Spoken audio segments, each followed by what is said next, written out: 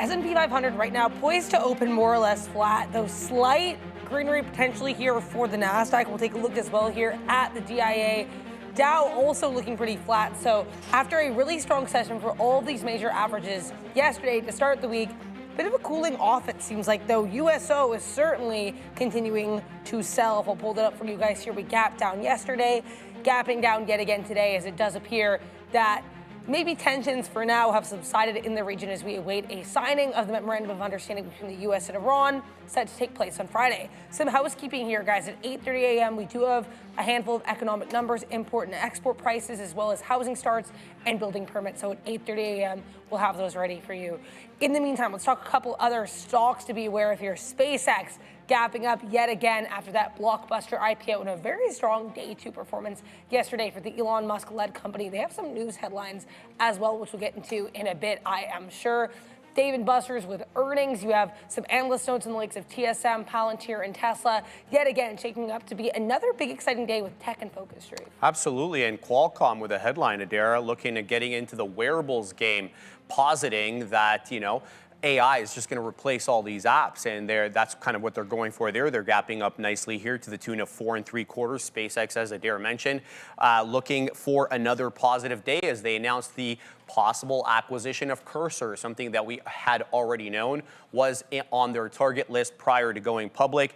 NVIDIA, as we discussed yesterday with a raise, AMD picking up another company called Mext, and Meta throwing AI into Facebook. We'll see. Possibly can do a little bit better this time around. It's based on Muse. And Amazon, Adara, investing in a Missouri data center. So lots to talk about this morning. As always, lots to discuss, so do stick with us here at Trader TV Live, and also our Spanish version apparently as well. We're going to send you over to Sean and Neil. Good morning, guys. How are you doing? Yeah, hola, the Spanish. Hola. Let's go. Buenos dias. Yeah, we do have our Spanish version up and going. Joe and I debuted that yesterday, so go check it out if you guys are preferring the Spanish. Yeah, we had to about the cervezas and everything. We are here in Canada, so my Spanish is very minimal. But if you I took a semester. They didn't do that well. But. Yeah, we got to turn over if you guys all want to. How many viewers do we have right now on Spanish? 42. Okay. That's my favorite. Yeah, so get over there, get over to the Spanish side, and listen to us here and speak some Spanish. So. And then Mike the Rider can go back and forth with his Spanish self. Spanish Mike, yeah. And we can get going on that one. But all kidding aside, welcome back to the jungle here. I mean, it's so funny because yesterday Joe looked over at me or someone in the chat, we're talking about SpaceX, and Joe goes, I think we can SpaceX get to 200 by the end of the week. 200? I was like, let's try tomorrow, and apparently 215 right there, the high, and you saw it over there in Blue Ocean up to 230. So it opened at 200 up there. I feel like this is a down day. I mean, I have it written as a long here. We're going to watch and see what happens at $200, but I'm feeling almost pretty short here today on SpaceX. Let's just see what winds up happening. It's a nice little downside move there. There's a lot of FOMO in this name. Eventually, after a couple days, it should wear off, I would think. And then, we'll maybe think about buying some more. I mean, we were lucky enough to get long at 170. We purchased it day of the IPO there and just wanted to get a little nibble in it. Obviously, we don't have, the piece that we want, maybe 15-20% of a spot. But yeah, SpaceX starting to rip up to the upside. And yeah, congratulations to anyone that full ported into this thing because it's been an absolute dream. I'm still having nightmares about that IPO day because could have made, unlimited amounts more. But let's hope that Anthropic and I'm treating it like Game 7. OpenAI and everything will continue this trend, and it was well priced. I mean, I think that's it. Was so perfectly done. Like, I would have been surprised if it came out at 205. That right where it is right now. Like that could have been the IPO price. That's what we were expecting. Yeah, I think we were expecting it to be $2 billion, like the 135. And I think the fact that it came out so much closer to 150 to the 135 gave us so much room to the upside, right? For everybody. And so at some point here, I'm not even sure what the current valuation is. Have we even talked about that? So it's was it 2.5? It's supposed to pass. Oh yeah, it's past Amazon. So it cracked $3 trillion for sure overnight in the Blue Ocean, but that's Blue Ocean. I heard it was greater than Amazon. So Amazon's 2.6. Oh, so it passed Amazon. But do we count these? Are we going to start counting the overnight for milestones like that, like, do we consider having crossed the 3 trillion mark? Is that fair to say? Because this hit $230. And if you looked at it, like at Blue Ocean, it just opened up last night and it just ramp job, like 200 straight to 230. I'm going to assume that anybody trading Blue Ocean probably did some damage if you just went long. If you went short, rest in peace, unless you could hold it till the morning session, I suppose. Of course. Yeah, which you can. That would have been absolutely fine. I guess that would have been a little bit hairy, but wow, just unbelievable, the rally you're seeing. And it's not all about SpaceX. Like, I think at some point, I guess maybe we should acknowledge that we're a stone's throw. I felt like today was a shot to get to, for the Qs, to get to the all-time high. It's very, very close. Like, you just, like, one shot up here today. If we can get like a point, then we should be able to see some all-time highs there. Like, the market has been absolutely booming. I'm not a huge fan of this, like, NVIDIA news that they're tapping 20 billion. I mean, they can do it, but it's probably not helping things so far this morning. But what is helping things? Oil down another 3.5%. So oil continues to flounder. That's a good sign. Qualcomm's to the upside. They got some good news. And I don't know if I made the watch list, but I know AMD had its own news, but Rackspace is up on an AMD partnership. So they're actually 26% for you Gapper traders that are out there. Rackspace, 26% to the upside. AMD partnership, making some moves. It's actually it did take out the high, the 52-week high, all-time high on the daily there, but is pulling back just a little bit. But above VWAP, looking pretty solid. I feel like this is one maybe Sharif will be interested in. Although he's happy because Egypt did pretty well. They acquitted themselves well, Sharif, in that tie. Although all ties yesterday, if you're watching the World Cup. Like, that parlay probably would have been intense. Yeah, that would have been good. Yeah, unfortunately, we were talking about it earlier. I feel like, I mean, I'm just one person, but I feel like the World Cup this year seems to be a little bit, I don't know, whatever. I'm not super into it yet, but it's early stage. So I think once we get into a few more games, because like a week in between your teams playing seems like a lot, but there's a lot of teams that are out there right now. The problem is, like, France hasn't played yet. Yeah. You had to see England hasn't played yet. Like, see, I wouldn't have even known that yet. Yeah, like you're waiting for like you're waiting for some of the better teams to actually kick it off for the first time. Waiting for Italy to kick it off. Oh, well, that's the problem. You don't have some of the best teams in the World Cup, right? My bad. I had this conversation with my dad. 12th ranked team. If you're really slow, you figure out a way when you're expanding. Wow, they should have. I mean, they need to make it on merit. It's like the NCAA tournament. Like, the NCAA tournament gets one thing very, very right. It's like it's inclusive, but there's no chance that a top 15 or 20 team will ever not be in the tournament. You don't have to win your conference. It's just. I mean, we lost to whoever it was there in that last Wales or something. I don't know. Yeah, but there should be like a minimum fee for, in my opinion, the minimum fee for ranking just to get the teams that you want in there. Because at the end of the day, it's like the index not having a major name. It just doesn't make a heck of a lot of sense. We were also hyped up for Canada, and it was last Friday. And then they don't play till Thursday. Yeah, until Thursday. So it's kind of, and then I saw, but you know, it's 48 teams. It's a lot different it's this time around than it was before. So yeah, we're excited here today. I mean, I don't see too much on my radar, to be honest with you, here today. Maybe we'll look at some futures and we'll see if there's any sort of a talk there, because you know, you do have the NASDAQ trying to heat up again, man, up 0.2 here early, and we're now just again like we were mentioning there, just a little quick jaunt over to 7. Like, what is the highs on the Qs, all-time highs? I think we're getting very, very close to that right now. 748. Yeah. So we are now. SpaceX has, you know, just a successful launch of that IPO has now lifted the markets, honestly, right back to all-time highs again. And you still have some names that are down near the not lows, but that haven't recovered fully yet. You know, like a name like an Amazon that I think gets going at some point. We talked about Joey Options over there picking up some Google at a great price.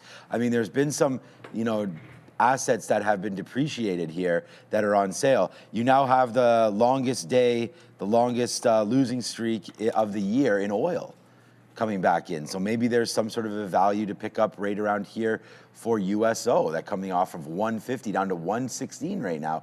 Oil back to where we were in March. You know, so ringing the registers up there is something to be talked about, and now it's coming all the way back in. Is this war, as a Strait of Hormuz, is that going to eventually, be reopened? And it looks like we will get that answer very soon. And then here's Apple as well. So there are some good areas and pockets of sort of safety that I think you can land in right now as the market is near the highs, and some of these other, names are near good support resistance levels, and that would be one of Apple of 290. I thought I just saw Randy back there, but I guess I did not. So. He's in the building. He's definitely. I mean, definitely. There's not too many people in the building these days, and the thing is, the water reserve is run out like so fast. I went there to get water. Oh, you can't fill up back to back. All the other waters are gone right now, so I got to get some water around. You know what's not looking good? Yeah, I know that's a weird one, eh? Alibaba, I'm telling you, this thing wants to be double digits. Down another 2.5 points today. If this one feels like we are headed back to it wasn't even last year. It was like 2024 when it was giving you like the 80, the 70s, and the 80s, and it was a good spot to buy it. But my goodness, it just continues to flounder. At some point, this is going to be a buy. It'll be goodbye at some point. Maybe a bounce off 100 could happen in the next couple of, I guess this week, anytime this week, the way it's headed to the downside. But if it breaks that, I like that 80 level. It was great before. Chad in the chat is saying Netflix, your best day trade. It's been a while since I looked at it. It's not really doing anything. I was going to say, I'm like, Netflix has typically been, like, defensive is the wrong word, but like it's been relatively strong when, like the tech stocks aren't really working. And it didn't do a heck of a lot yesterday. The only good thing I would say is, I'll go back to the daily, this is not split adjusted, is that 80 level at least has bounced once. It's pretty unconvincing in this downward turn, but there's some consolidation, it seems like, happening down at the 80 level, at least for now. Just needs to maybe hold this and break it out. I'm not sure what the catalyst is gonna end up being for Netflix, but this was the buy zone back when they got the Warner Brothers deal. I guess it wasn't really on their books, but when that went to Paramount. So I think this is a spot that it could turn. I'm just not sure what's going to get it to the upside today. We'll have to see. But my goodness, it's those Chinese names, and you can, like, I'm not sitting here picking on Alibaba. Like, it's doing this on its own. Like, you go look at K-Web. I saw in the chat someone mentioning Pinduoduo, but this has been the exact opposite of the Qs. Just dead opposite. Just all downward trend. And it's like you just, is it value? Is it value? Is it value? Well, it just keeps on losing value, that much is for sure. I think there is a value there, but just let these suckers find a base, but there's gonna be a great bounce trade, I believe. I like BABA the most if it loses $100, but you could also look at the K-Web. They've just been floundering. More bananas. Now Randy's in the house. There's What do you mean no bananas? bananas? There's no breakfast yet. Randy's informing us right now. Yes. Sure, I would love a coffee there, Randy. That would be absolutely excellent. Some of these names right here, right? Like they're about to lose, and they actually are starting to lose it right now. But oil's down more than these stocks are. So right now, you can get Chevron all the way back to where you could, back in April again. You can get Chevron right back to where it was in February. So you missed maybe one dividend payment in there. So, I don't know when the dividend date is, but that's always something that people look forward to. There's CVX and XOM. They're all the same. I don't have a preference here. XLE is the same way. They all look like this, where they're trying. Oh, XOM maybe a little more. So that's broken through, and yeah, XOM all the way back in again. So wow, man. I mean, to been able to ring the register somewhere there would have been real nice, too. So oil names coming back, and the 200 period for some of these oil and these dividend aristocrats, those are great prices to think about, right? So you're getting into 135 right now. I mean, how low are we actually going to go? XOM has worked on the refining. They are turning a little green as well. It's not like they are understanding of, the EV push and everything. Oil is still something that needs to be purchased and needs to be bought. They have the strategic oil reserve as well. And we're going to get oil numbers. I think it was light last Wednesday. We'll see what happens this Wednesday, tomorrow. But we also have Fed coming up. So I don't think there's any talk of global recession or anything like that. I don't think we have to worry about oil completely falling off the face of the earth. But at the end of the day, if inflation remains relatively high, what does that mean for oil? Generally speaking, coming down to the downside. We saw oil, Not that it's going to happen again, obviously, but during COVID, we turned red on oil, and we actually went downside where they were paying Joe to keep a couple barrels in his condo there. And then, you know, at the end of the day, oil on the comeback, I think you got to wait for the 200 period moving average until that comes through. But yeah, I don't know what's up with that. I didn't even realize NVIDIA was doing a raise, so that's not the greatest. I don't really, why the hell are these guys raising? Why can't 20 billion just fall out of Jensen's pocket here? I don't understand. That's like a tax error. Not that much. For him. But anyways, yeah, it doesn't look like it's going to be affecting it too much here. But yeah, NVIDIA to the downside a little bit. This might be something to look at. And I'm starting to get. I mean, look, we ran SpaceX yesterday like crazy. I mean, that was such a good trade yesterday for all day for SpaceX. We were huge long off the open. I'm not even sure if I posted anything. No, I didn't post any of the trades after afternoon, but we were short SpaceX. So we went long there, and then we were short and long again, and Joe and I were back and forth with SpaceX all day yesterday.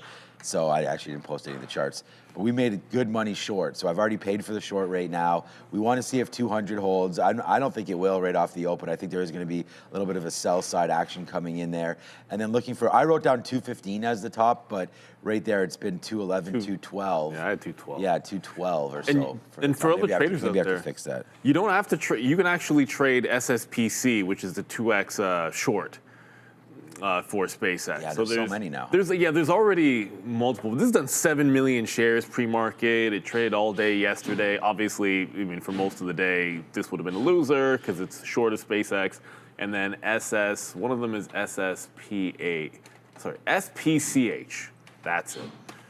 So SPCH, this one will actually track SpaceX. It looks like, I don't know, just divide by 8 or something around. It's simple math. But again, if you're looking for something like a little bit cheaper to be able to trade it, then there's a host of them. I'm just bringing up the two. I think there's actually multiple for either. But yeah, there's something for everybody. They launched these so quickly, and that's the markets now. Options are open now for SpaceX. So of course these products are going to be out there, and excited to be able to trade them. I don't know, I'll stick with SpaceX at least for today. And maybe that short one is pretty good. I mean, the thing with us is the locates were now basically free. Like yesterday, they were 3 cents a share. Today, they're like 0.03 or something. Like so incredibly cheap for us that it almost doesn't make a difference. But if you don't have locates, then you can just play over in SSPC. Yeah, it's going to be frustrating. There's so many of these, it's going to be annoying. Neil sounds so hilarious in Spanish.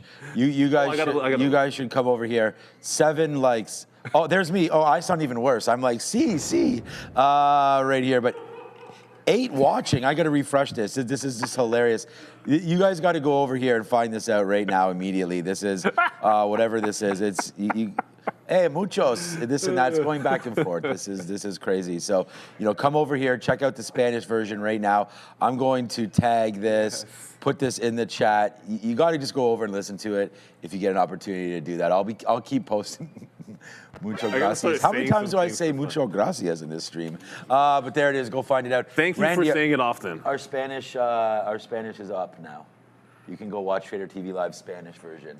So there we go. Randy already speaking fluently Spanish right here as he's got his Duolingo responsibilities all handled up there. Killing it. Randy, the man with the Superman on. You got some heavy lifting to do today, Randy? Or yeah, okay. They're really they're renovating the other side here. We're replacing all the flooring, and apparently it's not going to be that. You're not going to hear anything. It's all like a little electric sander thing. It's not like this big, huge jackhammer or anything like that. No, it's only concrete floors. So, all right, we've got Joe ready to go, I believe. Andre, is that the case? Yes, it is. So it's Joe back there. It's puts, it's calls, it's option talk with the handsome gentleman that we know as Joey Options.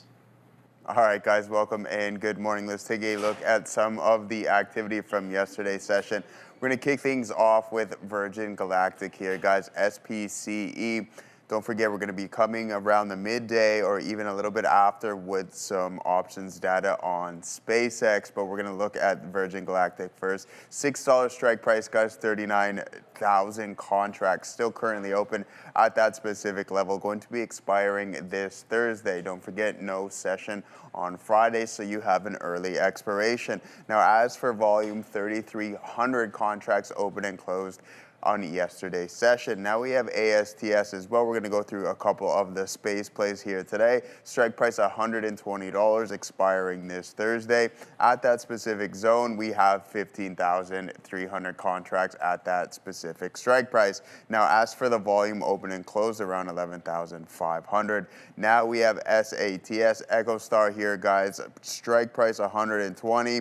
Looking at that open interest around 17,800 contracts still currently open. And then we have volume around 9,800. All right, moving forward, let's take a look at the NASDAQ climbing to new highs on yesterday's session. Not all-time highs just yet, guys, but what I wanted us to focus on was this $745 strike price. Now, once again, we're going to be looking at this week's expiration cycle. Open interest around 20,500 contracts and volume around 17,200. Now, as for our delta here, guys, $48 for this specific contract, and now our gamma exposure sitting around $2, and our at the money IV 23% there, guys. Focus on this specific contract, 347% just from Friday's close alone.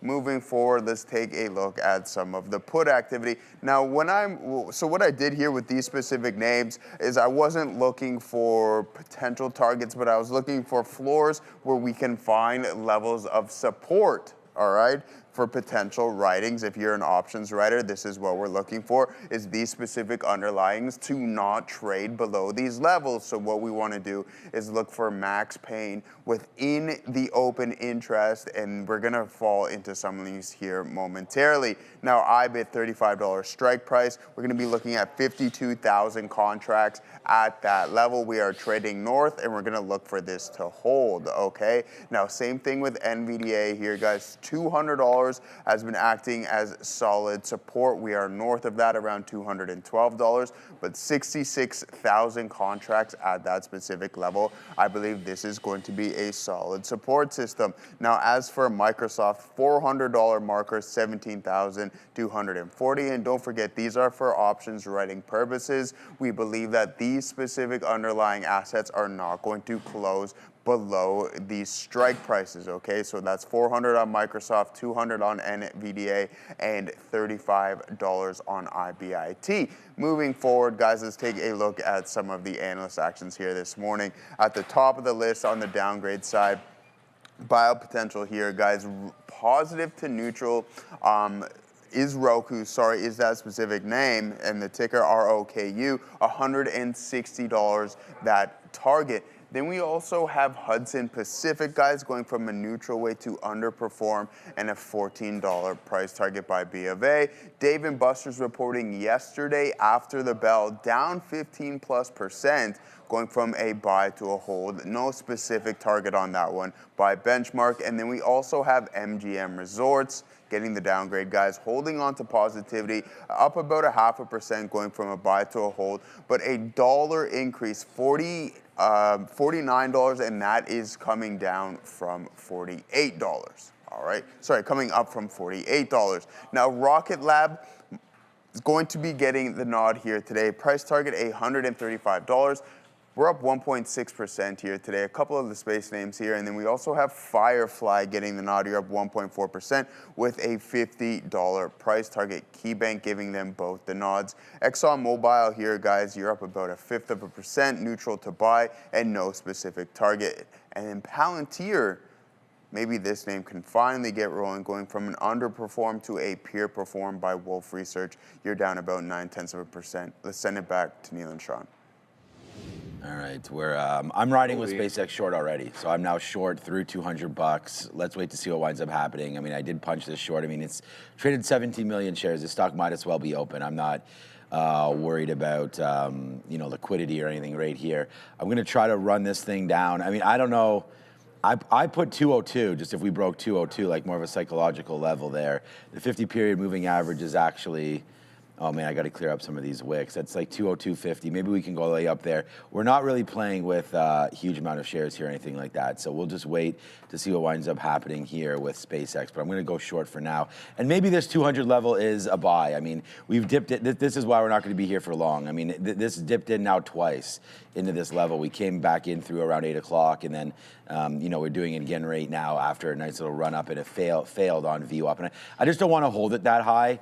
So we'll just wait to see. Maybe there's a little kick down here to start the day. We can maybe, let's change it to 203. This is how many shares we have. We don't have very many. So we can stop out if it does break above 203, and then we'll work on it after that. But yeah, just putting some money to work here on SpaceX and seeing if we can get a little bit of a downside draft. I am bidding some 199s, flat. Maybe we get that. And then if not, like I just mentioned, we'll stop out at 203 and maybe average it in around this 202 marker. But other than that, we're just going to wait around here and then give it a little bit of a go on SpaceX here to start the day. And we'll just see. Could be completely wrong. We've hit the long every single morning, including the IPO day. And we didn't really go short until about like 2:30 yesterday. With Joe and I were sitting here, and I shorted it, and it was a really good short into the afternoon, as you guys may have saw, and then it took off right at the close. Boom. Yeah, right there, about 2:30. That makes sense.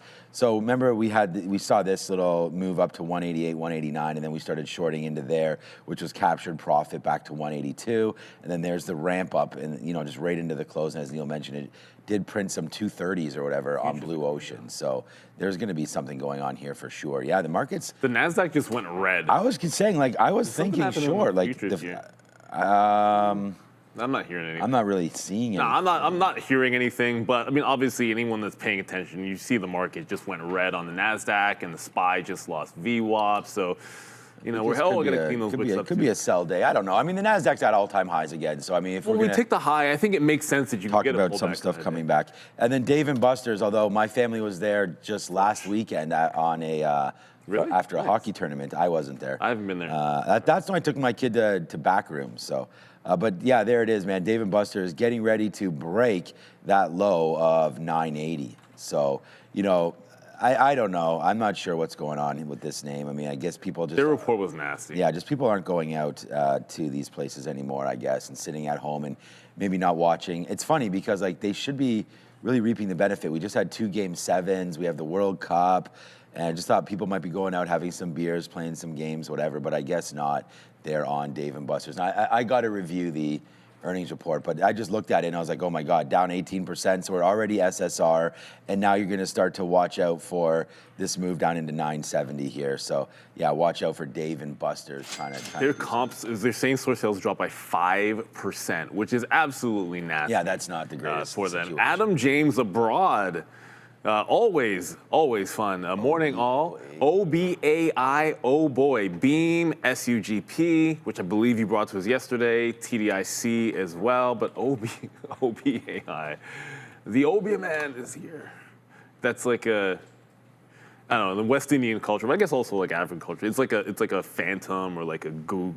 Like I don't know what the best way to explain. It's not like the boogeyman kind of is the Obia man. Anyways, we have breaking 80 cents, 45 million in volume. You've got a small capper runner here. OBAI doesn't want the dollar. Oh goodness, look at that. That daily chart's pretty nasty. That's probably some splits in there for sure. So that's going to be almost entirely useless. That chart, let's pull it up in here because you want to see are there any bag holder levels, anything that you could be working with. No, that's just a legitimate chart. There are no splits. I pull up on eSignal expecting that our charts weren't split adjusted. No, this just legitimately has only really ever gone down. So I guess I'd look for more standard like $1, $1 quarter, 150, like that type of thing. But before we go back up to the desk, I did want to make a note. I saw Joe through Virgin Galactic on the list. Hopefully there's literally nobody that can mistake these guys for SpaceX. But yesterday it was a short. Today, if it dares to pop, I think it's a short again.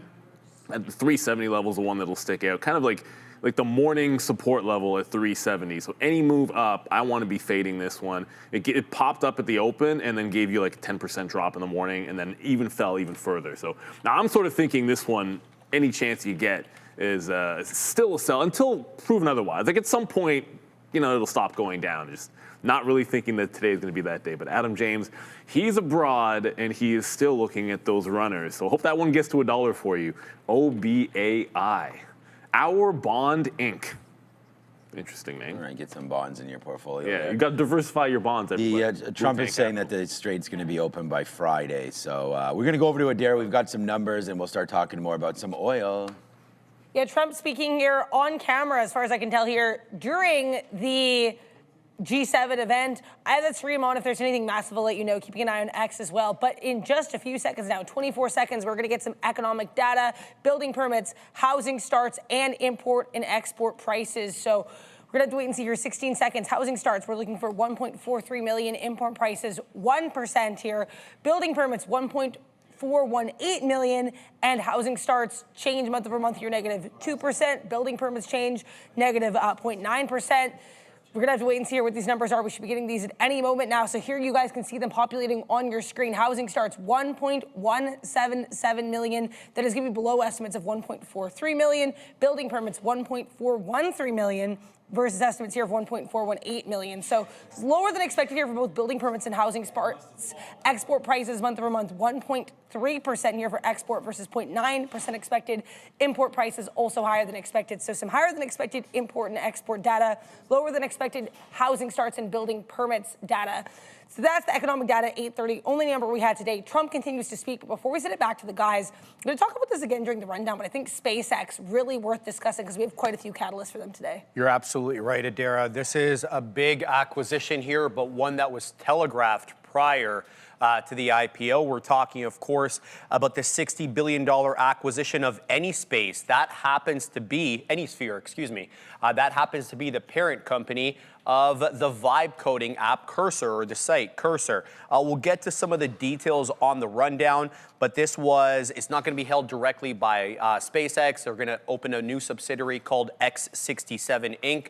That will hold the company. And if they didn't actually make this deal, I'm talking about the $60 billion acquisition, they'd actually be on the hook for $10 billion to AnySphere to actually do business with them. So it was kind of, which one did you want to go with? Did you want to own the company, or do you want to have a collaboration where you'd be the payor? So interesting look here, Adira, and one that didn't waste any time. Yeah, nice look there for SpaceX. Let's take a look as well here. A couple other stories that came out just from 8 a.m. onwards. You've got Equinix. Not a ton of volume on this, but they did expand their collaboration with both Cisco and NVIDIA. And then we have Yum Brands, YUM. I'll pull them up here. They're going to be selling part of their Pizza Hut business. So if you are a fan of Pizza Hut, I guess Yum China will be acquiring ownership of the Pizza Hut brand in mainland China. So interesting look there. Some Pizza Hut ownership changes for YUM. A couple different smaller catalysts here this morning that I've seen since 8 a.m. as President Trump continues to speak, saying that he thinks the second stage will go quite smoothly and that the relationship with Iran has been, quote, normalized. Yeah, and we're actually seeing, oil is falling with the markets. Yeah. So exactly. I think we don't have to, maybe we're not worried as much about the relationship, and I suppose markets up, oil down, and vice versa. But no, you're 4.5% down in USO, and we're still falling here on those cues. So, right now there's a little bit of a pullback, maybe a sell the news event. I think this feels to me like it's more of a market all-time high thing. Like we kind of tag close enough to the all-time high, a little bit of a test there, and then we get the pullback. As for SpaceX buying, making this acquisition, it's a drop. Given how much they raised, the 60 bills, a drop in the bucket at this particular case. So it's been trending down. In my note, I had it was way too, 190 into 95 is the area that I'd be looking for some kind of a dip. And then almost everything has this whole pre-market pop and fade thing. Oh, we're disconnected again. Pop and fade potential. But if it's not anywhere near, it was 212 was the high. And then one thing to keep in mind, and I know not everybody has access to Blue Ocean, but if you look at the overnight session, you see all of that kind of support in the 210 to 212 range, all of that chop support, that works out to be the pre-market high. So it's actually a level from overnight where you had a lot of consolidation at that same price level over there on SpaceX. So if it gets up there, it showed you that there was chop. And I think these are valuable levels to look at, and the more and more that I think we see more evening action and more volume in the overnight markets, then some of these levels are going to be important. Like 230's the high here, and we have this like 210 to 212 zone, which showed you already that it was going to be a bit of a chop fest. So now when you look at these highs in the pre-market, you look at it in a little bit of a different light because you saw what it was doing in the overnight session. So I think that needs to be respected. Still kind of feel like Rocket Labs at 100 to be a thing, but it's not really close enough for that space name. But you're not really getting a VWAP. You're not breaking trend. This would need to get down into the 90s to look for some kind of a dip buy zone. But hey, it's been an absolutely fantastic ride for that IPO for anybody. Nobody's complaining about it if it finally has its down day. At least I don't think anybody. No, I don't. Oil's still going lower here, down now Really 4%, and yeah, trying to go. So we actually brought that news to you just before 8:30, and yeah, it's been a good one. To have shorted that one would have been good. The markets are higher now than they were when we started the conflict. Yes, that's true. I mean, we're now at all-time highs. So every move higher is a new high. And yeah, here we go, man. 115 and trying to get that. We did take an average price. We did get that 200 fill finally. I mean, it just goes to show you that waiting and being patient sometimes, at key levels can pay dividends, because we would have already taken $1 and a little bit off that fill if if we had waited for it, if that was our only position. But I'm still waiting to see if 200 breaks with an out at 203. So we may get stopped out of SpaceX here very, very soon. We'll wait. I mean, the market is coming back in. A name like Apple maybe looked at here today. We already talked about Dave and Buster. Tesla on watch again. If we're going to look at SpaceX, we got to look at Tesla. Goldman Sachs deliveries, wondering about what's going on. 420 vehicles for the quarter, which is above 405. So they, some positive statements there for Tesla today. How many? Yeah, it was four. Yeah, of course, it says 420. Tesla to report delivery of 420 vehicles, right? Higher than its 405. Had to. There. Goldman projects strong year-over-year European digital growth. China through May 2026, also up on growth, right? Though it expects U.S. deliveries to be declining. So, again, the story for Tesla might be something other than USA right now. But yeah, there it is. So we'll wait to see what happens here with Tesla. It's starting to point downside as well, with some support areas up here near 408 to 409. So, or resistance areas. So we'll see if we can get a little bit of a bump early on Tesla and get that going. But yeah, man, the SpaceX short, might not be the one here today, as it's starting to get ramped up again, as the buyers might be relentless one more time. Oh, it was just 202.50, and then it just went down to 201.50. So, despite there being millions of shares here to trade, the market is still quite wild. Like that just happened.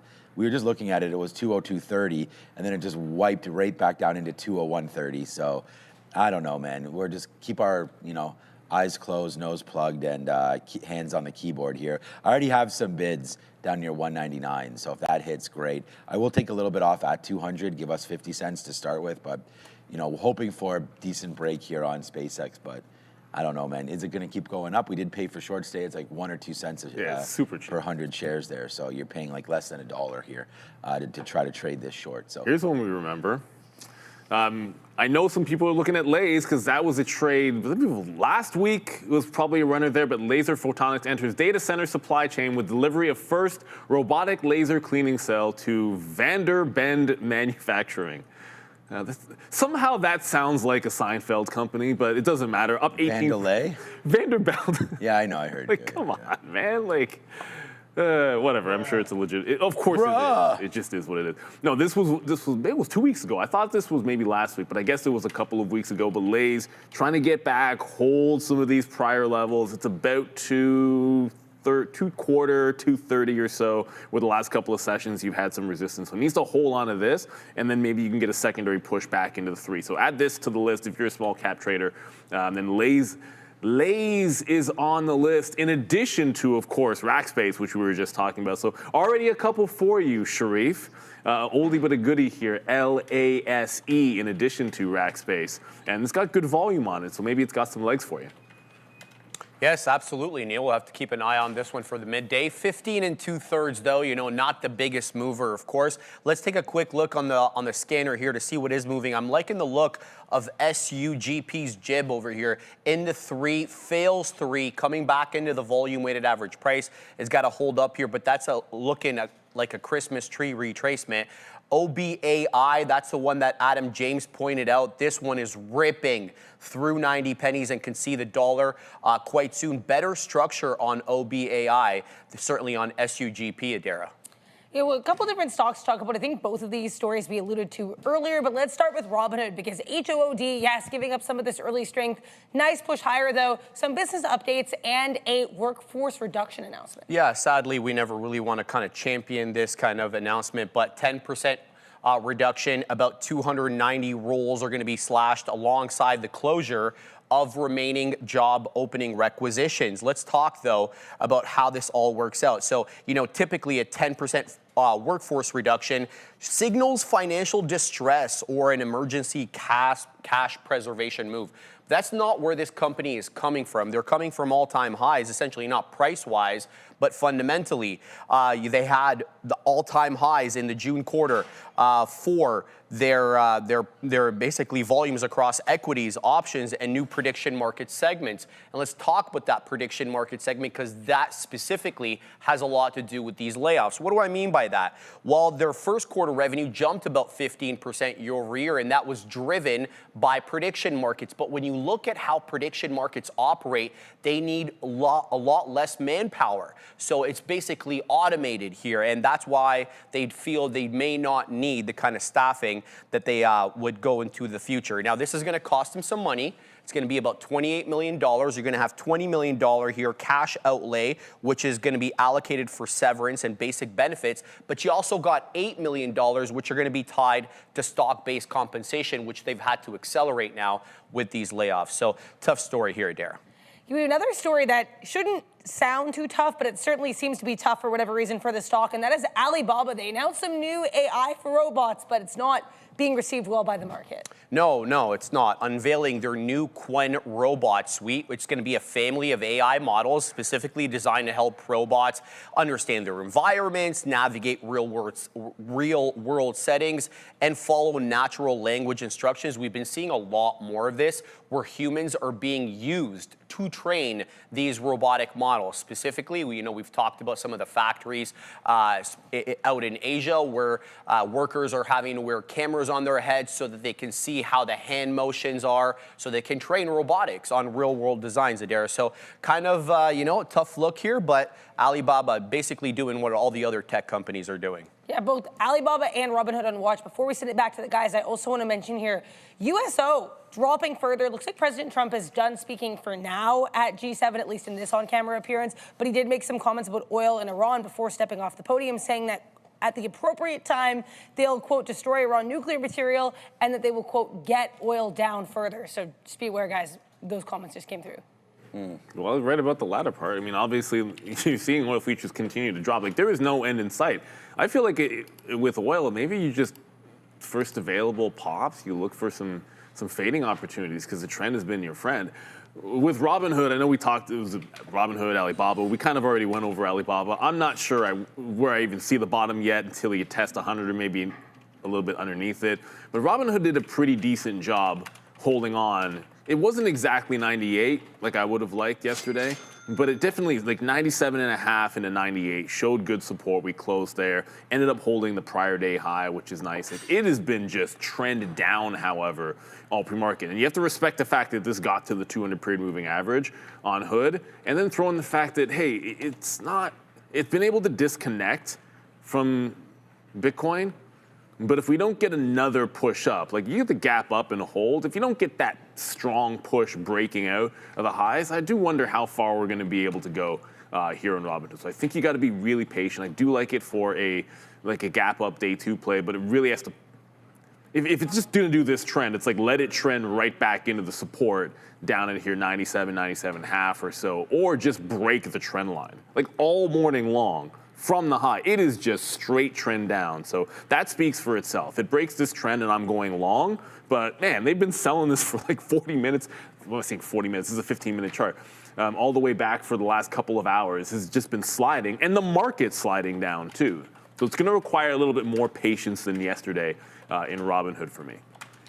Yeah, we have, I was going to look at Alibaba quickly because, again, as Sharif and Adara mentioned, I mean, they're doing everything that everybody else is trying to do as well, and hopefully doing it successfully. But we just get that whole Chinese downtrend. Like it's been crazy. I mean, PDT, JD, like some of the car companies as well, we see to the downside. NIO, I mean, BYD's not even, everyone talks about BYD, that stock is a nightmare. There's lots of opportunity, I think, with these Chinese names, but here on a daily chart, if you come over to what it looks like on a monthly, I was just looking at that. And we talked about this yesterday because I think it's somewhat interesting that you have a flattening 50-period moving average coming out right now.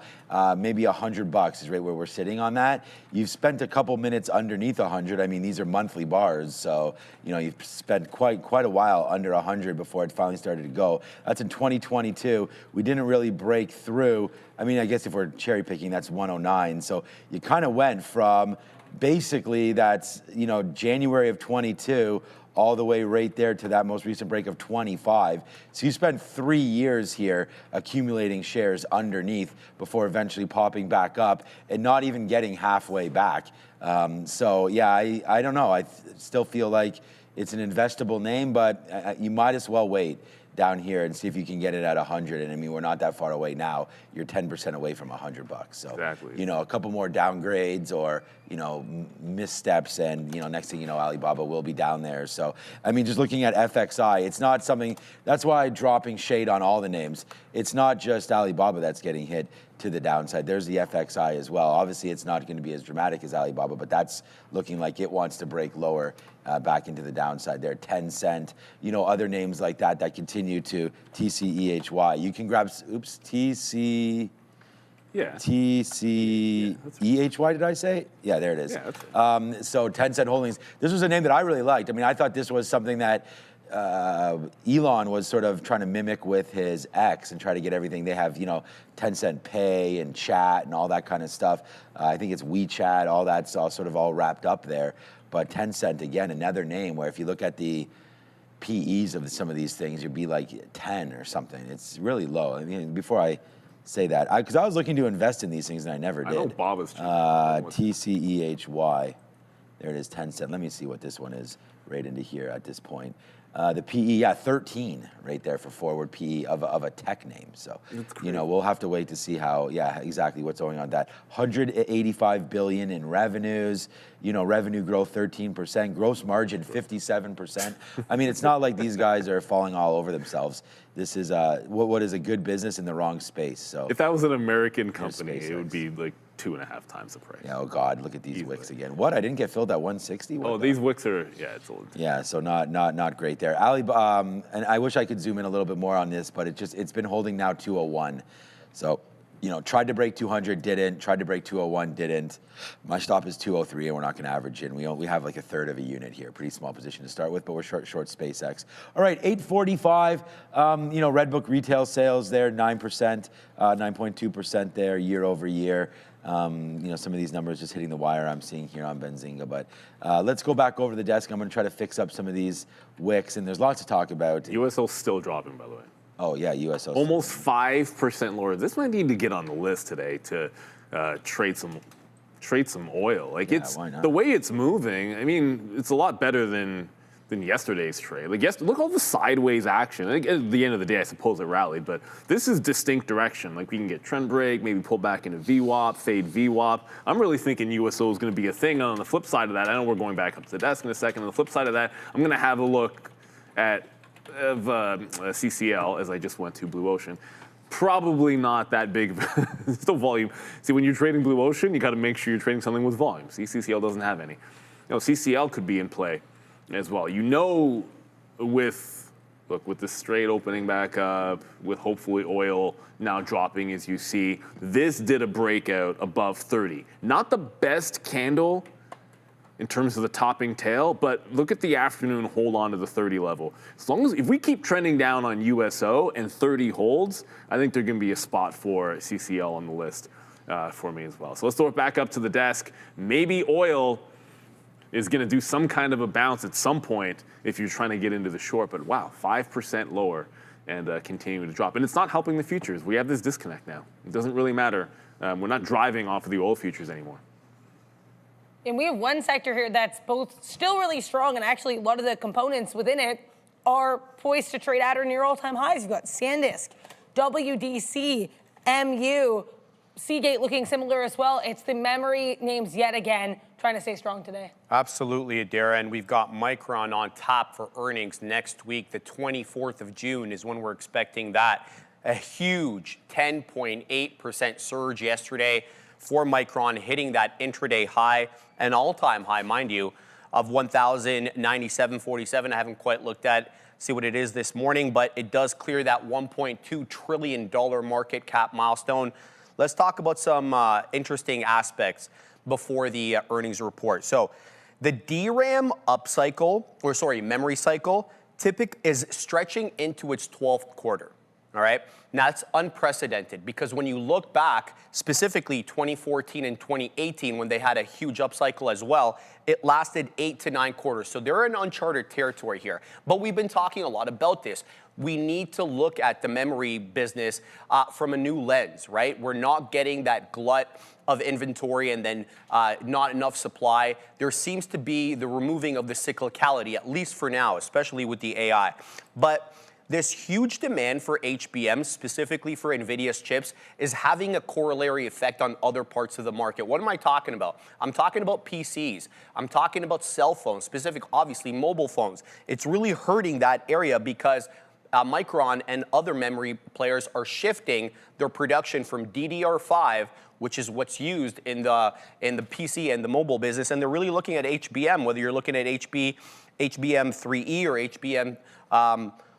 HBM4 chips. They require 3 times the wafer supply that DDR5 does. And then you also have some numbers here leaking in ahead of earnings. So consensus estimate right now is $34.8 billion in revenue for a full year with about $20.21 in EPS. But you're starting to see whisper numbers of $23 for Q3 and $27 for Q4. Now that creates a bit of, elevated expectations. So if we don't get those, the post-earnings price action could be a little tenuous. And Adara, we'd be remiss if we didn't talk about insider selling.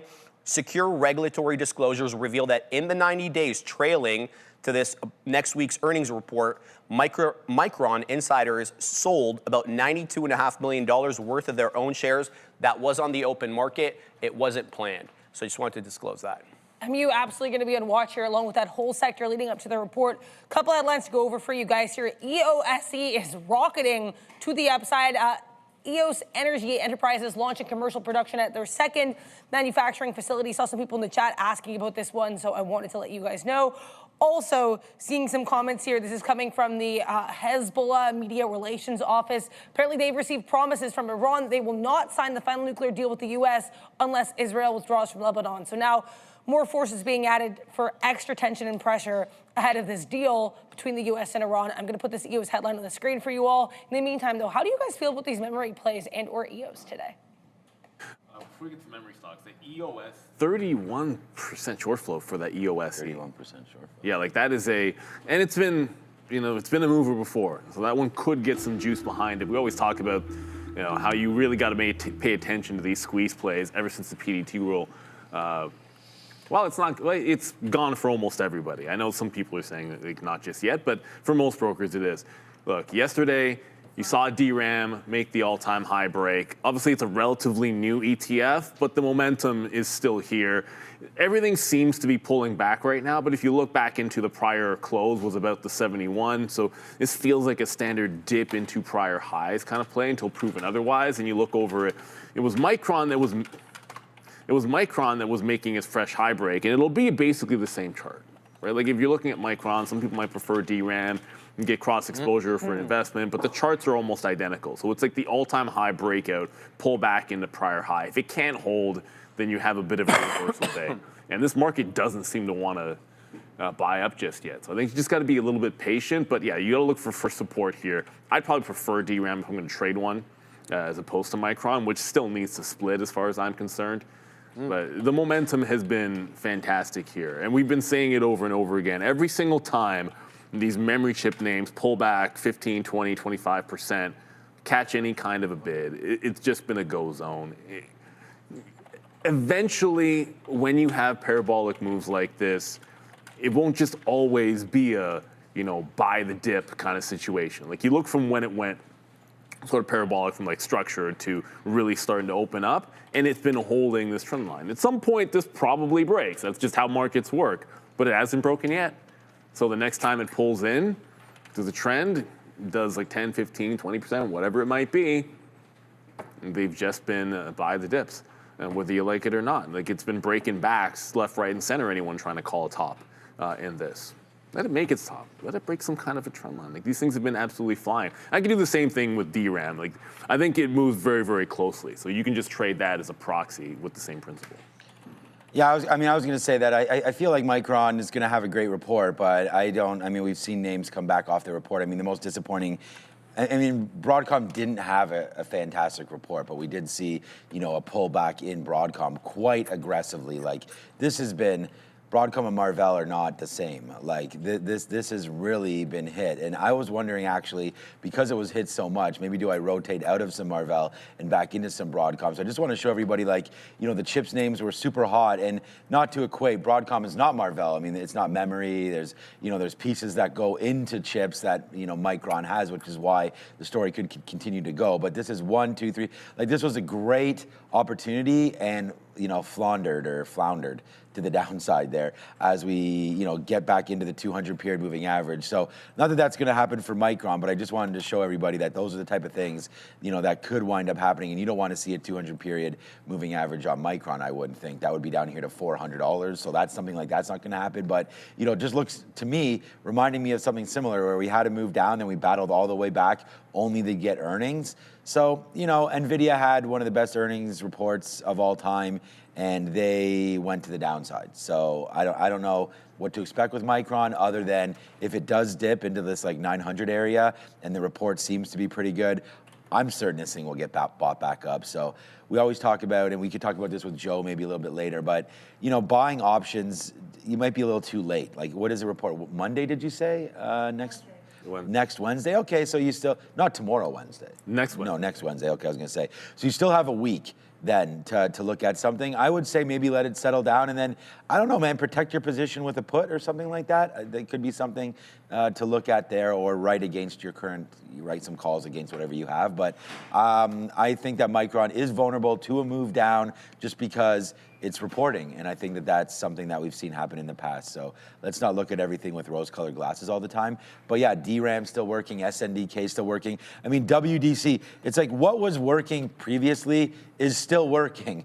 We talked about that. ARM, Neil, went down to $300. It's at yesterday it was at 415. But it had battled all the way back yesterday into these levels, and it got to 415, 416, and now it's obviously back in a little bit today. But, on exuberance, these names can still continue to fly. So, I like them all, but at some point you got to start to ring the register like we've done on ARM, like we've done a little bit there on Marvell, and I don't think it's inappropriate to do something on Micron, especially at this time, as you de-risk heading into earnings. Look, if you're nervous about it, which you might not be, what's wrong with taking out 15% at all-time highs of Micron? You cannot be longer at a higher price.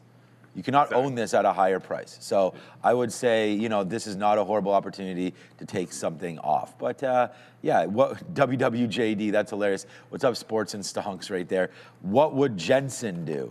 That's a good one there. I think Jensen would stay He'd say stay long. But I don't, who knows, man? That guy, like I said, he sneezes and that 20 billion falls out of his pocket there. So I don't know that the market even loves that, though. I don't know what the story is with that. Yeah, look, the market didn't like it too much. Obviously, it recovered when Alphabet was raising. But the more we see, and I know we're going to talk about this in the rundown, but I think the more that you see, like these big AI names, part of the, I hate the term circle jerk, but part of the circular funding and all this interconnectedness going on, if you feel the need to raise, it kind of spooks people a little bit. And maybe that's why we're turning red here a bit. And that's why NVIDIA is down 0.6%. And I know I had a roof on it, like maybe somebody knew they were going to raise yesterday when it just sat there, like trying to bounce off or trying to break through the same level.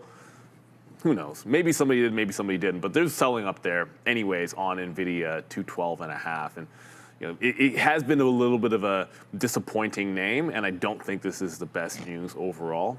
But like we were saying with Micron, it dipped 30% last earnings and then bounced. Right, like the typical range for these memory names has been like 15, 20, 25%. So I think a dip like that on earnings would still put it on trend. And that's the thing that you got to recognize. They've been so far up that you can pull back $200 and hold the trend, or $150 and hold the trend line, and you got to be able to respect lunch, that. But it is 9 o'clock. Breakfast has arrived. Breakfast has arrived. It's spring rolls and it's again spring rolls and eggs. Eggs. Oh wow, Randy just crushing Scrambled the eggs. Yeah, Randy crushing the breakfast every day. I just put this out right now. Some ideas. BPN Mega here. So put in the chat. I just put it in the chat right there. You guys can go follow that link over on X and let me know what you guys are thinking. Bananas. Ooh, thank you. Really? BPN Mega here, shorted SpaceX at 223, so that could be that blue ocean trade that Neil's talking about. Gilt, okay, we can have a look at that there, see what's going on with GILT, and then right there, SpaceX, #1 trade idea for Coastal, and then Marvell as well, and then Credo. So we'll have a look here at, what is Gilt anyways, GILT? Isn't that, satellite networks, okay. So here's a name to look at today that someone in the chat had mentioned. So obviously they're just trying to get a little bit of a bump here, but more satellite names to come in. This is looking, actually, you mentioned 1350 there in the note to me, and that looks pretty good, man, 1350. Yeah, maybe you are into something there, as that could have been a bottom. I mean, obviously with all the satellite names coming through, RIDM, I really like this one as a communications name up in the sky. So yeah, there's lots. We have ASTS. There's lots of different names that are worth looking at here as well. So yeah, good little look. Let me know what other names you guys are looking at. Thank you, Randy, for the banana. And make sure you guys go check it out. Our Spanish station is now live. So if you prefer Spanish, you can head over there or message all of your friends that prefer that and let them go over there. We don't want you to switch from this stream to that stream. I mean, you can stay here, but if you do prefer Spanish, let's get that going. We're really proud to be able to, qualify and whatever to get that kind of stream going. So we're trying to do it as much as we can for everybody there across the world. So thank you for joining us. Yeah, there's traders everywhere, right? I mean, it doesn't matter, whatever market you want. Real Trading has multiple markets available, over 60 live markets as well. So everyone can understand the color green, and everyone can understand buy and sell, and everyone knows that the color red markets for are sure an opportunity to make money. And Rojo, there you go. See? And our I can't say free watch list, but if you're listening in Spanish, then you're going to know that our free watch list is out, and we're about to go over it because it's past 9 o'clock. We're going to get up to the desk, maybe talk some futures, jump into the watch list to see what is moving. We've talked a lot of names, still a few more to cover, 30 minutes till the open, and the market is still looking a little weak. 754 4/5 is where we closed out yesterday on the SPY. That puts us just 0.5% below all-time highs. We still haven't quite cracked. I believe that was the 2nd of June that we made all-time highs, but we are quite close. So first level of support, we're going to say 750. It's the closest $10 area to where we're currently trading. We're trading at 754.25 right now, so just about 50 pennies or so below yesterday's print. To the high side of there, we're going to say 755, even though that's only about 75 pennies away. If we clear that quite easily, we're looking at 760 in the face. Well, now we're going to be looking at our rundown, which we get from our Trader TV Live watch list, as Neil mentioned. Now, how do you get this watch list? Well, it is free, and it can come straight to your inbox. Just hit that, give that URL right there. There's also a link in our description. Lots of ways to access this free information to help you tackle the markets with ease every single day said markets are open. Now, let's talk about a name that's only been open for trading for about 3 days. It's SpaceX, and a couple catalysts to its name, including this cursor deal, Sharif. AnySpace being bought up here for, AnySphere, I keep calling it AnySpace, for $60 billion. That is the parent company of Cursor. It is one of the largest AI software deals in history. Let's talk about, though, the SpaceX, the fact that they locked in this deal back in April under a hyper-aggressive structured option. So here's how it works. If SpaceX had chosen not to acquire Cursor for $60 billion, they were legally bound to pay AnySpace, or AnySphere, geez Louise, a staggering $10 billion in cash alternative fee just for a standard partnership collaboration, okay? So that's first and foremost. But here's the deal. They're not going to hold this directly on their balance sheet, specifically for accounting purposes here. They've structured this shell subsidiary called X67 Inc. It's specifically designed to isolate Cursor's operational data, allowing the core engineering teams to bypass standard consumer practices. But let's talk about the fact that there's about $2.6 billion now in ARR, annual recurring revenue. So that's what we actually reported back in, I believe, February. February, they brought in about $2 billion worth of revenue, but when you look at their May numbers, skyrocketed here to $4 billion. In just a few months, they doubled up their revenue. That's how crazy vibe coding is right now in the enterprise market. But prior to this, there actually had been competition by the likes of OpenAI, by the likes of Microsoft to purchase Cursor, and Cursor specifically withheld those deals in favor of SpaceX, if you believe some of the reports here. They aggressively rebuffed two separate acquisition approaches, again, from OpenAI and Microsoft. And last but not least, why did they choose SpaceX and not these other big behemoths? Specifically because they wanted access to Colossus. They wanted those 1 million H100s that XAI has, and apparently their engineering team is going to have a great deal of autonomy as now that they're going to be under that X67 subsidiary, Adair. So let's see how this all works out.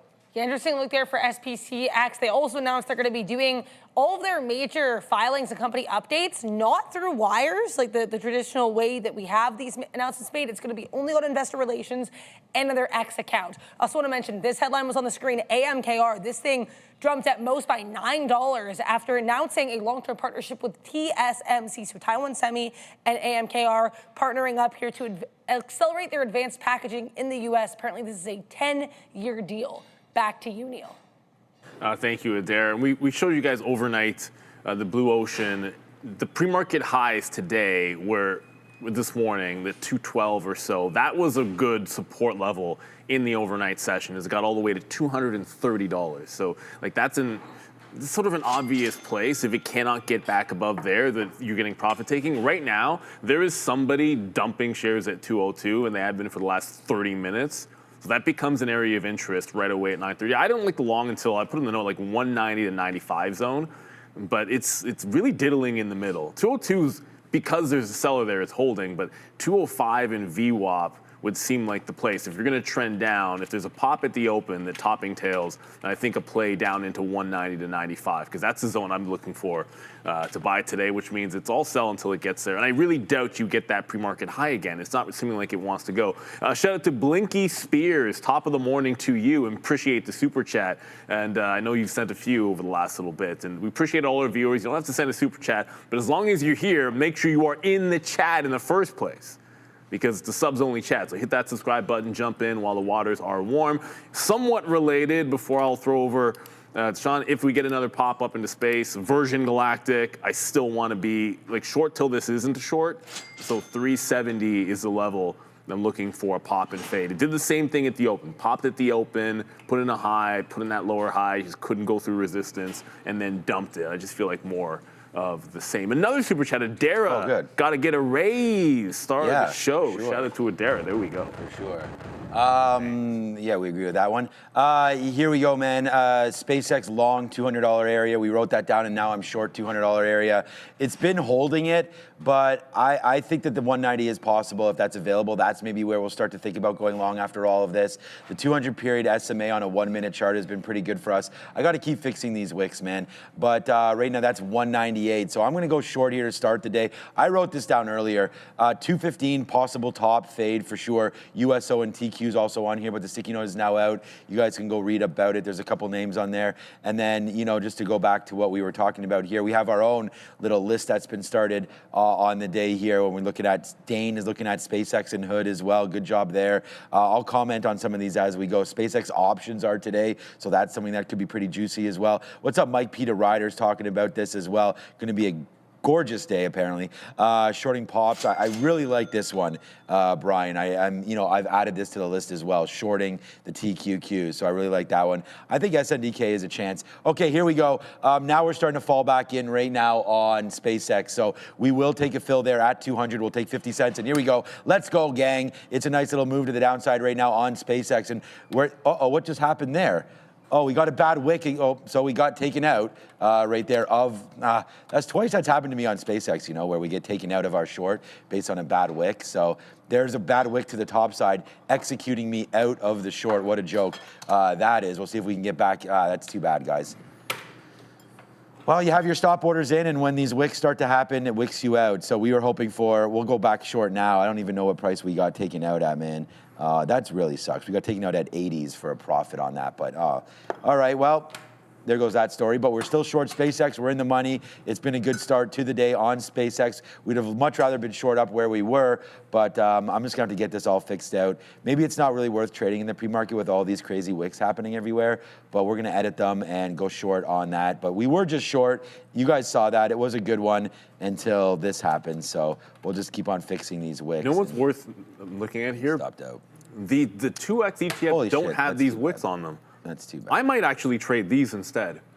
Yeah, go ahead. Because I mean, no, if you look, damn it. SSPC, this is the short ETF, and then there's SPCH, and neither one of these have those crazy dark pool wicks, and they're very liquid. Oh boy. Like 5 million shares traded. They're absolutely fine. There we go, man. I mean, we're right back into it again. I mean, now here comes the drop down in. I mean, this is exactly what we expected. And this is what happened to me on the SpaceX IPO, but we just punched right back in, right? So, you know, you got to be able to do that sometimes. And I mean, I didn't like the price that we got out on, but we got back in, and there it goes to the downside now for SPCE. So looks like yesterday we really ran this stock. Looks like we're trying to do it again right now as I try to edit some of these candles. And I do not have a stop out right now, which is kind of dangerous. I don't really like having that, but we're going to sit here and watch it. And there goes SpaceX right down to the downside right now. Hey, look, man, I was sitting all morning in this short. So, so far so good as we'll go, right there and blow this one up. This should be about a $2 or $3 winner, and we're happy to have it on board right now. So,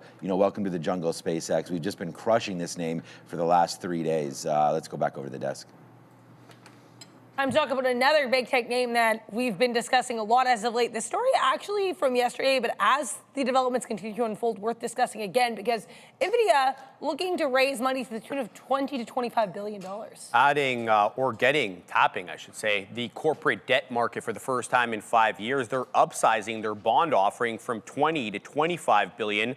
So let's talk a little bit about this. Credit desks are a little bit concerned here because NVIDIA's already aggressively committed over $90 billion to some of their investment ventures. I mean, like the CoreWeaves, I mean the new scales. We've all talked about the circularity of this business, the AI kind of new, what are they calling this, neo-cloud business. Bond investors are kind of realizing that if one of these players that they've invested in actually hit the fan, that could find its way right onto NVIDIA's balance sheet. So some food for thought there. Let's talk about the liquidity benchmarks as well. The assumption here is NVIDIA needs this money, right? They need it to fund their massive data center build out their massive infrastructure build out as well. But internal banking sources confirmed the primary strategic goal was actually a technical corporate chess move, establishing a liquid credit curve benchmark. More on that in a second, okay? But before I tell you about the non-dilutive aspect of this, let's also talk that prior to Monday, the chip maker carried an incredibly light legacy corporate debt. So they actually tripled it in one afternoon. I believe it was about $8.5 billion they had in debt, and then that just shot up in one afternoon to $33.5 billion. That has some investors worried, but they were strategic about how they raised money. They chose not to dilute current shareholders. Why? Because they wanted to protect that $80 billion share buyback program. If they were to actually buy back shares and then concurrently dilute those shareholders by issuing new shares to raise money in the form of equity, that would have just canceled off each other. So they took advantage of a low rate with these senior notes to raise money for the short to intermediate term rather than diluting the share pool, Adara. Yeah, interesting look here for NVDA. Are you guys buying what NVIDIA is trying to be selling here? I'm not a fan of it. I feel like they shouldn't. The market doesn't want these guys having to raise in this way. They were already languishing a bit. Like this was already relatively timid or weak compared to some of the AI plays out there. In this bounce, you can see on my chart here, the 50 period, it's like get there, not do anything with it the last couple of times. And that's exactly what happened yesterday. Like it got there, tried to break out, couldn't do it, now you're pulling back. So this feels like a pop and fade. If it can get through 213, it's a breakout trade. But if it can't, this is a fade into those levels on NVIDIA. That's not the news you want to hear at the end of the day. So I hate to say it, but I'm looking kind of short on it. And the market's weak as well. Like the market's actually all red all morning long. So there hasn't really been any signs of strength in the AM, but it does need to get through that 13. So it's a short, that 50 period SMA on the daily. I mean, we're now $3 in the money. We would be $6 in the money if we didn't get stopped out, but we repunched back in, so we gave up 30 cents to put this back on. We just got covered up at 196.50 right there on SpaceX. That's your daily goal already met right there. So hopefully you guys are rolling with, and there goes SpaceX, man. Daily goal met. Huge move to the downside, and we just covered, so I only have half left and less than that because, you know, what we had here, we actually, anyways, it was all different, but at the end of the day, there it goes, man. SpaceX to the downside, and we're covering some of it. I mean, this thing could really pop off the open. Remember, we are waiting to see what some of these imbalances are all about. So right into here, nothing yet because we all New York, and at 9:25 we'll get NASDAQ imbalances. So if this becomes a sell, remember this is options apparently today. I was just responding to somebody here that responded to some ideas there, which is source, trust me, bro. Right there, this dude talking right now about options on SpaceX. So we're excited to see some more volume come in. I just covered at 196.50. Like that was quite the move in right there as it just kind of gave it all up. There it is, 196.50. So SpaceX covered. And, you know, once we had that bad wick in there and we got covered right there, we just punched right back into the short. So yeah, man, there it goes. You know, hopefully you guys are riding with me on SpaceX. It's been really great opportunity to trade this name. And I'm going to put another bid here at 198, see if we get another fill. But maybe we're on the way back up. That was a good little sort of capitulation to the downside there as we broke real quick, and now we're starting to get back up to the upside. So there it goes, man. Yeah, hopefully you're trading some of these names early today. There's been a lot of volume, and it was already 17 million shares when we were first looking at it. Now it's up to 22 million. So, you know, looks like it's trading as if it was open, so I'm happy with that. Again, bidding some 198, see if we flush again, and now we have at least a base to work off of 196.50. So far, so good on that one. Let's go talk about Qualcomm. Couple different stories here for QCOM on watch. Not only do we have Qualcomm CEO Cristiano Amon taking part in the CNBC podcast where he hinted at some new devices with AI, but also, Sharif, you've got reportedly talks for Qualcomm to be buying this Tense torrent, specifically with regards to AI chip capabilities. Yeah, I don't have any information on that. Actively developing 40 different AI devices with partner brands. We're talking about smart glasses. We're talking about camera-equipped earbuds, rings, pins, watches. They're all form factors that aim to kind of transition the industry away from smartphones into these sort of wearable devices that are going to be sort of agentically based rather than app-based. So that's kind of the pitch here. And to power these upcoming 40 devices, if we see them come to fruition, they've silently launched this new type of processor called Snapdragon Wear Elite. It is built on the 3-nanometer process, so highly efficient, but also highly strong. And then a lot of concerns right now amongst some telecom industry analysts that some of these wearables that send video signals into sort of the network could actually congest the uplink cellular network. So they've actually, Qualcomm that is introduced this new 5G Red Cap, which has a micro power Wi-Fi standards, and it's gonna basically allow a lot of compression of this data onto the cellular network so as not to congest it. So some of these interesting developments here coming out of Qualcomm, Adara. Yeah, the other story I think worth mentioning here, this came out after the bell yesterday, so this is day one of this catalyst as well. Apparently Qualcomm, according to the information, talking to Tense torrent, considering purchasing them for $8 million to $10 million. So be aware, stocks don't always respond well to these acquisition-related catalysts, and there could be one in Qualcomm's near future. How do you guys feel about QCOM today? Not as big of a fan of it as I would be. Yeah, it's probably a market thing, but every single stock that we've called up this morning, it's chip related, has with the exception of NVIDIA. And we talked about the memory chip names, and I think when you look at Qualcomm, it's a similar story here. Like you're just pulling right back into yesterday's highs where, hey, you've got some support down there because it already showed you that it was sideways action. Great. I like that they believe in devices, but I like better if you can break away from what was some obvious resistance on the daily here at 228. So without it doing that, it just looks like the Robinhood chart, which is trend down all morning. You've got to hold above the 228. That's a big one on the daily. I think the good thing about the devices is if we're talking about the next wave of where training models is going to go, it is going to be not language and not selling that data. It's going to be the world, visual and audio. So understanding that that's the next place to advance AI, you want to be in devices. So I think it's a great opportunity from the long term. I think this is also going to bode well for Meta. I think it's going to bode well for Apple. I think trust me when I tell you, everyone that's wearing those the AirPods, believe me, that's the new point, because they're going to be training models on that stuff, because everyone's going to be wearing it, and it's going to be listening to your audio, it's going to be watching what you're doing, the same way that they're able to train workers by forcing Amazon employees. It's like, oh, you got to wear these glasses or whatever, we're going to track what you do so we can replace you. I think that's the next wave, and so it bodes well for Qualcomm. Do I prefer Apple? Yeah, of course. Well, maybe not of course, no, but I do. I'd prefer Apple as a buy if I'm looking to play that, but I think Qualcomm you can do just as well. But if it doesn't hold above 28 at the open, I don't know how strong this is going to be. Lots of selling in the pre-market.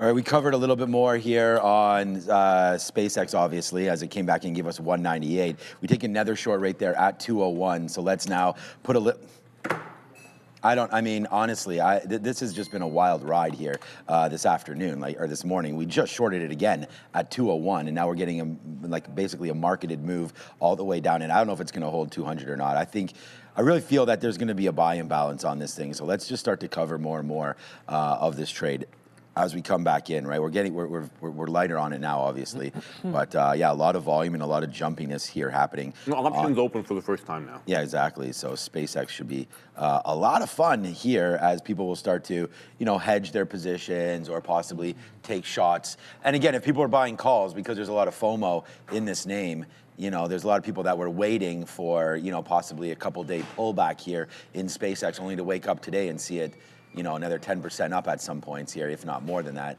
So yeah, SpaceX going to be definitely an interesting trade there today. Just to look quickly, we'll talk about oil next. Okay, let's go back over the desk. We can have a quick look at oil then. Yeah, the screen says oil drips lower. As of right now, oil actually trying to recover a little bit, but USO absolutely on watch with both WTI and I believe last I checked Brent as well below $80 straight. This is pretty significant. Absolutely, Adair, you're right about that. Oil falling to 3-month lows, guys. So something to look out for. Let's keep an eye on the reopening, the successful, hopefully, reopening of the Strait. Let's keep an eye on tensions in Lebanon as that is trying to be dragged in again as another corollary to this conflict, let's call it that. And then let's just look to see if, they're able to hold off with any strikes against one another, because we saw sort of a bit of a tenuous ceasefire last time, Adair. And just be aware as well, President Trump and J.D. Vance, Vice President, have both been making comments both yesterday and today on the Strait and on any potential aspects of this memorandum of understanding that is set to be signed on Friday. Just keep an eye on the news as well, as always, when trading USO. Yeah, I have 117 filled up here. It's on the note today for a 117 short. That was basically a pullback into VWAP. We had wrote that down because we had seen this move come in, right? President Trump talking about Strait of Hormuz going to be open by Friday. I don't think we can really trust, and it's not to do with Iran, it's not to do with anybody. It's too hard. We don't have everybody on board. Israel's still in, Hezbollah and all this kind of stuff. So we start hearing that, there's going to be a deal. It looks good on this side, but then we get the other side of it and it's like, it's not as rosy as you possibly thought there. So USO for me will be a short.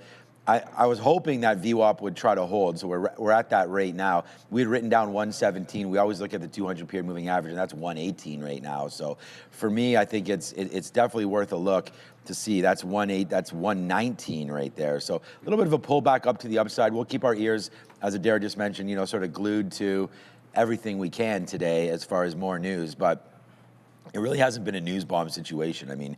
Even since that little move down, it's only $2, right? The more importantly to me is that we've now broken back down below, and we were 150 on USO. Now we're down to 116. And if we just check on oil proper there, it is your August contract, which is Q. Okay, now it's gonna take me a minute to change this. Q26, you'll see that this is back down into $77 now. So, it's been a nice little move back into the downside here for oil in general. So that's now 3 days. It's its largest losing streak over the week, I think, since since the beginning of the year. So yeah, a little bit of a downdraft here. And I think the short is definitely where I'll be looking today on USO, unless, something dramatically changes, I guess. Yeah, and it could do a little bit of a gap fill as well. Even if we get higher from VWAP in here, like the 118, the 119 levels all stand out. Another way to play this is, hey, if we are carrying, as oil's been battling back, you see sort of silver's been dropping. So any resistance level on oil, I'm gonna probably like for SLV as well, just holding up a little bit better than Bitcoin. So about a 60, we get the prior close, which will hold down here at about 63 1/3. I think that'll be a good spot to look for a reversion. If we get to that pre-market high-ish area on oil futures, then you can go for the dip buy in SLV. 5 minutes to go. I know we're going to get the imbalances. I mean, there's already some early ones on the New York, but you want to see the NASDAQ names start to come in. Pretty much a nothing burger, but we should start to see some NASDAQ names in just a couple of minutes as we talk a little bit about Dave & Buster's. Okay. I'm back in the day, man. That was a good jam. That was a good joint. I like that spot. I don't know what was going on. It's I guess it's just not a thing anymore. You guys tell me, but it was a heck of a lot more popular back in the day. Now it's only popular to short sellers, it seems. Yeah. To the desk? One last one. Great joke there, Neil. You front run me on that one a little bit here because PLAY certainly is in play. Very likely if you are looking to short sell this. This was not a solid report. You had declines in sales and markedly a pretty significant decline here in comparable store sales. Absolutely. Missing expectations. Revenue 559.2, declining 1.5% year over year. Comparable store sales down 5.5% year over year. Profitability deteriorating very sharply here. EPS of just 20 pennies, missing the gap estimates as well, and net income falling to $5.7 million, just to $5.7 million ago. $5.7 million from $21.7 million a year ago. Adjusted EBITDA also missing. One bright spot was, though, the free cash flow, which improved a little bit to $23 1/3 million. They had a negative free cash flow last year, about 58.5. Yeah, is play and play for you guys today? Not for me. I'm staying away from Dave & Buster's. Like, typically an SSR bounce, like you want it. Like I'd want it right off of the lows. So if it gets down to like 970, there might be a shot there, but it's not a lot of volume here with SpaceX. With SpaceX on the mind because it's moving. With play, 500,000 shares in volume. Usually when you're looking for an SSR bounce, you want a name that people like and people want to dip by and is going to do a bunch of volume. And I'm just not sure that play is going to be it. So I'd say a little bit disappointing. It's obviously a disappointing number for them. It is a buy and balance on Space. It was 1.3 or 4 when it came out, now 1.1. Bitcoin's a sell at 600,000. I mean, NEO's in there for 400,000. It's nothing. There's a penny stock. So really, the only imbalance is going to be on SpaceX, which, remember, options open for the first time today. So you will have those leverage products which are out there for you. I'll be looking. There haven't been too many dark pool wicks. I feel like it's been better since that last one, but they're available. I think it's SSPC if you want to look for the short. If you don't want to pay for locates, that's going to be out there as well. And then one last one. I guess we didn't really talk about Robinhood a bit. It did break trend, but we're headed right back in lower. So 98 was the level I like. Let's be patient looking for that again. With about 3 minutes to go, we'll be watching that. SpaceX, NVIDIA at the open. Want to fade some pops on this name as the market got to the highs, and that's all we could do. We look like we're having a bit of a pullback morning. So if you're looking for dip buys, patience might be the play.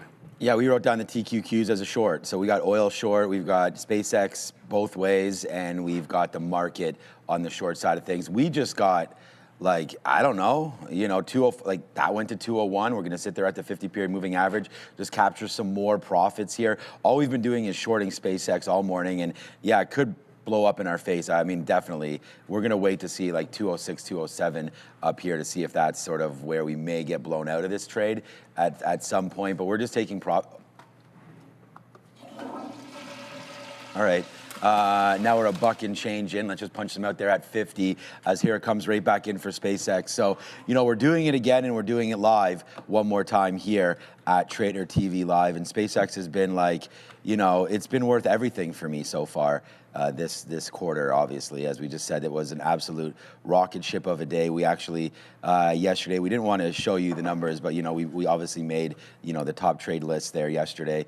But yeah, it's a huge move to the downside right there for SpaceX. Not a huge move, but this is just recently right there. So that's a decent move. We're expecting more than that. But yeah, it's been a good one here, as, you know, we've sort of done the damage early, but we're still going to be here trading absolutely all day. I thought Dave & Buster's is like, you know, it's a great date night spot. It's a great spot. I thought, like I was saying, to go watch a game. We talked about a bunch of Game 7s, so I'm a little surprised where they are. I think this needs I don't even know if they have new management or not, but I think that's what's needed.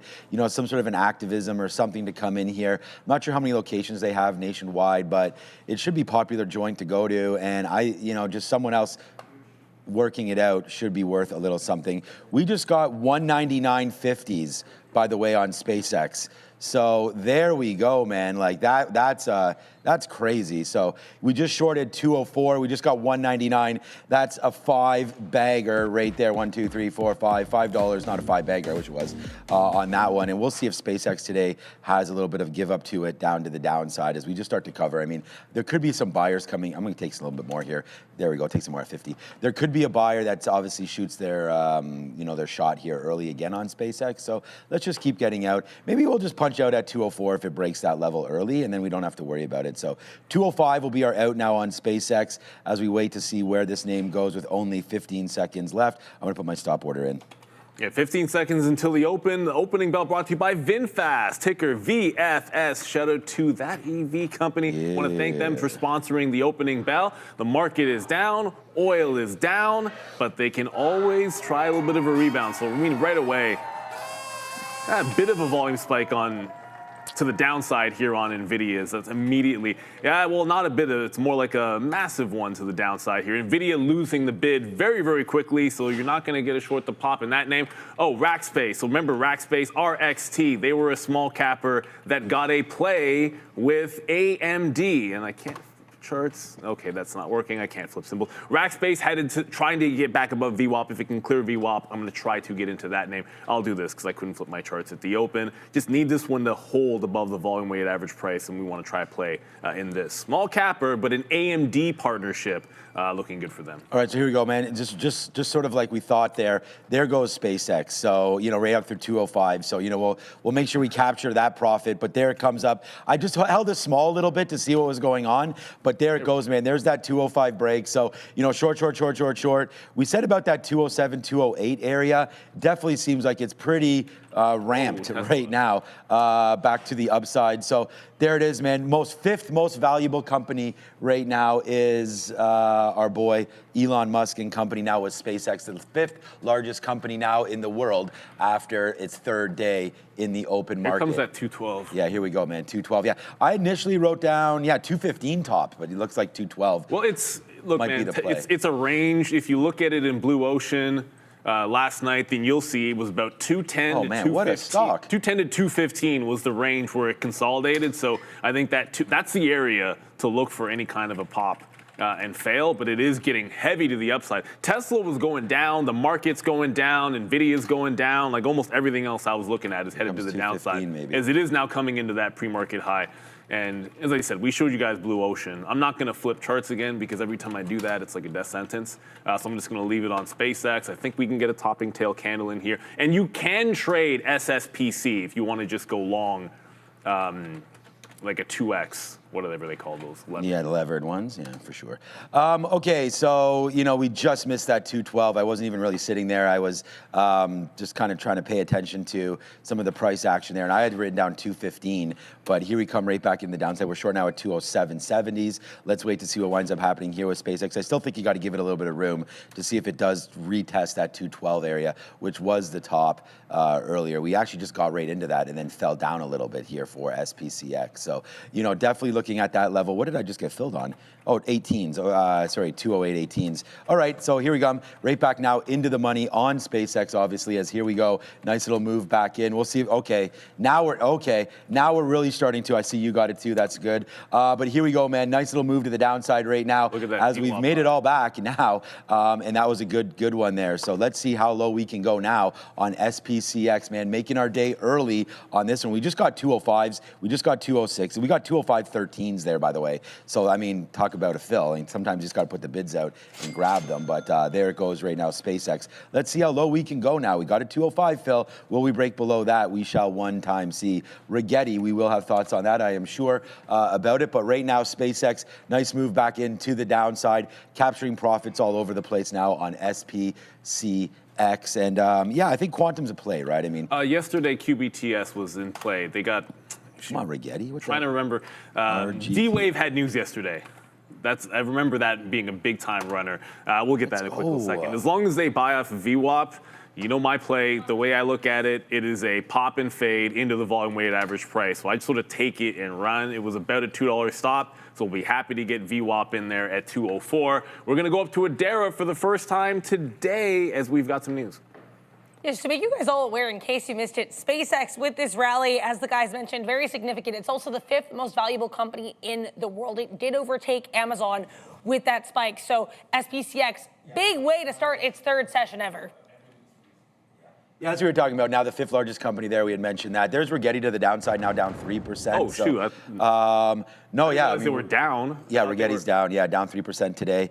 And yeah, I still like the quantum space. I mean, you know, I'm into IBM, I'm into Google. I don't have anything else there, but Rigetti could be one. We talked about QBTS, and then I think IonQ is the one that seems to always get people going a little bit here. So we'll wait to see if IonQ is maybe the one to take. But yeah, 66,000. I mean, look at IBIT right now too, right? I mean, this is the thing. We talked about the market low. Looks like right now IBIT's helping that narrative get to the downside as well. As there goes SpaceX back up to 208, 209 potentially coming into play. We're still short at 209, but good covers all the way down in. We just got to watch out for that break of 212, and then we'll see where the spikes happen from there. But right back into VWAP, so a bunch of covers down there. Now we'll just wait to see what winds up happening here with SPCX, as that's making a downside play. And then other than that, man, here come the futures and the Qs making moves back to the upside now. Yeah, well, I'll tell you what's not going is I can now show you guys Rackspace. Could not hold on to VWAP at all, absolutely filling in the gap. This is why you want these suckers to hold on to the volume weighted average price. Just no strength whatsoever. So we're going to have to flip, maybe look at another small capper to add to the list because you want to hold that volume weighted average price. Tesla almost at $400, as that is absolutely flushing off the open. The market's catching a bit of a bid, but it's not. Tell that to Tesla. They can't seem to go anywhere. DRAM. So if you're looking at the ETF, you can look at Micron if you want, pulled right back into what? Prior day high and now to the upside. So this is where the bounce is happening. Certainly it's going to be the memory chips leading the way. Once again, it's not NVIDIA, it's Micron, it's SanDisk, it's DRAM. I feel like we're a broken record saying this every single day. This is where the strength has got to be. But I'll look for maybe VWAP to hold on to here because I need something to replace Rackspace. All right, we're going to go into the NASDAQ right now and see what's winding up happening here with that trade. We're short just a little bit. We're trying to get a little shorter, obviously, as we're just short a little bit, as I just said. Right there off VWAP, I was actually waiting at 38. So if that comes up, we'll take a fill there on VWAP at 38 if that can come up, and then we'll just cover a little bit if we can get back in. And I just put a bid at 84.13s. I don't know why that was. I just went down. That was okay. There it is. So there's the fill now at 13. And here we go, man. We are into the NASDAQ right now, and we're short. So let's see what winds up happening. We'll put another bid down there. I'm just got out at 5% a couple times here as we go. Actually, 10%.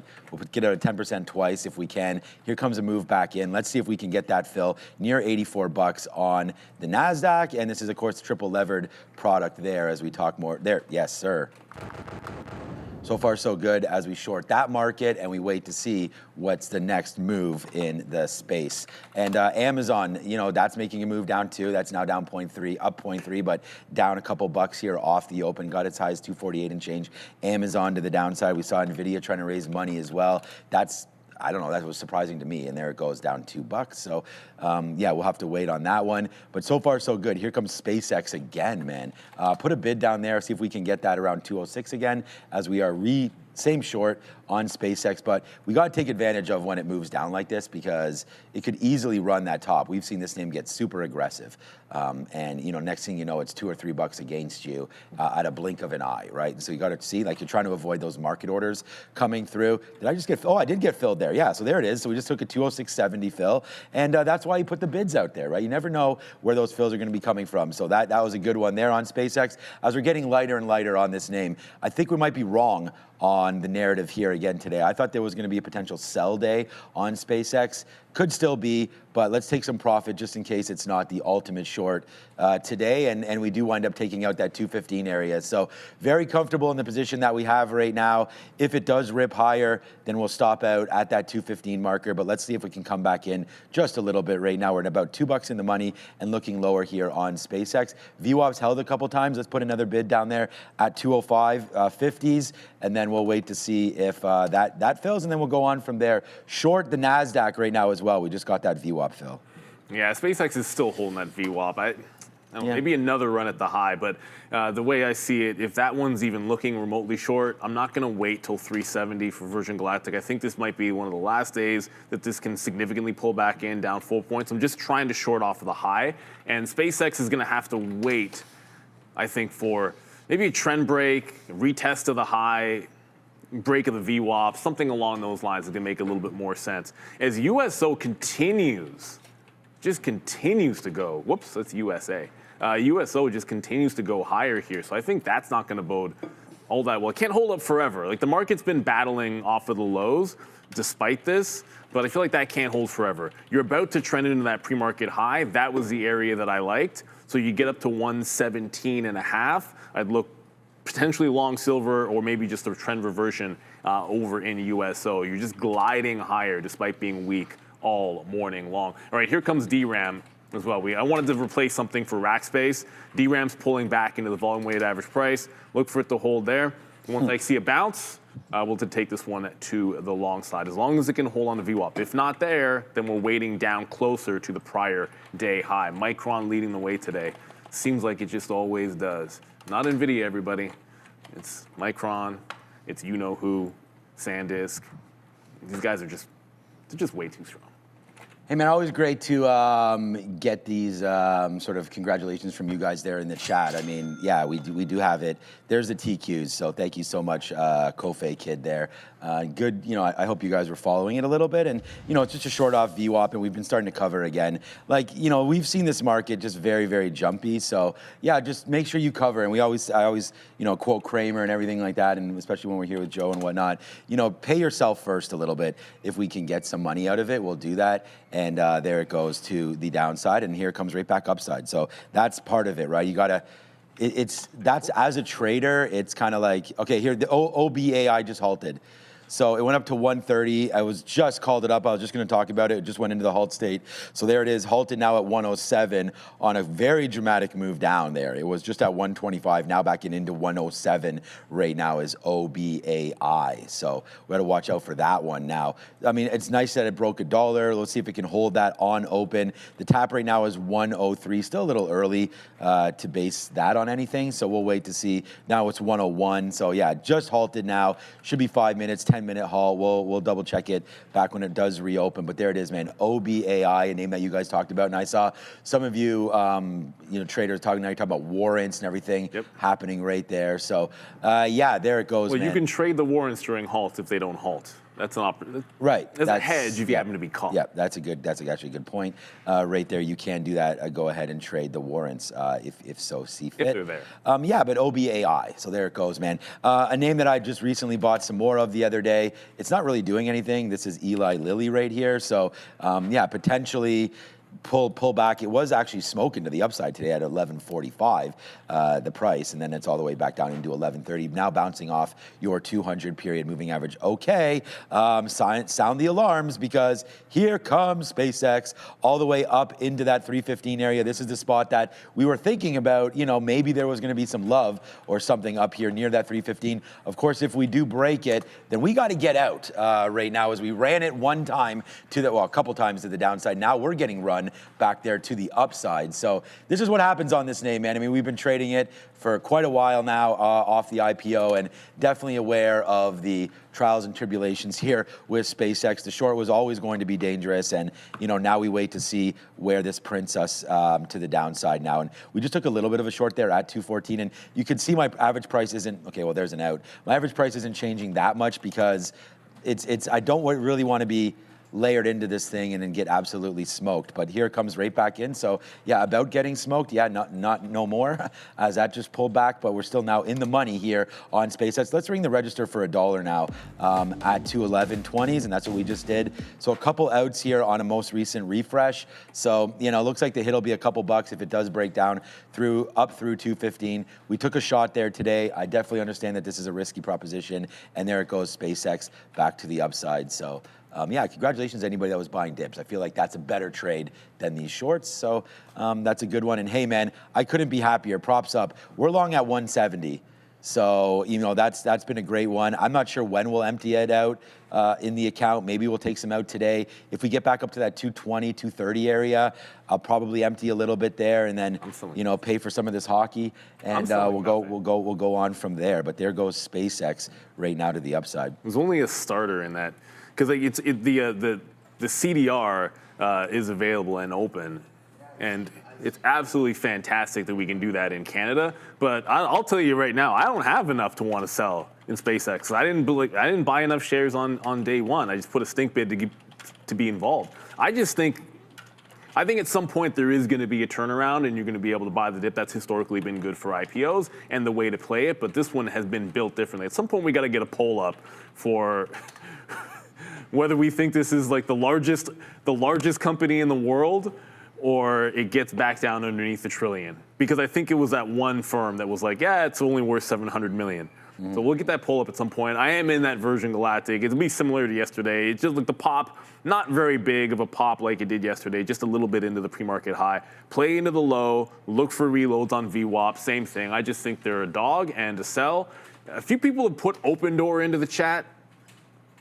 Not entirely sure why. I see it moving a little bit, but not a lot. So, if there's a reason why we're interested in Open Door outside of everything else that's moving around, you can let me know. I'm just not really seeing it. And finally, DRAM. Okay. Now DRAM is looking a little better for a VWAP hold. Like, it's been pulling back. Now you're going to get a little bit of green side action on this. It needed to close. Close me a green candle where I don't have to chase above that 72, because nothing else is setting up at levels that I'm going to like. We liked Robinhood a little bit, but that's nowhere near support at 98, and it can't hold VWAP either. That's the only reason why I've been looking at DRAM. Here we go. Now it looks like a little bit better to hold that. And the NASDAQ could break VWAP. If it does, I feel like it's going to do so because the memory chip names are strong. They've been the place to go.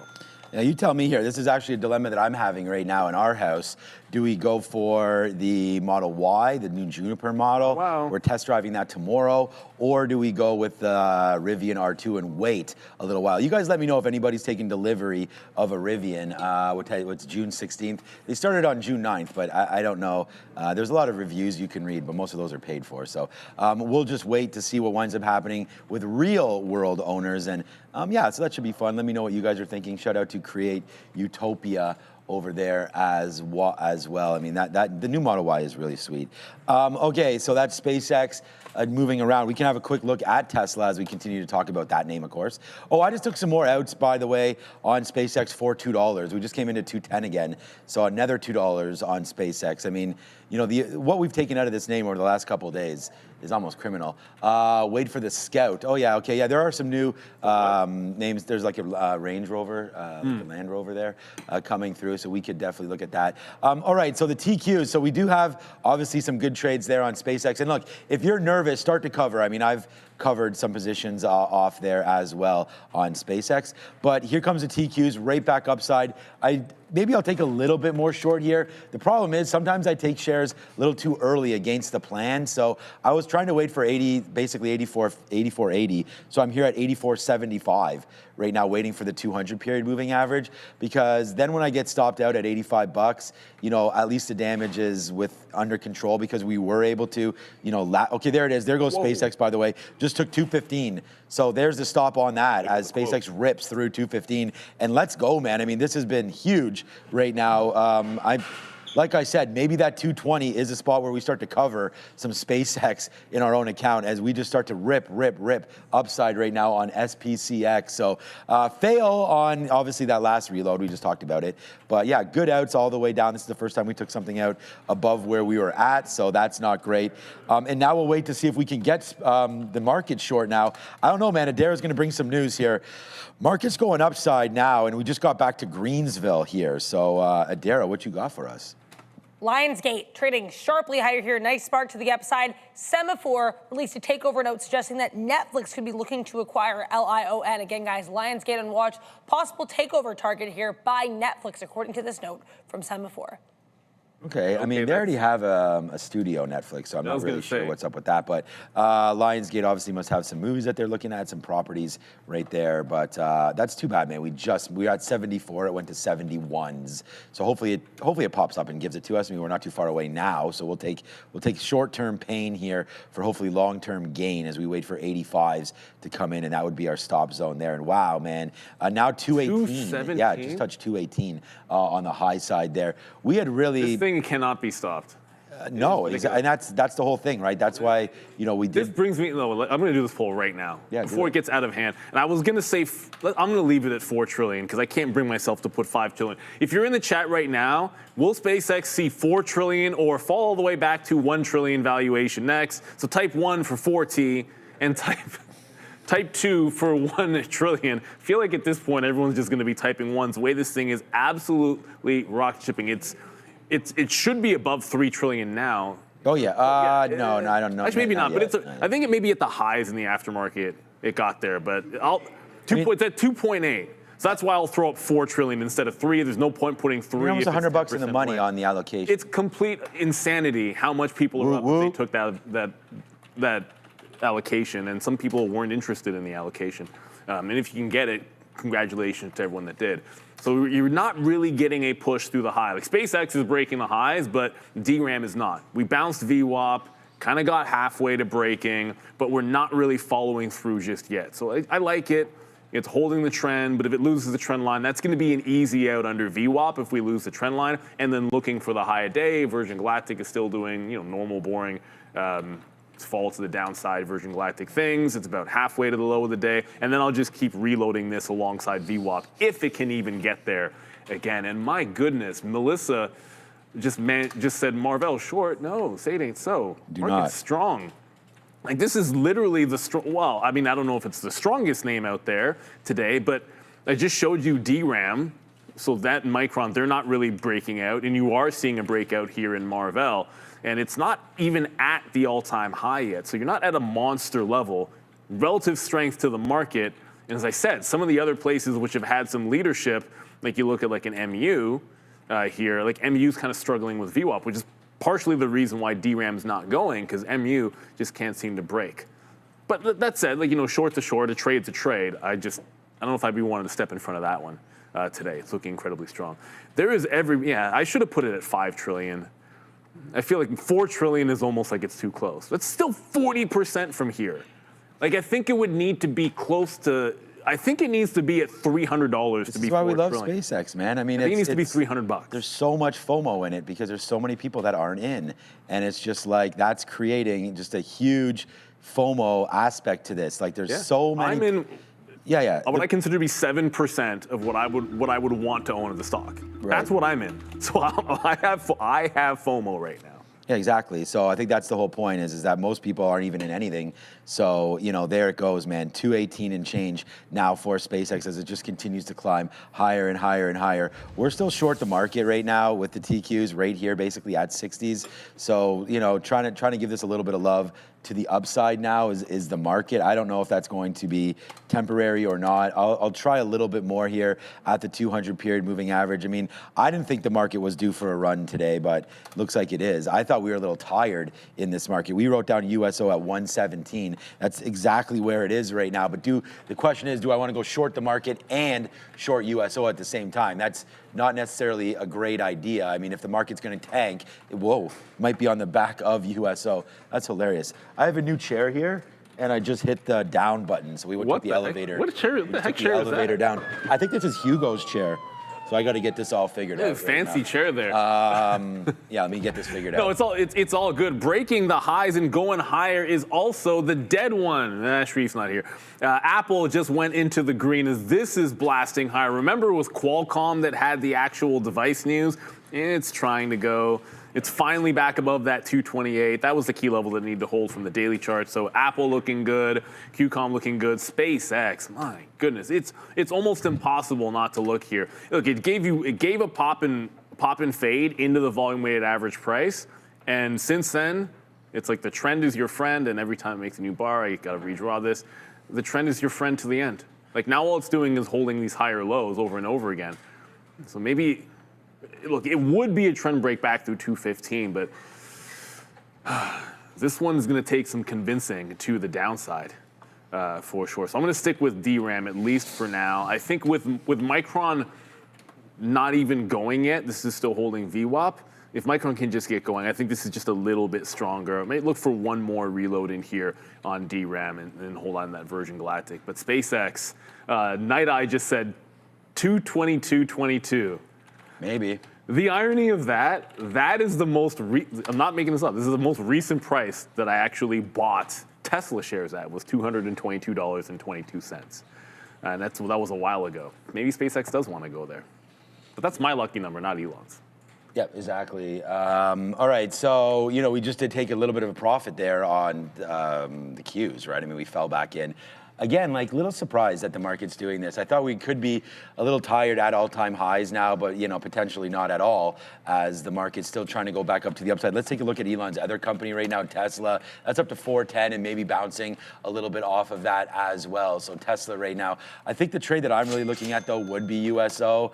It's at the 200 period. I like some of those levels right there. Robinhood Ventures Fund invested in SpaceX. Yeah, I mean, that's great. And I think that's part of why, you know, Robinhood was part of, you know, a good move over the last couple of days, right? I mean, they did have some shares to give out to some people, whether or not, I think you got basically 10% of what you asked for or something like that on Robinhood is what most people were looking for. Yep. So, or what most people got. And I think that's good, right? It shows that, hey, you know, if you want some Anthropic or OpenAI, probably Robinhood will be able to give you some of that as well. So they've had a nice move higher there. It's flat on the day, but, you know, making lows right now, but that did run into 101.50. So definitely a trade to look at there would be Robinhood. And yeah, here comes the market just screaming right back there to the upside again. 220. Yeah, 220. No, I know. SpaceX is absolutely rocking, man. Loving every minute of that stock right now. Yeah, you know what we need? What we need, I don't know if Fabian's listening right now. We need one of those, but Mars. Instead of the moon, which is real simple because you can just use the same one and turn it red, Fabian, and then we've got this because that's where SpaceX wants to go. I know they're going to the moon too, but SpaceX always been about Mars. M-A-R-S, Mars. Mars, yes. Mitches, I will say, because you guys know what the actual line is. Candy bars. For sure. Dan McIsaac, how much can insiders sell above the 30% of the IPO? That's a good question. We know there was a lot of chatter once it gets 30% above the issue, which it's well above that. I mean, it's been well above that for most of yesterday's session and then today's as well. Insiders have been able to sell. I just don't know what percentage they are able to, so maybe we'll have to look into that. Either way, you've got to feel there's going to be some people ringing said registers on SpaceX. Yeah, I mean, that's I'll be taking some out today, most likely. Let's just see what levels we get to. You know, like I said, 230, something like that. I'll ring the register. We have a decent amount in, and I don't know if we can get some out. I feel like I might as well do that. So yeah, I'll be doing some of that today on SpaceX, and it depends. Like if we, like I said, 230 maybe. I don't even know why I'm picking that level. just nothing but love for SpaceX to the upside, that's for sure here, but definitely not trying to be foolish about it and make sure that we do take out a little bit of money on that one. And speaking about money, here comes a money storm right now, hopefully on the TQs. We just shorted again. I don't know, it just fell into the 50s. We didn't have any bids out there. I just put one now in the mid 50s. Let's see if we can get that. I mean, looking for the market to come back in just a little bit. So hopefully that happens, but who knows if it does or not. There it is. We get a 57 fill right back in there. SpaceX just bounces off of 220. And yeah, man, we're just talking about the same names here every single day. So, and for good reason. I mean, this has been such a hot one. We want to thank everybody for joining us, watching us live right here as we continue to trade the SpaceX IPO on day 3. But here it goes, man. Yes, sir. Let's go. This has been a big one right now as we're back, baby, as we short the NASDAQ right there off the 200 period moving average, and down she goes right there as we continue to get low on the market at VWAP right now. So that's, yeah, buddy. Yes, sir. Money. All right, so we go from SpaceX back over to the futures, and that's a money-making trade right there. Neil's in DRAM, so that's going to be good. We'll see what winds up happening there. I'm out DRAM. Oh, you're out DRAM. Okay, I just saw it there. Another Didn't reload DRAM. Didn't want to fight this name. It could not hold on to VWAP. There's no bounce off VWAP. So once it breaks under that prior bar, I jump out of the trade. I popped in the chat there that, hey, I want to find something at VWAP. Customary, pick on SMCI. There's a chip name that's weak. There's a chip name that's got a downtrend. So a very standard play for me. Short under VWAP, give it to the prior bar high and look for those lows. Virgin Galactic's been working the entire time. But as quickly as things start to reverse, whoops, I actually meant to go to SpaceX this time. SpaceX is still trending higher. There's nothing, it doesn't matter what the market's doing, it doesn't matter what else is falling at this point. This just wants to go higher and higher and higher, and until it really shows something distinct, like a break of trend, a parabolic wick to the upside. I don't know if I jump into it again. At the open, it gave you that parabolic wick, but it bounced right off that VWAP for sure. It's so strong. The momentum is absolutely relentless when you watch it. Like, you'll see it get swiped down, and the buyers are just right there when they swipe it $1 or $2 to the downside. Apple's still looking pretty strong, but I found a secondary short. So I'm going to try to add to this one underneath VWAP. SMCI is down 1.5% into a flat market, underneath prior day lows. Everything about it just looks a little bit better. Tony just threw something up here in the chat. Do you know what the sell wall at 220 is? I didn't see it. Yeah, so I didn't see a very good look at it to be able to tell you, oh, it's got X amount of shares on it. Now, the way it's moving, like, it flashes, like the book flashes for like a split second. I'm being honest. And when it gets up there, like, you can glance at it for a split second, I didn't get a very good look at it at all. All right. That was a good idea. There it goes, man. It's the TQs in the market. Down she goes right now. Wow. This is turning out to be a decent trade again here for the NASDAQ as we just start to break a little lower right now. Just boom. That's it. That's, again, our day right there on the NASDAQ. So, so far, so good. I'll cover a little bit more down here. I think we got to go to Adara. It's 10 a.m. Let's go find out what she's up to right now at the big desk.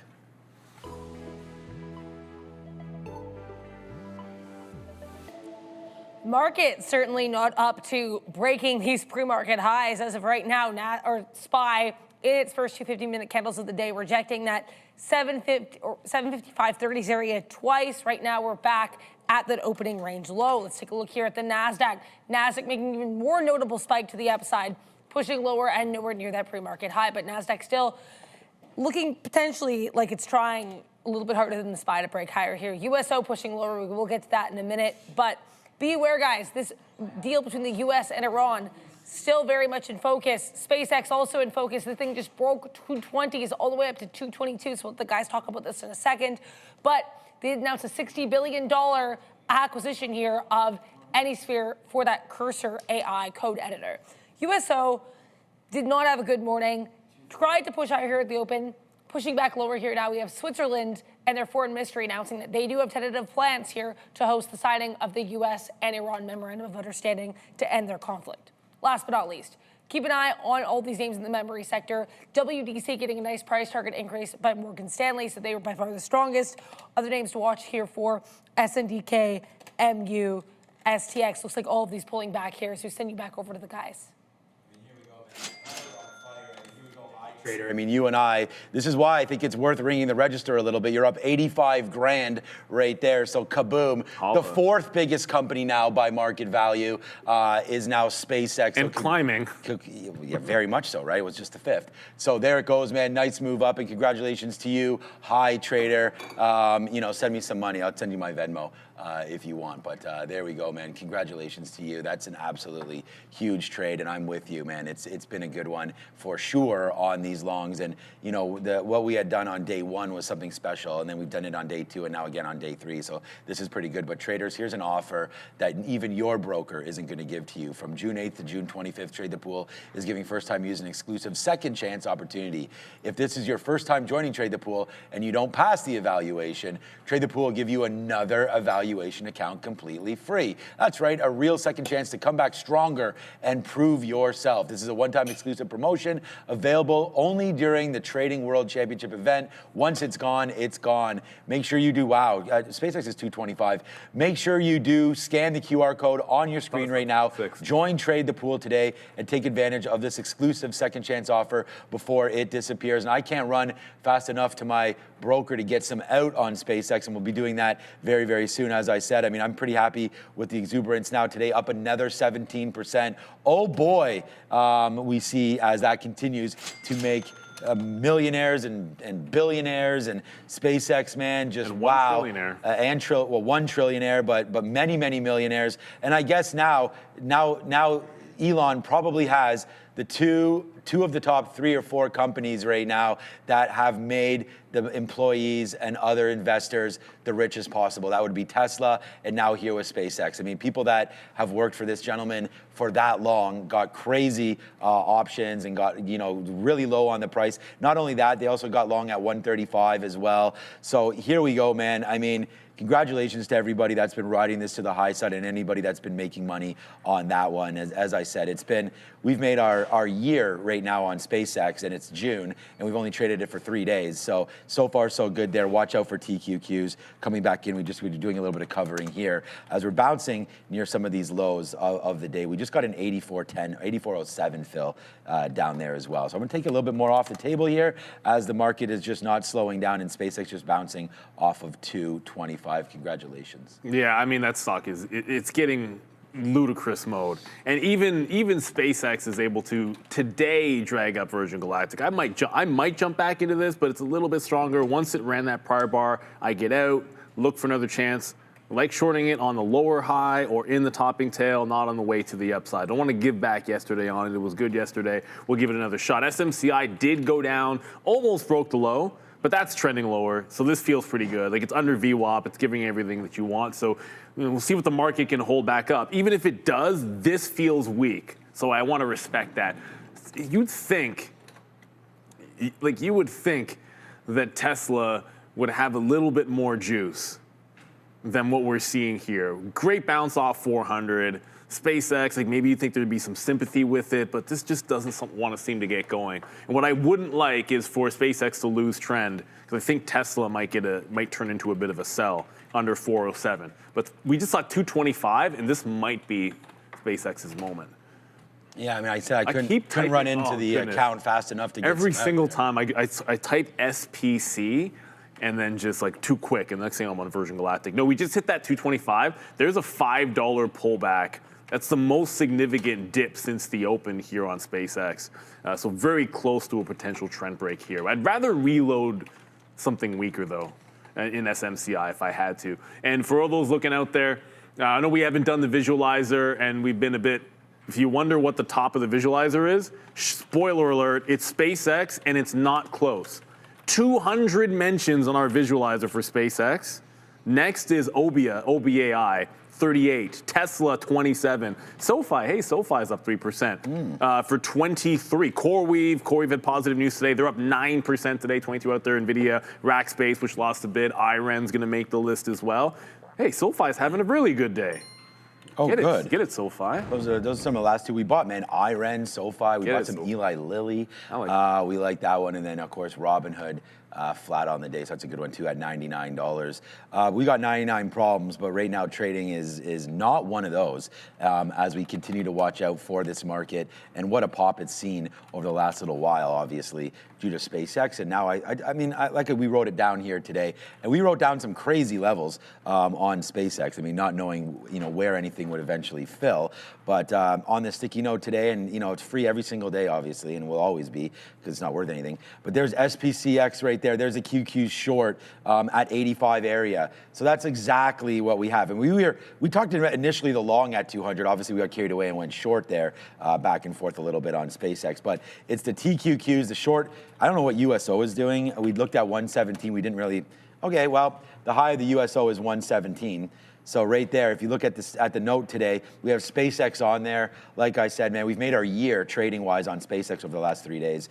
There's USO as well, short at 117, and the TQs short at 85. So both of those two ideas have filled and made the day, and that's the TQ. I don't know if USO, how many shares you would have taken, but the TQs, man, good fill-ups down there. I only have 20% left of this, and there comes SpaceX pulling right back in as well. So, this name continues to be an interesting one to look at, as now it's back into the 25-period moving average. Worth a look right there, I think, on SpaceX at the 25 period. So we'll have a look there. 217, potentially a hold level. Let's see if it holds one more time. But yeah, we like that name coming through today, obviously. And yeah, so far so good on the NASDAQ and over there. Let us know if there's any other names. We already talked about OBAI. That was halting and then back open again. Yeah, and then we do have SLBT has just halted.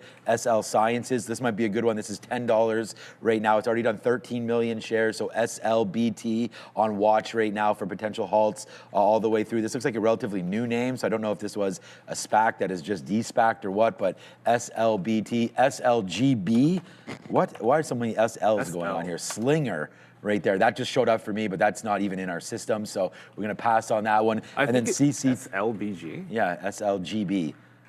Just halted. Did I type in the wrong symbol? Here's another one, man. CCTG. This one seems like it's familiar. Yeah, definitely over the last couple days. This is another one that just halted twice. CCTG right now to the upside. So we'll indicate that one for everybody, as that looks like there's a potential here to continue to fly a little bit higher on CCTG. Its most recent highs, we came in, we did rip to $6, but it looks like right there, taking out that 170 on the daily looks pretty key there for CCTG, as that's going upside. And then, man, we nailed SpaceX again. We're cooking right there off the 25-period moving average. Let's see if it comes back in as it goes from 217 up to 220 again on that. So there goes SPCX. And then we did have that Lionsgate news. I don't know exactly what that means for Netflix, but well, here goes Netflix down to $79, getting absolutely crushed. Well, if they didn't like the last acquisition, they're probably not going to like the current one either, Netflix. So thank you very much for going out and spending money. Hey, trader, Elon is up today, $300 billion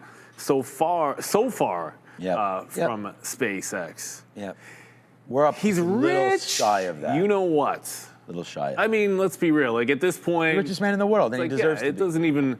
Yeah, it doesn't even matter, like the numbers at this point. It's really more about the story, like the wealth creation as well, what it's meant for what it hasn't meant for the market. Like it hasn't been this ridiculous top where everything just starts selling off on SpaceX. That's the other thing too. Like it hasn't really caused some kind of a crazy market top at this point. Like I know we're flattish today, but the market's holding up very, very well. One thing which is trying to bounce. All right, $30 was going to be a level, obviously, is a round number. Here for SMCI. So if it either holds the wick or it doesn't. And if we close this above 30, then I'm out. Looking for 29.6 would be the absolute target. That's just going back a couple of sessions ago down here. So this one's successful into a relatively sideways market, but the NASDAQ's at VWAP. So the fact that you're at the lows when the NASDAQ's at VWAP, gonna just hold on to this bad boy. SpaceX is forming a bit of a pullback, everybody. And 1320 Wolf just said in the chat they got into some Netflix down here. Ooh, boy. Usually when you have a stock selling off because they're making an acquisition, I tend to think you give it a couple of days, let it settle down a bit, and maybe it catches a bit of a bid, but 76 could be something. Underneath 80, I don't like this underneath 80. And I say this, I own shares of Netflix, and I don't like this dropping underneath 80 on this Lionsgate news, unfortunately. So yeah, not a very good look for Netflix at all, in my opinion. And then just jumping back over, if you're looking for a sign of why we might catch a bid, well, NVIDIA was bleeding most of the morning, and it's down 1%. Keep in mind, these guys said they're doing a bond raise. I mean, the market doesn't typically, love that notion. You don't want to have to go to the debt markets. I feel like they're already tapped a lot. NVIDIA's trying to hold over VWAP and trying to break higher. I feel like if it can do that, I might take a secondary look at DRAM. Took a small hit on that one, but it's still looking weak. Like, it's lower highs. What didn't do the VWAP hold, so it has to come back in maybe to 71 to take another shot there. But at least you're seeing a bounce in NVIDIA. I feel like it's almost as like SpaceX goes down, and then some weaker names. Or not weaker name, but you know what I mean. NVIDIA was weak this morning. Some weaker names are catching a bit of a bid while that happens. Yeah, big time movement down now for SpaceX, down $10 from those highs. Like we said, man, I mean, couldn't rush faster to your account to get out of some of that, as we did get up to 225, 211 and change here with VWAP. So that's 211.60 right now is what I'm looking at right now for VWAP, and maybe a pullback in is due into those levels. I mean, we're already pulling. We didn't hold that. We're not really trying to test it out too much around here, but I think that it's probably worth something down here at 211 and change. So let's try it. We'll see if we can get a bid down a little lower than where we are right now, and hopefully we do. And then a break of 210 would almost cancel that trade. So why don't we just get ready to take that? Then we'll go 209.99. If that breaks, we can get out and not catch this falling knife. But we're getting close enough to it. We can take a little bit. I mean, I'm at 212. We can wait for 213. I just think if we break that, let's just wait for VWAP. We'll take some 212s. We'll take some 211s, and then we'll sort of, like I said, grit our teeth and bear it and see if we can get a little bit of a lower tick happening right now on SpaceX. Still on the futures there. We just took another on the market. We took another fill at 31s. I'm now sitting right here at 37s. That's basically where VWAP is. So if that comes through, then that would be a good one. Micron as well today. I mean, that was talked about maybe taking some profits there in the pre-market as you guys were listening to me, and I was just sort of saying, like, reward yourself a little bit, because we do have earnings a week from tomorrow on Micron, and if the market does slip up a little bit from here to then, this thing will be down quite a bit, and then you'll be able to rebuy it. Or, if you still hold 80%, which I'm suggesting you trim out 15 or 20%, then if the market rips up into earnings and it's a great earnings report, you're laughing. You're making a lot of cash. So I would wait on that one. And I mean, I've been raising some cash, buying some SpaceX, as you guys know, and that's been turning out to be so far so good. And who knows where that one's going to go. And a big shout out to my guy. We like to congratulate Good Trades over there. And my guy, Joe, put on some at 250 there, basically nails the absolute bottom of Google on that move. So that was a great trade there for Google. Buy things you like, that's for sure. And it should all work out in the long run if that's your plan. And, not every plan could be like, I'm going to hold it, all day, because, we want to make sure that you do have a plan, whether or not it's be retirement or whatever it is, and make sure you pick up good names at good prices. And I think Amazon down here at 240 is a good name at a good price. Bought more stuff yesterday. Amazon bought some batteries off of Amazon there yesterday. So, just getting into play right now. Here comes the market. Let's go right now on the TQQs. I mean, we just had a little bit of a move down lower. Let's put another bid out. I was bidding below 84, but we'll see if we can get it. I just put a bid at 19. We'll see how low we can go on this one. And so far, so good on the T. There we go. We're at 19. There it is. Yes, sir, man. Let's see how many of these we can have. We're still in a third of this position, waiting for lower underneath 84, man. The futures have really held water here for me today, and we'll see if it can continue that way as it makes, hopefully, new lows incoming. We just got to break 84 first.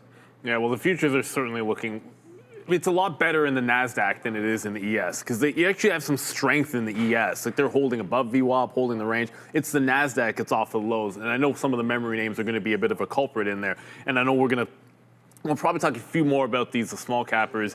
I don't know if you got a chance to show that it is SLGB. But that is now halted downside and lost the $1 level. And it's tapping 90 cents. So it's another one of the small cap runners, yada, yada, yada, small caps. PDT rule gone. There's been more of them. But if it can hold VWAP, that's the 90-cent level. It is a halt to the downside. Not nearly as good volume as some of the other names that we were looking at earlier. So if you're in that, I would suggest, I mean, CCTG is pulling back into view up 100% on like 50 million shares of volume. So much, much better in terms of volume and liquidity, although they're both giving it up a little bit here. Nothing much has changed for SMCI, still looking at 29.6. I have the trail in on this bottom tail candle. So if it breaks 30, just barely above the 30 level, I'm going to be out. If it puts in another bottom tail before we get to 29.6, then that's going to be the exit point for me. But so far, so good. I mean, I'm not going to complain. This one's working to the downside for sure. Yeah, market not looking good. Feels like we are in a bit of a market red scenario. Sometimes you just tag highs, and this is all it is. Right? Like we tagged the high and you're in a bit of a pullback mode. We got Fed tomorrow, which should be an overall nothing burger. But it was a good exuberant day yesterday and we're losing a little bit of that bid. Just prefer to try to go short into something that was already weak. And for all you SpaceX hunters out there, this is now like on the 15-minute, that's a pretty hefty reversal candle if I've ever seen one. I know there's I saw a few people in the chat saying 220 short, so good luck to you out there. I feel like I got my short, and that's a difficult structured trade, because I think here when you got like 211, you were still risking like $1, $1.50, maybe a bit more with slippage, but my goodness, like that wick up here to short the 220, you're probably looking at like $7. So it's getting close to that 1-to-1 if you got it. So congratulations if you got this one. SpaceX had to sell off eventually, but it's still up 11%. That's the crazy thing about it. It's still up 11% and hasn't even broken the trend on VWAP. Mind-boggling numbers. Absolutely mind-boggling when it comes to what this stock has been able to pull off. But we knew this was going to be the case. I thought the sell-off would start sooner, if I'm being real with you. I kind of thought yesterday in the afternoon would be a place if it didn't break that $200 level. But the buyers are here. Remember, options are now trading, so you can be looking at SPCE, pretty liquid, and 44, yeah, very liquid, 45 million. This is going to be the reverse. So if you're trying to short and you're like, I don't have any locates, like real trading here, we got them basically for free. You can just be on SSPC and go long and express the short that way.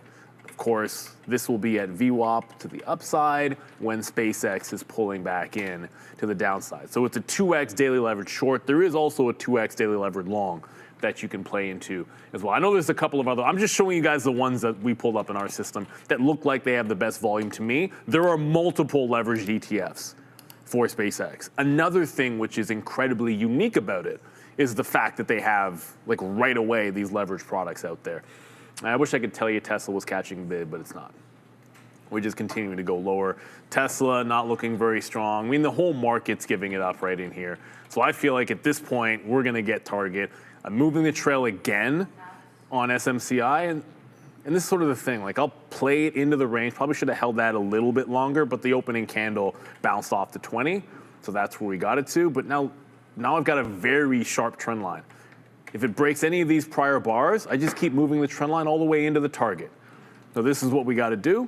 When it's working, you got to hold it to the next support level, right? So we're playing it to there, then we're playing it back into here, 29.6. I'm glad we found it. Scott also thinks we're going to 29 on SMCI. Possible, maybe we are, but I got my target, so I'll be pretty happy when we get there. It's been a nice, good green morning, so we'll be happy with it. I believe because it's 10 o'clock, and I know there's some small cappers out there like that SLGB or SLBG or whatever it's called. We're going to be going to Adara for small caps. Do they hear it? No? Not yet? Yeah, doesn't matter. This, the only thing, yeah, I mean, look, right now, there it is, man. We're glad to come back right here and run this again, man. I mean, there it is. We get Neil a coffee, and when you do good deeds, good things happen. And there it comes into the downside right now for the futures. And yeah, man. I mean, there it goes. This is, again, one of the number one plays. We said short at $85, and there it goes, downside for the NASDAQ, and boom, shakalaka. Huge move to the downside right now. We've made our day a couple times. And what's up, Salvador, and everybody in the chat, man? You're now rocking with us, and hopefully, you've been having a great experience watching the show every single day. And There it is, Salvador, man. Yeah, hell yeah. That's exactly what we're talking about. 84.53. That's why we do the show, man. Give you guys winning trades, talk about it here, enjoy, you know, company and everything. And it's just been what a fantastic experience especially over the last couple of days with SpaceX. And, you know, you guys are now here for the long run. So shout out to you, Salvador, and everybody else that's here trading with us. It's been a monster day, and it's not going to stop, including back now, 10:20 with Adara at the desk.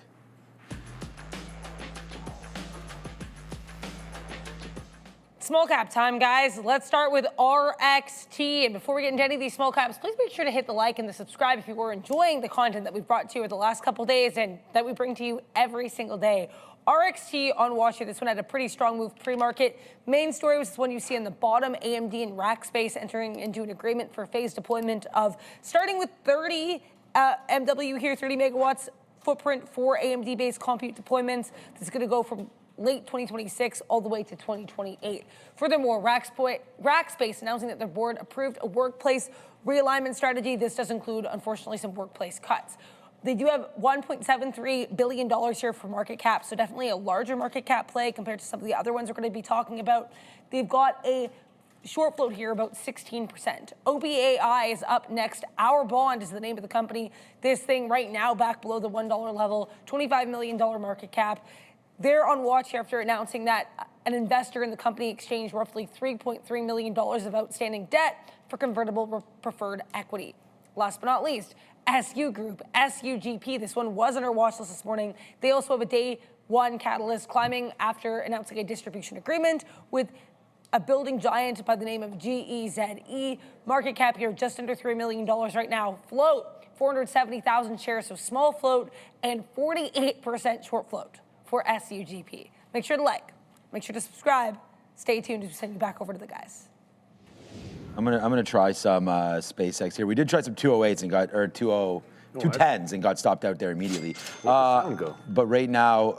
Oh, never mind. I don't know. But right now, here we go, man. We're going to be back into this name and see what winds up happening. The market's really falling down. I mean, this has been London Bridge is falling down. And the market is now at day's low, and we're just going to cover some more. I mean, this has been a pretty epic move down. And as we had mentioned before, here it is, Salvador. Here it is, everybody else right there. This is the short that we talked about. There's our TQQ, short at 85. I mean, I don't even want to look at USO, but that was another call that we had at 117. So we'll go 2 for 2 on those slappers. And then, of course, we were back and forth with SpaceX, like what to do there. We talked about a short at 215. That was really the one that we lost on because it was not the top right there, right? And so we actually made money short early, and then it ripped up through 215, and so we puff pass on that one. But here we go. We're right back into it now as we start to go back up to the upside now. Let's take advantage of that on SpaceX, and we'll get a little out as we went long at 208.70. We take some out at 210. Let's see if we want to battle all the way back upside. Take out that 210, and we'll see what happens now on SpaceX. There it goes, man. Take some more out. There it is. Now we're $1.50 in the money on SpaceX on that long. So all is well in SpaceX land for now. And we'll just wait to see what happens next time on SPCX as we go long down there at 208. And the Qs are falling. Oh boy, man, what a day we're having again here now. $1.70 in the money on the Qs, $1.50 in the money on SpaceX. And keeps on going. Sean, why do you short the TQs? Yeah, we talked about that. Yeah.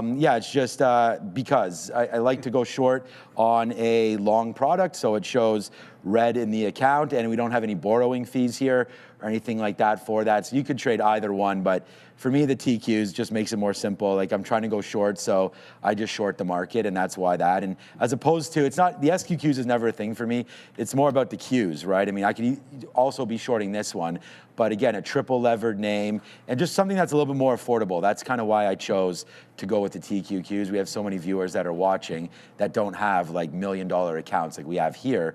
So that's something to pay attention to. And there it is, man, back into the money now, 250 upside for SpaceX. Let's get some offers at 214, and we'll see if that winds up filling now upside on SPCX. Now $3 in the money there, almost $1.50 in the money on the short. So yeah, man, it's obviously been a great day as SpaceX just continues to pay for new windows in my house.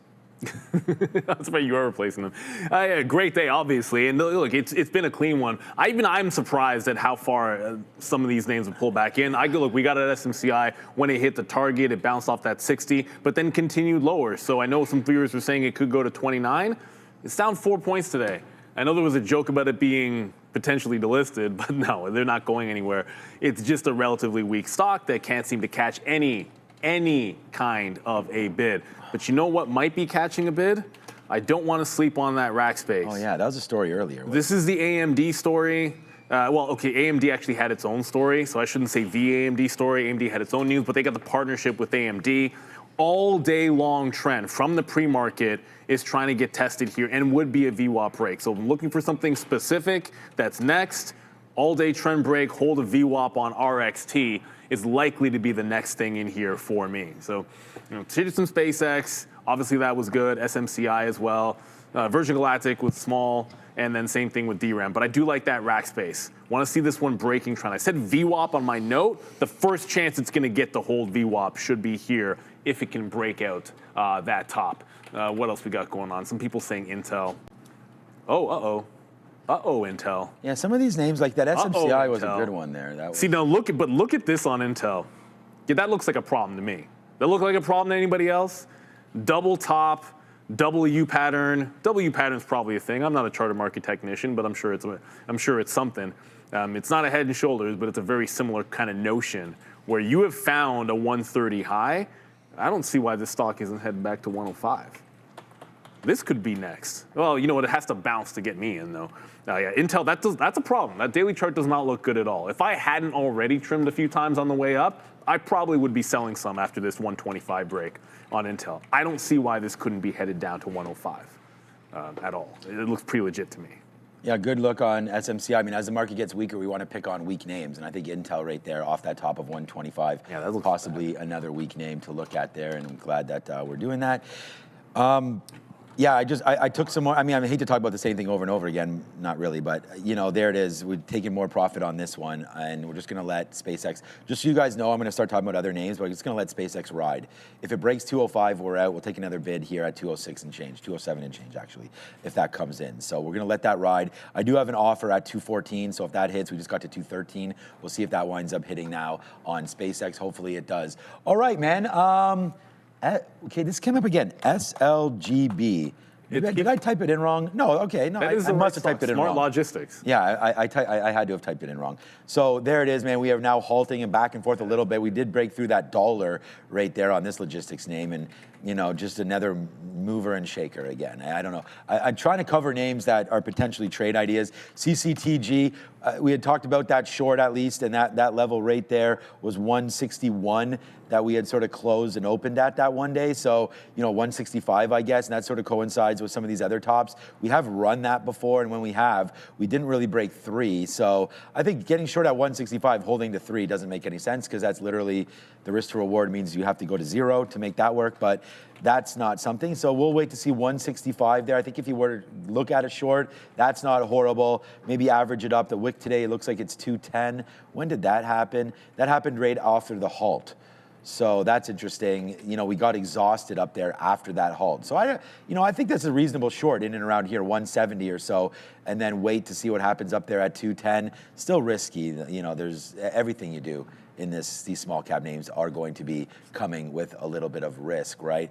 Okay, Meta today probably getting hit as well. We had, well, maybe not. We had some nice upside days. Yeah, okay, there you go. So we had some nice upside day yesterday there in Meta after 5 or 6 straight down days. And look at this, man, talking about taking his stairs down, just like the futures. Meta right there, good level at 606. I hope some of you were able to find that one as that's coming back down, and Zuckerberg continues to spend more money in the cloud and in infrastructure and all of that without really having yet to know that we know of, a very viable product. There is some sort of a subscription membership, but if people, I think, want to see less ads, and I'm not sure. I mean, it's good for creators. A lot of creators are already using AI, maybe on other platforms. So I could see keeping them all in Instagram and then seeing what winds up happening.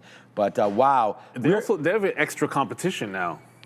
Because now, Qualcomm talking about wearables, and Apple's already going to be competition there, and Meta can't seem to figure that one out. So there's some things working against Meta right now. Yeah, and I mean, the market is saying we're working against the whole market right now, because there's another Phil on the queue. Shout out to my good friend Phil. It's another one. And then we'll try to find another one. And then maybe SpaceX. Another one. But we did take SpaceX right now. It could be another loss on SpaceX if it does come back in. We did average it in. Our average price right now is 208. So, willing to lose, again, $2. But a break of 205, a break of 206, sorry, could bring us to 204. I don't know. So slippage, definitely something to watch out for here as we continue to get ready to rock and roll. As right back up to the upside now. Who knows? I'm going to put an offer at 210 again, see if we do get some fills up there. But right now it's looking like it does want to break below this 205 area, which is held the last time we were down here. So just trying to pick up a little bit of SpaceX here on the dip as, options eligible today. I think it just set records, they said, in the first 15 minutes or so. I can only imagine. As that. So there it is. So everything about this stock is a record. Yeah, actually a small hit right there on SpaceX. But, we are just trying it there. We're not going too crazy. The whole day right now is on the TQs as that just continues to, make new lows here. Yeah, and we're actually really running that right now. High trader, 3-minute chart on SpaceX could be forming the early stages of a left shoulder in a potential head and shoulders pattern. Why not? I mean, I don't well, yeah, sometimes it looks like it does in the textbook. Like when they put this one in your, I guess, trading textbooks, if they're out there, CMT textbooks, I suppose that would look like the head and shoulder. Like there's one, there's the other side. It is absolutely bleed city. You might have seen, look, everything's breaking lows and I'm not shorting any lows. So I want to look for something which is distinctly different. That's why I talked about rack space.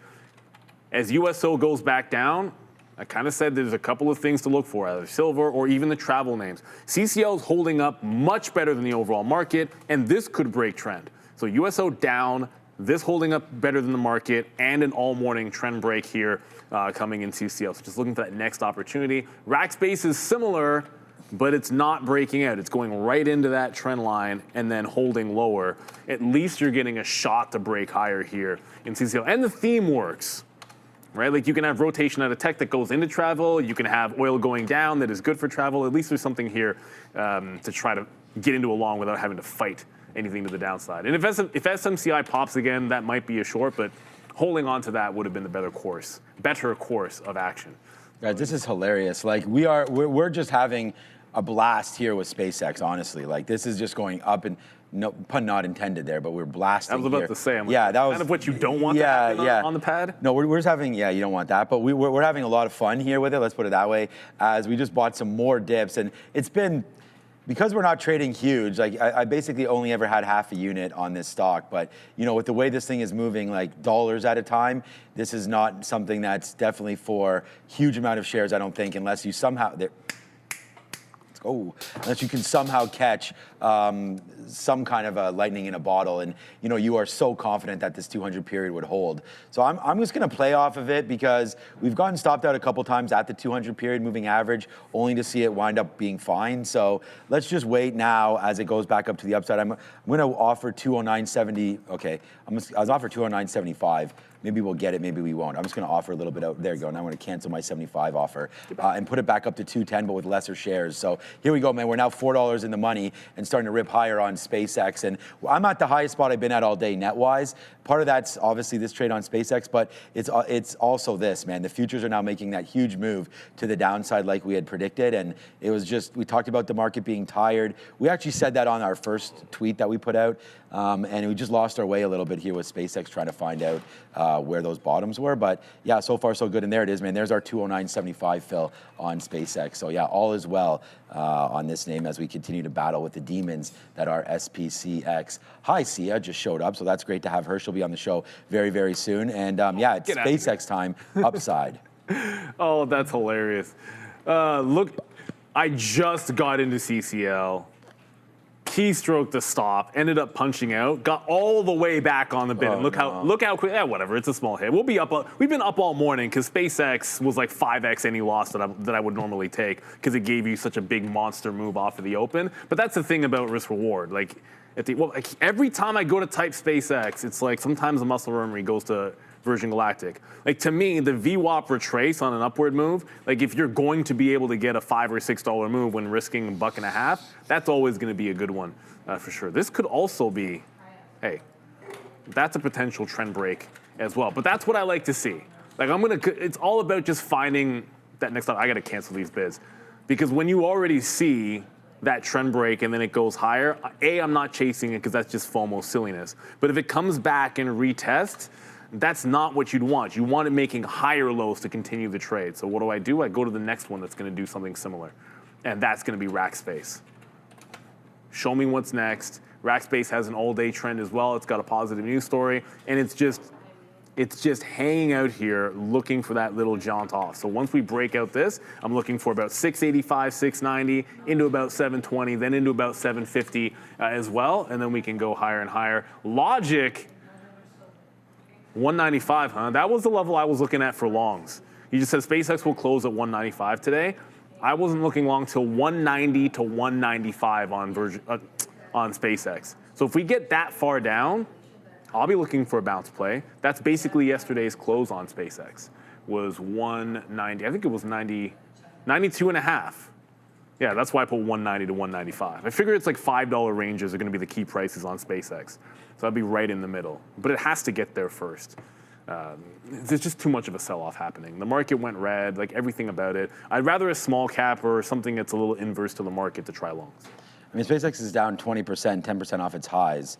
So well, if you count the $30 high, sorry. Well, I'm not counting, the 30 high, whatever, but this is close enough, man, 226. Yeah. So, yeah, I agree with you. I don't think 195 is low enough. I think we could go a lot lower than that today. So let's just wait to see. I'm stopping out if this breaks 204. So we've done well, man. I mean, we took that all the way to the upside. We got 210s, 209.90s on this trade. As now it's starting to maybe find a little bit of a bottom. I don't know. I'll offer a little bit more out there at 85s. It's amazing that I can now start scalping this for 50 cents. When obviously we're going to try to hold the rest of this for as much as we possibly can. But there it goes, right back up again now to the wow. All right. I mean, this is what I mean. I'm going to take another offer at 207 if it gives it to me. Why not do that? I mean, we're just sort of ringing some registers now. We want to thank everybody for joining us. Make sure you do hit the like and the subscribe. I'm going to take another piece out on the TQs right now. And this is, again, a futures product. We can't call it the futures or I get in trouble by people. So there it is, man. This is a futures product where it's triple levered. So we'll take another bid if we can get it. Maybe just, you know what? Let's not get too worried about what prices exactly we're taking. Not when we're in the money like this. We should just, make sure that we do flatten it out. I only have now less than 10% again on this trade. So, huge move down. Let's just keep absorbing this one. We'll put a stop right there. 83. So our stop initially was 85. So, 30 cents worth of risk to make almost 250. Not bad. But we're going to cancel that stop now. And, I already did cancel it. Okay, that's good. So let's go to 83. What did I just say this was? 25. So let's go to 83.31s. Just give it a little bit more room. Let's go to 36. We'll get out of 100% of it. And, yeah, we'll give a little bit back. But that's 83.36. We're short at 84.71. So, it's definitely a good one. You never want to give back anything if you can avoid doing that. But right now, I think I'm pretty comfortable now to hold the rest of this SPCX. Let's wait for VWAP or 210. So I'll put an offer now at 209.90 again. We've already got that level once. So we'll put an offer there. See if it can come back up. If it fills us, great. We have $1 to go until that happens. And we'll just keep absorbing some of these plays here on SpaceX and see if we can get a little higher against this bid that seems to be back for now. I don't know. I mean, options. We can actually, maybe when Joe has a second, we can sort of look at the chain, maybe? But, yeah, for right now, the chain gang is in here on SpaceX. There it is, man. Can we get it? Maybe we can. 209.80 is what I'm sitting at. That's actually for $4. That's a good point. Like at some point, you want to look at the chain, but my guess is there's 209.80. Yeah, it's going to be complete insanity the first day for sure. I think you're starting to finally break the trend on SpaceX, but I'm not going to chase this candle. You had to be in at 207.5 when it broke the trend line, and I'm not going to chase it $2 because that completely skews the risk to reward. But I can go over to DRAM and take a second shot at DRAM. You closed in the gap, you went red on the session. It's now trying to hold on to $70. And again, I always look for a specific entry. It's trying to break its trend, so I'm going to try to get into this. If it breaks 70.40 kind of clean, we'll jump into it. I know it's 10.40, and that means it's already time to look at some other sectors. I can promise you this, it's looking a heck of a lot better on the ES than it is the NASDAQ. So there's got to be some strength outside of tech, and it certainly is in oil, that's for sure. So let's have a look. We're going to go up to the desk, and we're going to have a look at what sectors are looking strong I think, Andre, I heard from Adara that we're going to be going up to the desk in a quick little second. Are we going to the desk, Andre? No? All right. That's fine. We are. Let's go back over Let's to the go back desk up to to Adara, yeah? Yeah. Here's the sector board, guys, and there are a lot of structures that look strong. Finance right out here standing out to me. JPM up 3%. You've got Visa, MasterCard, Bank of America, and Morgan Stanley also looking good. Producer manufacturing strong, consumer non-durables relatively strong. Utilities strong, non-energy minerals, you guessed it, strong. Commercial services looking pretty good here. More mixed performances here with health tech and consumer services. Then you have some weakness in energy minerals. Of course, oil still down as traders continue to assess this memorandum of understanding between the U.S. and Iran to end the conflict. Health services red, consumer durables mostly green, but Tesla to the downside here, and they are the largest part of this sector. Tech services looking kind of weak as well. I mean, Google to the upside, but Microsoft down 2%, and AAPL, Palantir, Netflix all sharply trading lower. Electronic tech, not a good look here. As Neil mentioned, these SPY names outperforming the NASDAQ, and you really see that here with these tech names selling off. Intel down 4.5%, AMD down 3%. Now, trying to hold on to some strength is going to be these names in the memory space, specifically Seagate and Western Digital, WDC. Though Sandisk here already down on the day. Back to you. Okay, yeah, so we actually do get stopped out, so we'll spin the money sign there. The Qs do stop us out basically right at the price. So looks like once again we'll get stopped out exactly where we put our stop, which sucks. And that might have been the top right there, but we had less than 10% left on that trade. So it does, kind of not a great out, but we'll see if that eventually makes us a little bit of money. We do not have the lunch list this week. I don't know. We might not have it forever until we get those guys. Until we get those guys, maybe for a couple months. So yesterday we both mentioned chicken. I believe it was a little jerk chicken, but it wasn't super jerky. It was a little spicy there. Do you think that was jerk chicken yesterday, Joe? That's right. Yeah, I don't know. It was a little spicy. It was a barbecue chicken. The reason why I thought it was jerk chicken is we got the coleslaw that we always get with it. We got the mac salad that we always seem to get with that kind of a food. So yeah, yesterday was chicken. It was not tilapia. We'll give you guys an update if and when tilapia enters the building again. But yeah, so far, like I keep saying, man, so far so good. We will get out of SpaceX. We actually took a few outs right there. We have not a huge position anymore on this spot, so we're pretty happy with what we've been doing there on the reload of SpaceX. Now, will it last forever? I don't know, but we're going to try it anyways and see if it does break through. But the offer's at 204, so a breakdown of 204, and we're out. Let's go over to another name. Let's check out what's NVIDIA doing right there today. We got some news from IREN as well. That was up a little bit. NVIDIA 209 and change, not doing a whole heck of a lot. IREN, $62, I think was close to the high today. Yeah, exactly, $62. And, nice recovery right there on IREN as it's trying to make some noise back there to the upside there. So that's going to be hopefully a good one. And then we did get some super chats or some talk about Marvell, about how hot that one was. Cooled off a little bit up to 316. Its high of all time is 330 or 328, something like that for Marvell, 324. So we almost pushed ATH again on Marvell. I mean, we would have done it. It's just the market fell off as well. That's all-time highs for the market there today. We had to get to the Qs. We had to get to 745. Was that what it was? No, 748 on the Qs was all-time high, and that was made right back into there, 748, right back on this day of June the 2nd. So we're just a couple days off of recent all-time highs, and we're almost right back at those levels here today. Before we had a little bit of a dump off, and the other name that I've been buying up a little bit is Eli Lilly. We'll have to wait if that breaks 1100 to the downside. It's not really doing a whole heck of a lot today, only down 0.3. And then, as we had mentioned on the back end of that trade, SoFi and some of the banks, right? JP Morgan up 3%. Those were good buys down there, under $300. I mean, you really got to appreciate those buys. We had a nice little level there at 290s. So that's going to be something to look at for sure for JP Morgan shareholders. Next time it comes back in, watch out for 290. But yeah, straight shooting now back up to the upside is JPM.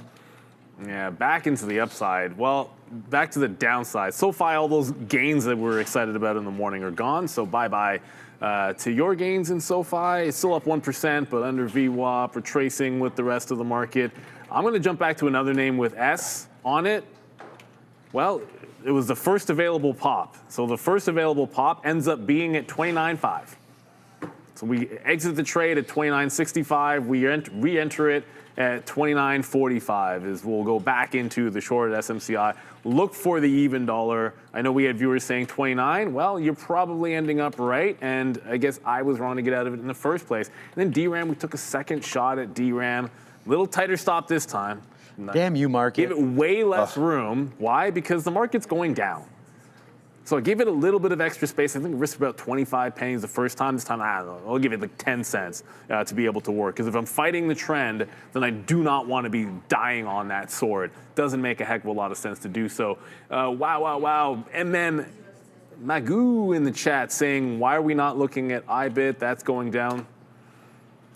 Yeah. I almost wrote that down, but you can only have so many things. I mean, I'm happy with what we've been doing. That's sort of the thing. Like, almost every single day, somebody is trading Bitcoin. And I guess today was the day that it got lost. And you know what? It does look like a short setup. Head and shoulder yesterday. The shoulder resistance trend, fill in the gap, probably just short the pop with the trend line in here. The good news, if we're talking Bitcoin, then the good news would be that you've held 60,000 again, or at least just underneath 60,000. So it's kind of on a little bit of an upward bounce. But overall, let's be real. You pop this as let's go to a daily chart. You cannot say anything, but this is in a still fall. It's still a downtrend. It's still falling. I haven't been totally convinced that this has made a bottom yet. Trend is down. Everything about it's weak relative to a market which basically tagged the all-time high today. Close enough. You know, Bitcoin didn't really do much on this bounce. So I think its overall trend is a short, but you're getting a little bit of something off 60,000. So I'm with you in that it should have been a short today, but you couldn't look everywhere. You can only look in certain places. Let's throw this super chat from Darth Locutor in the chat. Yeah, here's a good one. Money. Uh-oh, who hit that? Uh-oh, that was got to be Joe. It must have been Joe, yeah. I can't. Well, there you go. Here's 20 for someone to make an anti-tilapia emoji, like a fish in a cancel circle. I'm with that. I think we've already. That's that already. being said, we're already off the tilapia Yeah, here. the cancel culture's already happened there. And on tilapia. and they haven't even had it since I got off of the tilapia menu anyways. It's been a lot of salmon, which is delicious. When the caterer does salmon, they do a fantastic job. Yeah. I actually hope we get that today. That'd be nice. I mean, I voiced my opinion, and that might have, treated the salmon or the tilapia not the greatest there, but we'll see. So, anyways, there's the stop at. Well, stop a fail. I mean, look, man, we made 2x our daily goal on this Qs trade. So, we definitely held enough shares, like I said, 2 times our daily goal on the Qs alone. And that's, I got to be happy with it, but that stop out again, like this doesn't always happen, but that is what can happen to you when you put out stops. And, I have no idea. The market could have kept running or it could not have, and it went the other way on that one. I'm going to take advantage of $4 now on SpaceX. And just, I don't know. I mean, it's just bouncing around. There it is. We'll take it out just underneath VWAP. I do have a 211 order waiting there, so if that can fill, that would be great. And SpaceX, again, right back to the upside now. And we're $4 in on it, so we'll take another fill. It almost came out, right? I mean, no, not really, but it came down to 205 and change. We're waiting for 204 to break. So that was close. So we didn't actually, once that happened, that could have been a reload spot, but it was so close to the shutdown, to stop out, not shut down, that we didn't take any more there. I didn't want to get run over like we kind of did right there. We tried to buy VWAP and got stopped out in 1 minute, like 1 second there. As we buy some 211.50s, stopped out immediately at 210. So that ran right through us, right? Like that prune juice that Sia threatened me with earlier. But there it is, up to 210. So we'll take a little bit of a fill there. We'll wait for 211s, and then we'll get going after that. I did want to check out my good friend Target one more time, because I couldn't believe that was at 135 yesterday, 133 and change. It's going well, my friend, there today. My good friend, almost said Theo. We had my pitcher, I just got some, he's not showing up on Friday. We actually won yesterday 10-1. I had one pitcher go 4 innings, brought in a guy for the 5th, and we didn't even play the 6th because it was Mercy. So, and his name is Theo. So he was asking if he's going to pitch on Friday night as well. But here it comes. We could get this. That's Sharif is what I meant to say. There it is. Welcome back, Sharif, with only 10 minutes to go. And there it is right there. That's $6 right there. We'll hit it. We'll hit this one now on SpaceX, now $6 in the money as we get uncomfortable with this trade, but we don't have too many shares left, so good job there as we wait for, well, I'm at the highest spot I've been at all day here, P&L wise, so it's been so far so good. We got to go back over to the desk, I believe it's 10:50. It's Money Talks, so let's go over and see who's doing this one. Will it be Sia? Will it be Adara? Probably. It's me, guys. Let's talk about the US dollar. And right now, I mean, a little bit of a topping tail here on that US dollar. We had 2 straight green sessions in a row. That 2-day green streak ends today, at least so far. Of course, this could always change as the session unfolds, so we'll have to keep you posted on that. Now, as I mentioned, economic data this week generally pretty light, with one notable exception. Tomorrow, of course, the Fed meeting, but today we did get a couple prints at 8:30 a.m. Housing starts and building permits lower than expected. Import and export prices higher than expected. Let's take a look at the CME Fed Watch tool for tomorrow's aforementioned Fed meeting. That will be happening at 2 p.m. Eastern. First Fed decision under new Fed Chair Kevin Warsh, and this will also include the Summary of Economic Projections, or SEP. Now, what we've seen over the last probably month or so is we had very small odds of a cut, but overwhelming majority here expecting rates to be held in place. This has changed. We still have the overwhelming majority expecting that rates will be held in place, but now 0.4% of participants expecting, if anything, we could get a hike. So no cut odds tomorrow. That is significant. That is what OB would call distinctly different. We're still seeing that we could get a hike in rates in December of 2026. Let's see if that comes to pass, because this probability section going forward to December 27 could look a lot different depending on what we get at tomorrow's meeting. Back to you. Just heard Sharif say 300 on I keep saying Tesla, SpaceX. If it gets to 300, if SpaceX goes to $300, I know I've said that I got into such a small position to start out that I wouldn't be taking it out. But if it gets there in too prompt a manner, like that would just be insane. How about Friday? If it got there this week, yeah, I'd probably ring the register, because that would I'd feel silly not to.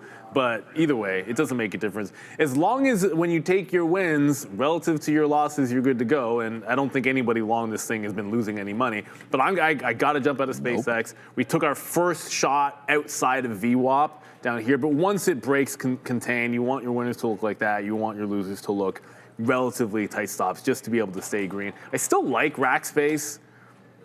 And this might not break until around the midday show. So if you're looking at small cappers, this is your cup of tea. This has been the one I've been waiting for. No executions on it. Just want to see it break the trend and hold VWAP. And it's an all-morning trend line. You could be shorting this, although I don't think we actually have locates. Oh, no, we do. I wasn't looking to short it anyways, but we have free locates on it, so I could if I wanted to. But it's just a break trend long that I'm looking for, and that's about it. And Taylor Batty, here's what's up. Neil just talks about trades but scared to make them. Green today, green the month, last month, month before that. No, Taylor and I have been through this before. Everyone has their own style of trading. For me, I look for that spot to wait, to get in on one shot, have a tight stop, and then that's it. In and out on SpaceX. On SpaceX, same thing. Short the pop into the pre-market high, pop into the pre-market high, retracement into the volume-weighted average price. Bingo, bango, bongo. That's my style of trade. And that's what I look for when it's momentum. I'm not that, I try to be like that quick, very, very obvious place to get in where I know I'm going to place my stop, and I don't have to worry about holding it forever. I'm just looking for that target, and then it's just risk to reward at that point. But the real point, Taylor, or anybody else out there, if you are trading, there's only one thing that matters in trading. Can you make money? And most people can. That's the reality. So I don't care what style you have. Like I'll never sit there and talk. You could be a penny stock trader to the day you die. You could trade things with gigantic spread. You could trade Forex. You could trade futures. You could trade Bitcoin. You could trade oil. It doesn't matter. Gold, silver, whatever it is, if it works for you, it works for you. And if it doesn't work for you, then find something else to do. It's that simple. Trading is hard enough if you're trying to be something else that's not working. Oh, I'm going to do this because this is what looks cool. Nah, man, you just got to worry about doing you and making money. And when you make a winning trade, hopefully you're not losing it back in something else. And on top of that, one of the biggest reasons I see traders lose money, and most, like Sean said, most traders end up failing, capital toward things that don't work for them, right? Throwing good money after bad. And that can absolutely crush you. Or not willing to listen to the market when it's speaking to them. What did Cruz say? What did Cruz say? Okay, so Scared of who? So no, we got Joe saying, what did Cruz say? Scared of who? Scared of who? And the other thing too is I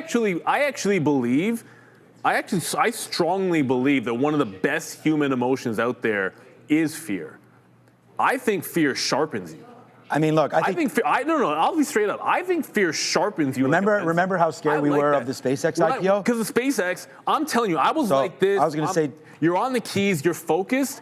If I'm not afraid of losing my year on SpaceX, then I'm not going to be as sharp on it. It gives you that laser focus if you channel it correctly. If you channel it the wrong way, then it's going to be a problem for you. I mean, but like every single time I played a game, whenever I hit the track when I was in university, like I had that anxiety. And I'm telling you, man, I love that. That's the best part about sports is when you got that rush. So you can say whatever you want, man. You just got to do what works for you. I appreciate you. I love the passion there. But you know what? This is what we're talking about. We sat here, we talked about this. And Taylor, you can come after me, man. It's June right now. It's June the 16th. I've already made my month, or my year, sorry, until December of 26. So you guys want to come at me? We talked about that. We put up absolutely, no one's going to come at me. But, you know, we can definitely to show you guys, no matter what happens right now, my whole year trading was done on one day, and we're gonna do it again and again and again every single time, man. We are not afraid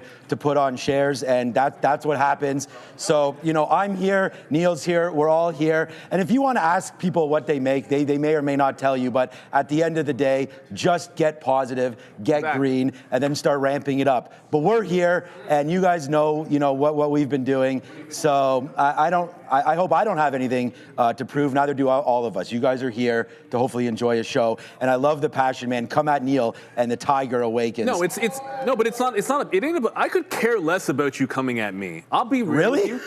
No, I don't. That's like the most emotion you've shown, but I love it. But it has nothing to do. It has nothing to do about me. It has nothing to do about me. It has to do about trading. It has to do about traders. Because if you've been doing this a long enough time, I dislike watching people lose money. It's not fun. No, it's the worst. And when you sit here, if you've been a risk manager, you've been trading a long time, you see a lot of traders lose.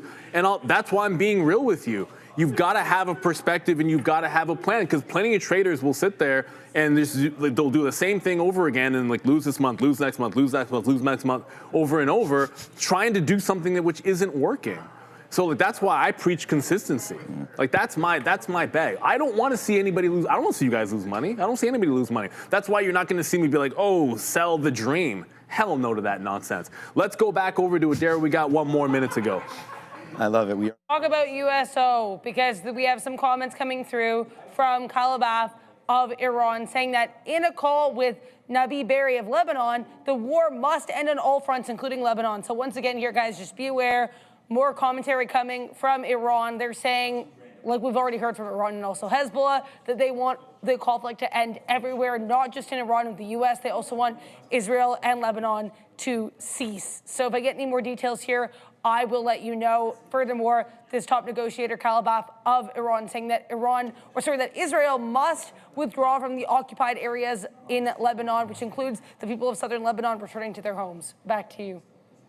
Exactly. All right, guys, watching out here as the market goes. There's only 30 seconds left. I mean, that was great, man. We love to see the passion come through there, so that's great. Shout out right now to this right here. Jorge, what's up, Georgie? You're there with the 5 memberships. We really want to thank you for all of that, and this is exactly what we're talking about. The show got so much better with Adara coming on board. So we want to say thank you to Adara for that. And then here we go. Then another super chat. What's up right here? Keep them coming, man. It's just 11 o'clock. We can keep going. Go Neil. Jesse Martinez. Someone needs to say it. Yes, go Neil. We'll keep on saying that, man, all the time. SPX made some coin today. Keep bringing the trades, guys. Hey, man, that's exactly what we're doing. It has to be said. I mean, it has to be. This is why we had record viewers there on that day, right? right? We talked about it. We put up some big, huge numbers that day, some big, huge P&L numbers, and just hopefully you guys can enjoy the rest of your day. And it's going to be a small cap kind of a day starting up soon. Joe, one day sitting with me here yesterday afternoon, and this guy is absolutely murdering SpaceX. So good job there on Joe. He and I bounced a whole bunch of ideas off of each other yesterday on SpaceX. We traded it all afternoon. Be very interested to hear what his take is on SpaceX. We're still long here at 205.20s. And I think that, no matter how you trade, it's very important to have some sort of stop orders in, right? Like that stop right there at 215 had to be taken, or else you get smoked. As Neil said, don't put more capital at work if the trades aren't working. So that one right there on SpaceX, you got to be careful. Make sure you have your outs. I'm nervous just because I'm going to be, gone soon, go to the gym. So if this breaks 204, my market order is already there, ready to go. Right, so we've just taken some out. I only have basically 20% of my position right now on SPCX. So, that's going to be the trade. Great show, man. Obviously, good job, man. Love the passion. Glad to see it. And we will be back. You want to go? I want to answer. There's one question that I want to answer. Someone said, is it time to go on CEG?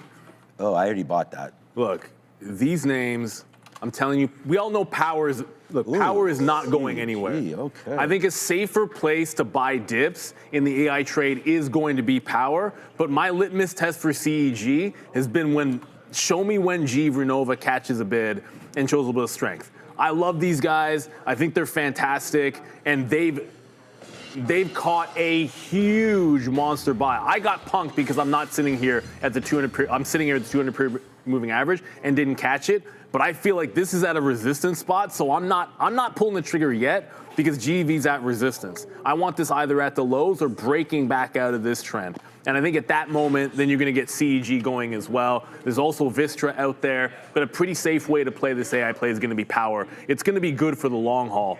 You just have to weather the storm a little bit. Let's go back over to the midday. It's Joey options, it's Sharif, it's small cappers and gappers, and more SpaceX apparently.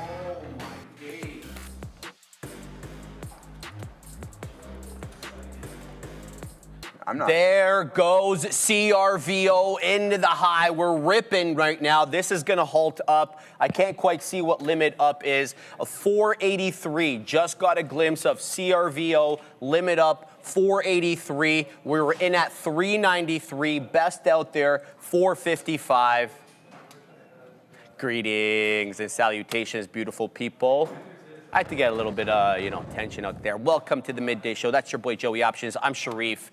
And we're no longer kind of rolling over into a new stream. There is going to be no new video. You all just going to join us right here. So we're going to have to say hello to everybody. Let's do this, right? People are kind of a little thrown off guard a little bit here. Bob the Builder. Shout out to my man Bob the Builder. We got Good O 2330. Shout out to Blicky. We got Ryan Hurt as well as JTPG1LW.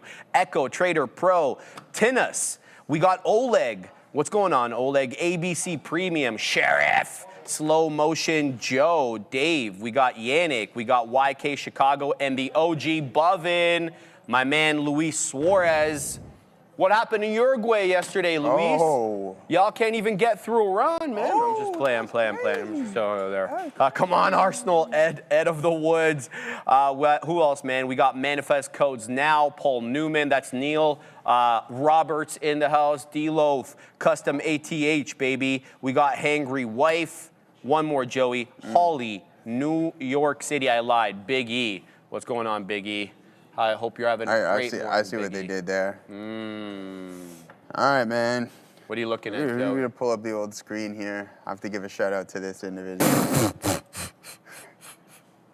Who is that? Is that your friend? No, that's Jesse Hernandez? No, that's not Jesse, man. But Popo Joe is correct, man. Poo-poo Joe. No, it's Popo. Sorry, I read it poo-poo. Yeah, well, bro, My it's bad. Po. Yeah, whatever. My bad, man. It's Popo, man. Listen, I am patrolling the chat, so you guys all better be on your best behavior, or you're going on timeout immediately. Jesse and Blicky already know what it's like. So there it is. This guy took it from my ex picture, and then put that on there. He said, you look pretty good there. So, yeah, all right, man. You guys know I already be patrolling, so keep it. Be on your best behaviors. All right, guys, we have a bunch of lock things somebody running up, here Joey? for us today. Any minute. Okay, you Hey, can get brother, locked up, listen. Yeah, locked up. Listen, I would be that cop that everybody citation for you, citation for you. Citation Joe? Ticket for you. Oh yeah. my Look at me days. wrong, ticket. Look at you wrong, ticket? Everything. Oh man. my Be goodness. causing pure chaos on the streets. All right, guys. Anyways, aside from that, let's get down to business. As we have JPM climbing up to 200. Who else wears police uniforms to events, Joseph? You know, other than police officers. What kind of profession puts on a temporary police uniform when attending an event? Bro, you're past me on this one, man. She gets it. Ram gets Are we doing are we talking like Halloween? Oh, is that what? Listen, I feel like. Who else, Joey? Is that what you do in your free time? Yo, bro, they banned cameras in the change rooms now at the gym. Because you be doing that stuff. That's crazy. Come on, man. You're even dancing. Come on, Joey. You're dancing. I was gonna say You were like a deer in the headlights with that comment. Yeah, well, I You was had no idea gonna, what I was was gonna going say on, something brother. along those lines, but other than that, yes, I was pretty oblivious. Okay, let me talk some stock here, ladies and gentlemen. Let's get to We it. have Google up to $375, starting to come back in a little bit. Is this going to be a support level at 205.66? Oh Maybe, my possibly. days. But we have JPM climbing higher, and we have NVDA not doing too much at 209.55. Now, do you want to see what I was trading today? Sure, I'll be glad to show you guys. Yep. Here it is. We were long this morning. We started to form a bull flag on the 1 minute time frame, and then once the volume really stepped in, it was our green light to go long. Bang. 208.25. We take our first partial off at 211.23s, and then we get fortunate enough to get a move all the way up to 217. Does it climb all the way up to 224? Yes, it does, but we got out way before then. But we take another attempt on this bad boy from 209 roughly all the way up to 211.77. So those are the only two trades I put on here today. Maybe we'll find a long on the NASDAQ if we have bottomed. A move back into the volume-weighted average price would be my ideal target. Let's send it off to the dancing man. Hold on. Just before we do, Joey, CRVO, you need to keep your eye out on this one. It's through 5. It's through 100%. It's all gas, no brakes. Watch out for the reversion, though. Keep your eye out on the bid. Look for somebody to step in to support the price action to the upside. CRVO ripping here. But I got to tell you guys that I'm shouting out VinFast. In fact, a huge shout out to them for sponsoring today's video.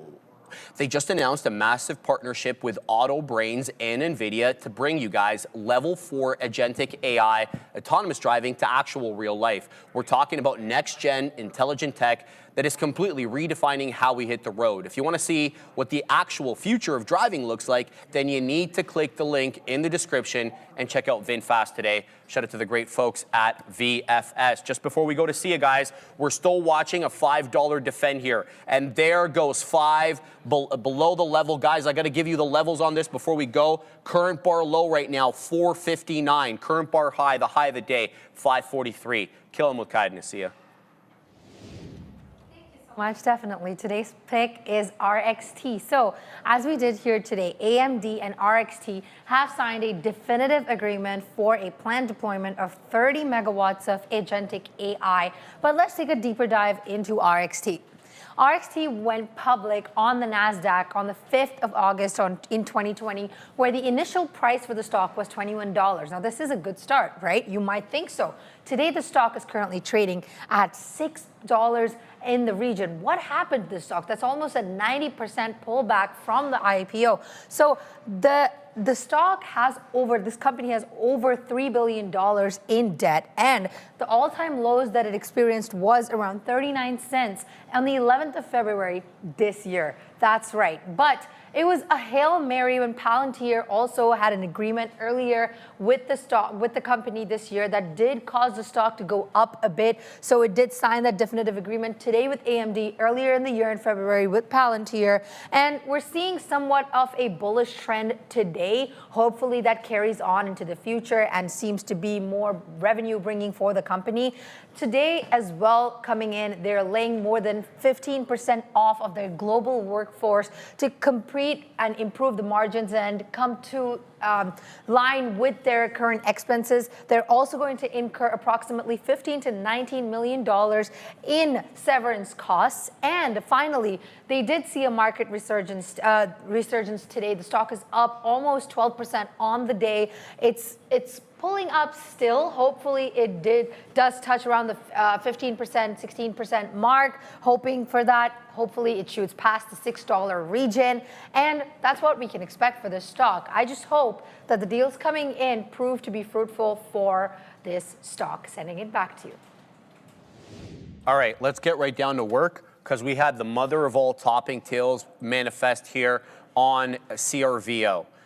The funny thing is, even though this is as ugly as sort of it gets, the current situation still leaves us with a higher low on the current bar. So the 1110 bar, we've got a low of 451, 51.1. Bovin bought that 450 dip. And I like that look, Bovin, so long as it holds the 1105 bar low, the low of which is 446. So currently, whether it's 5 or 6 pennies or not, fact of the matter is it's a higher low. Right? I am concerned that we do lose prior bar here as we're seeing some pressure. I'm going to continue to wait for this to kind of recover. Great dip trade by Bovin. I hope it holds up at 450. Keep me apprised, brother. Hope you print up multiple storms. I've got others. So let's get right down to work. NMRA, look, the volume is a little bit displeasing on this one. 7.85 million on a $1.18 name. That's weak. It's weak sauce, okay? Especially from where this one is coming. $1.80 yesterday, or sorry, the day prior, so it was Friday, I guess. And then all hell broke loose into the morning there right at 8:30. Looks like we're recovering somewhat. You want to use your Fibonacci's. I know, I'm just kidding. If you want to use your Fibonacci's, where the hell are they, Joey? There they are. So you can kind of get an idea of where we should expect a possible retracement. So your 50% is about $1.30. I would say possibly $1.30 to $1.35 if you want to use that metric to gauge possible retracement percentage. You have also got OLTK, not up big, but coming into that $1.50 area with good support generally at the 10 EMA. Let's see if it holds. CERT as well. This one looked like a bit of a buy program. Decent volume on CERT, but not big up notionally on the day, 16.5% as it dances here with that $6 area. I'm liking the look of Lion's Jib though here.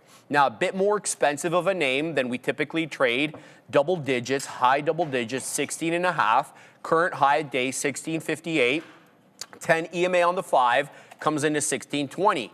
I am less inclined to want to pick it up off 16.20 and more inclined for that 15.90 to 16. This is my buy zone here. Let me say why. 16, whole dollar, psychological support, resistance, yada, yada, yada.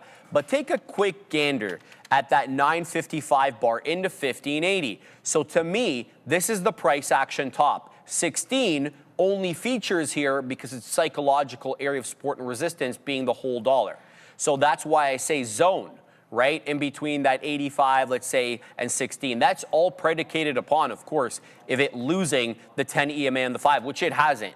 It's been a very, very good and staunchy defender of the 10 EMA on the 5. CTM, cheaper name, up 9%. Pickings are slim today in the world of small cap gappers. You can see this one got all sorts of shellacked. Christmas tree retracement off that $1.33, loses everything, goes negative on the day and trying to recover a little bit today. And that is basically it. Yeah. So Lion just got into another high day there. So it probably behooves me to load up LION, take a quick look at what the spread is, what to expect.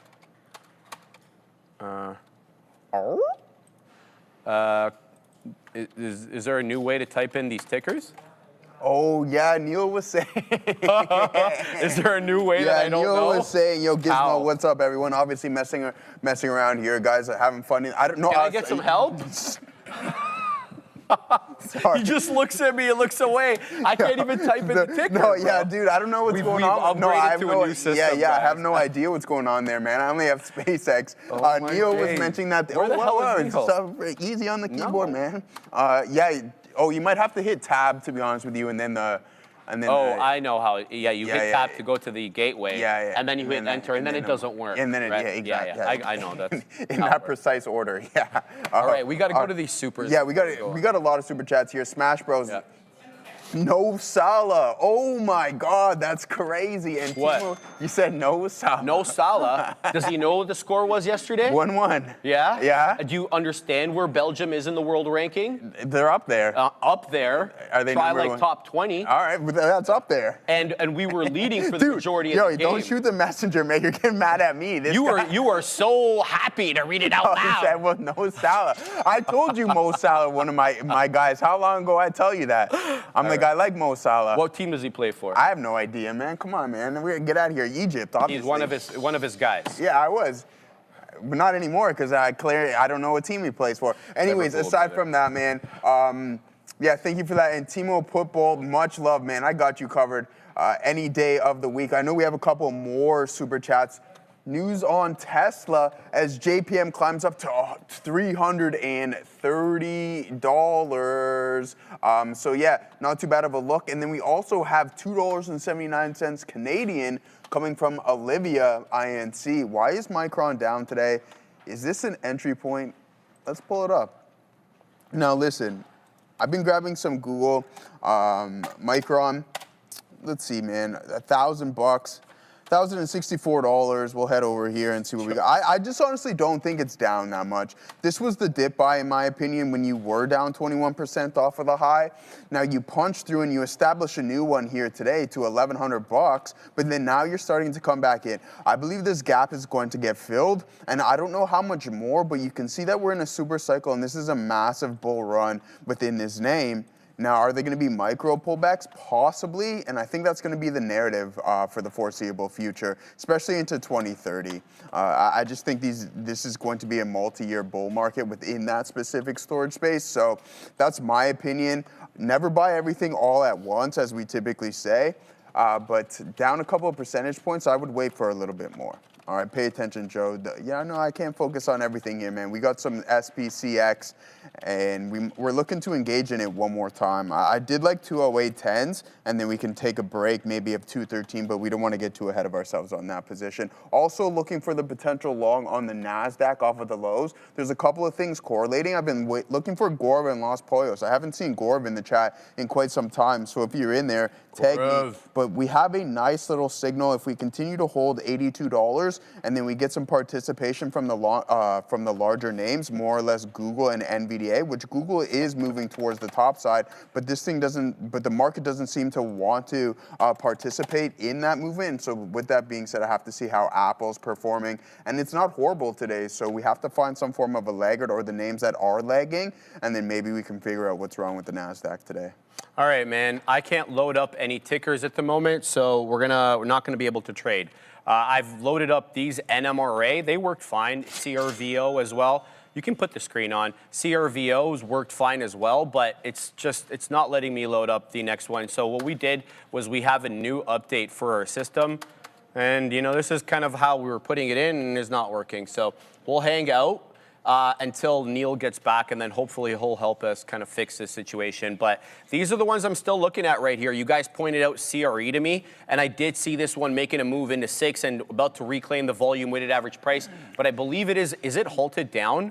CRE, I didn't quite add it into the watch list on the side. Yeah, we're halted down here. So a move into 617, that ends up making the high of the day, and then all of a sudden, we get hit with a big sell order down into 520, and now we're halted, so we'll keep an eye out on that. But I'm liking the look of NMRA. I feel like this one is a slower mover, but it's stair-stepping up pretty slowly here. And that I can get behind, right? So let's see if we can kind of get in. Now, what would be my out? My out would be the loss of $1.10. That means 10 penny risk. Well, there's only 2 pennies between the current price action and the high of the day. That means my theory has to be that we're going to breach high of day by at least 10 pennies, so that at least have 1-to-1 risk to reward. So we're gonna get in, and I'm gonna basically look to defend into about $1.10. We'll start with a smaller position, knowing full well that we've got something called a flat top break brewing here. What do I mean by that for all the newer traders? Well, take a look at where this one keeps on rejecting. It's not the exact price that matters, but it's more about the region. Look at this, 120, 121, at the most extreme, 122. Okay, so to me, this feels like there's a seller at a fifth of a dollar. We can shake that seller on a closing basis, which we haven't been able to do at any point in the day today, then we may be able to squeeze into a third. And then if we clear a third, you know what my thinking is. All of a sudden, I'm thinking the half dollar here. And there goes CRVO, Bovin. It's recovered, so we can get back here. Look at CRVO. How is this one doing? Into $5 it goes. Breaches at prior bar high, I think at around 490. High of day, 543. Looking for a 5 hold here generally. Let me give you current bar low. The hover is not working, of course. About 480, I want to say 4 high 70s. Let's see if this one can hold 5. I just want to see if there's buyers are going to step in at around $5. Not immediately apparent that they're going to defend it on a straight basis as we just dripped down into the mid to low 90s. But notice how we keep recovering above 5. So let's give this one the old college try. We'll give it to the mid 80s for now, and then we'll see what happens. So it did pop up pretty aggressively there. Wow, it just got stopped out after popping out into 520. So we're going to have to give this a little bit more room. So 440 area support on this. Yeah, no, I don't think this is not ready to go quite yet. There's a lot of support in and around 450 because it keeps dropping down into that level. That's pretty aggressive there. That's a pretty aggressive move from 525 into 450 in the same 5-minute candle.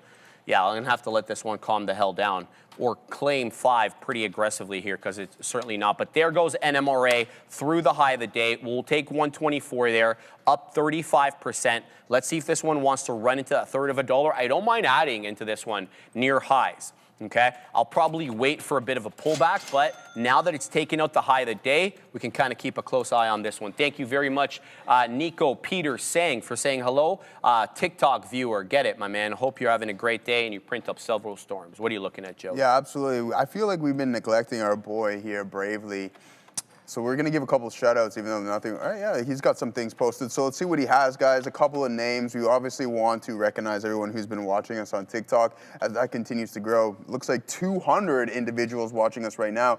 Good stuff on the NASDAQ as we go instantly OTM on this bad boy, the TQQs. All right, guys. Alfred, Manrique, Jared, what's going on? JR, Teresa Ross, we have Y10, Topper M, Ash, David Feather, we have Superior Orange, Lydia Green, Dallas, what's up? We love Texas. And Fred, Famous Adreno, Daki, Signo, DeSodio, Steven Jackson, Life X Lins, and obviously we have to give a good shout out to our boy Bravely over there in TikTok land. And he's also in he steps in, man. He'll time you guys out in the chat as well on YouTube, so you guys better be on your best behavior. All right, TQQs, guys. Glad that we started really small on this name because it just decided to tank city on this one with Google and NVDA still holding up strong. So we'll add a little bit more off of these lows. Maybe this is a liquidity grab before we get somewhat of a bounce, unless it may be an all-day sell event. I don't know if that's necessarily going to be the case,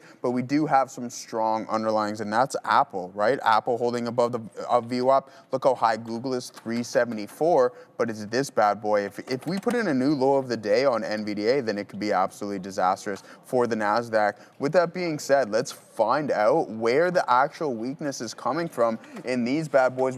Don't worry, guys. I have something beautiful planned for us on the SpaceX options chain. But if you want to take an early look, don't forget, we're not going to have any open interest on this stuff just yet. So $222 holding the most amount of size right now. And then we have some that are in the water, which is $210. Not too bad of a look there. But open interest not being displayed. And you can see the gamma is there and our delta as well, but the at-the-money IV absolutely falling off a cliff. So volatility stepping out of SpaceX as price starts to slowly compress 230% when I was looking at it this morning as soon as it opened up. Now down to 199%. Apple up, Sharif. Yes, sir. Google up. It's up? NASDAQ down. Why are we down in the NASDAQ? Anytime, Bravely, I got you covered. 1.5% to the downside here on NVDA. Apple up 0.5%. Google up 1.6%. Who's leading us to the downside? Broadcom down 3% here, Sharif. So it might be this bad boy as we put in a new low of the day at $380 on AVGO. A little bit tougher of a look, but we have SpaceX now up 10.25%, my friend. Yes, absolutely. Good luck. Thank you very much to Nick. Sharif, I like the look of Lace. Similar setup to CRVO. Thoughts? Let's have a look at LASC. Neil was pointing it out this morning. Let's find out if it's above the volume weighted average price. And thank you to Neil for helping me out with the new setup. We've got everything ready to go there. There you go. Look, this is not bad. On Lace, it's technically above the volume weighted average price, but as you can see, it was just recently below it. So this is a prolonged bull flag with an obvious area of resistance at 245, despite the fact that the 940 candle goes up into 256. Take a look at this. All but one print on the day have resistance at 245. Similar look to the downside, 220. Buyers step in, not on a strict basis, but all the closing prints, in fact, most of the prints except for two, all defend 220. So Lace is a range until proven otherwise. Now, if you want to pick it up, 2.25, 2 1/5, wait for this one to retrace into a third, maybe even at the most 40 to 45, and then leave a piece for the dream, perhaps for a breach of 50, have at it. I don't hate the pattern, but you know, it's a pretty prolonged bull flag here, having formed the pull component of the flag at 8:30. It is now 11:30, so 3 hours of consolidation.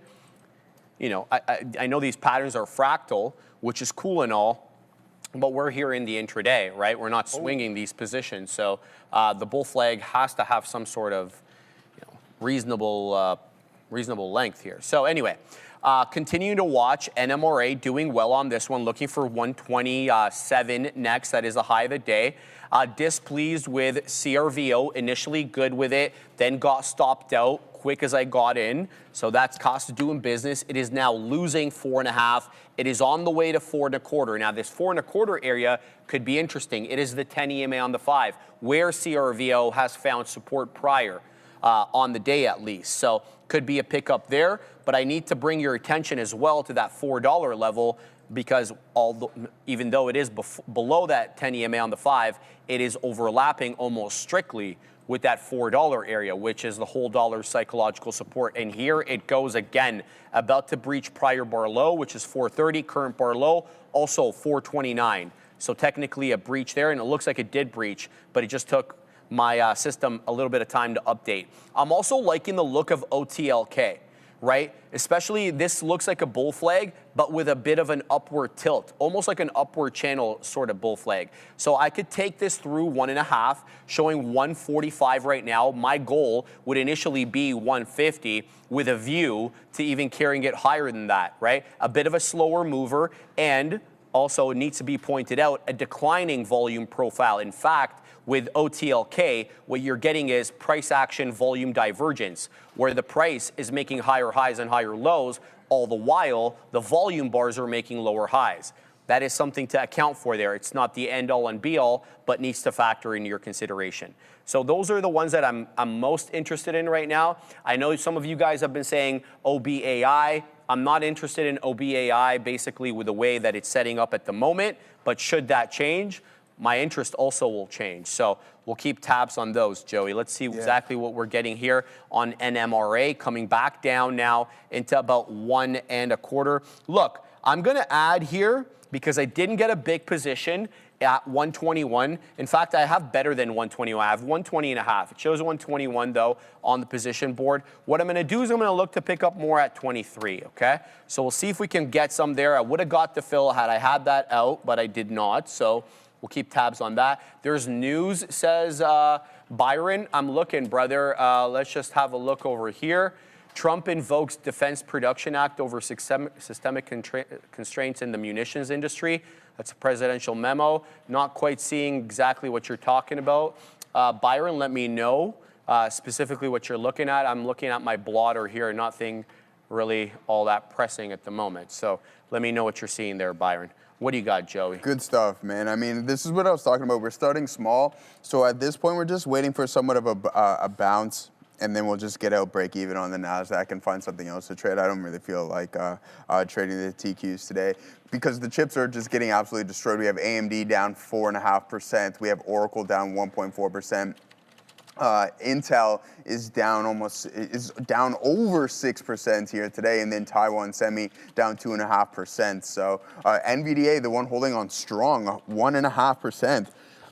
Excuse me, to the downside in that name. Now let's see, man. Let's see if we can get this rebound. Oh yeah, and I mentioned Broadcom getting hit today too, 3.5% on that. Eh? Boy, yeah, it got smacked. That's why people are asking, is this a good opportunity to dip by? I don't know if that's the case. I would wait for more, man. Patient hands. Full disclosure, I have 3 orders out on SpaceX. Whether they get filled or not is a different story. Now, I do believe it may take some time, but after all those locked up shares have the ability to be released, hopefully we can catch a fill. Now, what are my orders placed at? $170, $160, and you guessed it, $155. So that's what I got for my 3 allocations. I'm good with all those prices. It's literally 5%, 5%, 5%, or sorry, 10%, 10%, 15% at the lowest fill for my total allocation. So looking forward to hopefully getting involved with that. Now we have Bartoli. The Stochastic and MACD show that TQ's entry wasn't ready yet. Stochastic crosses first, then MACD. Dude, listen, I'm just like, hey man, we had SpaceX here earlier today. In full disclosure, even though this isn't good practice and I shouldn't be saying this, I am truly just messing around because these SpaceX trades were good. And then if we can have the ability to get out at TQs, somewhat break even, then it's just a little slap on the wrist, a little paper cut, as they would like to say. So, yeah, other than that, guys, let's see what we have. SpaceX still holding up around that 211. We did look at the options chain not too long ago. We'll talk more about that throughout the intraday session. We're not seeing any open interest just yet, ladies and gentlemen, so be patient on that one. And then we also have the leverage products starting to come out as well, too, Shreve, just in case you didn't know. If you don't know, I thought it was SPCC, but I could be wrong. Let me know in the chat with SPAL. We have that SpaceX SPAL. Neil sent me a bunch this morning. One are long, one short. This is a 2X, so this is Granite Shares 2X, SPAL. Let's see what the liquidity looks like on this bad boy. Just because you always have to take that into consideration. There it goes, SpaceX continuing to move a little bit higher. Thanks for pointing this out. I wonder if we have permissions on this bad boy yet. Most likely not, but we'll figure it out here momentarily because we can get rock and rolling. $213 on SpaceX. Things can get expensive. And if you're looking for those leverage products like I typically do, AMDL, NVDL, TSLL, and the TQQQs in which we're currently trading right now, you can really leverage your system. So I like using them, Sheree. All right, man. Hangry life. I hopped on the boiled egg craze, but my okay, let's just say your gas is crazy. What is your advice on the adverse? I don't really get that, brother. You gotta just keep eating them, man. Yeah, I guess maybe your gastrointestinal system will get used to it. Let me think this one through, but I don't have a response for that right now. Shout out to Angry. I love it, man. All right, NIVF, I'm being told here by Bovin. So Bovin asks, and Bovin obviously receives. Here we go, 104 area high. We just rejected one again, Bovin. I worry that this ends up being a double top, but it looks good. Especially since it is up 51%. So what I'm gonna do is I'm gonna put NIVF over here as a side chart name, and then we're gonna keep an eye out on it. But I do wanna I do wanna announce that I did get into LION. I'm giving this one to basically 16 low double digits, okay? I've got 32s, it's showing me 40s. I'm looking for a 70 move, if not 17. 1670 is the high of the day, hence why I target that. But if we can get through that, $0.75 area, I'm looking at 17 in the face. LION is not up big. It's up 13 and 2/3, 13 and 3/4. Let's see if this one ends up going or what the situation is. CTM also making a move, coming into 80 pennies. We're gonna pause for a second. We're going up to the big desk with Adara. I'm back here with one for our Euro Close segment every day here around 11:30 when the European markets close. What was of interest from today's Euro Close that you want to share with us? Thank you, Adara. So basically, European markets holding steady at the close overnight as they price in the peace dividend rally from the US-Iran pact. Now, of course, we see everything in the green, which is a good sight. Stocks Euro 600 up by 0.21%.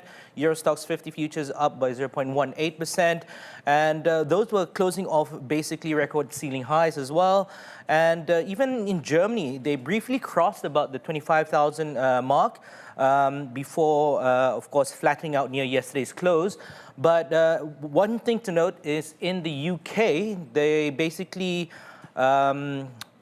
outpaced that of their other peers in the region. Now, markets, of course, after yesterday's surge, they've paused a bit. They're pricing in the Strait of Hormuz opening up again, and now the focus is shifting towards the Fed rate decision happening tomorrow in the US. And we take a look also, a lot of defensive gains in UK, especially as oil is sliding off. So a good day in Europe, and hopefully another good day tomorrow, depending on what will happen at the Fed rate level. Yeah, I believe yesterday you mentioned that UK was underperforming the rest of these European markets. So UK seemed to be on its own this week. Keep an eye on that, and we'll see Juan again with us right at this desk at 3:30 p.m. to cover the Asian markets. Yep. Thank you. Yeah, fantastic stuff, Juan, as always. So make sure you guys join us here at 11:30 every morning, and then at 3:30, as Adara just mentioned, for the closing of the Euro and the Asian markets. Now, guys, here it is. We took some off on the TQQQs, looking for a little bit more of a bounce. I have no issues with getting out of this break even and finding something else to trade. I don't want to trade the futures today, even though I'm in it. It's like, what is this guy even talking about at this point? So that's why I have no issue. If it decides that it wants to find somewhat of a bottom and rebound, then so be it. We'll sit in it, but I'm going to have very, very little patience. Well, I shouldn't say patience. I just don't have much of a tolerance. I'm not going to take multiple attempts. It's not a part of my daily thesis. I was like, oh, okay, we sold off a little bit. There was some indecision. There was volume correlating with an entry, and it just didn't work out. It gave us, we had to average into it a little bit, and then we were fortunate enough to get that bounce, okay? So that's what I'm looking at. SPAL, not looking too bad. SpaceX is the one that's in play, and I want to stick with because it's definitely over the past couple of days. Yesterday, today, Friday has been our #1 trader, and we may as well keep going back to your superstar, especially if it works time and time again. Now, DRAM down 2.3 or 2.9%. I'm waiting for this to pull back a little bit. I completely offloaded. I'm going to get this at a better price. I don't even know if I'll get back in it. I bought some NASA, and I'm like, what am I even doing here? Sold it, and then I'm just like, all right, let's go buy something else, which we did, and I'm happy with. So happy to get out of that and just allocate that into something else. But DRAM, I wouldn't be surprised if we get somewhat of a pullback here. Looking to buy that one here, ladies and gentlemen. Yeah, man, DRAM, it's a rocket, brother. It keeps going higher and higher. All right, Bovin letting me know NIVF did breach that dollar area into 104. Continuing to watch this one, a lot of topping tailish action here into that dollar area. There seems to be quite an aggressive seller at that dollar area. Not to be not shocked by that at all. 76, almost 77 million shares traded on the day. It does look like there is some buying here in the high 80s, low 90s, hence this 90 penny defend, but we are putting in a double top base. So if we lose 85, I won't want to trade this until it sets up in a better way. So I see support zone here on NIVF on the 1 minute between 85 pennies and 90 pennies. That could be a buy area.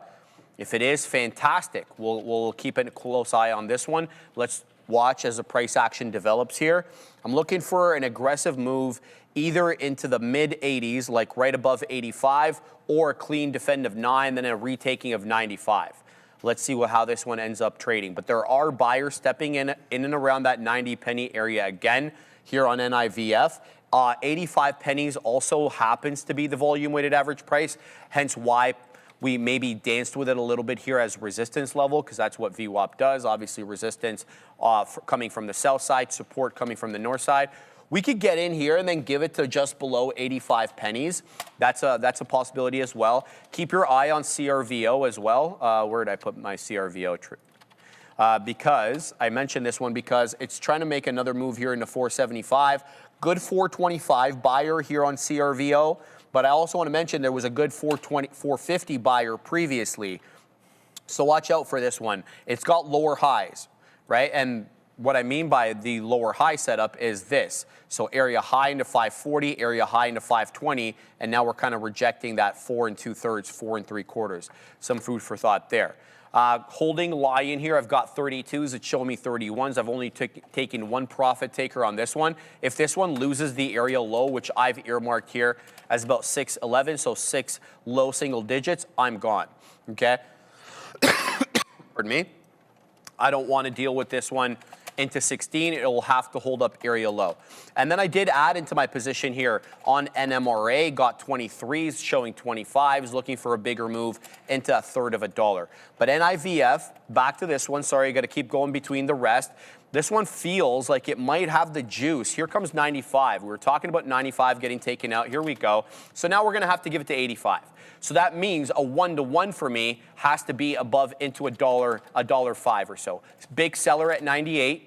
Just saw this one pop up. They killed him. There we go. Looking for a little bit more. Let's go ahead and set up right at 1, okay? Just so we can liquidity test this one, and then into 103 as well. And then the stop goes below 85, as I mentioned. So we'll just go 84 and then 80 on the remaining amount. We'll see how this one ends up acting. Lion, though. I don't know how to feel about Lion here.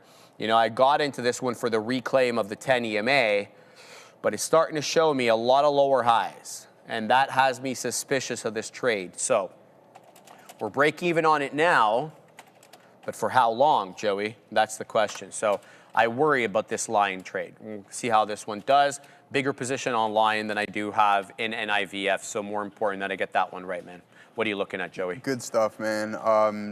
Jesse's saying bless everyone. All right, man. Thank you very much for that. Now we have a question in the chat. Joe, what are your thoughts on averaging up? Something you bought cheap on a personal account, do you take profits, then average up, or dips and just repeat?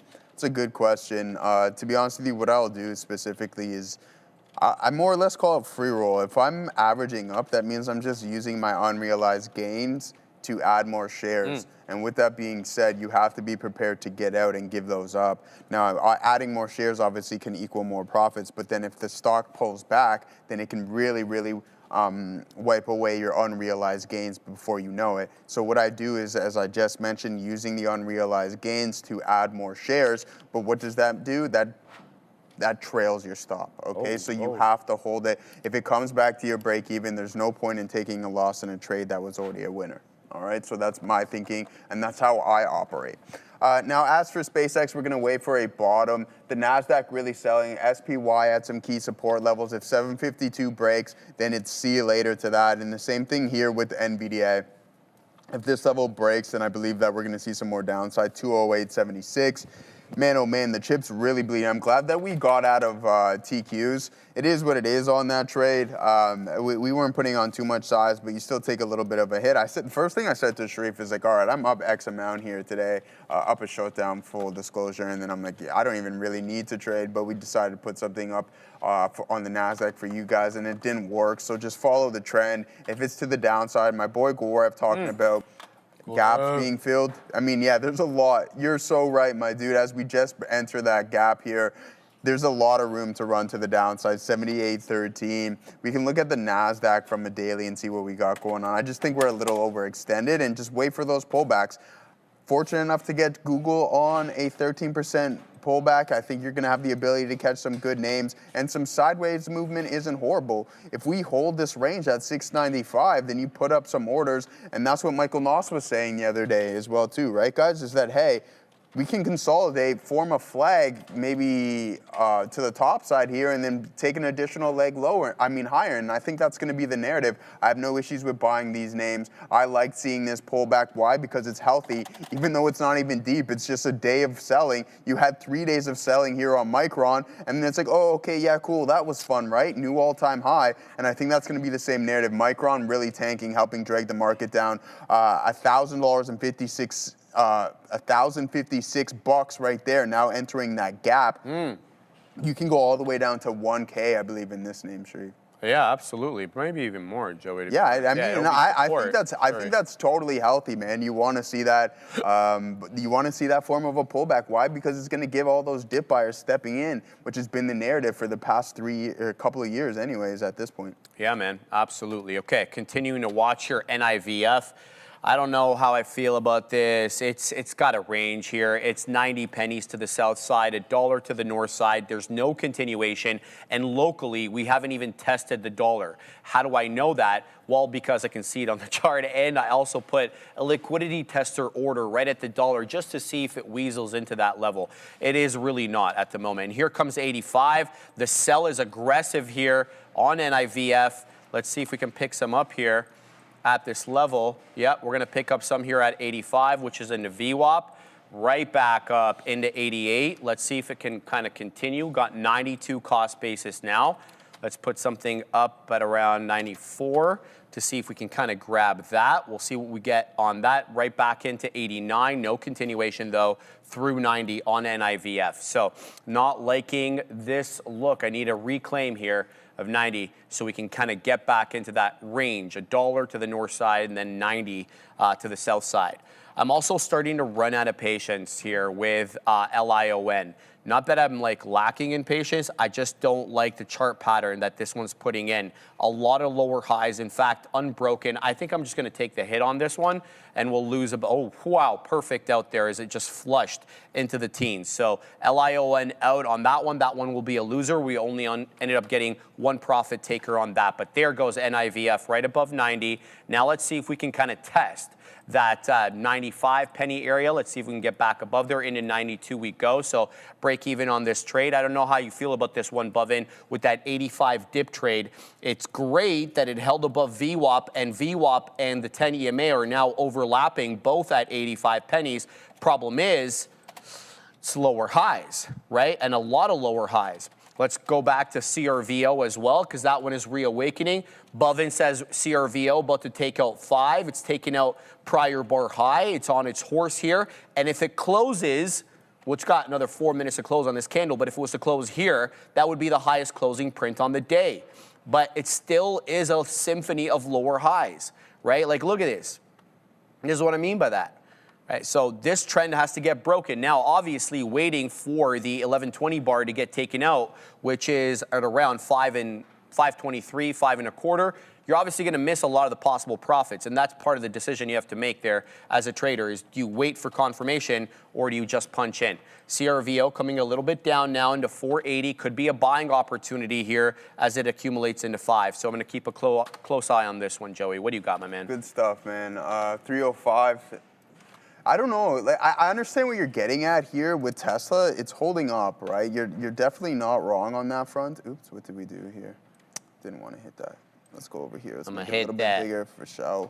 I totally understand what you're saying. Like the market's at the low of the day. You have NVDA about to establish one here momentarily. The NASDAQ and the SPY look like they want to break down and we're holding up. But don't forget, we do have this lower high and there's a trend that's been established here on Tesla. A couple of whipsaw moves here and there, but then you just come right back in. Now, I mean, like, I get it. So what you want to do if your thesis is and how I would play this is that I would actually wait for the NASDAQ to find a bottom and then start to trade higher and then see how Tesla reacts from that point. Sharif, did you listen to I want to listen to the Spanish version of that, what we got going on there, guys. Make sure you go. That's all you, buddy. I'll listen to the Mandarin one.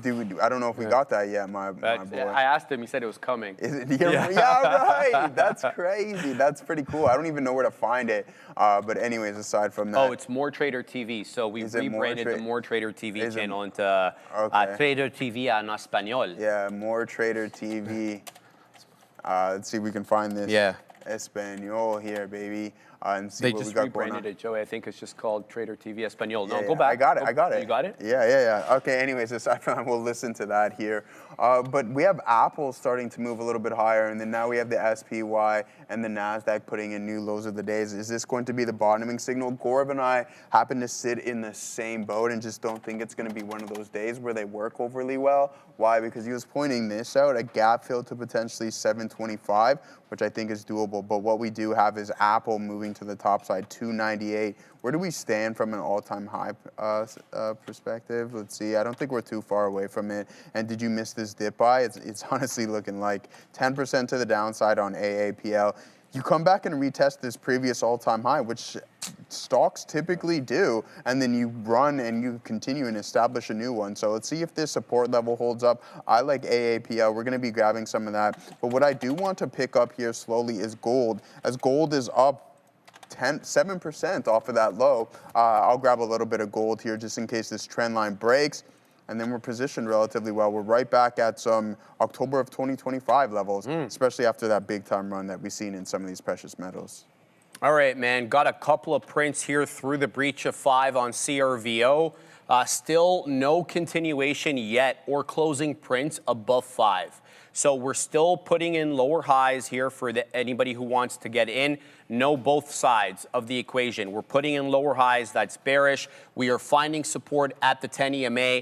That's bullish. Whether or not this one breaches 5 decisively, I've put my orders there so I can basically take advantage of price spikes that may not hang out in any one price level for all that long. I would suggest you do the same. This one's a fast mover. It can give you 25, 30 pennies pretty quickly. And unless you're really, spot on with the hotkeys and everything else like that, you may miss it. So throw out your resting orders there and, take advantage of that. Now, holding here onto, what's it called? NMRA, still waiting for the continuation into a third. It's coming back into the 10 EMA. That's okay, that's not bad. What is bad is the volume is almost dropping off a cliff now. In fact, in the last, I want to say 20 minutes, 4 candles have closed yellow on my chart. Yellow on my chart means that the opening and the closing price were one and the same. So you're almost getting no price action here. That's not great. For a name like this, you need price action. We can't just hold this one into an oblivion. Continue to watch CRVO as it made yet another attempt at 5 and yet another rejection. So let's see how this one ends up acting. I get out through the loss of 420, holding for a bigger move. I'd like to see a high at day 543 test. Just before we go up to the big desk here, I want to mention CTM. So this one, again, really coming from a lot higher yesterday, but it is recovering, and it's got a flat top brewing here at about 80 pennies. Look, we're above it right now. We're about 80.5 pennies with the highs of 80 2/3. If this one does catch a volume spike, it could see $1 pretty quickly here on CTM. It's got a good-looking pattern, an ascending wedge, bull flag pattern. Let's see if it ends up breaking out. I don't have anything in it at the moment. We'll pack the patience. We'll see if we can get into this one. Let's go up to the big desk, though. We'll see you. Keep an eye out for USO dropping significantly right now. This is just coming in from the Wall Street Journal that the U.S. will allow Iran to immediately begin selling oil and fuel under the deal to end the war, offering Tehran an early financial incentive to wind down the conflict. People are familiar with the matter are saying on this, and the provision for the waivers of sanctions on oil sales will take effect immediately upon the signing of the agreement this week, and also covers any necessary services, including banking, transportation, and insurance to facilitate the sales. All people that know about this matter have said, keep an eye out. USO still continuing that drop down. And that's all for now. I'll send it back to the guys. It's down almost 6% on the day. Yeah, exactly. That's what I'm saying. USO down. That's what we want to see. Buy some OTM puts on this bad boy. Oh my God, I was going to at 129. Now you're at 114.26. Yeah, shoulda, coulda, woulda on that one there, Sharif. But yeah, big time movement here on USO. 118 open, now down to 114. It's not too bad of a look. But yeah, save man, woman piece. I respectfully disagree. I don't believe we're in the 8th or 9th inning of this at all. Again, what do I know? But that's where I stand, and I think we're still in the earlier stages of this stuff. To say what inning, I think is a little bit of a stretch. Now, here it is, right? So Google, guys, we're going to go over some of the big names. I know we've been talking about them for quite a bit here. I want to look at iBit to see how it's been performing. It finally found a bottom, 37.34. Same narrative, right? I'm just waiting for these trend lines to be broken and for individuals to re-engage in this. I was listening to a lot of stuff on CNBC just in regards to crypto and what's happening. The narrative and the fundamentals haven't really changed. It's just that I think there's some new shiny toys in the market that people want to try and take advantage of. That's obviously being SpaceX and some of the new IPOs coming here later in the year. and just the chip trade in general. So it's just like, all right, out with this, something that has pulled back 46%. I still remain bullish in Bitcoin and Ethereum. I'll be grabbing some more. We were trading ETHA last year, not as liquid this year, especially considering it's down like 60% off of the highs. Picking up coin?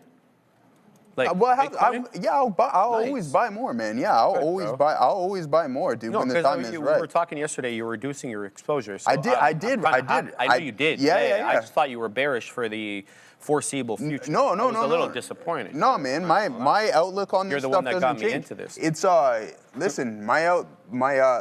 You can love it one day and not the next. Fair. I think that's totally fine, right? You don't have to hold a loyalty to these things because it goes down 50%. Same thing with Ethereum. I'll get back in because at one point they will be in play again, and they will be that, oh, hey, we forgot about this stuff. Let's get back involved with this, Wall Street and everyone along those lines. Right. So, especially if the efficiencies within the blockchain happen to become true and the fruition into fruition. Let me ask you something. Tom Lee has been saying, it's like, dude, don't forget the whole financial sector putting their systems on the blockchain. So why would I not? Do you think a geopolitical crisis helps Bitcoin move up? Because like I was always thinking, I'm like, maybe it needs some sort of crisis, but then we just got a crisis, and it tanked because it continues to trade as a risk-off asset. You know what I mean? Yeah. And so it's like, I don't even know what the situation would be other than, big institutional money hoarding into this that would give it sort of a bullish narrative. Like, what do we need to see other than, a sovereign or Bitcoin fund or whatever they're going to call it at that point? You know what I mean? Like, so it's just like, I don't even know what to think anymore. I get what you're saying. Yeah, I get what you're saying. And again, man, I just think it's a scenario where you were in play for a year plus or whatever it was, and then people forget about you, and unfortunately, you just get hit a little bit harder. Yeah. Now, as for what do we want to see from a geopolitical standpoint, who knows? What if something happens in the financial sector? It's like, hey, we need to digitize everything, and then head on to the blockchain, have these stable coins, easier to transact, everything along those lines, and you'll definitely see movement back within these names. CRVO above 5. We're in at 468, but let's go to Sia because she's got news at the big desk. Thank you so much. Just keep an eye out. Again, USO still holding that bearish momentum, going down and down, almost more than 6% down now. An Iranian supertanker carrying crude oil has departed the port of Chabahar, crossed the U.S. blockade, and heading out of the Gulf of Oman on Tuesday. Today, with its location tracker operational, the first time since the U.S. blockade began in April. Continue to take a look at USA, currently trading in the $113 region. Much, Sia. We're doing real well here on CRVO. We could be doing better here if we can get through this $0.25, which is clearly an area of resistance. You see that move into the $0.25, and then it just dropped 25 pennies in, I would say, less than a second. Here we are again trying to defend 5. So there is a buyer stepping in locally at 5. Do we have the juice, though, to get above 5.25? That is local bar high. And that is, I want to remind you, the high. Oh, there it goes into $0.25 again, and it rejects again. Don't forget the 1120 bar high was 523. So it stands to reason that we clear it, and there goes CRVO into a third. Let's see now, can we start picking up steam and get into that $0.50 just got boom, Joey.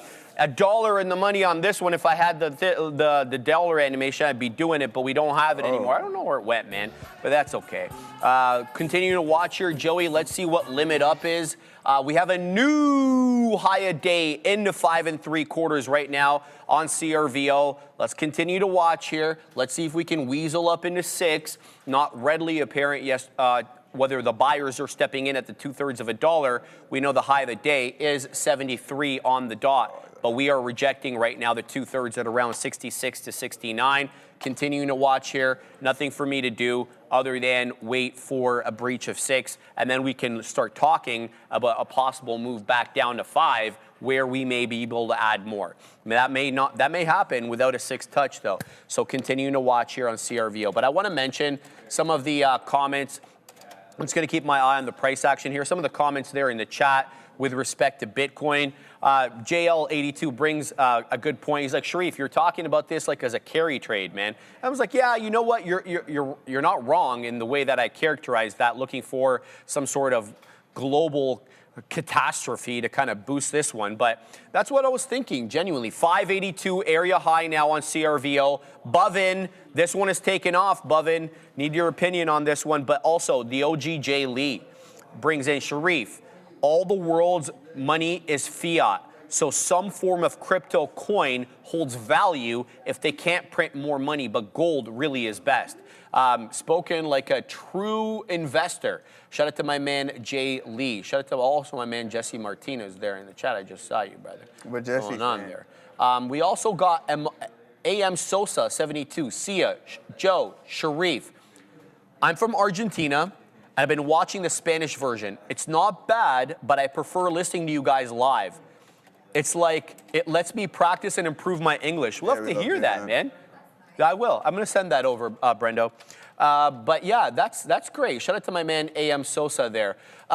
Does it get our dialect right? Like, you know, we're obviously using slang. Does it pick up on that? I'd love to hear back from you, AM Sosa. Thank you for the comment there. Helps us kind of gauge, you know, what we're doing over here, right? Because sometimes you guys have a better view of things. So thank you for that. I appreciate it. And Joey, what are you typing over there, brother?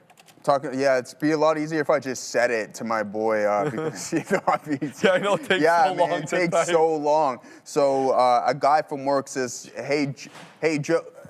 Thank you for that. When looking into get into recent IPOs such as SPCX, do you wait for certain price time chart patterns or after earnings? That's a fantastic question. It is a good question. So what I've established here, I have my orders. I already told you guys $170, $160, and $150 or $155. I don't even remember what I put that last one in. They're sized differently, right? 10, 10, 15 from percentage standpoint. But what I'm waiting for, and I don't expect these orders to get filled anytime soon, but is after all the locked up shares get released. Exactly. So when they get ACON'd, after that, is that... That was good. You did. Okay. No, when they do get released, I wouldn't be surprised if we see a little bit of selling step into the market, right? Because after that 365-day period for I believe it's a large one, and then obviously the 30 days or the 90 days that some individuals have those shares locked up. But also, I don't know what happens. There was a caveat to that, 30% up, and I believe you do have the ability to release some as well too, Sharif, which I found extremely interesting. But there's still an outstanding amount within that year period that I'm going to wait and see if there's any form of selling. And don't forget, earnings. We'll probably talk about it throughout the news segment, but we all know about the total addressable market and how people have been talking about that here. Yeah. It just seems to be like man, it's the just running the narrative, gag, man. Yeah, exactly. It's a running gag. But what was I getting at? My days. The total addressable market within this, questionable to a lot of people apparently. We'll talk about it later. But yeah, we're going to send things off to Sia and then Neil with his lesson of the day.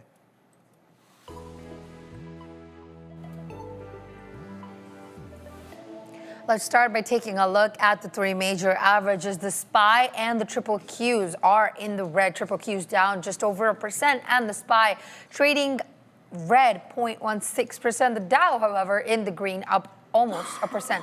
Let's take a look at some stories I have for you today. The first story we're going to talk about is a self-driving supplier called Mobileye is targeting U.S. robotaxi launch in the year 2027. Mobileye Global has announced it will launch its own robotaxi service in the United States. The company is planning to deploy an initial 100-vehicle fleet into a major U.S. city in 2027. Mobileye is aiming to scale the fleet to roughly 17,000 vehicles over the next 5 years. The move will put Mobileye in direct competition with some of the customers that do use their Mobileye Drive technology in their cars. And the company has said that this move doesn't change their commitment to supplying to its customers. Currently, the stock is up on the day 2.6%. Next one we're going to take a look at is Yum. I did speak about the stock yesterday, about the speculation about the whole Pizza Hut thing, but it got confirmed this morning. Yum Brands has officially sold Pizza Hut to private equity firm Long Range Capital as well as Yum China for $2.7 billion in total. So today it announced that it's selling Pizza Hut to private equity firm Long Range Capital for roughly $1.5 billion. This deal excludes this pizza chain's locations in mainland China. Yum China will acquire those in a separate transaction for about $1.2 billion. Across both deals now, this brand, Yum, is expected to receive about $2.3 billion in net proceeds after taxes, close adjustments, and fees, excluding a possible earnout of $75 million by 2030 from Long Range. It's also anticipating a one-time expense of about $85 million during the rest of 2026, which will largely be tied to transactions. And finally, I have for you, Novig has won CFTC approval. They've granted approval for Novig's designated contracts markets application. Both Novig and recently approved Profit X will be up against not only Kalshi, which dominates the space, but also Polymarket, Robinhood, and Crypto.com. Also sportsbook giants FanFuel, DraftKings, and Fanatics. Novig is trying to differentiate itself with sports first pitch. The company's CEO Jacob Fortinsky and Kelchi Uka have said that the company has received a CFTC approval to operate as a federally regulated prediction market that will be heavily focused on sports. And that's all for your happening now. Sending it back to you. To Neil for his lesson. It's all good, Sia. We got the lesson today. We didn't do it yesterday because, and I got to give a shout out to our good friend Joey Options for covering me in the afternoon. Had to go home, had to pick up the little one and take care of my daughter in the afternoon. So, thank you to Joe for that. But I got a lesson. And history tends to rhyme. And sometimes when you're looking for a pattern, you look for one big anchor event. And there was an obvious one on Friday. And if you remember, I don't know, there's this company came to market, set all kinds of records, went absolutely ham, an entire sector gave back and sold off on Friday while SpaceX went absolutely crazy. And it's what happened after the fact that I promise not a lot of people would have been looking at these names. But if you saw on Friday, and I could be talking about Rocket Lab, I could be talking about Sidhu, we could be talking about Virgin Galactic. But they all had a very similar thing happen when on the day of the SpaceX IPO. They dumped. Whether it was Sidhu here, you could look at UFO I wanted to go to, not USO. UFO, the ETF, got absolutely dumped as well. So that was a pretty big sell-off. But it's what happened after the fact that is the important part of this lesson.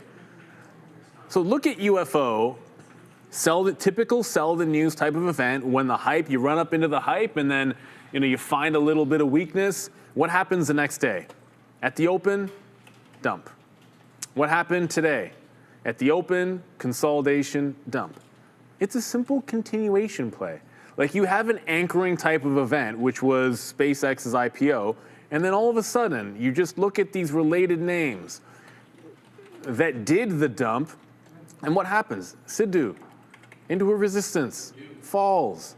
And then today, in the pre-market, tries to go one little tiny green candle on the 15-minute, and then trends down. I've been looking at Virgin Galactic, and I'm 1 for 2. I'll be the first to admit I got wicked out of it and didn't go back to it. That's the reason why I'm doing this as the lesson of the day, is because today, unlike yesterday when you got 10% shorting Virgin Galactic, I just didn't jump back in. I got wicked out when it tried to press, but it just continued to go down, gets dumped, and then is just trending off as the sellers continue to be in control. They took control when it was sell the news on Friday, and then a whole host of these names were just pretty easy technical short trades.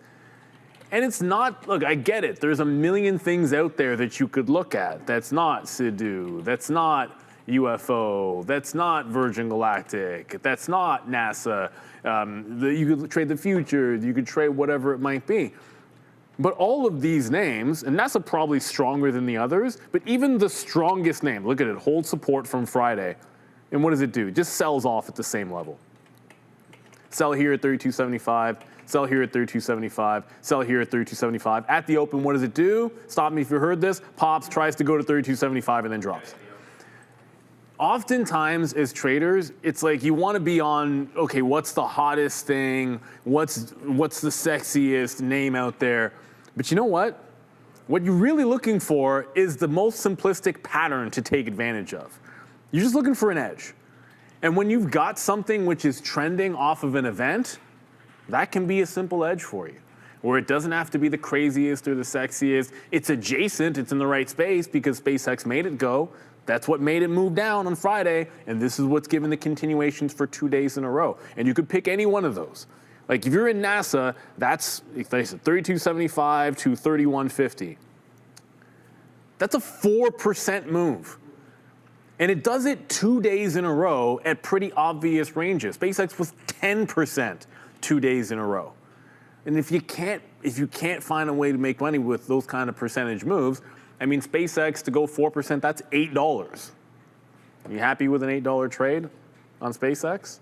Then you should be happy with these because that's what they've been giving you and more. So oftentimes, I know we like to look at the sexiest thing, the new kid on the block, but there can be some easy patterns to play off of these big major events. And the reason it's important, because I promise you, when we get down to the next IPO, or other big names like OpenAI come to market, there's going to be some reactions on the day of, which are probably going to show you something similar in the next couple of sessions. What reacted the heaviest when we have the new issue come to market, and then look at those names for a couple of days to give you an obvious opportunity. That's why I was on Virgin Galactic for the last couple of days. I think that's why it's worth it. Anytime you have a major market event, see what reacted the most to it, and they might just establish a pretty easy pattern as it calms down for the next couple of sessions. And that's exactly what you saw with those space stocks. Good luck in the rest of your trading today. The market is trying to claw back. I can tell you the chicken was dry, but there was a lot of it. I haven't even finished it because it was basically like a little pita bread. Like, I don't want to say grilled chicken, but like just like dry chicken breast there, which I have to give like a 5.8 as I drop my knife. I'll give it a 5.8. But the volume was good enough, so you're getting your protein in there. You'll be happy with that, Sharif. Let's fire it on over to the midday. Enjoy it. Thank you, VNU42. First of all, 42, that's my baseball number. Jackie Robinson, meaning of life, all that. I listen but don't follow and lose a lot. Traders, please follow the experience that Neo Sean shares. One of the reasons you see me get passionate about it, like anything in life, you learn from making mistakes. And traders learn from making mistakes by losing money. Traders learn from making mistakes by blowing up their accounts. Traders learn from making mistakes by maybe you go bankrupt. Like business people learn that way. But a way that you can learn from mistakes is to learn from others' mistakes and lessons. And a lot of what I talk about is just things that I've seen over 20 years with traders or things that I've experienced myself that we're just trying to pass along. That's the value of our community, everybody, is that you've got traders out here that that have been trading, maybe they're just starting out. You have others that have been around for years, and everything in between in our trading community. And that's why there's valuable lessons to be learned from all, and we just try to pass along and pay it forward. So I'm going to go get a new knife because I just dropped it on the ground and send you guys back over to the midday. But quickly, we're going to do a detour for Adara's mega cap minute because we did have a couple mega cap related headlines that came out during Neil's lesson of the day and during CS Happening Now segment. One of them involving Apple, I put on the screen. AAPL hanging out near day's highs. Getting reports here that the company will be scheduled to launch a new camera AirPod, which you already heard they're going to be doing. Late 2027 is the date for this. Apparently, their AirPods are going to be debuting alongside the second-gen foldable iPhone. So some timelines here for this, as well as AAPL tries to take out $299. There's also GeoOGL on watch. They have one catalyst with Apple. Politico reporting that Google and Apple have both been questioned by House panel Democrats. But then the other aspect of this GeoOGL story here, they're launching Brazos liquid cooling system for data centers, according to a blog post. So data center headline for Google, Apple with some AirPod camera headline, and then both of them getting questioned by House panel. Back to you. All right, OBAI here. We're in this one. We're in at fives. Got a couple of beak wetters through the area high there. That's the good news. The bad news is that area high is a lower high. So we're not out of the woods. There does seem to be a buyer in and around 102-ish. Prior bar high takes us to 112. Current bar high, 111, where the players are not dwelling here, I'll tell you that. Here comes $1. This is going to fail.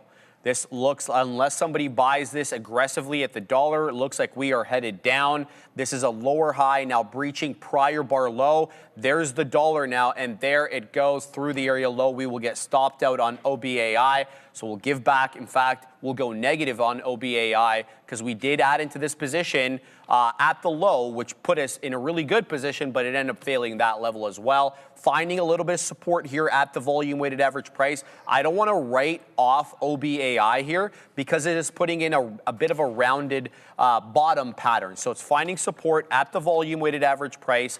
Let's see if we can kind of mosey on in this one and give it to below VWAP. I like the chart pattern that it's putting. It's a rounding pattern, but it's having a lot of trouble, number one, clearing the one, like, let's just say, low double digit area, and as well losing the volume weighted average price, which it keeps defending here locally, right around 92 pennies, Joey. Good stuff, man. We're posted up here at 212 on SPCX. I thought I was going to catch the fill, and then it moved $2, then we would have been in and out just like that as we're starting to experience somewhat of a pullback.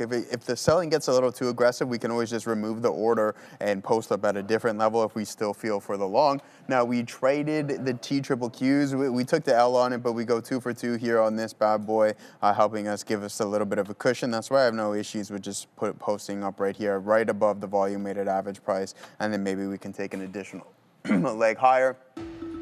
I mean, these names have been, like, look at this. This is an absolute disaster here, if you ask me, unless you're a range trader. If you're a range trader, then you love this. You're selling the highs, buying the lows. That works out for you, but from 208 to 209, you're just trading within this range. There's no real definitive north or south direction within this, just eastbound and not down at this point within NVDA. I'll grab a little bit more. I actually did this morning, just around 20. It was like 208.50 or 79 or something along those lines. I caught it, Phil. There goes SpaceX, man, leaving without us. This ship has sailed, Sharif, and bang, off to the races it goes. Am I going to be chasing it all the way up here? Absolutely not. Did we give back some of our gains from earlier this morning? Absolutely. But I'll more than happily walk away with what we have, considering if we don't get this filled. But that's going to be my next potential trade. I may as well just keep going back to the well that is watering us here today, Sharif, and that is SPCX. We can head back over to the options chain and see how that's been looking.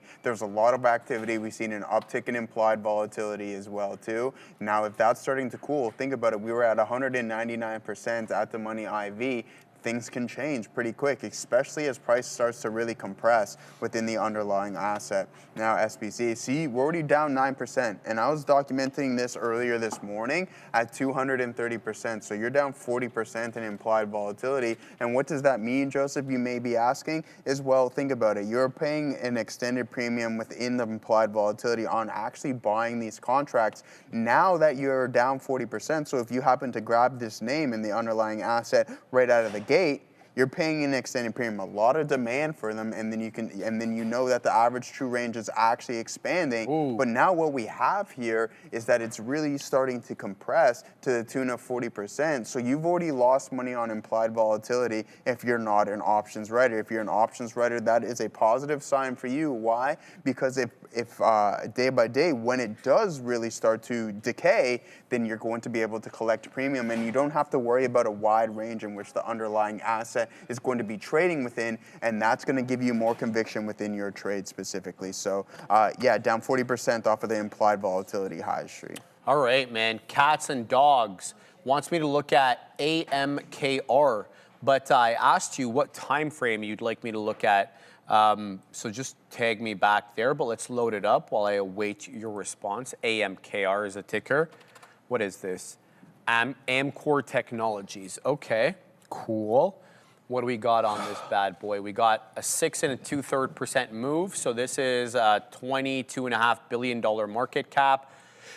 Not the name, I don't know the company. Semiconductor packaging, adding to semiconductor watch list immediately, especially with packaging being all the rave right now. Getting more expensive to have packaging, guys, because that used to be like the dumb younger child in the semiconductor industry, but that is playing a bigger part now, especially with RAM, having to work in cohesion with the GPU and the CPU. We all know that good stuff. So AMKR, this is the daily on it. It's up, what is it up? 6 3/4. Great look. Let's look at the daily.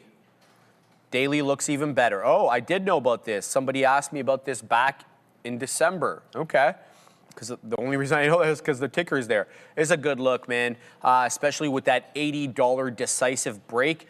80 had been an area of resistance for quite some time. You can kind of see that back in late April, till when we got the breakout candle, which was the 12th of this month. So, you know, a couple of months range there, and it breaks out. We could see the $100 area sooner rather than later. In fact, the high today is right around 96 2/3. So you could definitely see that. Oh my days. Oh. CRVO's ripping without me here. Up into 575. Yeah, well, you know, you got to be able to do the analysis for people. And you can't keep your eye on the stock all the time. 585 area high. There's a triple top now brewing on CRVO. If this breaches 6, we'll see how, you know, the resistance comes up. But we could see you know, 10 on this one, especially if you start squeezing out some shorts who could be getting in trouble here. So I don't think the breakout trade is the right trade on this one. I think definitely a 5 defend with a wider stop would have worked out. Now, how I get back in and what my move is subsequent to that, like, all I know is that I'll have to give it to the 1210 bar low, which is 479. So however I want to square that circle, right? That means less share size or take on more risk, whatever the situation ends up being. But we know now that there is a seller of note, and there has been a seller of note, I want to say for the last almost 25, 30 minutes at 575 to 580. Whether we can breach through that level decisively, we'll have to wait and see. But continuing to watch CRVO, looks fantastic over here. So let's try to weasel into this one somehow, Joey. Yeah, I'm doing the exact same thing, man. I like that you pointed that one out. And you know, we typically play the high of the day break here, CRVO. And that's essentially the setup that I'm looking to do. CRVO.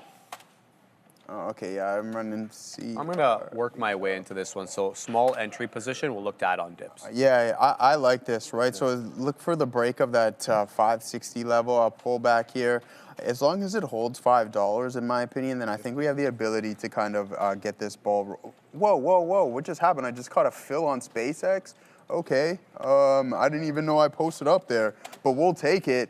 Holy schmoly, poly woly. Yeah, man, I did not know that at all, man. So we'll take it for what it is, Sharif, that's for sure. Right back to where we were with an accidental move there. Let's head over that. I was looking at your CRVO, but it looks like we have to focus. It's definitely not your fault, my brother, as this is starting to cook up for us. I took some off. I took half because I didn't even know I was in the position, but hey, man, maybe I need to do this more often. It's $1 just like that, Katina Man. But Katina Man, that's crazy that I just called you that. The disrespect is insane. We'll hit the Stone Cold for our being Katina Man for a day, bro. Yeah, I know, man. You guys printing on SpaceX and stuff like that. Yeah, well, I mean, you got some yourself yesterday as well, too, man. So don't happy about that. I'm the only one. Don't sell yourself short. It's right, mate. But yeah, here it is, guys. We got to get prepared to get out, break even here, and just in case it doesn't move, I'll take it for what it is, to be honest with you. So yeah, bang. Maybe I need to do that more often, Sharif, is just hit buttons that I don't even know that I'm doing, and I didn't even know that order. That's how I make all my money. Yeah, exactly. I hit the right buttons, I lose money. I hit the wrong button, somehow the money finds its way into my account. Exactly. So bang, we'll do that one more time here as SpaceX is starting to move for us. We're gonna send things off to see ya. Oh. The IWM currently in the downside, down almost 0.2%. Let's take a look at individual tickers for today. PTCT, PTC Therapeutics down 5%, has priced $500 million of 0% convertible senior notes that is due in 2031, granted a $50 million option to initial purchasers as well. CRVO up 121% on the day. Sharif is trading this right now on the show. The neflamapimod is advancing towards a pivotal phase 3 trial in DLB, supported by strong phase 2 data, regulatory alignment, and a recent financing that extend the company's cash into 2020, cash runway into 2027. The company is prioritizing a strategic partnership to fund the trial and maximize value, with additional clinical catalysts that are expected in PPA and ALS. That's your news for CRVO. That's up a whopping 121% on the day. Sending it back to the guys.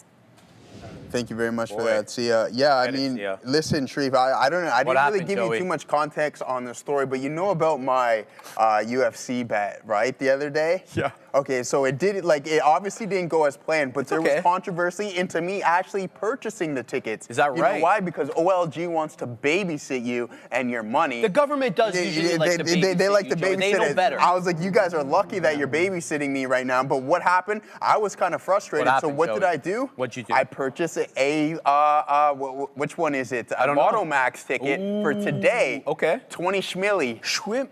If the 20 schmilly. How much am I going to see that if you win? Brother, I'll give you the down payment for your cribbo. You think I'm serious? Yes, Yeah, I'm my dead. guy. I'm dead. Wow, I'm this dead. guy Yeah, I'll give it to you, magnanimous man. Joe, For bro. real. Jeez, But hey, jeez. if I won both, not only the Lotto Max and my UFC ticket, it Yeah. would have been a double bird to OLG. Oh! And be like, yeah, let's go here, man. You tell me I can't bet more than $100 on a straight ticket, up. which is crazy. Yeah, man. No, but in all seriousness, Joey, if this hits, then it's cashola 101. Cash And the money. biggest donation of all time coming to Trader TV. That's I for love this sure, guy, man. bro. This guy That's is how we're all rocking gas, on. no brakes, man. He is all gas. I love this guy. All right, there goes CRVO. It's ripping, Bovin. Bovin, where the hell are you, man? Here we go, 585 high day. We got 38s on. Here comes the test again.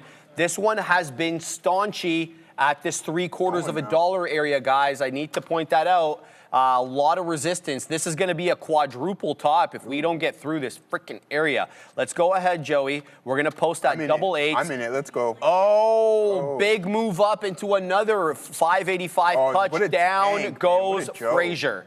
Here we go again. We're zigging. We're zagging right back into that $0.75. I got more to say about NMRA, but Adara has news at the big desk, so we got to send it to her.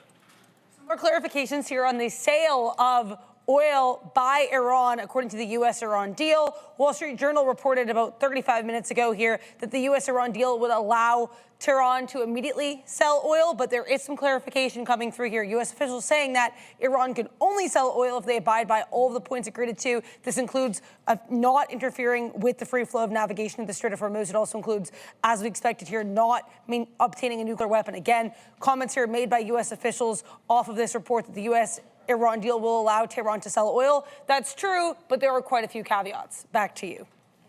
All right, cool beans. Cool beans. You know All right. who used to say that? Who? I'm pretty sure Beans from Even Steven. Oh, yeah? Is that right? Remember that show? I can't punch out of this position. I can't take that's not profits. good. Okay. I'm going to have to flatten out. Oh, my days. It's not. Yeah, it's not really breaking right now. I think Yeah, it's this gonna system fade. needs updating. Okay, if you screw around with the ticker there we go. Now we're in. There There we it go. goes, There we go. There we go, 575. Sharif. Still rejecting, Come on, Joey. man. We're rejecting. Yeah, we are rejecting. Rejecting. We're rejecting. All right, Okay. there it goes, my man. Into Yes, the high of the sir. freaking That's day. what I'm talking about, my Oh, brother. this is really bad here. Let's see if we can really get bad. this going. No, this is not good at all. Not good at all. If you screw up with the ticker, it won't let you punch out of a position. Oh my way. days. Yeah, shout out to. Oh my goodness, man. There we go. We'll take a little bit Okay, more. here we off go. there. We're going here on CRVO. There it goes through 611 high. Showing a lot of resistance, 6 single digits. No continuation. We've got 37s on. It's going here, but it's got to clear 6 decisively. I'm out Still of it. holding. I'm still holding. I'm looking for a bigger move here, Joey. I want to see if we can clear 6. So I just saw what limit up was there, but it didn't flat. 650 something. If it comes up a little bit higher, I'll be able to going now. see it. So I'm going to go ahead and post. Next area here, I'm going to ask for a high of daybreak at 6:15. Then I'm going to go ahead and post as well at 6:25. This is, of course, predicated upon it holding and breaching 6 decisively. You're not getting that move.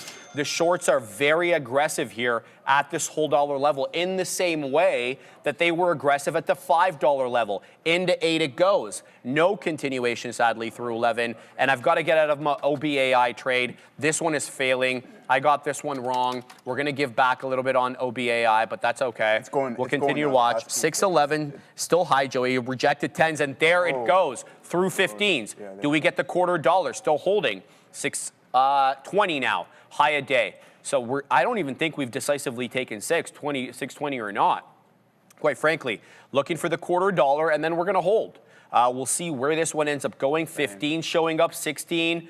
no continuation yet to test that 620 high a day. So we'll pack the patience on that one. I'm still holding a good amount of shares here on NMRA. This one is a much slower mover. So if you're in with me on this one, pack your patience. All right, yeah, good stuff, man. I think if this has the ability to go, I'm watching the tape and the ass just continuously gets lifted, so not too bad. Here it is, guys, on SPCX.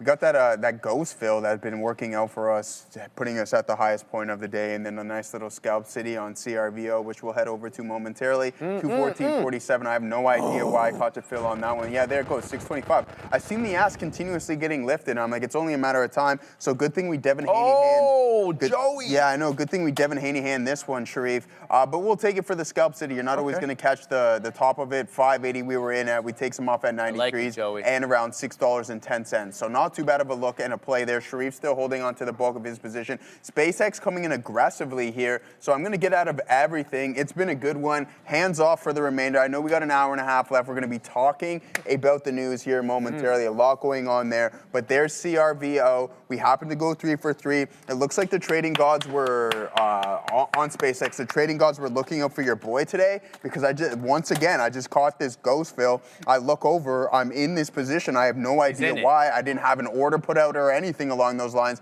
214.50, and then we're fortunate enough to catch the scalp city all the way up there. We'll go over our other trades. We caught another move all the way up from 209 to 211. And this was the bulk of our trade here today, from 208 all the way up to 217. So this one has been a bad boy for us here. In a good way. Bad man. We'll hit this.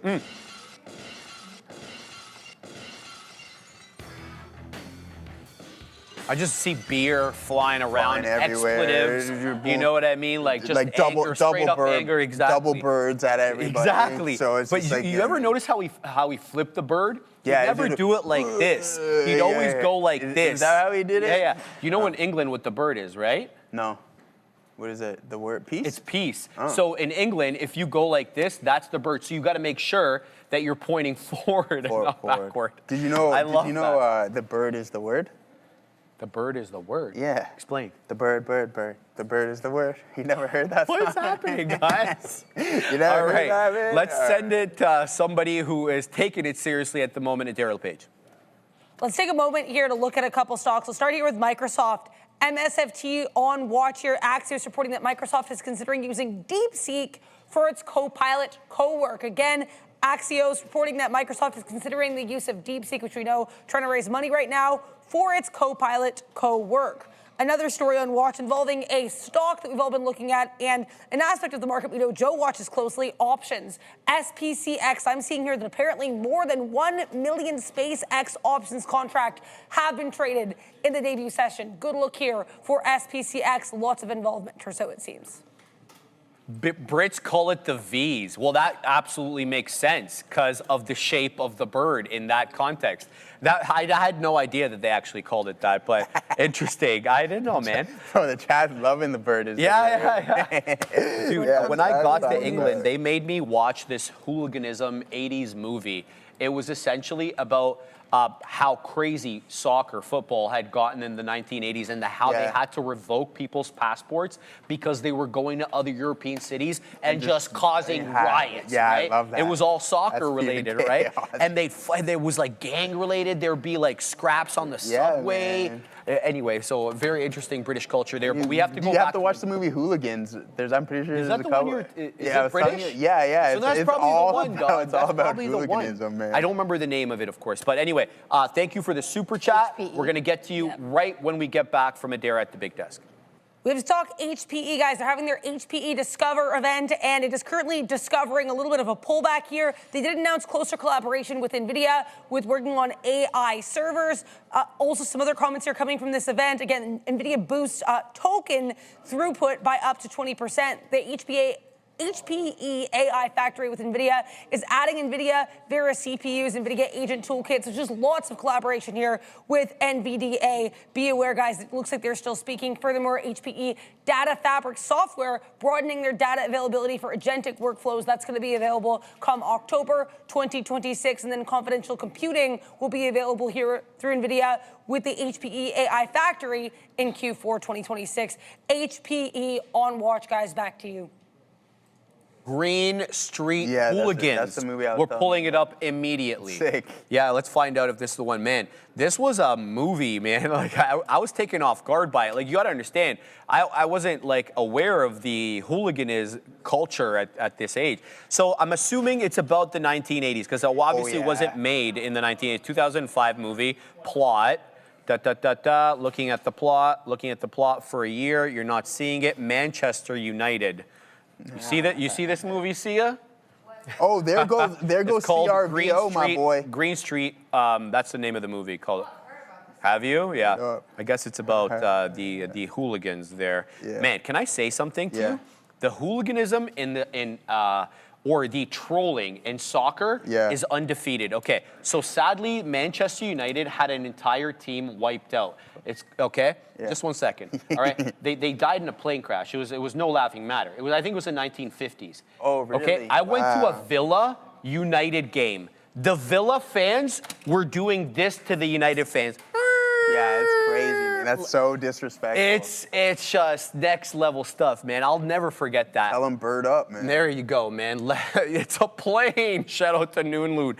There goes CRVO into the high of the day. 664. This one's on its horse. Let's see if we can kind of pick up some more at 6. While we were getting the update from Adara, I was making it obvious to Joey that there was a buyer at $6. I didn't punch in. That's on me. Let's see if we get another attempt here. Just to give you the levels, current bar low, 586. Prior bar low, 557. Keeping an eye on that. Are we going up to the big desk, Sassino, or no?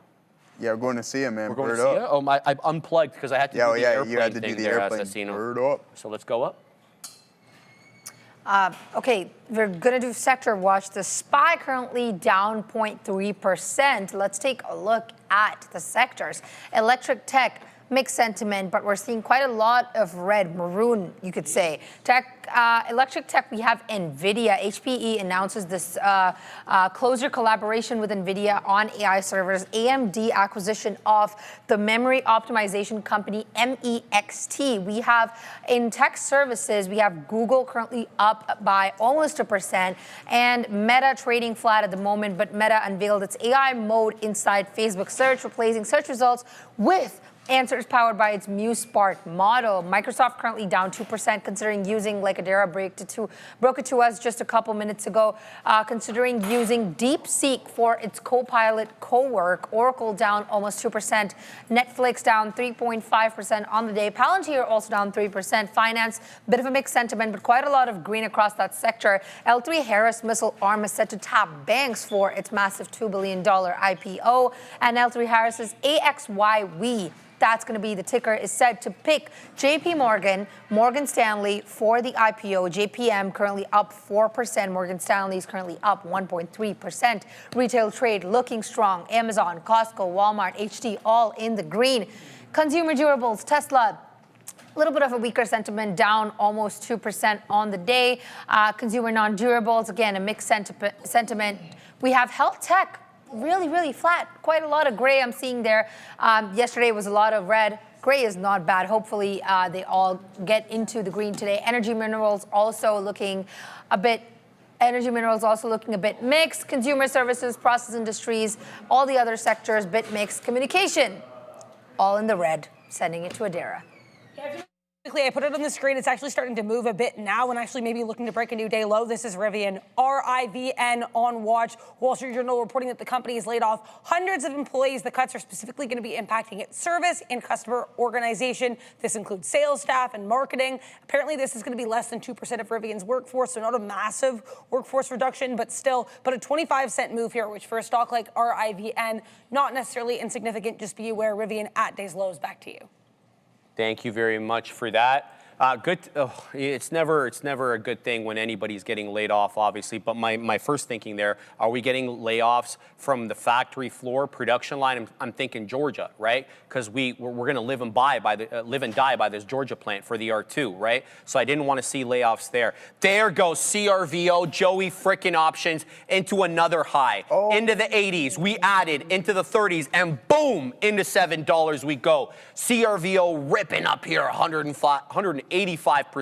So I added into 6 1/3 here, and it wasn't readily apparent whether this was going to be a good ad or not, because I had missed my spot with 6. So I was like, look, if I'm going to ride trend here, ride on prior bar low, and that's exactly what I did. Good trade on this one, but continues to go. 734 high right now. This one's ripping up. This is the one we need to focus on now. It's got ample liquidity, over 130 million shares traded. We're defending key levels once they're breached. We're at $7 now with 7 1/3 high. My bias is immediately thinking $10 here. Now, if you're a newer trader, $10 doesn't mean 10 on the dot. You know, it could mean 960, it could mean 1075. So let's continue to watch here CRVO as it zigs, it zags, it does its thing 25 here at $7, Joey. All right, good stuff, man. We got a couple of super chats here. I got my eyes on CRVO as well, but SpaceX has been good to us. Oh, it might go again here, Sharif. Let's see what we got going on. I want to be patient on this bad boy. We had a little scalp city on it, so yeah. I mean, no need. All right, no, I'm not going to do it, man. Don't scratch the itch, Sharif. It's already been a pretty good day, so we'll walk away at that. Now we have a super chat. Pull that bad boy up, Assassino. Pull up. We have one from Deep Cheeks AI. Chief Sharif. Deep Cheeks AI. Headline, Microsoft considering using Deep Cheeks. Yeah, nice. We like that one. That's jokes. Now $2, £2 there, so that's $4 there almost. Sharif. Man. SRXH is moving. What, the Deep Cheeks one? No, CRVO, Joey. Oh, yeah. Wait, you didn't hold that, my No, boy? I took it out at 7, man. Oh, man. All right, I just Yeah, punched. Let's see if we can get a nice little movement. I started small on it, so yeah, obviously Tank City on this bad boy. So we gave it back a little bit immediately as it did put in a new high. Horrible chase on my behalf, but I'm glad that we just put up a little bit. I literally risked about 10% of what I've made here today, so I'm not worried about it on CRVO, but I don't want to fall into that world of where I'm just like, oh, okay, we were at one point, I want to head back to there, and this thing absolutely goes Tank City on us, which isn't the narrative I'm about to fall into there, Sharif. So You know that song? CRVO. It's like deep sea, baby. That's the. What's that? That's I always used to say bro. deep seek, baby, because it was like around deep seek time that song That's a came Drake out, track, right? no? I forget the Yeah, name that's of like it. a It's new one. Deep sea. No, is it? It was from I Follow Rivers Deep by Leaky Sea, Lee, and then baby. Drake ripped it off for that stupid Janice song. But yeah, that's a good song. That's pretty crazy to say that, but I don't think that Janice song is very good either, to be honest with you. Yeah, I wouldn't go as far as it sucks, but yeah, Bird Up. Trying to find it. Oh, you guys are too much, man. What happened? Yeah, listen, we were having fun with the chat and stuff, bro. but anyways, yeah, I mean, he listened to. Drake rips off a lot of flows. Apparently, he did it to this is not the one. It's not the Drake version I'm talking about here. That's the thing. But that's the melody you're singing, though. Is it? Yeah, but it's a different So song. you're singing that a I'm different talking song, about, so we're I might not have on to that. play it a I'm going to couple get out of this trade here momentarily. We're not going to hold it too much against us. We want to get this momentum rocking and rolling as it's selling. Bang, we're out of dodge on this. Take a little paper cut at nothing. We lose about like a percentage point of what we had. Bro, infected your mind with that Bird Up. Yeah, I know, but I started with the bird is the word. Look at that aggressive selling off of 742, now down to 668. $1 just like that. Babalu Pandy coming. Did you see what Babalu Pandy has said here in the chat? Couple obscenities, and then if you can't take the position, I don't know what that means there, brother, but I hope you're having a good day. It doesn't sound like it from what you had to say on that one. That's probably going to get timed out here momentarily. No chart expert, but 1 minute movement. Think SPX on its next step to 218.90. Yeah, I think 220 is in the works. We'll head back over to our options chain and see what we got going on. I heard Adair bring us the fact that there's been already 1 million contracts. I said, don't be surprised. You're already the 5th largest company on the planet at this point, and you're going to see a lot of activity. And bright and early, make sure you join us at 8:20 tomorrow morning. We're going to be talking a lot about strategies and actual open interest if that metric comes out here on SPX, CX, sorry, I should say 220. A lot of size and 44,000 contracts open and closed so far today. That is going to be the largest, our second largest, compared to what we have at this $210 marker, 45,900.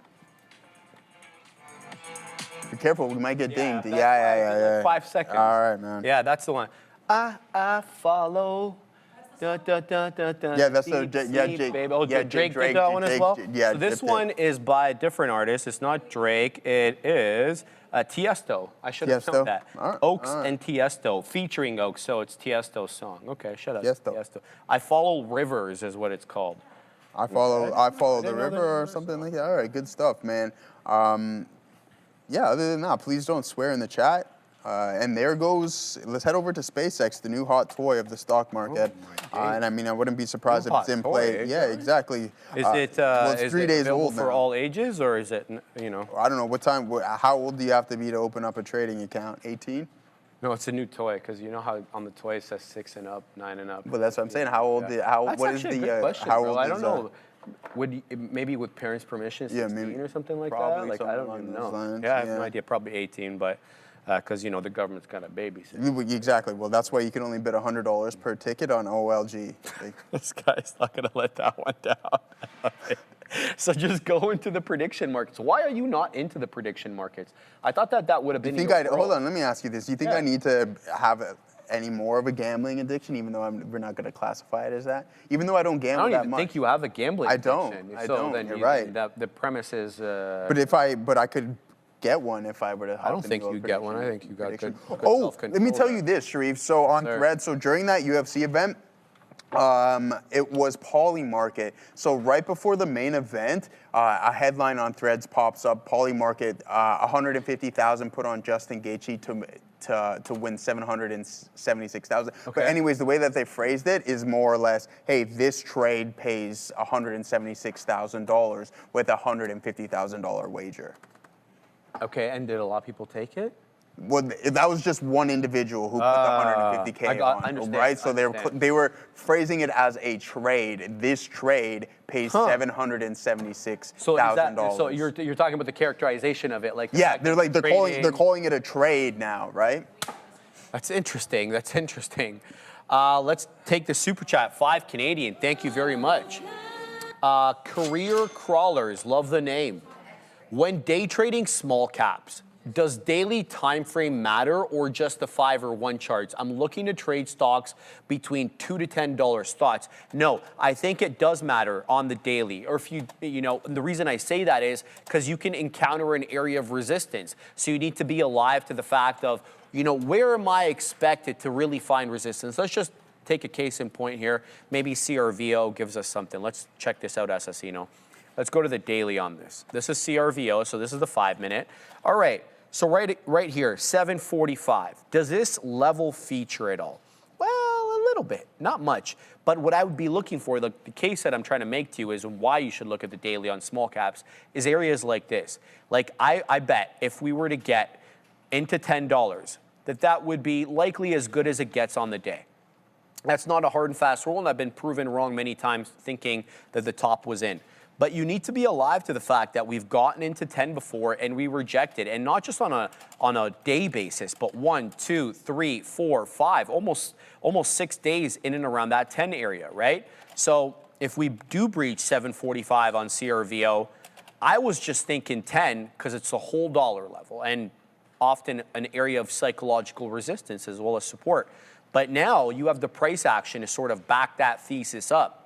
And then that would factor into your trading because then you'd be taking profits into that $10 area. Now, having said that, let me tell you that, you know, when you think you've understood everything is when you're really going to be surprised. So what do I mean? Hold a piece for the dream. Should it continue to go through 10, you've earmarked that $10 level as an area of resistance, but it may continue to go. And you don't want to be without, should it continue to go. So I would say yes, absolutely. Look at the daily on the small cap gappers. A lot easier said than done, mind you, because when things are trading super quick and you're trying to scalp and put out resting orders and take out profits or whatever you're doing, it oftentimes becomes a tedious and laborious task to go and look at the daily and earmark areas of support and resistance. So I totally understand your perspective, but if you do have the time, I would say certainly look at it. There goes NMRA into another high of day.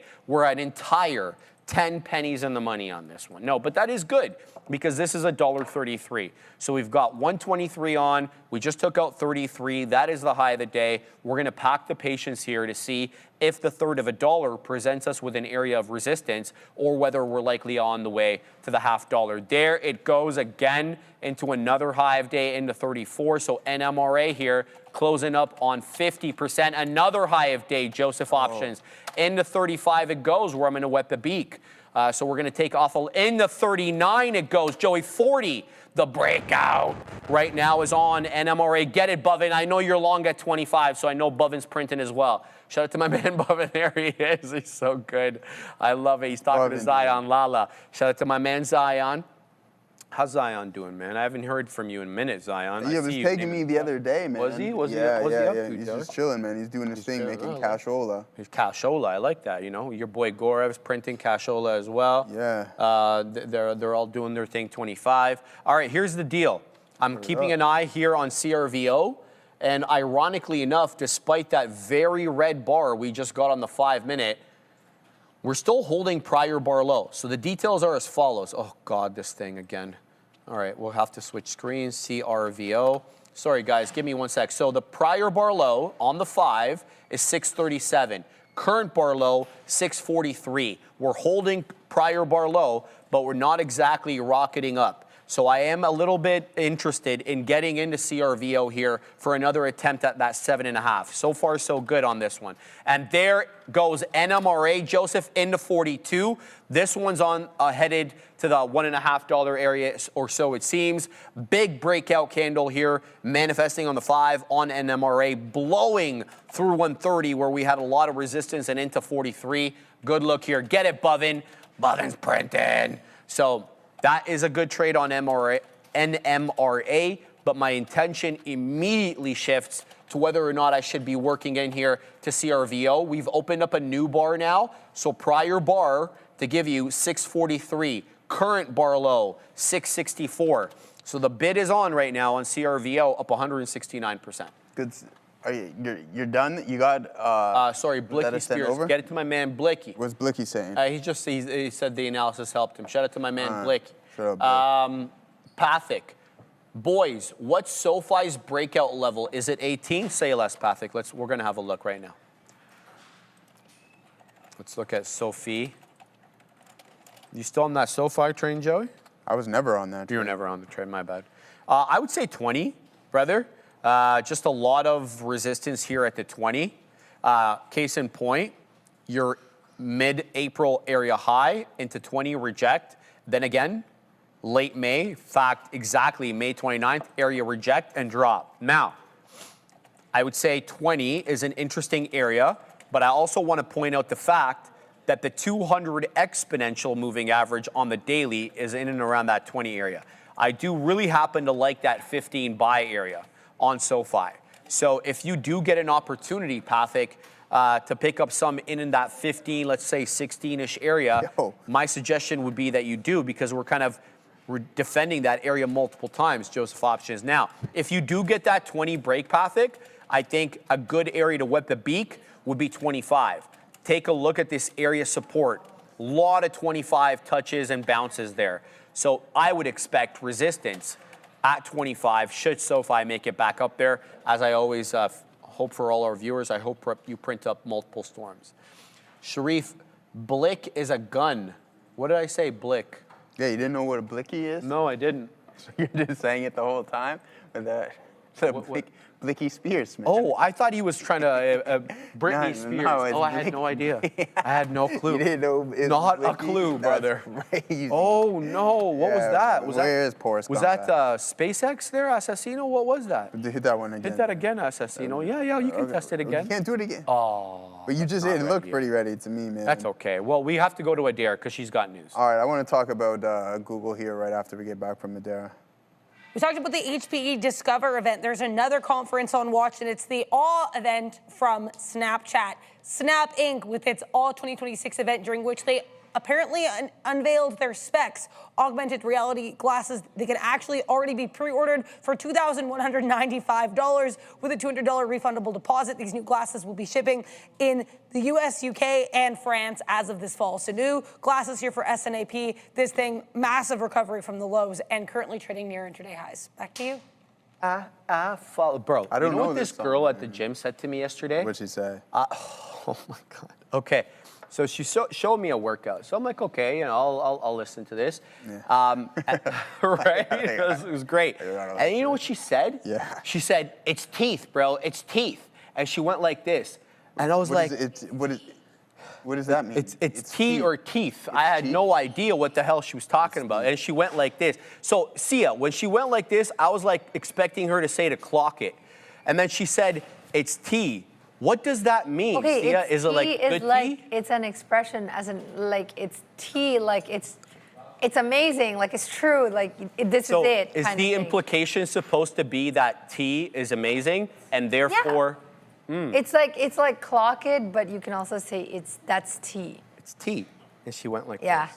I don't do that at all. but Okay, yeah. so Fabian's saying it means Did you gossip. leave right after? No, tea. No, I tea just has looked at two her in the meanings. teeth because I thought she kept saying teeth. It So I has was like, it means two things. Tea means long at it. gossip, but it also means if you say it like that, it's like that's tea, like that's great. Katina man having issues with the chair. thank you, Sia, for that. I do appreciate it. All right, thank you man. for giving me the Gen Z lingo because I'm old as hell. So That's I crazy. need an update every now and then. Why Ram going period? Clock it. Oh my God, clock it. Dude, yeah. Oh my God. Bro, I could die. Stop, man. What? I told Selena if I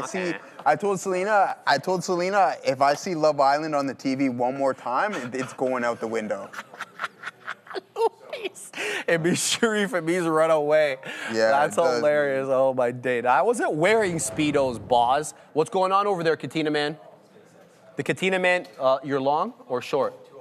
205. The Katina man's long 205 right now on SpaceX. So if we can, yeah, there, thank you, Assassino. So there it is, bottom entry there. The Katina man left to stop at 204, in case you were wondering what his trade plan is. Long 205, stop at 204. How many dollars in the money? You said it so reluctantly. Why'd you do that? What's going on with that chair you got over there, Katina man? That's looking awfully good over there. Stop, man. Yeah, man. Yeah, man. Yes, exactly. Sorry, we're super cringe. I do apologize about that. But look, man, That's worse than. I had no idea what she was talking That's worse about. than That's the thing. 6'7", man. I think 6'7" is for kids, though, right? Like, it's What is this younger for kids. then? Like Yeah. Gen Z, not Gen Alpha. I don't know. Well, yeah, I bro. like how you don't know. chew up those. Yeah, and the stream is right, Jesse, man. Go head man. over to the Thanks, Spanish. homeless God. I appreciate you. Head over brother. to the Kind words. Spanish stream. Head over to the Spanish stream, exactly. Okay, I wanted Let's to see how it translates. Yeah, Like, exactly. teeth. Yeah. Anyways, go home. I'm glad that I don't have to watch this. You know what I call Love Island? Just dumb What do you Island, call it, man. Joey? Yeah, I liked it like literally a decade ago, to be honest with you. Love Island? Yeah. Did you ever watch that show? Because I know did you're not. That's where I got all the lingo from, essentially. But that was like in my early 20s. Now I'm No, I didn't, almost mid 30s. All right, here it is, 375 all the way down to 370 here. I mean, with Google, it's a pretty, I'm not going to call it a fall from grace whatsoever, but there were some good signals that were saying, hey, hop on the short train. And then it's been bleeding ever since. We still haven't even got that breakdown in the SPY and or in the NASDAQ, but the way that we're curling over, just continuously establishing these lower highs, it looks like we want to head southbound. Gold holding up relatively well, but this name, I'm glad that it's not tanking, to be honest with you. I'll take it for what it is. We're continuously buying some. I bought some more today, and there's a bunch of other names that I want to get involved with. We'll head over to our watch list. I feel like I'm missing something. I haven't done something that I was intending to do here today, so someone please remind me. Here it is, the open interest on NVDA. We'll head over to this week's expiration cycle, 212. I was thinking 220 could be potentially in the works, 66,800. This might look like this might be max pain on the week, even though 215 does have an outstanding amount of size, but it's starting to pick up and ramp up the open interest that is on these specific names now. We're going to be talking about this bright and early in the morning. Tomorrow we'll do a lot of options coverage via SpaceX. We're not getting open interest just yet. I'll look for on a different source just in case it is there, but I highly doubt that it is because it would be displayed on that specific platform. But other than that, guys, a nice consolidation market putting in new lows. SpaceX up to 217 here momentarily. I have my orders out. I don't know if I'm going to put something at 200. I think that'd be a good idea, but think about it, guys. We open up at 150 bucks. You're now at 216. People, I don't even know if people are going to start selling anytime soon. I personally wouldn't. I'd be riding this train all the way up to $300, which I think it has the ability to achieve. Now let's take a look at it from a daily. Now what I personally want to see is or don't want to see, I should say, is too much selling pressure on the daily prints, but some strong sessions here so far. Boom, bought up, yesterday being the strongest, and then I think we'll have the ability to climb up into this $300 marker at some point in SpaceX, especially as it remains in play. I'm not getting OI either, says MF Dangerous. All right, thank you. Just in, every dollar increase in SpaceX adds $6.3 billion to Elon Musk's net worth. Yeah, man, I mean, That's insane. Every dollar move in every dollar move, SPCX man. is adding. Billionaire shouldn't exist. This guy gets another 6.3 billion. No, well, you know, I can do I think he does, though, to be honest with you. I can do the math. Well, let's double check it. So let's load up the old LLM over here. Yeah, let's see load if up it. he has a lot, man. So, No, what's the price of SpaceX? Based on $216 and 30 cents. based on SPCX's current price. What's it at?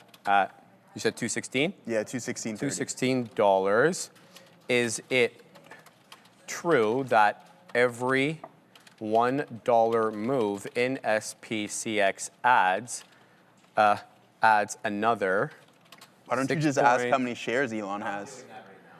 Adds another 6.3 billion to Elon's net worth. Let's find out. And he owns 849 million shares. I know he has about 43% of the shares equity. The math is actually way off. Though it is easy to see how massive numbers get thrown around. Well, the stock is trading around 216. $1 move does not add 6.3 billion to Elon's net worth. The actual number is much closer to 5 billion. Oh no, down from 6.3 to 5, which is still an eye-watering sum, but the viral math doesn't quite hold up, the real math. So he owns 5.493 billion shares. That's how many he owns. Total shares, 13 billion, give or take. He owns let's just say almost 5.5. Because he owns roughly 5.5 billion shares, $1 move in SPCX changes his net worth by about 5.5 billion.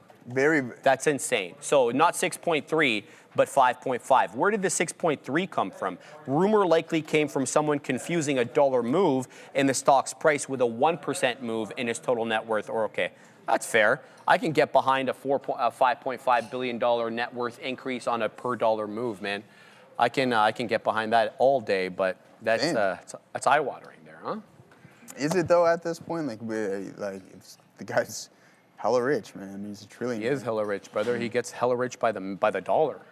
There, by every increase in the dollar. Yeah, all right, I'm still holding NMRA. I still like the buyer here at around, I say, the third of a dollar. It's at the third of a dollar right now, and it seems like the buyers are stepping in here. So the question I'm thinking is, do I add into this 1 1/3 for an attempt at 150? Recall the high of the day is 145. So we may have, made our move into that 150-ish area, because that's kind of how I look at the $0.50 touch. It's not an exact level. I kind of look at it more as a region. So I'm undecided right now how I feel about NMRA, especially since it's a slower mover for the most part. But yeah, we'll wait and see. I'm not liking the look of CRVO's jib right now. It looks like, it's setting up for a possible flat bottom break right around $6. And if that's the case, then, we may be headed to 550, if not, 5 to 475, because that's where VWAP is, and as well as the whole dollar level if 6 is lost. So continue to watch that. We're going to go up to Adara, and then we're probably going to start the news segment shortly. GM popping higher here. Keep an eye on General Motors as we get some comments from Lockheed Martin. We heard reports earlier that these two companies are going to be in talks for defense-related work. Lockheed Martin now saying that the president of GM Defense has said that over the coming weeks, the companies will be working together to identify initial projects to pursue in tandem. Apparently, GM Defense and Lockheed Martin collaboration will be strengthening America's manufacturing and defense industrial base. This is also going to be facilitated by the U.S. Department of Defense. So DoD Pentagon collaboration here with GM and Lockheed Martin for some defense work. Interesting look here for GM. LMT was not really moving on this, but as you saw, GM did spike higher. Back to you. Yeah, it's an interesting development there. What are you thinking right now in terms of a trade, Joey? What are you looking at, brother? Trades, I'm not looking at anything. I'm looking to start up the news if we're ready for that. I don't know. Yeah, all right. Yeah. Let's load up the news. Let's send it to Sia and see what topic number 1 is.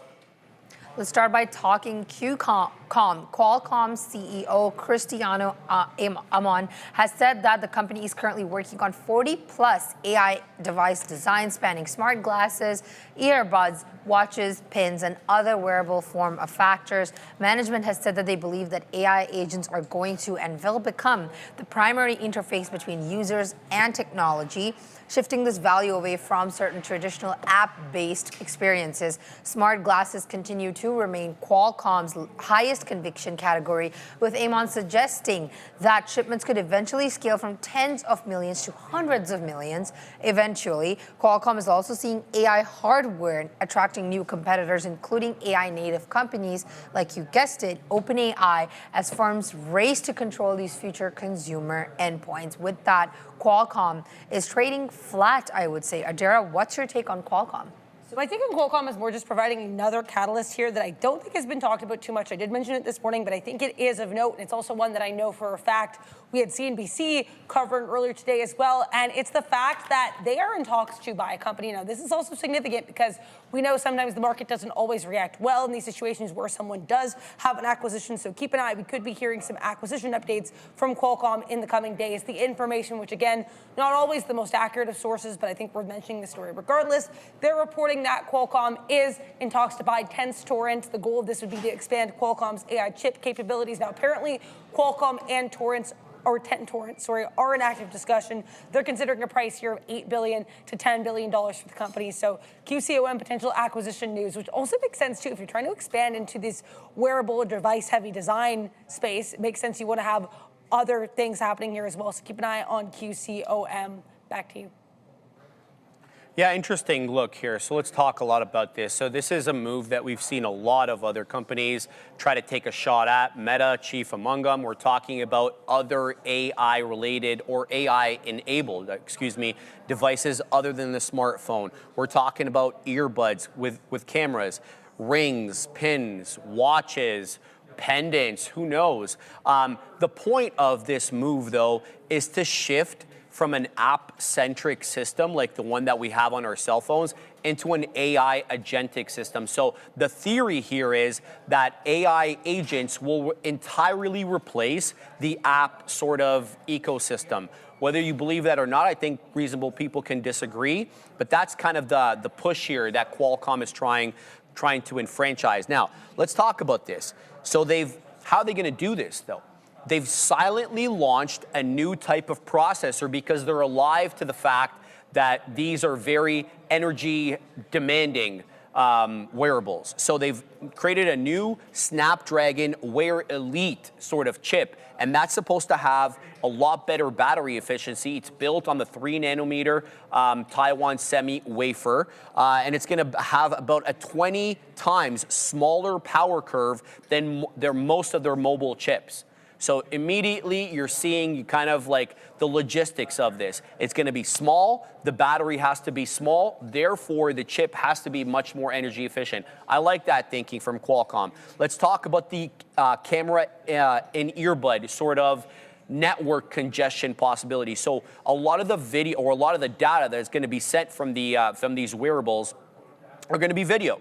And so what the concern is it's not just going to be mobile phones now that are transmitting and receiving video over I guess 5G, but it's going to be all these other wearables, and a person could realistically have, maybe 2 or 3, who knows, a cell phone, possibly some earbuds that also have cameras, maybe a pendant, a ring, I don't know. But the concern is here that you're going to have a huge amount of data find its way onto the 5G wireless network. And the position of some of the analysts, Joey, is that they don't know that there's enough capacity to be able to take on all that. So some food for thought. Yeah, I mean, Qualcomm is a name that was underperforming for quite some time, but then finally found its way.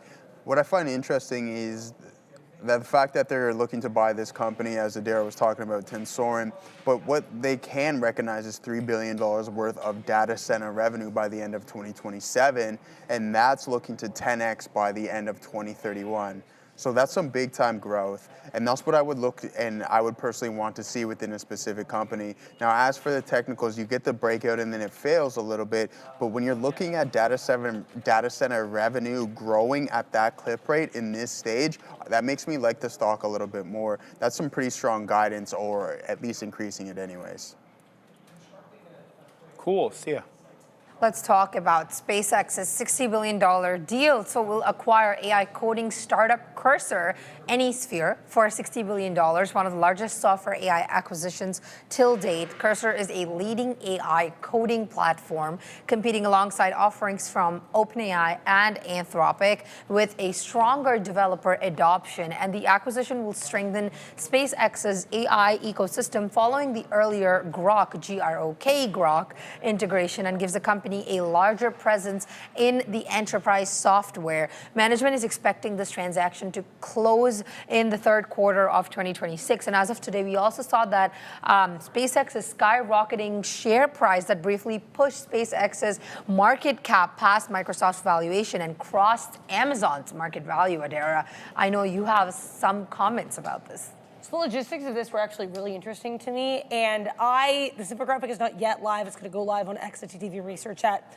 around 1:45 p.m., so check in about 35 minutes. But when I was doing research for this, I found really interesting the fine print of this deal. So you've got SpaceX and AnySphere, but you also have X67. This is apparently a wholly owned subsidiary of SpaceX. So technically, X67 is the merging party. So it's going to be merging with Cursor, and then at the end, the surviving company, as they put it in the official agreement, is going to be Cursor or AnySphere. So that's what's really interesting here, is just the way this deal is taking place. I found to be quite fascinating. We'll have to wait and see how much of a difference maker this is for SpaceX, because we know SpaceX has a lot of eggs, every kind of basket imaginable. Many of these baskets fly, but regardless, we're gonna have to wait and see. I think it's an interesting deal, and the way this deal is actually going to transpire in terms of the moving pieces is quite fascinating to me. All right, so let's get right down to it. So, SpaceX feels, well, I don't want to say feels, but they had two choices here based on their agreement with AnySphere, which is the parent company for Cursor. They could either buy out the company, which they're doing now for $60 billion, but if they chosen not to do that, they were actually legally bound by a previous contract that they had signed to actually take them on as a partner and pay them $10 billion. And it doesn't say exactly how often, I'm assuming on a yearly basis, but I can double check for you guys, for the collaboration. So they would be able to license the product directly from them, but for a fee of about $10 billion. In this case, they chose, obviously, to buy them outright. I like that look. But as Adara mentioned, X67 is the acquiring company that is going to be a subsidiary for SpaceX or of SpaceX. I'm assuming it's going to be for accounting purposes. It's also going to keep a lot of the assets operationally separate. So your operational data, your core engineering teams, they're all going to bypass the consumer-facing tech loops. And that's kind of why they've chosen to set up under X67. But here's the other deal here. This is not just, SpaceX feeling like they have to catch up with, the likes of Claude Code and Codex now with OpenAI. This actually makes sense from a financial perspective. In February, Cursor had $2 billion in revenue. In late May, for all of May, it had $4 billion in revenue. So that's a quick doubling up there in less than a year. So I think, if they had waited a little bit longer till maybe it was 6 or 8 billion in revenue, if it gets there, that $60 billion price tag may be a little bit higher. But this was a crushing defeat as well for OpenAI, who had fought with SpaceX to actually be the acquirer of Cursor. In fact, Cursor considered and rejected OpenAI to the much to the pleasure, of course, of Elon Musk, and that kind of reignites the duel he has there with Altman and company. It should also be mentioned that Microsoft's corporate development team also considered a buyout. They evaluated it and they felt that they wouldn't have as good of an offer as SpaceX, so they kind of bowed out. But Altman was just outright rejected. And then why did they choose Elon over Microsoft, for example, which was another participant? And the reason was they wanted access to the 1 million H100s that Elon has under his disposal right now at the Colossus supercomputer. The engineers were very pumped to be able to get that kind of compute, under their fingertips, so to speak, of course, so they could get plugging away, Joey. So an interesting deal here, and one that they wasted no time doing. Yeah, absolutely. And I think it's really important to know, Sharif, as you mentioned before, leading into the IPO, is just breaking down Tesla's total addressable market and where the majority of that revenue can come from. And it's not from space expeditions, to be honest with you. Ooh. It's the AI infrastructure and XAI where you're going to see the majority of that come in. I believe it was like $21 trillion that they have the potential to obtain here from a total addressable market standpoint, and the other 3 or 4 trillion coming from what is it? The space. What's the space cell phone service there? The broadband. The low Earth. Oh, you're talking about Starlink? Starlink from the broadband aspect and the also mobile aspect as well too is only a fraction of what SpaceX can obtain. It's the majority of it is going to come from the AI infrastructure, which kind of makes it more of an AI play. Like it's such a small fraction from what the actual space aspect things within the company are compared to what we're seeing from an AI data center standpoint, which is very, very interesting. Can I build on your point? Yeah, absolutely. So Starship, for example, we look at that as that's the vehicle that's going to take us to Mars. That's the vehicle that's going to take us initially to the moon. Yeah. But what I think a shorter term use for it is to put up bigger payloads into space. And those payloads, Joey, are also going to be the low Earth orbit satellites. Yeah, absolutely. So, right now, say you're capped. I don't know what the exact numbers are. But say, for example, their current delivery method caps satellites at 10 per launch. Yeah. You're thinking 30, you're thinking 40, 50, whatever the hell it is with Starship. Yeah. So even though it's got applicability to interplanetary kind of travel, it's also got more, local activity getting these low Earth orbit satellites. And you know what's really sick about this too is just the room that Starlink has to grow. Like there's only about 10 to 17 million people on the broadband and within Starlink itself, right? So if Elon has the ability to spit more satellites into orbit, what is that going to do for actual Starlink in itself? It can go on an exponential growth cycle, if you ask me. And I agree with that. Yeah. And no, it's not just theoretical. I've used Starlink twice. It is good. It's good, man. It is good. I did not feel the difference. And it's only going to get better. More satellites. One would have to assume. Exactly, right? One would have to. But the question is, Joey, does Blue Origin catch up with their Project Kuiper as well, which they're pushing full steam ahead? Yeah. We saw, that little blip there where they blew up the entire launch pad. I'm not trying to make light of it, but space is hard, and these hard explosions are part of the process. It's CapEx heavy too, right? It's absolutely. But that's the beauty about what actual SpaceX is. You said you have to break it down, and the majority of this is coming from XAI, pretty much, right? Like the majority of the total addressable market is coming from XAI. But listen, you're saying Blue Origin can definitely play catch up at some point, but SpaceX has first to market advantage, in my opinion. Obviously, Amazon is linked with EcoStar or EchoStar, whatever you would like to pronounce it, which is big. But they're first to market right now, and I think they have the ability to grab the majority of the market share. And Starlink has only one way, in my opinion, and that's up. There you go. Yep, let's talk about our next story. Brent and oil, Brent particularly, fallen below $80 for the first time on the reports by the United States that it will allow Iran to sell oil immediately. Currently, it's trading at the $78 region. Oil prices have fallen to their lowest level in 3 months, as the U.S. will reportedly allow Iran to immediately begin selling crude under the terms of the deal to end the conflict this week. People that are familiar with the matter have reported to the Wall Street Journal that oil sanctions relief for Iran will take effect immediately after the agreement has signed. But a recent development also has said that Iran can only sell oil if they abide by all the points agreed to, including not interfering with free flow of navigation in the Strait of Hormuz and not obtaining any nuclear weapons. This was just broken to us by Adara a couple of minutes ago in the show. What do you have to say about this, Sharif? Have much comment on oil, Sia. It's a very headline-driven event. It changes by the minute depending on what headline is coming out. And right now, things seem to be on the positive side with USO down 6%. Obviously, that could change, especially with some of the variables that we have between Lebanon and Israel. If that rears its ugly head, I do expect some sort of correction. My hope as an individual is that this stays with a ceasefire, but I don't really have much more other than that on it.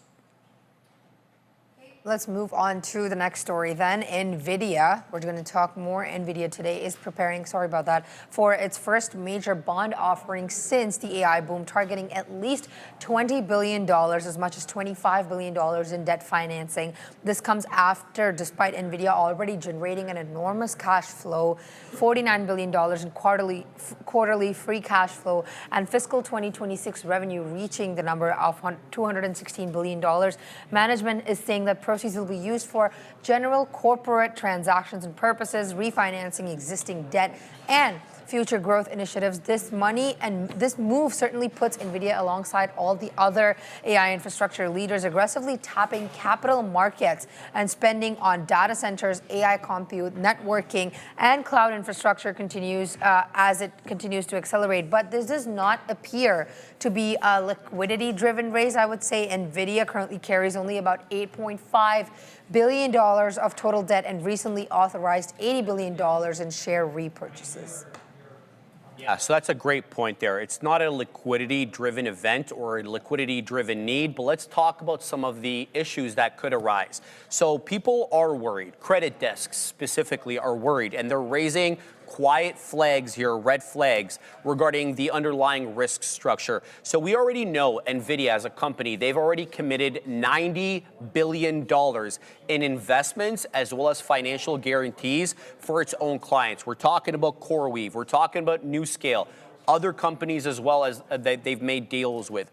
Bond investors, they're starting to realize here that if one of these players has financial trouble, that is likely going to end up some way, somehow on NVIDIA's balance sheet vis-a-vis the investment that they've made in them. So something to think about there, and we've talked a lot, I think going maybe on a year now, Joey, we've been talking about the circularity of the AI trade, where, you know, the chip makers finance the new, what are they called again, neo cloud providers, who then also finance some other tool makers, chip makers. The circularity, I don't think, is lost on anybody. We've talked a lot about that. But also touching this as a liquidity need, as Sia was correcting earlier, to fund these massive data centers and the expansion thereof. It's actually not. It's more about establishing a liquid credit curve benchmark, and I'll explain what that is in a second. So by using cheap debt, because they're really getting a good rate here, they're able to not dilute their shareholders out, which has a other corollary effect of not canceling out the $80 billion buyback program that they already have. So what would be the point, really, from a financial perspective of having that $80 billion share buyback program and then issuing simultaneously new shares so you could raise money to go ahead and do what all the ventures you need to do? So in this case, they've done two things. They haven't diluted the shareholder pool and canceled out their the buyback program, and they've taken advantage of what is a very good rate because of their credit worthiness. So I happen to like this. I don't think it's a canary in a coal mine. Last but not least, prior to Monday, now this is kind of the bad part about this raise. They only had about $8.5 billion in debt on their balance sheet, given how much assets they had, how many assets, pardon me, as well as the amount of revenue they're bringing in. $8.5 billion was chump change. But it's not $8.5 billion anymore. Now we're talking about $33.5 billion, right? So this, I'm not saying it's the end all and be all, but it is something to monitor, right? Especially with the fact that we've seen these hyperscalers, I know NVIDIA's not a hyperscaler, but their Mag 7 name, raise using debt, which is something that they typically don't do a lot. This didn't start off with all this debt raising. right? Like Google being one of the latest names to start issuing debt. Good point. Right? So, I mean, I don't think it's a narrative change at all, Sharif. And like some of the expiration or the maturity of these bonds here are, it's like 2056. So that's literally 30 years from now. I mean, the spread between this and the bond market isn't much, but that later dated maturity note is 5.6%, which I mean isn't horrible. And there's a 65% spread on that one. So, I mean, hey, you pick and choose, I guess, at the end of the day. I'm not going to worry about it too much. They're stating that this is more or less used for general corporate purposes. These guys are cash flow heavy. I mean, obviously, it's starting to dwindle with the amount that they're spending. But one thing that I'll point out is that, hey, you wouldn't be... See, now, I don't know how you feel about this, Sharif, because as I think about it, would it have been a smart thing, considering the stage that we're in, to increase your dividend, so you're essentially paying shareholders, or go to the debt markets here, which the NVDA has done? I think it's a good question, in my opinion. So I didn't quite understand that. So going to the pay a dividend, but that would be increase. So do you think it was smart for Jensen to increase the divvy from 1 to 25? Exactly, right, and then go to the debt market shortly after, point. right? To go to the debt market. I think right that after. the question you would have, the answer you would need is, if he didn't increase the dividend, would he have the current shareholders that he has right now?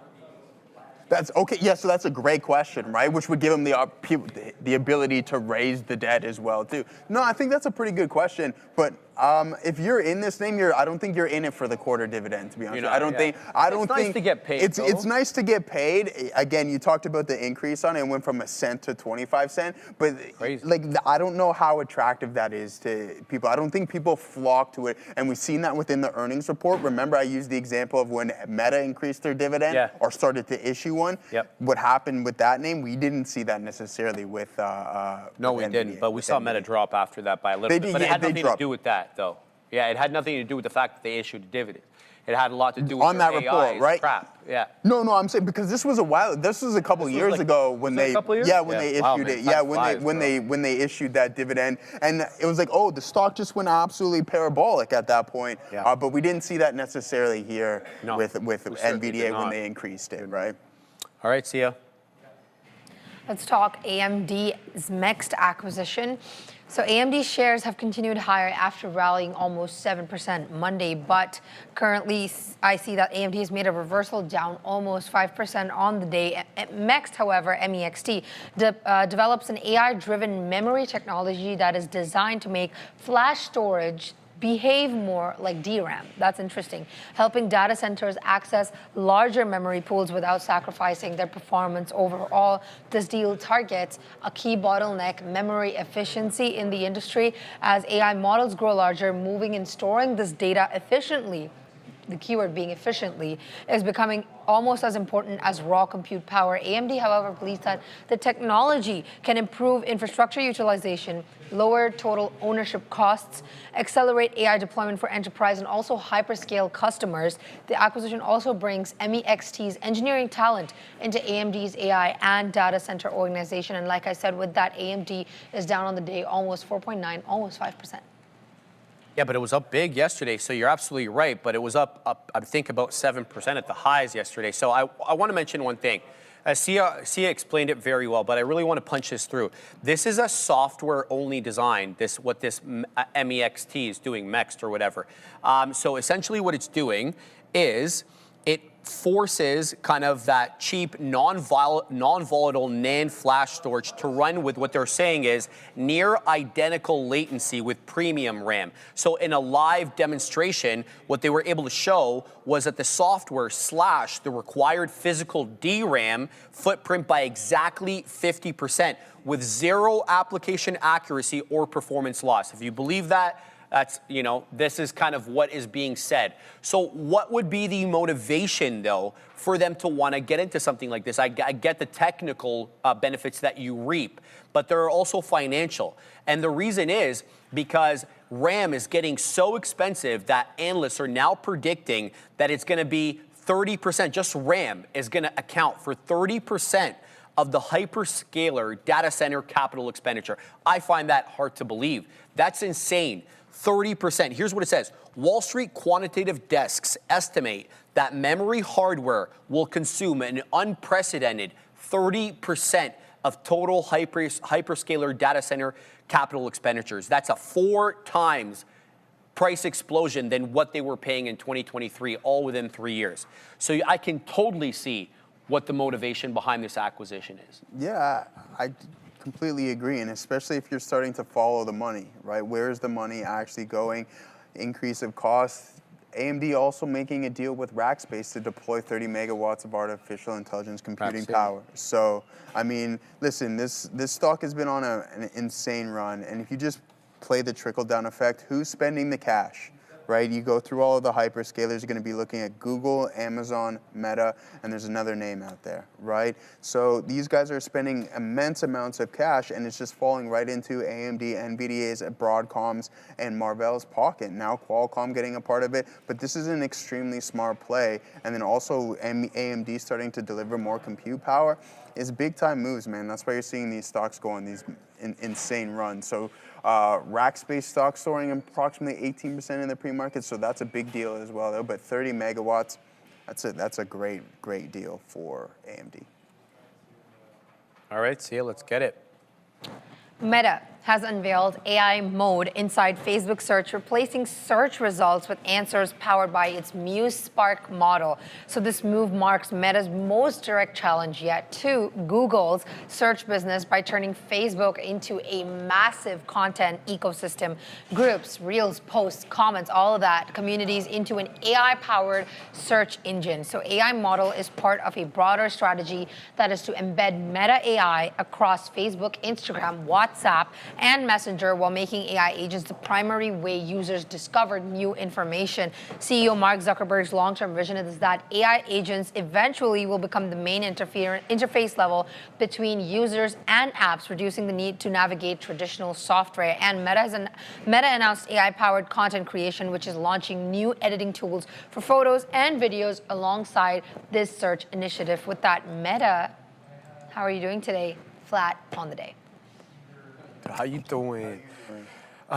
So a lot of people are trying to make the comparisons between Google, their AI overviews, and this kind of move by Meta to base this AI search, for lack of a better term, on MuseSpark.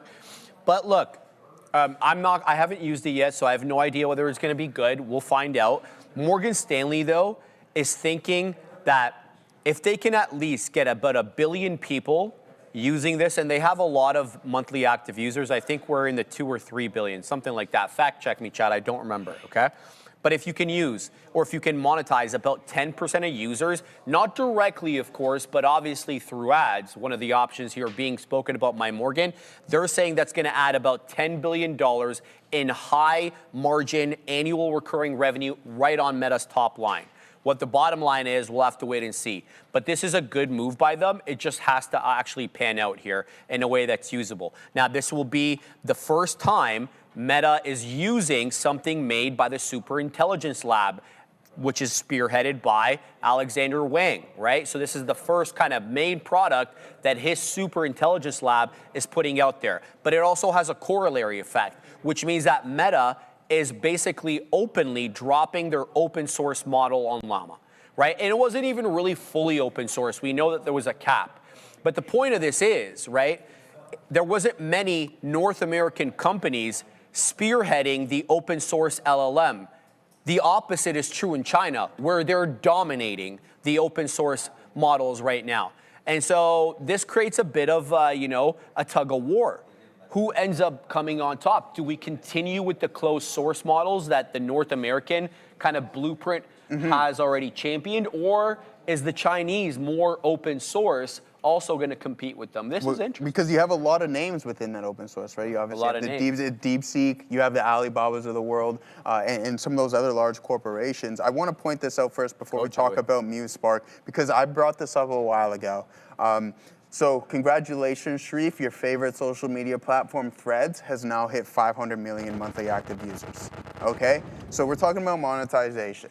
This guy's got to figure out a way, and all of the all of this grabbing talent from Anthropic and all these other big names, and then creating your own super intelligence team. Yeah, there we go. We got the bang. There it is. Elon, that was crazy at the end. Anyways, what I'm getting at here is essentially MuseSpark equals monetization. These guys need the ability to really, really start to monetize this product. Why? Because I mentioned this from before.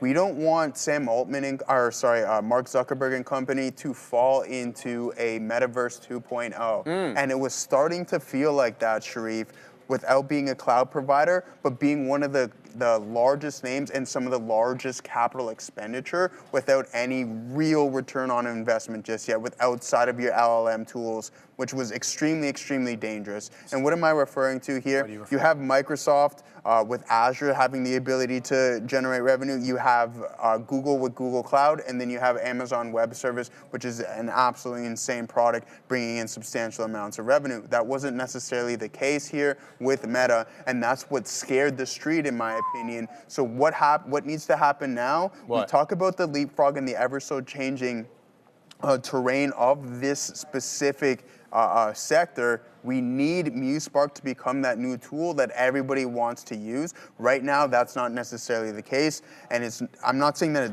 can't change. I do believe that it will, considering he poached all of this talent, but it's going to take some time in order for MuseSpark to gain some ground. It's interesting. All right, man. Let's go back to Sia. IBIT and Bitcoin. So Bitcoin had pushed above the $67,000 region, extending a 4-day rally and reaching the highest level in roughly 2 weeks. Currently, however, it's hovering around the $65,600 region. The rebound had been driven by easing geopolitical tensions following the U.S.-Iran peace framework and softer inflation concerns after the latest CPI report. Investors, however, are increasingly focused on this week's Fed meeting. With that, the dot plot will likely determine whether Bitcoin can sustain its momentum.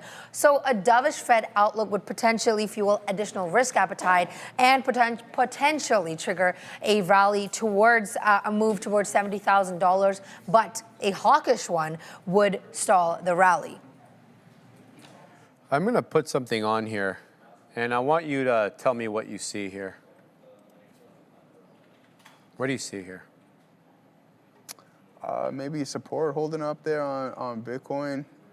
You don't feel it's like a head and shoulders spot? Yeah. I definitely see it there on the longer time. That's what I'm concerned about here. This is the monthly for anybody following along here. The BTC monthly. Just throw that BTC thing on there. So this does concern me a little bit. It is concerning. However, this is a very predictable area that we're at. The double top, January 2021, again, November 2021, long area of consolidation from February 2024 to the breakout in November of 2024. And here we are again, right back at that level. So, it doesn't have to be a head and shoulders pattern, but it's got all the right ingredients, preceded by an uptrend. You got the left shoulder, wonky left shoulder. Maybe he doesn't do both arms, Joey. And then you've got the right shoulder forming at around the same level that the left shoulder formed at. So you get a break of 50,000. I mean, that's really I would say the neckline is at around 60,000, 62,000, 65,000, somewhere in around there, right? But the lower end you can see go into the 50s. That's why I was pointing out 50. So this is the monthly on BTC. Kind of the same thing if you look at the weekly as well. Not as clear, but definitely you can still see the same sort of pattern. So we'll see. But this is a level that I want to point out that we are very familiar with here on Bitcoin, whether it was the beginning of the decade or right now as we go towards the tail end, Joey. What was that previous pullback there as you were bringing up the monthly? I'll pull it up here again. That one a couple of years ago. The double top? Yeah. That one, go monthly there. Yeah. And that's 2021 there. So that's this is 2021, right? You get 74%. Yeah, the deeper I look at this, you're now at 46%. Where's 71% going to bring us? We talked about the 70% pullback being some form of a metric. $67,000. Or no, that's less. That's minus 67. It's going to be around $37,000 via Bitcoin. Notorious, I seen that you mentioned that Michael Saylor has a ban and ship on Bitcoin. He has not. He purchased it. Yeah, he 1,100 not too long ago after selling 32 of them. I think that's small size. Now listen, we talk about crypto winters. I just believe that this thing gets hit harder than other assets. Has the narrative changed in Bitcoin? No, not for me. I've sold some, yes, but does that mean I can't buy it back? Absolutely, I can. I'm not. Why would I hold on to this? We've been in a downtrend now since October of last year. Let me ask you something. Yeah. In terms of income generation, when you're holding IBIT shares, can you do the same thing that you do with your other shares, like sell calls? Absolutely. Stuff like, so you can. But that's the whole point. That's the whole point of like IBIT being optionable. That's what I was gonna ask. Oh, yeah. okay. What? Thanks for bringing that up. It's like BTCI. Now, What's this? Neo's Bitcoin High Income ETF. Oh, okay. Yeah, there was. Yeah. So what this is essentially what you're getting at right here. It is a vehicle that sells covered calls against the actual underlying asset. Explain how this would work in real life. Okay. Like, So would be the move here? so what the move here is, it pays a high level dividend. It pays a higher end dividend. So what it does is a income generation vehicle that sells covered calls against Bitcoin. So what happens is as the underlying is depreciating, you're still collecting the same amount of dividend. Why? From the premium that you collect from selling covered calls. Yeah. Okay, so you thank get for paid reminding me on that. the way down. So though, you're right? getting paid, but listen, there's obviously a caveat to that. There's a catch. You still get the depreciation within the underlying asset. Well, obviously. You just collect the consistent dividend, right? Yeah, and it can increase. So like it's $1.13 per share on a $29, or at the peak here. $1.13 per share? Right, so like think about it. It's 65 cents on a $30 underlying asset. So the point of this is that the dividend is paid through the covered call aspect of things. That's actually really, what is that, BTCI? BTCI. Interesting. Yeah. Very interesting. Okay, good to know, man. All right, well, you learn something new every day. What do you got next, Sia? What I got next is Snap unveiling its $2,195 AR glasses. What is that price? Snap is launching Specs, the company's first AR glasses that are geared toward the broader public instead of developers. The glasses cost $2,195 with a $200 refundable deposit and are expected to ship later this year. So, CEO of Snap, Evan Spiegel, has said in an interview that almost 20 years since the launch of the iPhone, people are ready to think about computing differently. At $2,100, I repeat this again because I need you to listen to this number.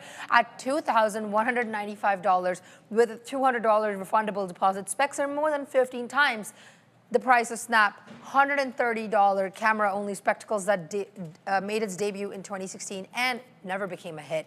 The launch comes at a critical moment for Snap, whose ad business seems and is under pressure from larger rivals. With that, Snap is down 3.15% on the day. What do you have to say about this, Sharif? Show this if we can, Tiffany, please. So here we are. Everybody is in the same room. They're all looking at the same thing. Obviously, human anatomy here. Oh, he's got a digestive problem. Here's how we cure it. So this is kind of like a real life, I guess, explanation of what this would look like. Not that you always have to use it in a group setting. But this is a hefty price, $21.95, $200 refundable deposit. I'm not saying Snap can't get this right, but if you're asking me to pick a horse in the AR wearables, I wouldn't be, that would not be my first choice, Snapchat, right? I don't know if they have the deep enough pockets to get this done. Their user base also, let's be honest, doesn't have that much money. They're younger users. Sure, they got, some money, mommy and dad's money and whatever.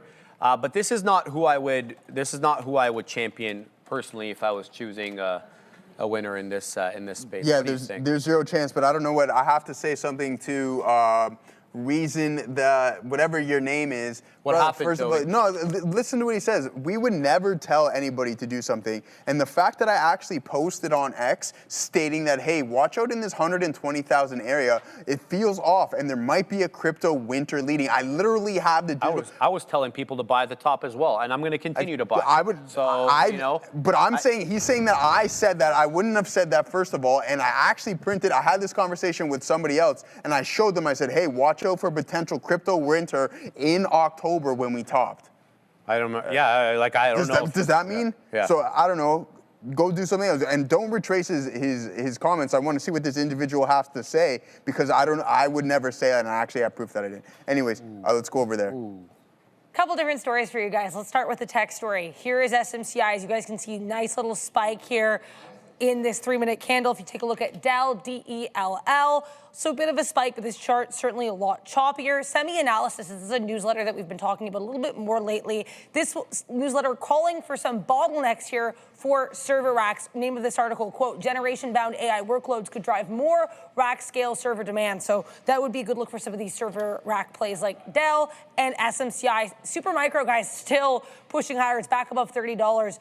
Other headline here involves the Middle East. We have comments here being reported on by Iran state media, Tasnim, Iran seeking full assurance on access to funds in a U.S. deal. So USO to the lows again. Iran reportedly seeking full assurance on access to funds in the U.S. deal. So they don't want to really make a deal, it sounds like, unless they are fully assured they will be getting those funds from the U.S. We're going to send it back over to Sia with another story. Thank you so much, Adara. So MU has continued lower, unfortunately, after a 10.8% surge yesterday. Investors rotated back into AI and semiconductor names ahead of its June 24th coming week earnings report, but seems to have reversed. Like I said, all those gains currently lagging, and it's down on the day 4.06%. Wall Street expecting an EPS of $19.63 and revenue of $34.43 billion, representing a significant year-over-year growth that is driven by its AI-related memory demand. Analysts are bullish, citing certain tight memory supply, strong HBM demand, and improving pricing towards the DRAM products. A lot of DRAM we're hearing these days in the news. Recent price targets also increased from TD Cowen, RBC, Wolf Research, reinforcing confidence that AI memory cycle remains intact for MU. So I have a bunch of things that I want to say about this. This current memory cycle, like people didn't know, is highly atypical, okay? We usually have like peaks and troughs in the memory demand cycle. You have glut of inventory, and then you have a lack of supply. And that's kind of characterized memory for as long, as I can remember. But that's all changing. We typically had buy cycles, so bullish cycles when we didn't have enough supply, for 8 to 9 quarters. And that was like the high end of the range, and that was back between 2014 and 2018. We're going, Joey, on the 12th consecutive quarter that is a historical record here of continued demand increases for RAM. And that's having a lot of pressure. That's causing a lot of pressure, I should say, on other industries. Let me make my point for a second. So HBM specifically here is what's needed by AI. And Micron makes both. They make, of course, regular DDR5 RAM as well as HBM. The problem is they're not producing as much DDR5 because they're focusing more on their higher margin product, AKA HBM. So what corollary effect does that have? Well, it hurts the cell phone market. It hurts wearables as well as other things. So what are we talking about here? Essentially 3 times the wafer. So it's phones. I'm just trying to find exactly what other industry. Phones is something else. PCs. What am I saying? So the PC market and the phone market are basically getting hit by that. So you have an increase. We're upcoming increase likely this year in cell phone prices. You're already seeing an increase right away in the PC market. Anybody who's tried to upgrade their computer also knows that, because most of these wafers are being redirected by Micron from creating DDR5 into HBM, all the different types of HBMs that there are. So that is something to worry about. Now, this company does report on the 24th, that's next week, and we already have expectations coming out from analysts. So let's talk about that. We are expecting $34.8 billion in full-year revenue, with EPS coming in at $20.21. But we're already starting to get whispers numbers out from those analysts, and now we're talking about $23 per share for Q3 and about $27 for Q4. So what does that do? Well, that creates heightened expectations. And if you miss those numbers, given how much this one has rocketed up already on the year or the last 2 years, you may have an aggressive correction, as you won't, meet the demand. Last but not, go ahead, Joe. No, I wanted to ask you. Yeah, You're talking about the EPS. Did we have an analyst estimate? Is that That's the whisper number. The whisper so number. The estimate right now coming out, Joe, is $20.21 full year EPS. Yeah, okay. On revenue of 34.8. Cool. Yeah. So, So that's what it is there. And then also, last but not least, there is some insider selling that we should probably tell you about as well. Obviously, this thing's been ripping up, so nobody can blame or dog some of the executives for, ringing the profit bell. But they did sell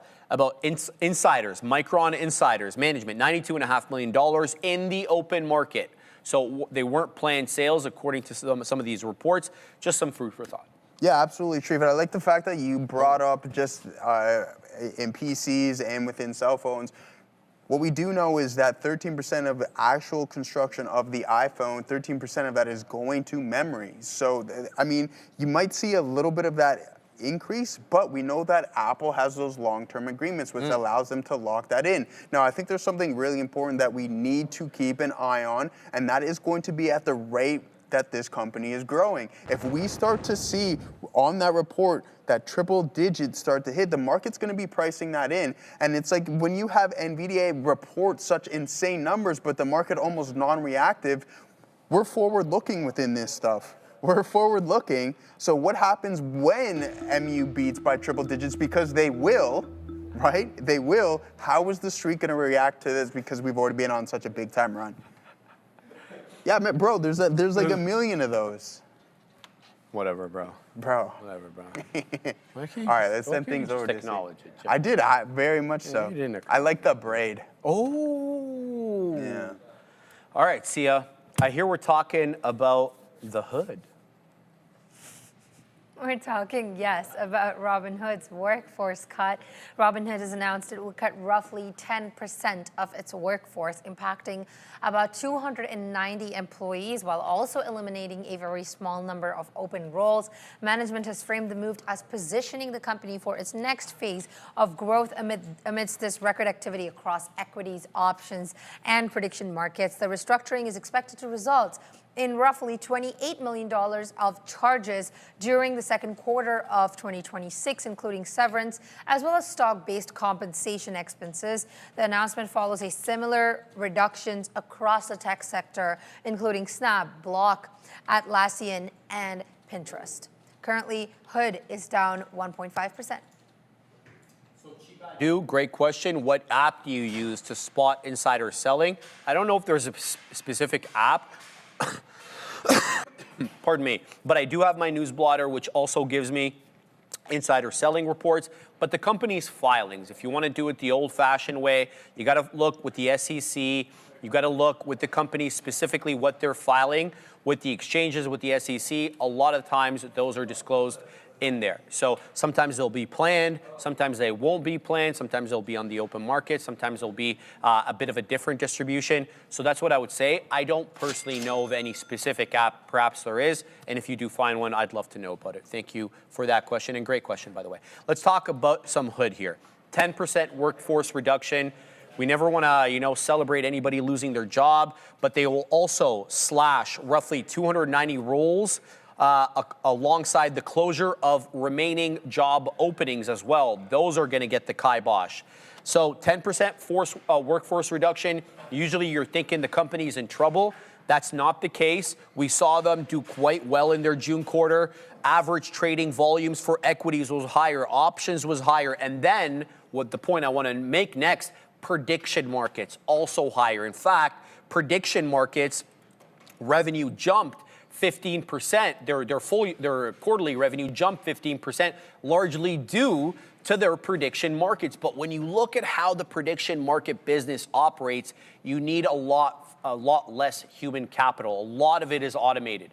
And that's what seems to be sort of as the reason or the push behind these layoffs. They're focusing more on that prediction markets kind of space, and that just requires less people to work there. So that could be an explanation. I'm not saying it's the only one, but something to think about. And then there was also an $8 million immediate share-based acceleration penalty. So about $20 million of cash here is going to be required for severance. So they're going to have to pay off those employees whom they're letting go. That's going to be about $20 million. And then there's going to be another $8 million of additional charges here, which is going to be directly linked to share-based compensation for their employees, which they have to realize a little bit earlier because I guess they're letting them go. So for accounting purposes. So a $28 million hit, give or take here, Joey. Good stuff. Yeah, I mean, same thing with Sharif, like with Sharif said, it's never good. We'll start things off when we start seeing people laid off. But we're starting to see it more and more now. We know that Oracle's laying employees off. Block has laid employees off, Amazon continuously doing so. So expect this to be the norm here relatively soon as companies become more AI efficient. Now, as for the actual underlying in stock itself, it's not a substantial amount. Like 200 employees, 200 plus employees, nothing crazy. But I'll tell you one thing, $1 trillion total addressable market within prediction markets is huge. That's a massive amount. Huge. Yeah.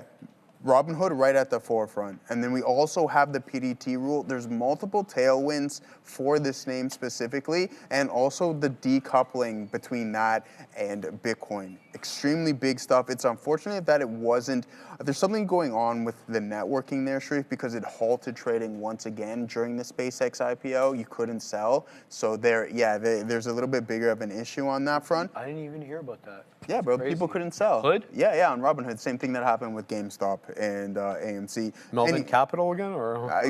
Yeah, maybe. But aside from that, tailwinds. PDT rule, more transaction. Sharif talking about the options activity, but also the addressable market within the prediction markets itself is going to be that next driver for this specific name. And also the fact, if we're going to talk about tokenization and real-world assets being on the chain, where are you going to do those transactions? Robinhood's right at the front of the stablecoins and tokenization of all of those assets. Let's send things off to Adara. Keep an eye on USO, guys. We've got a little bit of clarification, it sounds like, over some headlines that we've had going on, I think going back to yesterday, at the very least, involving a potential $300 billion private fund that would be planned to boost Iran investment. Now, when these were first reported, President Trump more or less denied them, saying that the U.S. would not be giving Iran money. However, these reports from Reuters suggest that the U.S. actually would not be giving any Iran money from this fund. So President Trump was correct in that aspect, but apparently this $300 billion amount that's being talked about would actually be an investment fund, a private vehicle without any government money. Now, that I am seeing some countries that are attached to this, none of them are the U.S. So it sounds like, long story short, this $300 billion number with regards to Iran and investment is seemingly accurate, at least being reported on by Reuters, but the U.S., as President Trump said, will not be investing in it. Apparently, Gulf, Asia, South America, and Africa are involved. And again, apparently the U.S., some companies might be involved here, companies across these countries, but no actual government money is going to be in this fund. If I get more details, I'll let you know. Back to you.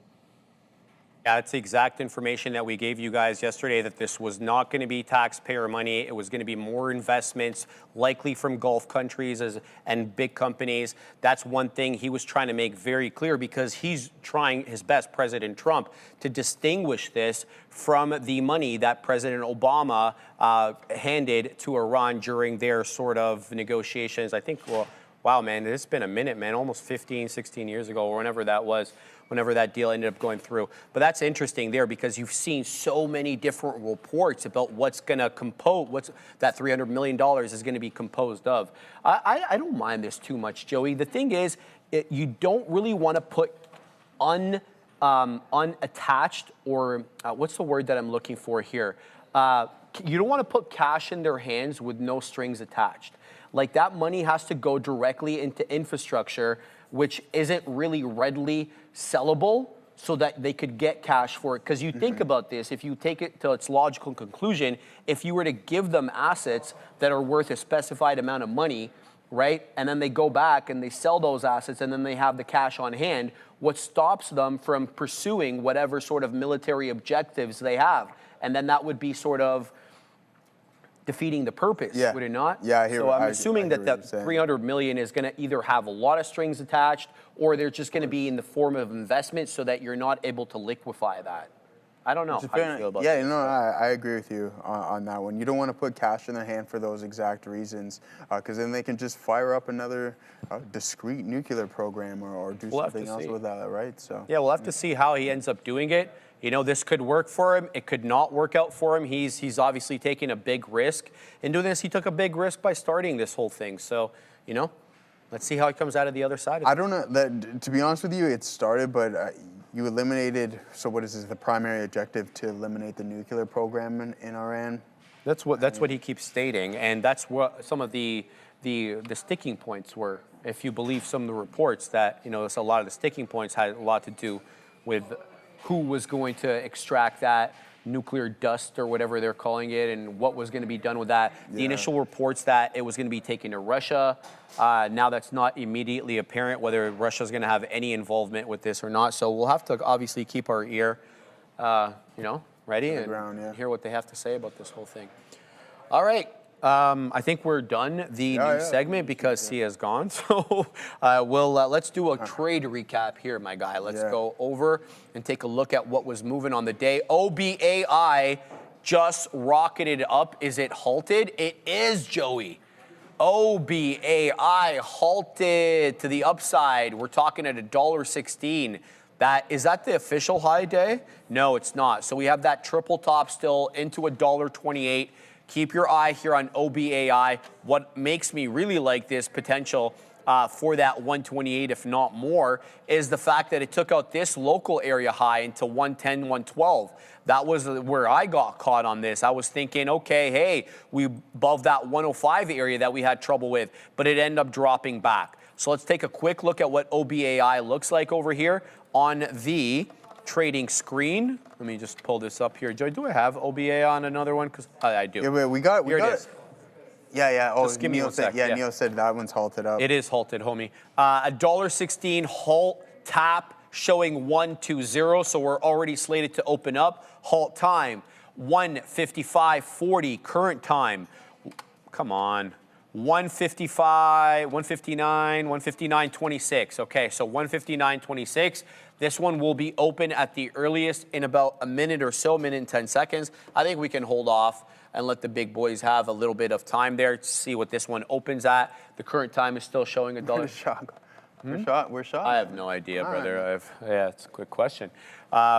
So still showing tap 120 here, Joey. While we wait for that one to open, I stayed in NMRA as long as I could. I tried to hold this through the news segment. It dipped down into 130, so it lost trend, so I got the hell out of there. It's putting in a good pattern. I mean, it still hasn't touched that 145 area that we wet the beak at, but keep your eye out on this one. CRVO is losing trend. It's losing 5. It's losing VWAP here. I'd have nothing to do with CRVO unless it can get back above 6. That's just my opinion on that one, but I wouldn't be touching that. Continuing to wait here for the open. We're about 15 seconds or so if this is going to be a 5-minute halt. Tap is showing 125 here above in.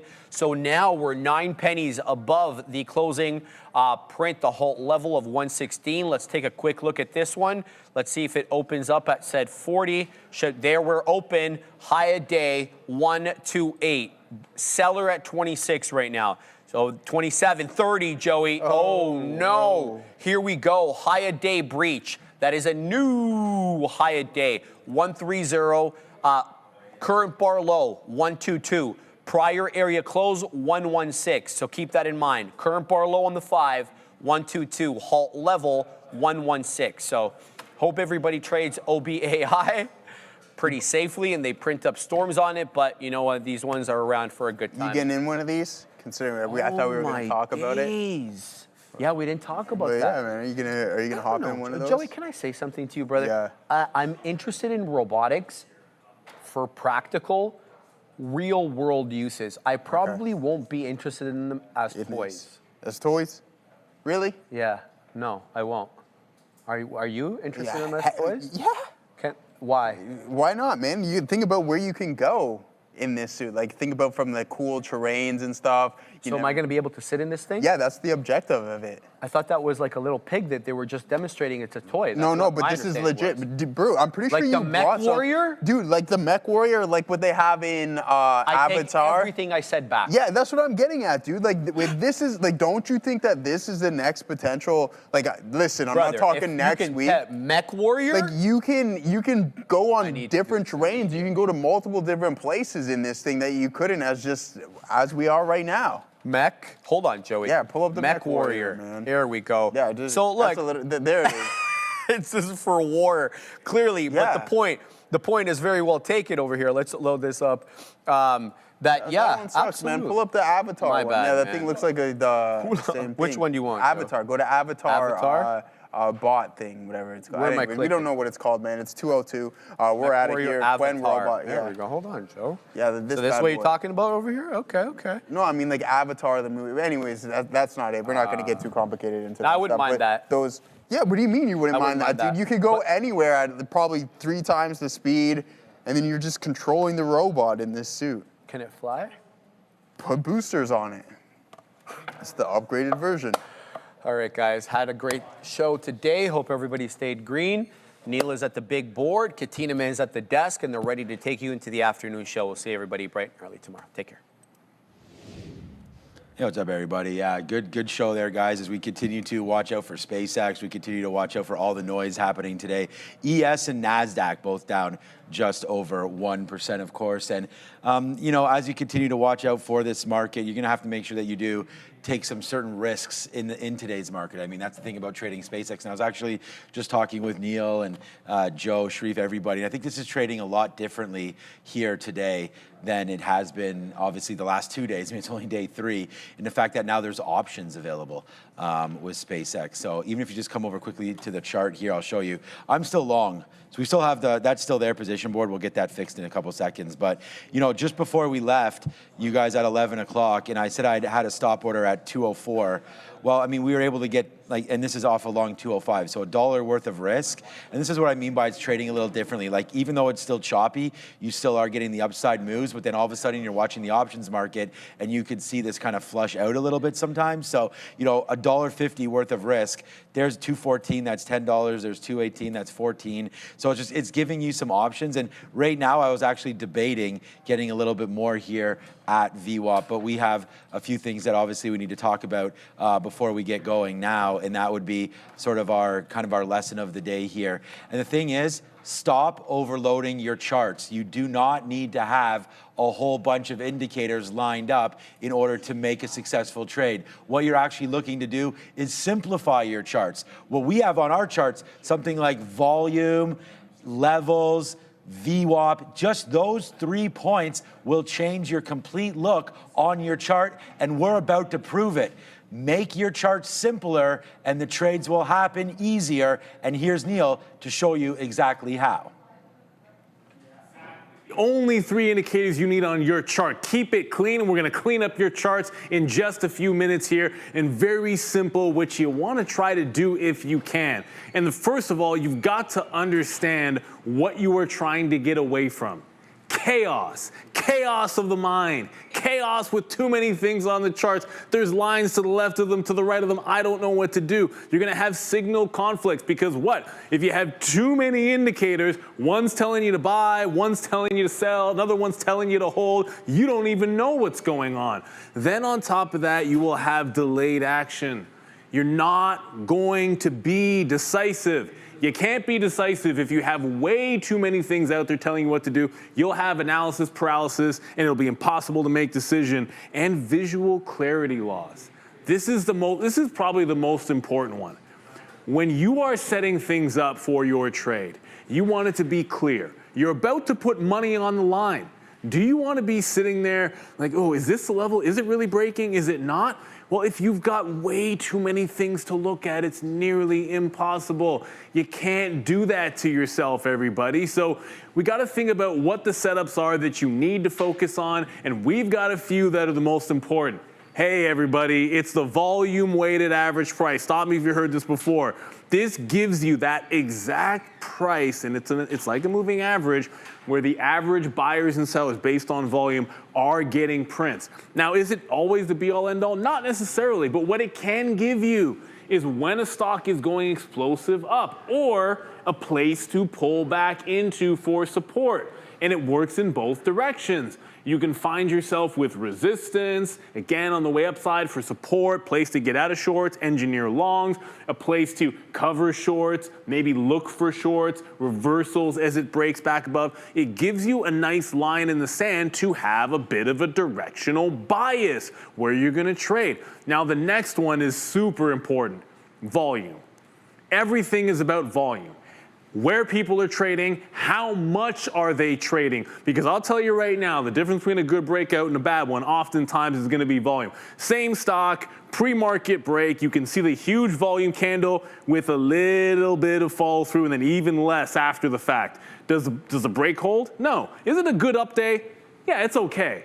But the break doesn't hold, as opposed to explosive, holding higher volumes in the next 3 or 4 candles. And what do? You get a successful break, you get extension. When you are in the trade, or you're looking to add, or should I be taking profit here? Look at that volume. Is it still churning through volume on the way to the upside? It's a great way to be able to judge those breakouts. And you can differentiate between those high odd breakout trades where there's participation by institutions and retail, and the low volume ones where you're the only one buying and you don't want to get caught holding out that bag. The third one is your key levels. This is what traders do in the morning when they're going through their watch list. You've got to try to find key areas to try to transact at. Prior closes, prior day lows, so that when you see a stock break down in a range, you've got target areas to enter. It's a good way to narrow down where you want to trade. It gives you exit stops, entries, take profits as well. You could get your final target for and out at a bottom, at a prior low. It's very important to have an idea of where you want to start executing in a trade, where you want to hold it to, and where you're going to get out. And this is simply just keep it simple, like I said. And what I want everyone to do is take this challenge. I know everyone wants to have indicators out the wazoo, but can you have your trend bias set up looking at the volume weighted average price? Can you look at your zone tests, key price levels, lock that in, have volume out there? I don't want to see anybody with a chart that doesn't have volume on it. You need to know if there's other people participating. It's not an exciting trade if nobody else is in it. That's the reality. You don't get momentum without volume. That's where you get suckered into breakouts. And then you can execute your trades with good stop losses, good take profits, and good structure. All you need right now, VWAP, volume, key levels, that's what I want to see, and then we can get that clutter out of your charts. Thanks, Neil. Guys, strip down your charts, make it as simple as possible. Those are 3 excellent areas to start with. The indicators are key. You just have to know how to use them. The more basic it is, the more advanced your trading will become. Trust me when we tell you that one. Try it right now. I love that challenge that Neil gave you all. Go for it right here, right now. That's a great lesson. Simple charts, simple trades. Do it and let us know in the link in description. Get that going ASAP. All right. Speaking of volume, you know what does the most volume these days? It begins with an S and ends with an X. Snapchat. Actually, Snapchat is we did have some Snapchat news there. Well, Snapchat I didn't realize how badly it got mocked. But yeah, well, no, there was, I think they were coming out with their new glasses or something like that. I saw it on the midday show. Yeah, $2,200 glasses at this awe keynote that they had.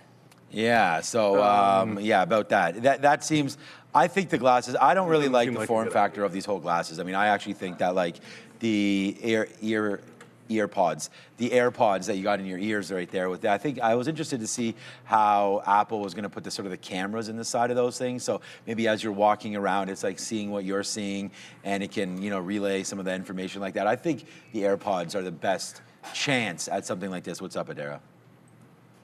Funny here, Sean, because the AirPods we heard about a little bit earlier today, they're thinking they're going to be debuting them in late 2027 along with that Gen 2 of the foldable iPhone. Apparently, as you kind of suggested, the cameras are going to be there to help Siri see what you're seeing.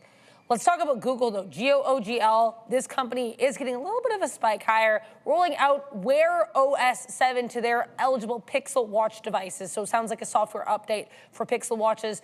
GOOGL is ticking up a little bit higher here, so I thought I'd mention it. Back to you. Okay, it's funny because we actually had, it's funny you mentioned that Google because like we actually had that trade and I put in the wrong stop order.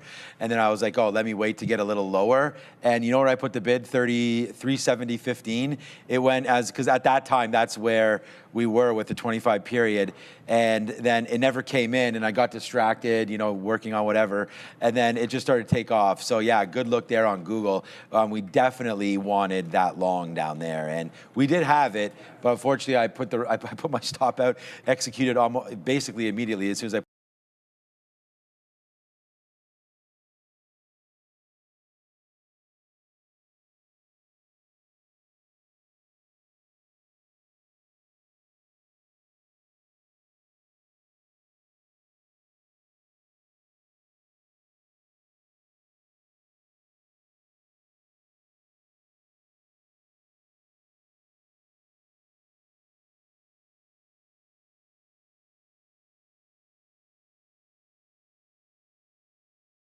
might do more today than it did yesterday. That's insane. Yeah, because there's yesterday's volume was only 253 or so. It's showing up right here. So yeah, we'll wait now with options back, and that's sort of what we were talking about, how now it's sort of changed with options. They are, as you can see, the position board at the bottom is down, so they're going to work on that. As soon as that gets up, you'll see it. But I'm still long, just small, right down here at 205. So hopefully we can get back upside and have another offer around this 217 and change. Maybe we can grab that. But yeah, SpaceX still on my mind here today. That's for sure. And then we did have a pretty decent trade in the Qs.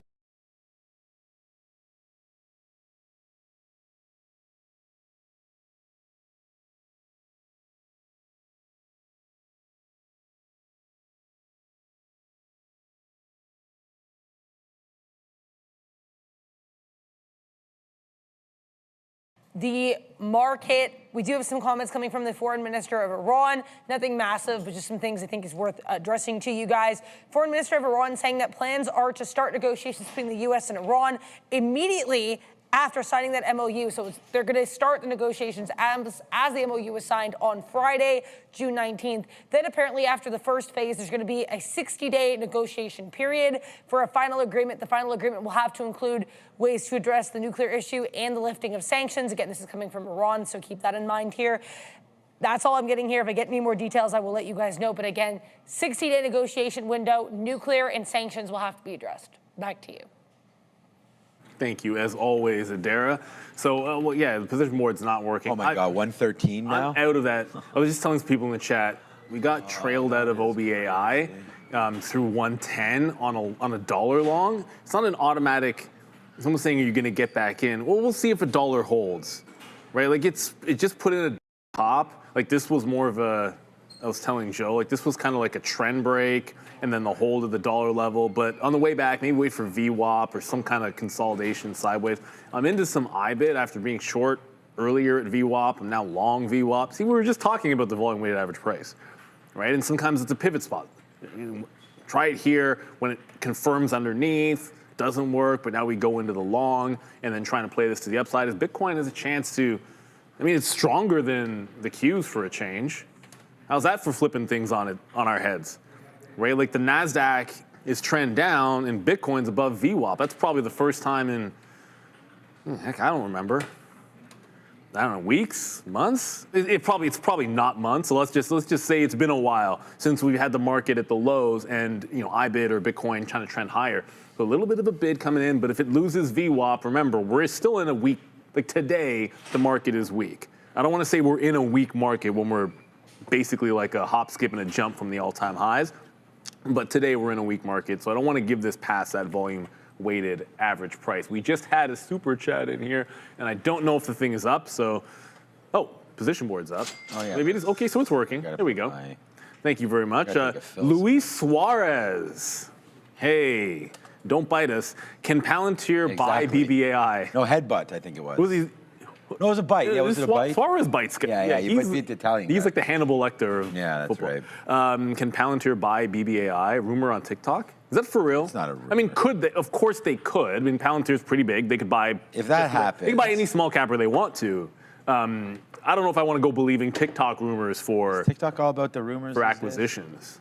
But I mean, look, anything is possible. But you don't. If you start speculating on small cap companies on the basis of that they will get bought out, the problem is always going to be, even if they might be, your problem is time frame. If that's what you're betting on, you better like the company for other reasons, and then a buyout just becomes. Yeah, great. you never want to. Don't buy Big Berry Eye because of a rumor there on. Yeah, buy it because you like TikTok, it, but, and if it happens, you could take a little bit. I mean, if it gets bought out, it'd probably be 2 or 3 times where it is right now. But we'll wait to see what's going on there. We are seeing some updates out of Oragenics right now, ticker OGEN, on the NYSE American. The company has now activated its Phase 2A clinical trial in Australia, with its first site fully operational and patient dosing expected next. They're developing ONP-002, an intranasal treatment targeting concussion and mild traumatic brain injury, an area where there are currently no FDA-approved therapies. Alongside that, Oragenics has spent the past year strengthening its balance sheet, raising capital, and resolving liabilities, as well as restoring exchange compliance. The focus now shifts to execution, with clinical progress underway and additional CNS assets under evaluation. Make sure you do check that link in description for more information on Oragenics. We want to thank them for sponsoring this first segment here today. It's a little frustrating because we love SpaceX, and we've been talking about SpaceX, and SpaceX has been fantastic. I love you, SpaceX, and Elon Musk, and everything else. All right, but today we wrote down, this goes out at 8 o'clock, okay, 8 o'clock to 8:30, somewhere like that. We wrote down USO short 117. So I looked at USO right here. At 9:40, the high of the day was 117 clean right there. Now you're down $3.50, down into 113 and change. So that, Mr. Katina, is a fail. Then we look back here, it's all good. There's the TQQs, right? Now this is not a fail because we did it. But there it is, short the 85 area, market feels tired. And again, this is at 8:30 that we write this down. So then we just go over here and we say, let's see what the TQQs are. Here's 85 right here. Happened at 9:50. And again, like, I want to reward myself for taking these shares. And so when it's coming back down in, and like I said, man, like we've done really well. We did really well on this trade, but I got to figure out a way. Like, I guess it's this 50-period moving average, but then it might have broke right there, which is where we started to get a bunch out right there, which is not good enough. That's only 70 cents. But then this 50-period moving average, really, if anything, maybe I would have held the majority of it till there, and then maybe a second break there.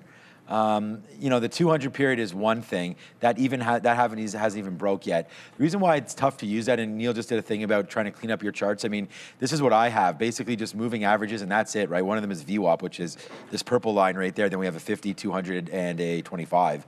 And those are like the levels that I'm looking at. So we've got levels, and then down here is volume. So, my charts are pretty clean, just like that example. But at the end of the day, it's like, I can't just go based on this 200 period moving average because, then a winning trade, when it's down here and we're $1 in the money or whatever, and we're pretty happy with it, like, I'm not going to give it all the way back to zeros again. Like, I got to take something out. So that's part of what I'm trying to deal with and trying to figure that all out. But really missed opportunity there for sure on USO. And, the thing is, we got that news this morning about oil, and we talked about President Trump came out and said the Strait will be opened on Friday.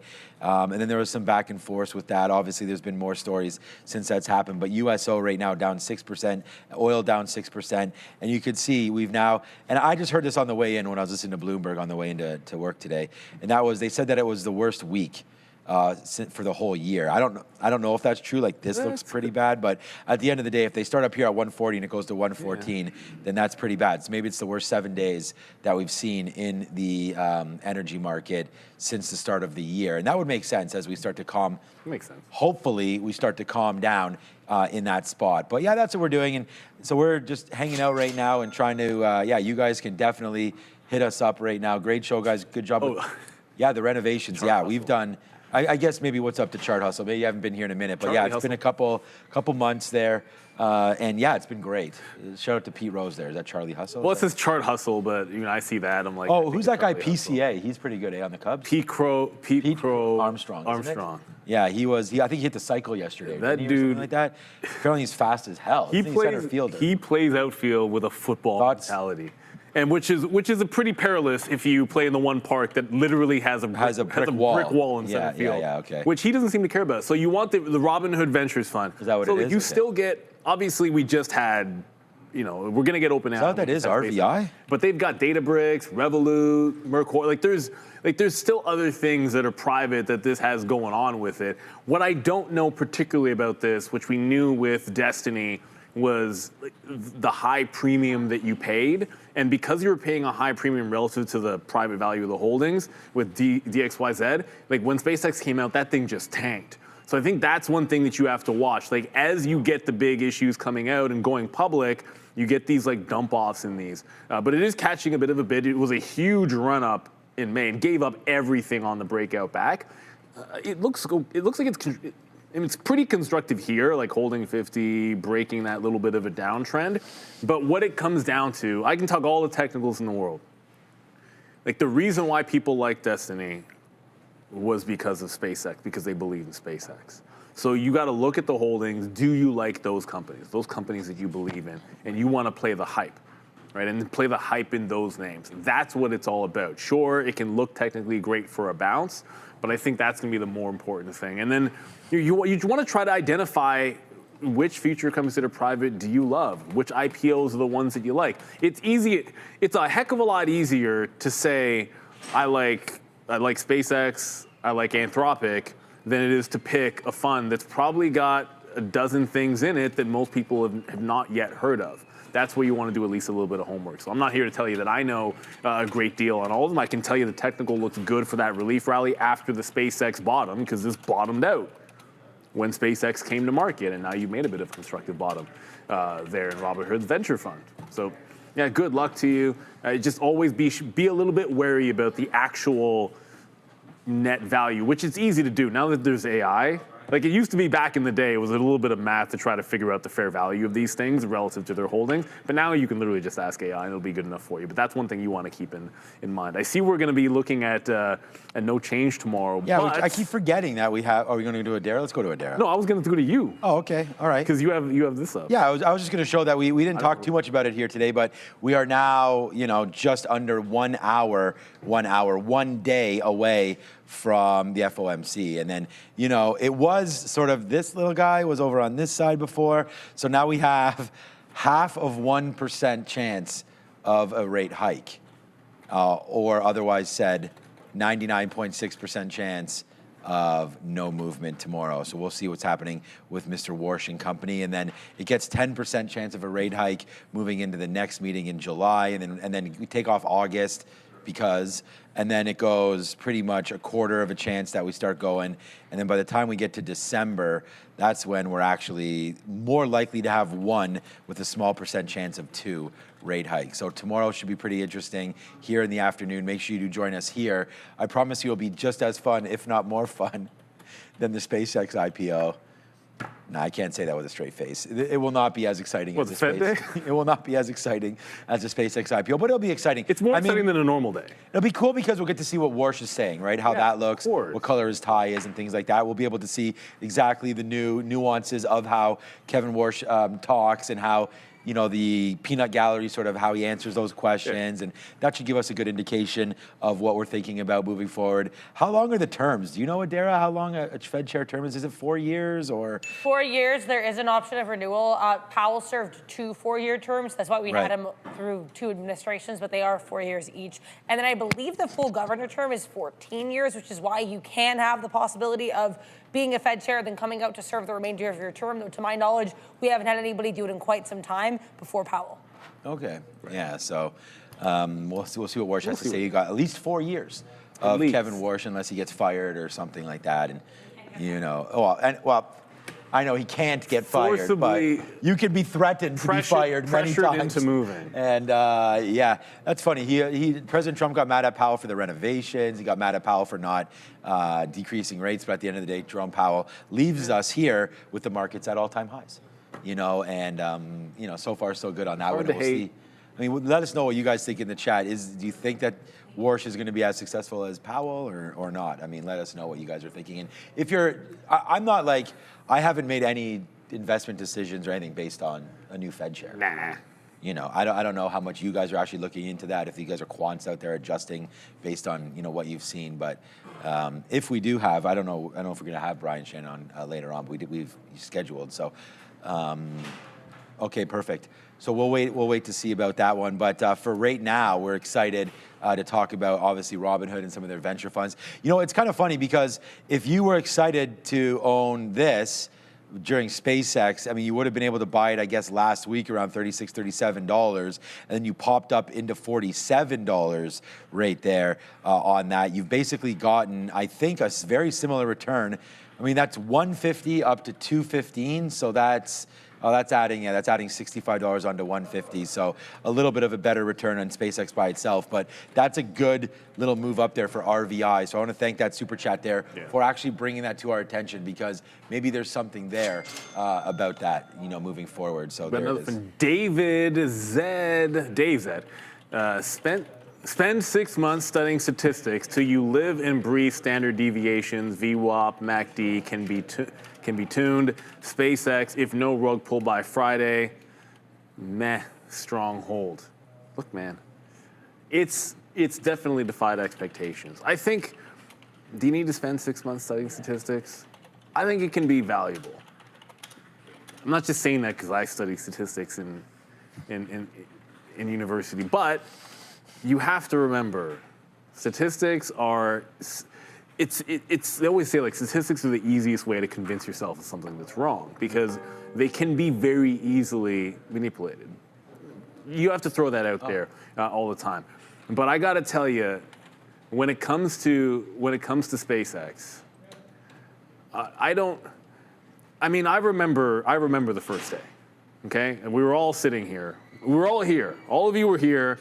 And everyone was talking about how overvalued this was going to be and how it was going to rug pull. And you heard us talking about it too. It's like, well, what was the concern? They just run the bottoms and that would be it. And valuation this and so much. And then look at what's actually happening. You know, for 3 days, we're running up. Now, this reminds me, I didn't think this was going to be Circle. Like, I really thought it would be something a little bit different. Circle. It's not going to be Circle. No, well, I mean, nothing is... Like Circle, I guess I have to go further than a daily chart to be able to show you. Circle doubled, I think, maybe? Yeah, on a weekly, Circle for 3 weeks, and then the fourth week was the top. It was 69. Did it really open at 69? I guess it did. 69. I think it was 68. It tagged $300. Right, exactly. Now, do I think SpaceX can do that? Of course not. That would mean, what, 1,000? Yeah, it'd just be too much to go 4x. But this ended up grinding higher longer than I think a lot of people believed. And I think SpaceX, for being up 3 days, is already done. This was silly. Like, I mean, this was silly. It was a different market, obviously much smaller. But right now, it's defying expectations. And I think if you get wrapped up in this, oh, it's got to come back in, you're going to forget that oftentimes you can last, it can be a week, 2 weeks, 3 weeks, right? Like, the time frame by which this may or may not drop or pull back in can be longer than you expect. Now, I still haven't adjusted my plan getting in the long term, which was what I said, wherever it is, up, down, left, right, or center, I'd buy like a 20 to 25% dip, no matter what. That obviously is nowhere close to happening. I can live with that. I bought a very small position to get involved when it pulled back on day one, because I was like, this is holding up better than I expected. But now I'm just sort of FOMO, like, I'll tell you, I'm FOMO like everybody else. My brother probably wants to kick my butt, my older brother, because I advised him, we were talking, but you wanted to know what to do with his Sidhu and his Rocket Labs before the SpaceX IPO, and it was a couple weeks before, and I was like, well, I mean, it makes sense to take some profit. They're running it up in sympathy. And then he was like, would you roll it into the SpaceX IPO? And I was like, I don't know, I'd probably wait. I told him I'm waiting. I said the same thing I would say to you guys. I said, I am waiting because I think I want to buy the dip when it inevitably goes down. That hasn't been right. So like the trade's been good, but it hasn't been right. JC, we have another super chat in here, and this one's from Nick. Hey, Nick.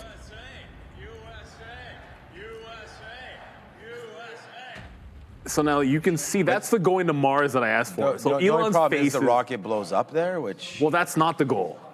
There's no point. You do not want, you don't want to explode the rocket on Mars. Plus, also, it kind of rams into Elon's face, which is on Mars, which is pretty cool. We're going to go to Adara, then we have a super chat from Nick that we'll be able to talk about. Oh, and we're going to the screen with Adara. Yes. And then we'll come back, and Nick will get your super chat. Here we are for this afternoon's edition of To the Window, To the Wall, where I take a look on this wall into a window of the market. Yeah, the segment name is still not great. If you guys have suggestions, let me know. In the meantime, let's take a look here at the Fed votes for last meeting. Sean was just mentioning this meeting. This is going to be happening tomorrow, June 17th, 2 p.m. Eastern. Technically, the meeting started today, but we'll get the decision tomorrow at 2 p.m. Eastern, including the summary of economic projections, which we don't get every meeting. At 2:30 p.m., we'll have the first ever conference under new Fed Chair Kevin Warsh. Now, I wanted to go over the vote from last meeting because it was really significant. It was the first time since 1992 where we had 4 dissenting votes. So let's get into that. So for 1 year, 8 Feds voting in favor of what we had. Powell will still be voting, but he'll be actually a member of the Board of Governors instead of a Fed chair. So that's automatically going to change. Kevin Warsh, of course, will have a vote now. But let's move on to the dissent side of things, because this is where things get kind of interesting. Fed's Myron voted in 6 meetings during his very brief tenure as a Fed governor. At all 6 meetings, he dissented. This was the final of those 6 meetings. So he dissented. He wanted a cut. But again, he's not going to be a factor tomorrow because he's gone. So keep that in mind. We also had 3 Feds who actually voted for keeping rates steady, but didn't want to include any kind of an easing bias in the rate statement. So slightly more cautious here. Those are Feds Logan, Hammock, and Kashkari. I would keep an eye on these 3 names tomorrow because you have to wonder if you're going to get some more dissent from any of these 3 coming up. Again, Powell will still be voting, but not as chair. You'll get Myron will not be voting tomorrow, and you'll get Warsh's vote for the first time in this round of the Fed, because if you guys may recall, he was a Fed governor, the youngest Fed governor in history, going back to the aughts. Have to wait and see what happens tomorrow. In the meantime, here's today's segment of To the Window, To the Wall. Back to you. Very good one, Adara. Yeah, thanks for that one. We did get a story there about Nokia, and the story is just Nokia announces major expansion of U.S. semiconductor tests and packaging in Pennsylvania to bolster AI growth. So we just, we put on a little bit of shares there. It went up to tens, basically up to VWAP. So bang! I mean, we just did a thing about VWAP. Right up into that level there. We got some out. We're trying to hold it. I'm going to try to see. I actually tried to punch in, basically all through here. It just kept on, like, I was missing it, and it was taking out the levels. I feel like people were lifting offers because I feel like I was punching long down here, and it just kept on missing it, which leads me to believe that, I don't know, I should have been able to get longer. And eventually, by the time it went all the way up here, I really lowered the share size and just was like, I'm not going to chase this thing up too much, but I am going to chase it a little bit. And there it goes, Nokia, still down 5%. But, decent story there. And if I could get more of the story, I would show it to you. But that's what it is right there. It's just, we have our news runner there, but there it is, expansion. Maybe we have it. Oh, that's Iran. That's Iran coming out there again. So we can have a quick look, obviously at USO. But yeah, I'm long Nokia right now. I'm going to get longer. If it dips into the 90s, I'll buy some of that. Iran's top joint military command, Israel, should expect a hard response. See, this is the problem with the Iranian armed forces if it doesn't stop. Yeah, so President Trump has voiced his, and whatever, man. We're just here to talk about the market, but with respect to USO, USO was one of the top 3 ideas that I had today, and that was the short there at 117. Wow, they don't really like us on this show, eh? Like, we start talking, and then a minute later, it's like, get the hell off the screen, it's see you time. But I was going to say, like, depending on what your opinion is here, President Trump can't seem to see eye to eye with Israel on, the resolution part of this thing. And now we're getting a little bit more aggression here, possibly coming from Iran. So I don't, maybe this whole Strait of Hormuz is not about to get reopened anytime soon. And, we keep on seeing these headlines, which can't be good. And USO is still down, but you're seeing a little bit of a bump higher. It's actually closed now. Not even that much volume at close. 230 closes in NYMEX, but of course USO keeps on trading. So here's the close in NYMEX. Let me just get this up, and then we'll go over to Sia quickly. Not quickly. You can take as long as she wants. But there's the close. Oops. The charts aren't even working extension out here. So maybe it's not gotta Q. be the next- It's not Q. Yeah. CL, I think it was Q though. July, August. Yeah, it is Q. Okay. But anyways, there it is right now. It's done trading for the day, but I know we're missing some data. So we'll just pass on that. And now we will go over, we'll continue to watch USO, see what's going on. It looks like that's starting to get a little higher here. We'll go over and check with Sia at the screen. Or the That's okay, Sean. At least you didn't get my name wrong. So, sorry about that. We just have a little joke from yesterday. We're going to take a look at the 3 major averages before we begin. The SPY currently in the red, down 0.38%. The triple Qs are down just a little over 1%. We have the Dow maintaining its momentum from earlier in the day. It's up almost 8%. Let's take a look at some stories that I want to talk to you all about. First one we have is General Motors. Ardera did announce this earlier, that it announced a new defense partnership with Lockheed Martin as the country ramps up its production of the weapons. The company executives have said that the deal was facilitated by the U.S. Department of Defense. The White House has held discussions with Ford and GM about better supporting the country's defense industry. Next one we're going to take a look at is e.l.f. e.l.f. Beauty, the company has launched its e.l.f. hair line of products. Late yesterday, it'll begin offering these new products via TikTok Shop on Tuesday and at Target starting next week. So the shares are heading for their 7th winning day, and currently e.l.f. is up 5.12%. Final thing I want to talk to you about today is HUN. HUN, Huntsman Corporation. Chemicals manufacturer fell around 17% after it has agreed to merge with rival Olin, O-L-I-N, in an all-stock deal. So after the merger, the new company will be called Olin Huntsman, and the deal is expected to close in the first half of 2027. As a reaction to this, Olin shares also slipped somewhere close to 6%. That's all for your happening now. Sending it back to the guys. You weren't here yesterday, so I solved the problem already. It could be Sierra, because then you have Sia and Adera.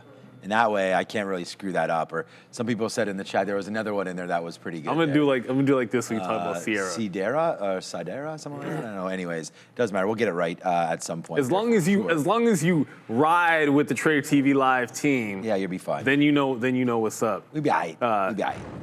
That music video is okay. I mean, as far as music videos. Sierra? Goes. It's aight. Is that Sierra? Yeah, Russell Wilson. Shout out to Russell. It's not a bad video. Nick Dubs, thoughts on RXT? Did we not address the super chat? Our bad. I don't think so. Was it? What was it? No, I guess there's a few super chats that we didn't get to. We'll get to them all. And Rackspace, I tried the breakout on Rackspace today. Obviously couldn't hold. Remember VWAP? Ooh, look at VWAP. So you like it first swing. They're the ones that got the AMD partnership. I'm generally not the biggest. I hate it when you lose like a potential breakout level. So it gets positive news and kind of fails the high break, still above 6. I just feel like when I look at this chart, like what's like wrong to me if you're looking here is to 5 or to 4. Like it's this trend here, which is actually under 5, or it's wrong under the 50 period. And if I'm looking at, just talking about myself here, like if I'm wrong under there or wrong under here, I don't know, would I want to buy it at 6? Would I want to buy it up here, risk 20 to 25%? I guess you're playing for the breakout. I tend to want to, if I see this failure, I tend to think pull back all the way and then be 5 to 4, like 5 long into 4 because it failed the high. But I see what you're saying, Nick, and it's a good news story. I just hate when you fail that kind of a break. It just kind of sucks. And I know we have I was going to go to this, and we'll get to the other super chats here, but with the poll that got put in 6 minutes ago, what size account do you actively trade with? Now, obviously, if you're trading with prop, right? Like a prop firm, you're trading with firm capital, so anyone that trades a prop is going to have a lot of capital. But I'm just curious as to what everyone is saying in here, because what's really cool about that poll, and I'm going to throw it back up, over 50% under 5K or 5K to 25K. So that means more than half of the viewers that answered this poll are real happy about the lack of the PDT rule, the PDT rule going the way of the dodo bird. Right.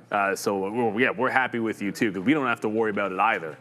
here. We've never had to worry about it in Canada. I don't want you to get the wrong impression. We've never had the PDT here in Canada. When you're a prop trader, you never have to deal with it at all. But I know we have a few more super chats. If we can, I'll try to. Oh, there's only one? I thought there was two, but throw it up there, Andre. If it's only one, I thought there was another one maybe. It's Willis Addison. What you talking about, Willis? Yeah, you cousins of Jordan Addison or whatever? Israel's getting on my nerves. Gas money. You know, there's one thing that no one's saying about oil, which is probably not going to make anybody happy. So remember what China was doing? Like China built up the largest oil reserve in the world, like dwarfing the U.S. And the U.S., obviously theirs is dwindled a little bit, and so have other countries as they've had to dip into it. So as oil prices come down, do you think that the U.S. and other countries are going to only replenish their reserves after what China did? I think they'll aim the bar higher after China went ham with the largest reserve, and they're probably going to build even bigger than before, which could put a little bit of a floor at some point, maybe sooner than we expect, on oil prices. We'll see, but I think the U.S. government's going to be a buyer, and they're also going to end up, and that'll end up, of course, supporting some of their producers as well. But I feel like that's the kind of thing that could happen. But hey, we should not be really complaining about oil going lower. We can't. Going lower. No, I mean, gas prices aren't that bad. I mean, they're already improving. Yeah, I mean, I think that I saw the high was like, I don't know, we had like 189 or something a liter around here. Now it's down. I saw 150. Actually, in Brampton, there I saw 142 something. The lineups were ridiculous. I was like, what? Don't get me started with hell.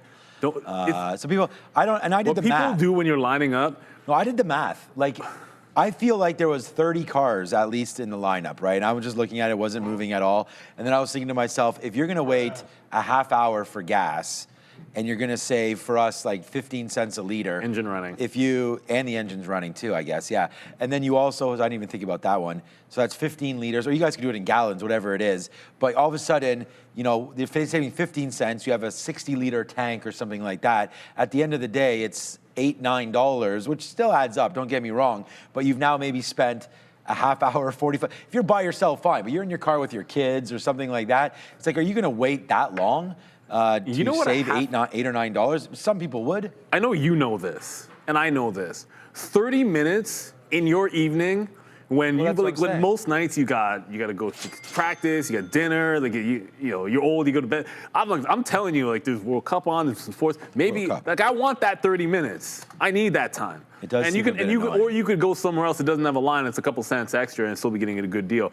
We got 206 a liter in Vancouver. That's probably not worth it. 206 a liter, yeah. So right here the highest I saw was 109. Or 189, sorry, a liter. Now we're down to about $1.60 a liter, I would say. I saw this morning 159 on the way. That ain't right. So that's here basically in downtown. That ain't right. Well, it is right. No, I'm just, you know what I mean, like that. No, but I mean, whatever. That is what it is. I don't know. It sucks. I don't know, man. I mean, it sucks. It does suck, and I don't even know. We're lucky here because obviously you guys know I've got the Tesla, and it's just like we have a charger here. So I don't even know. You guys let me know, how much is it costing you guys to charge your car fully at home if you have a Tesla? Like, I don't know if you guys have noticed I plug mine in maybe for like 100 kilometers every couple weeks because again it's full here every day. But how much does that cost? Because I thought it was about 20. It still was about 25%. I was under the impression that you're still paying for. So if you're going to pay $100 to fill your tank. Okay, now I got a question. The EV would only cost you 25. Just hold on a second because I didn't even talk about this position yet, and then we'll ask away. But so I said that we were going to buy mid-90s. Well, that's exactly what we did. We got 95 there, and here goes Nokia ripping to the high side right there. So you never know what names we're going to trade. We did get that story about Nokia, and I showed it on the board there. Maybe Derek can confirm it, but. Okay, it's in the Benzinga platform. Nokia announces advanced testing, packaging. Yeah, that's it. Packaging operations in Pennsylvania. It's part of a $4 billion R&D investment initiative in the U.S. That's it. I'm not seeing anything else here. Yeah, so I actually saw that story early, and I was telling that to Neil. And then all of a sudden, like I was like, oh, it's not doing anything. Like there's nothing going on.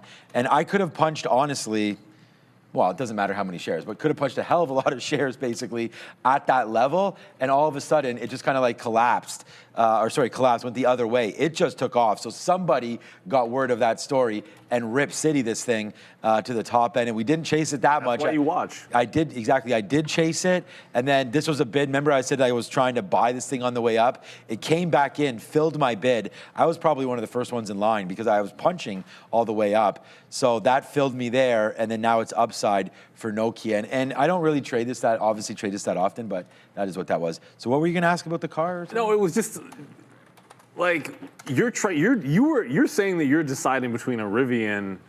I'm not deciding anything. It'd be Marissa would be deciding. Or the Tesla, but like right now you only charge here. But wouldn't it make sense?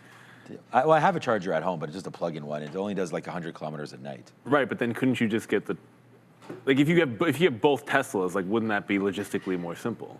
To what? Just get like supercharger. Oh, get a supercharger at the house? Yeah. Yeah, but again, it doesn't. Or does that not matter? I mean, how many kilometers? Yeah, we don't. It doesn't matter because we don't use that much. No, it doesn't. You don't use it enough. No, I mean we travel back and forth here. The Tesla has about 450 or so kilometers in it, and I'm going 11 kilometers to and from work, so I can basically it's not even work is ever fine. really charge that. But I don't know. I just said like logistic. That's how you need a supercharger in both vehicles and use it. Oh yeah, it'll be charged up. But like right now, the car's sitting at home doing nothing, so it could be plugged into the wall.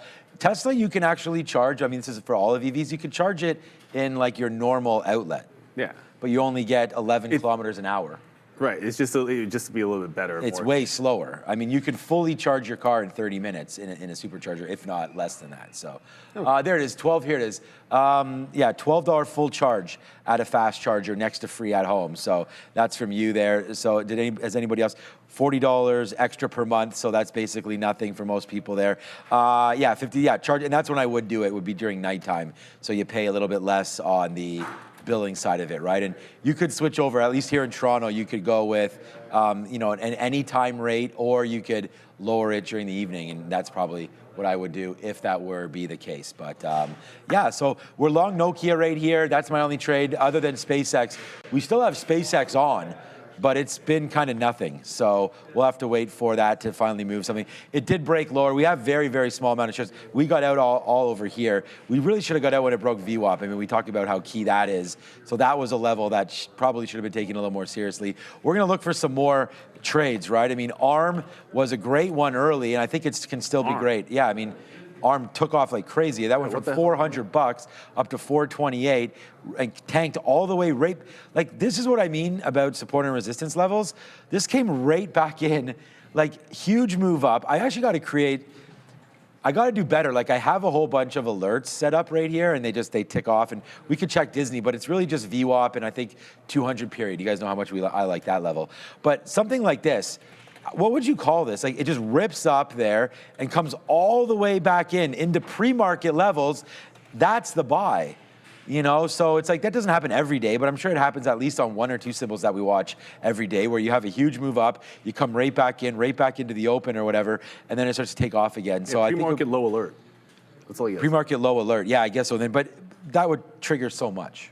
Well, the problem because any stock that goes down, you would get triggered. I think you'd need something that said more like a retracement. Yeah, like it had to have gone X amount up at the open and then retraced, which would be a little more. I know. People are saying it's called a retracement. No, I know that. But what I'm trying to get a scanner, because if I just say, hey, let me know when a stock is at the pre-market lows, well, then let's just, for example, like at 9:35, it's going to be like, oh, wow, here, Tesla, boom, there it is.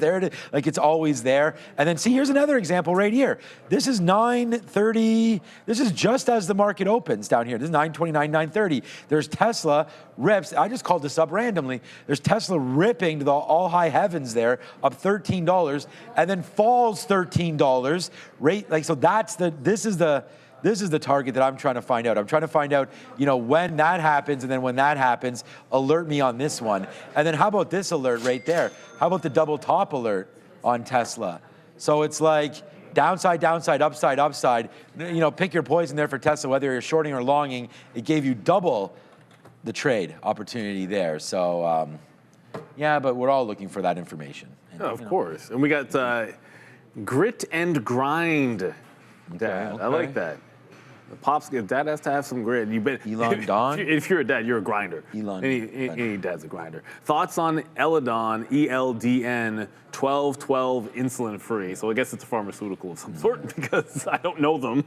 I don't want to say yada, yada, yada pharma, but that's usually the case. I think For me, I'll look at the technicals, because what even happens if someone like, I can speak for myself, or even like one of us, like I can read a press release, and oftentimes if it's biopharm, like some people are going to understand them better than others, and I don't pretend to be a doctor.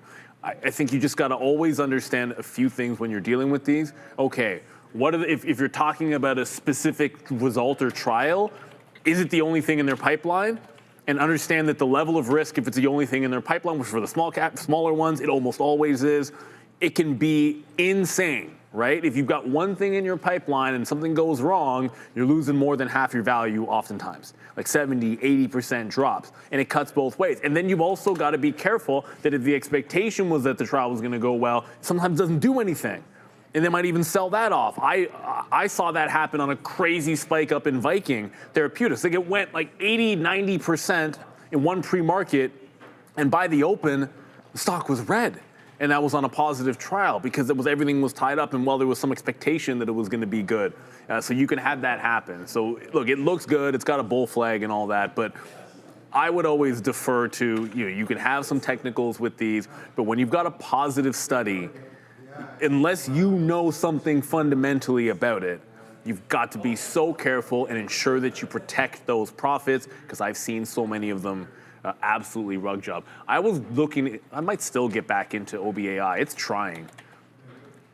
trying to hold VWAP in that $1. It just hasn't looked good coming back in at any point. Now it's bouncing VWAP. See if it can get back above the $1. Do something like it did before, like bounce here, give me a higher low to play off of, and then I can go higher low to an out like this. So that's what I'm waiting for in OBAI. This is a stock that I'm looking at this afternoon, unless I can find some other, like this has done 500 million shares. So I'm sure there's other ones that are moving, but for now, this is the one I'm watching. Let me know what you guys are looking at. I see SoFi in the chat. Someone's saying Palantir is going. SoFi is strong, but I see triple top market week, and I'm kind of looking for, I probably want to revert this. See that triple top, break the trend, resistance at 18. Yeah, I might look for this for a short, to be honest with you, on SoFi. But it is strong today. Yeah, 5%. I'm not going to hate on the 5% up here on SoFi, but my first instinct would be to look for a reversion given that resistance there. So OBAI is what I'm watching. Possibly this SoFi could be a little something. Alt VWAP saying they've been trading HIMS lately.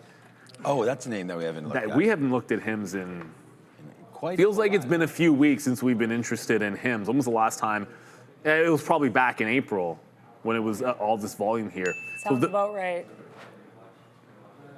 First of all, like Adara is like, she has the greatest memory. If you're tuning in for the first time, Adara has the perfect memory. So she remembers all the key levels, all the key news stories. So yeah, if it was April and that was the last time they had big news, trust me, she's got it on. What I don't love about it today is we were just talking about volume, weren't we? Okay, so going into the same resistance and the same uptrend here into the low 30s, you've got very low relative volume. That's what I don't love. So good, looks good, but I tend to want to fade, like low volume moves up.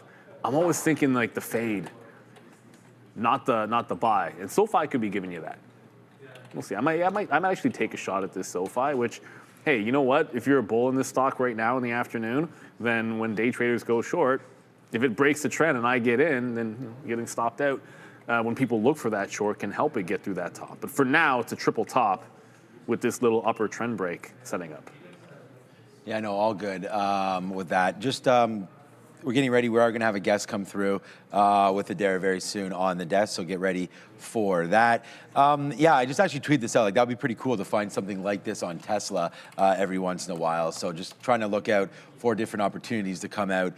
This would be awesome to find. So we're going to keep on looking for things like that. All right, so Nokia, just the latest trade. We got some out here at 98s, 99s. We're only long at 95, but because it's not really a moving stock, we have a little bit more shares on this one. So, we'll keep on trying to take it out and keep leaving it. I mean, I was waiting for 06s and 07s again, like where we've had before, but I'm not sure if there's enough juice in this story to get that going.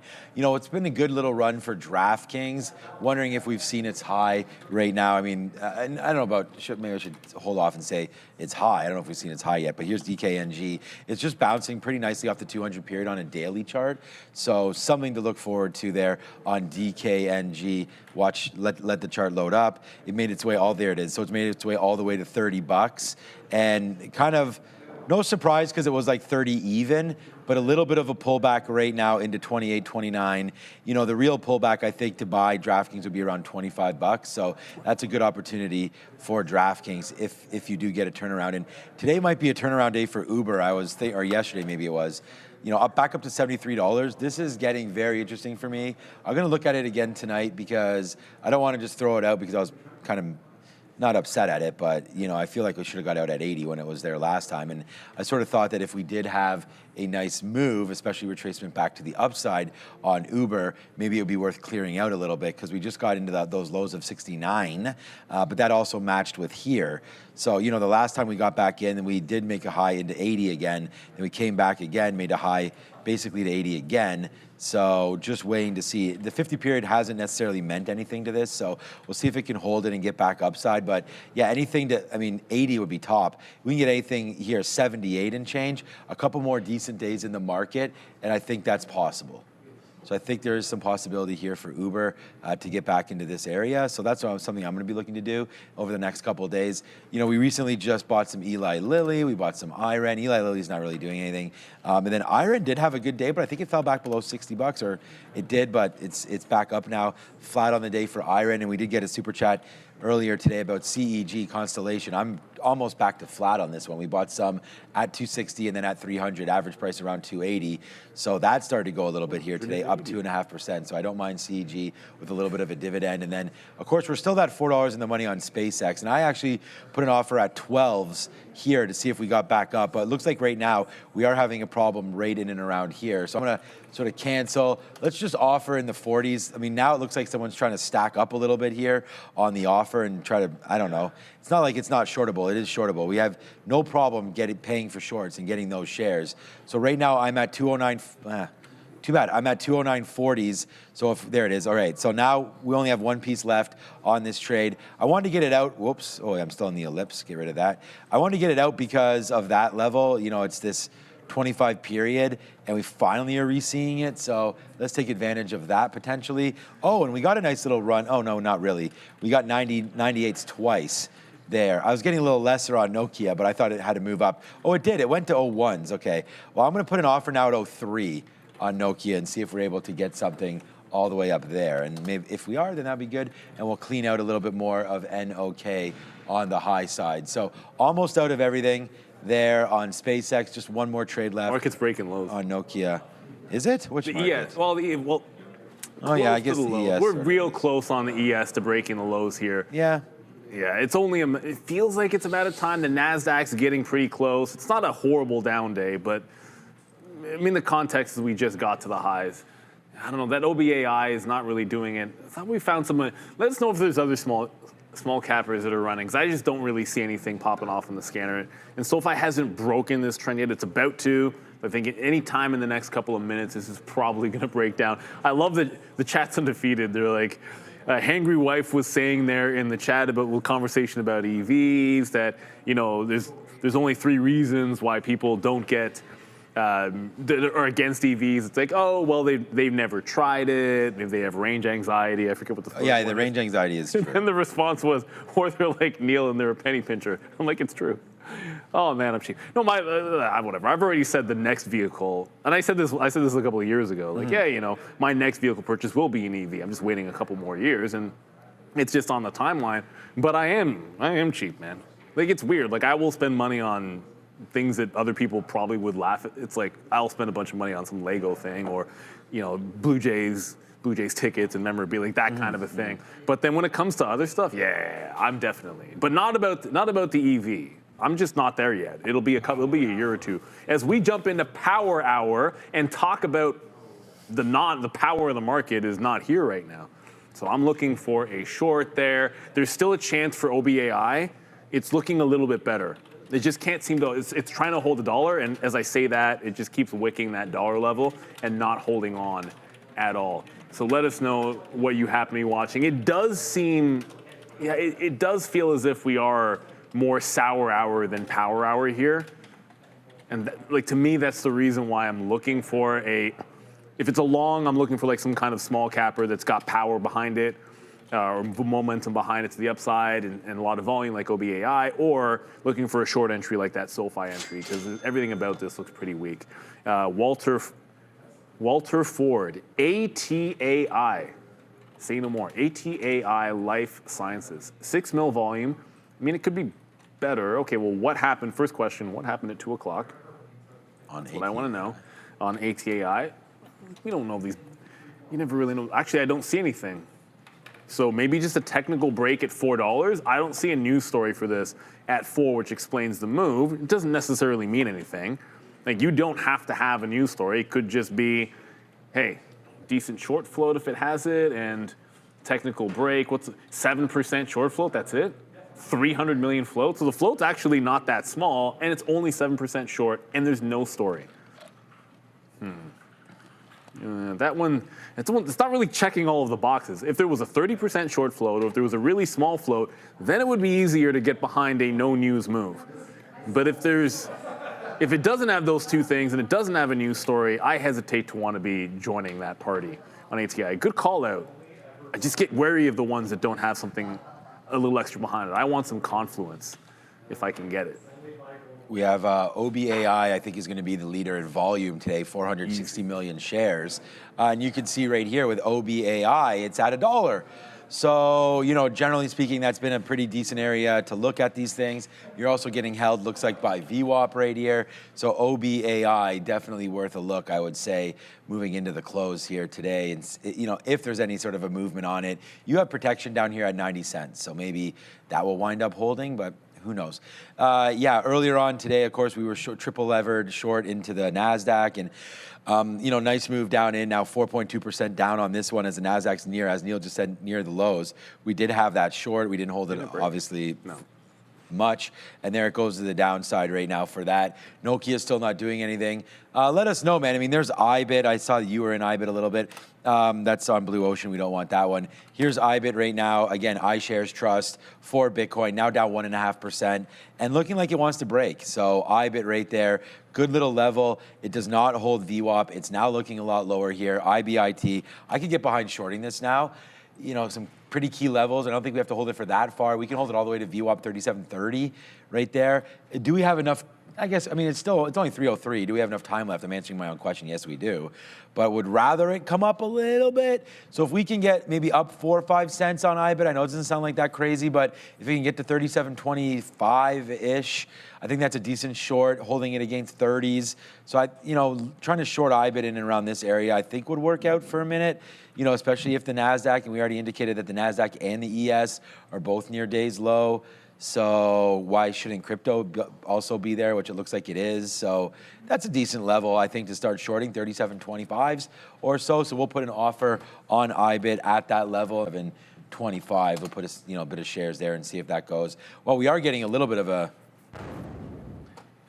Whoa, what was that? Not that much, man. It's 5 cents right here on Nokia. Again, it's a $14 name. Doesn't really move too much. We did have a little bit of a move higher there into 401. Okay, here's 401. I'm at 403. So unlike Highway 401, welcome to everybody that's here, and you never want to be on that highway if you can avoid it. This is 1401, not 401, but we'll wait. Highway 403, much better. Going from, Hamilton, Burlington, into Brampton, through Mississauga and whatnot, Highway 403. But here we go, 401 right there. 401 is actually, I think if we Google it, I don't know the road in LA, but the two busiest highways, I think, and 401 goes way across Canada, by the way, but through the GTA, it's super crazy congested and busy. So, and I think it might be second to whatever the one in LA is. But here we go. We're waiting at 403 right now, 1403, to get a real fill, and then hopefully that will come through, and we'll have a much better result on this than even we had hoped for. 405 apparently. Oh, is it the 405? Okay. Well, that's what the chat is saying. It's a 405 in LA. Yeah. I wouldn't. Okay, and the 5. Yeah, I haven't been to LA 401 is a problem here in Toronto. All right, it just looks like we just failed off of 1402. So I just got some more out there at 1401.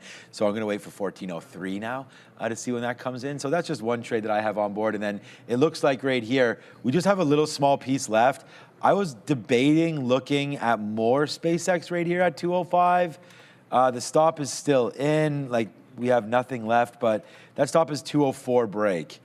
So I don't know if we see enough juice in this name to really do anything with it right now. If anything, it's just on a free fall down. I mean, we had some nice moves up to 218. I mean, these were good takes, right? So we'll just leave a little bit on it. We said we're trying to hold things a little bit longer, and we did do that. So that was a good one. Oh, it looks like we do get that on Nokia, by the way.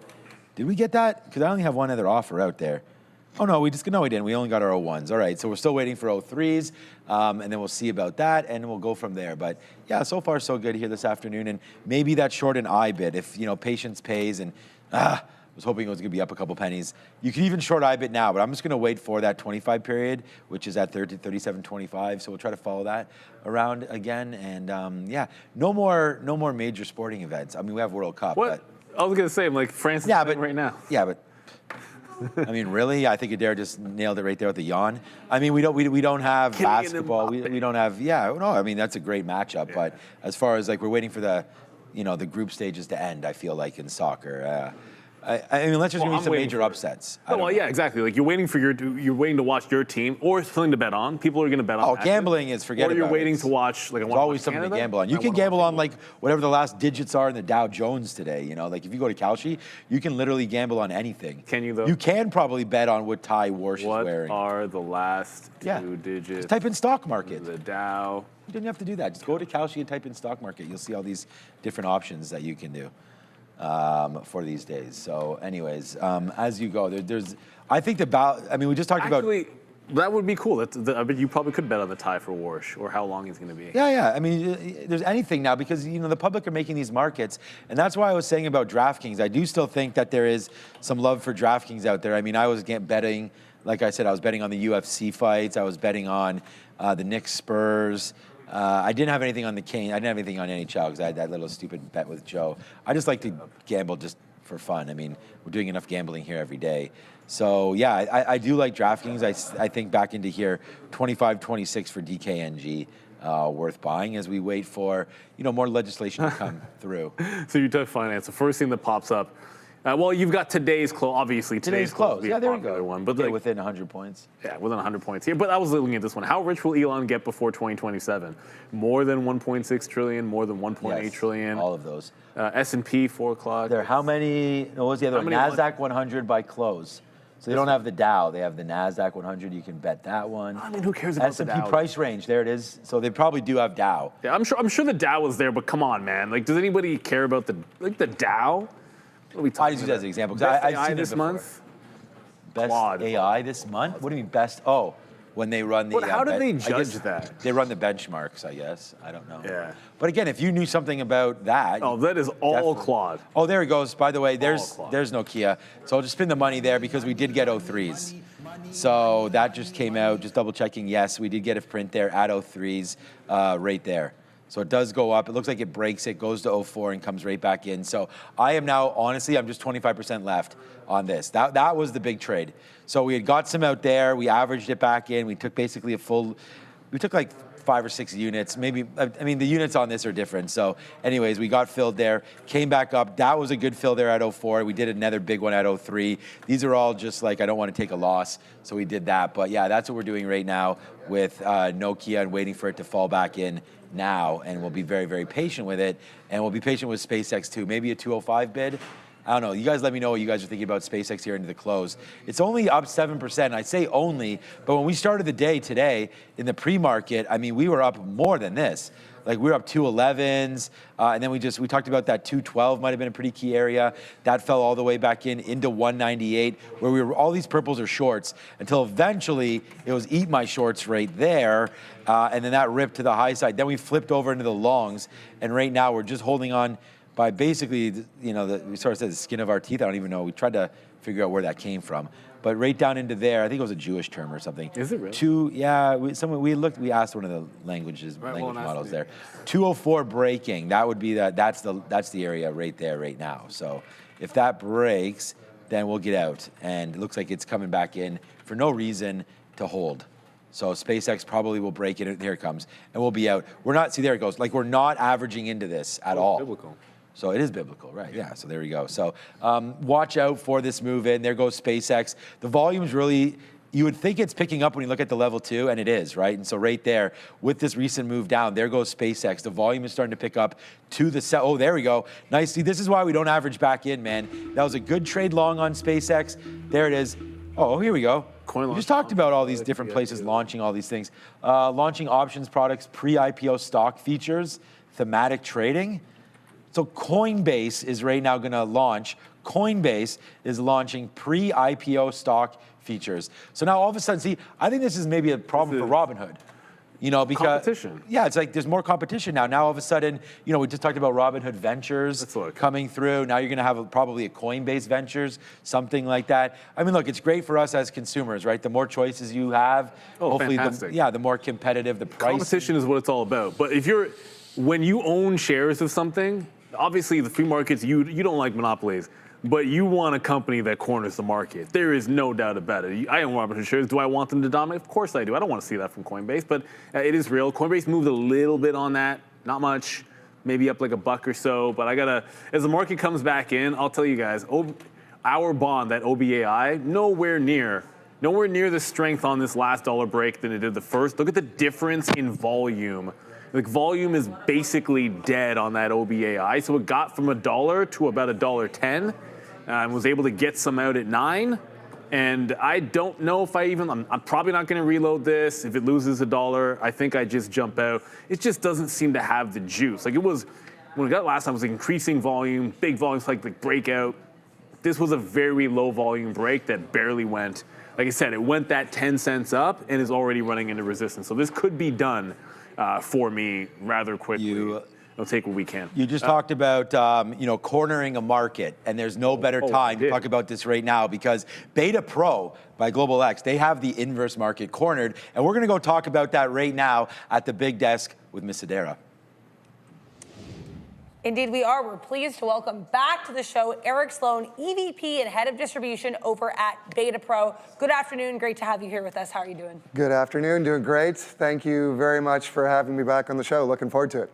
Indeed. Let's just kick it off here with the name that everybody's talking about, including just a couple of minutes ago here with Sean and Neil, SpaceX. This had a really good first 2 days of trading, fairly solid day 3 as well. I mean, literally usurping the market caps of the likes of Amazon and Microsoft, at least at one point. So with that in mind, have you seen investors showing increased interest in space-related ETFs? We know NASA is one of those new ETFs. And also, have you seen this interest fluctuating depending on SpaceX performs as we kind of get more ups and downs for the stock in the future? Well, it's funny. We were chatting a bit about pre-show. I mean, leading up to the IPO last week, it has been the only thing advisors and investors have been calling and emailing us about. What do you have that's going to give me exposure? When is it going to get added to a benchmark? And give me the goods on what you think this is going to look like and when you think it's going to go. And it's no secret, Global X, the parent banner behind Beta Pro. We've had coverage through our Murray VC business on SpaceX for a long time and very much aware of what's going on with this broader story. Our ETF in the space, Orbex, is the ticker. It's the same in Canada and the US.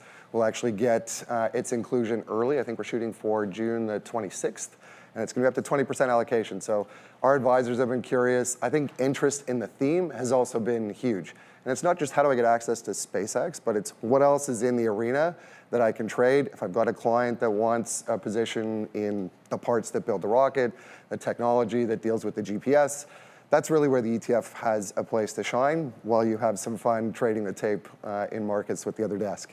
Makes sense. You mentioned volatility here with SpaceX, but there's also been a lot of volatility, as we know, in the AI sector and AI-related stocks. So are you noticing, with that in mind, that investors are becoming more selective in terms of how they're allocating their capital? Are they going more to ETFs, or are they still looking at individual names? I think both are still very important. For us, obviously, we've had a number of tickers that investors can choose from across the AI ecosystem, whether you're building the picks and shovels of AI with data centers. We have a ticker for that. We've got the actual semiconductors that you're chasing after there. Also fun to work with, and the performance on those has been great. So what I would say is investors are getting a little more picky. And they're starting to look at now where is the growth in this segment driven by the AI banner, and starting to look more closely at what's the driver behind it versus what's maybe the laggard. And if you look at what's happened, our view, you're kind of looking at it as the consumer and industrial side of things has been a little bit slower. But if you're looking at the actual production of a chip, semiconductors themselves, the memory, things that go into actually delivering that AI scaled environment for investors to choose is what's really been rolling, driven by sales numbers. You're seeing massive monster numbers and earnings beats from the companies that are in these ETFs.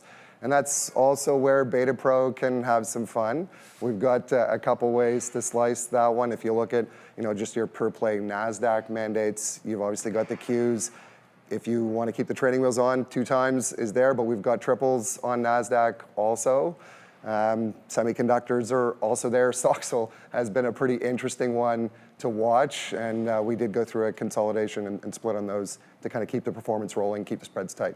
So with AI, you also have these data center related plays, and that's where uranium is going to come in. There's a couple different reasons, of course, that uranium could be in play right now. So how do you see uranium and related stocks and ETFs coming into focus right now? Well, this one's also a lot of fun, and I kind of look at it from a total portfolio view. You've got the uranium side of things, and obviously we're supply constrained on that part of power supply for data centers right now.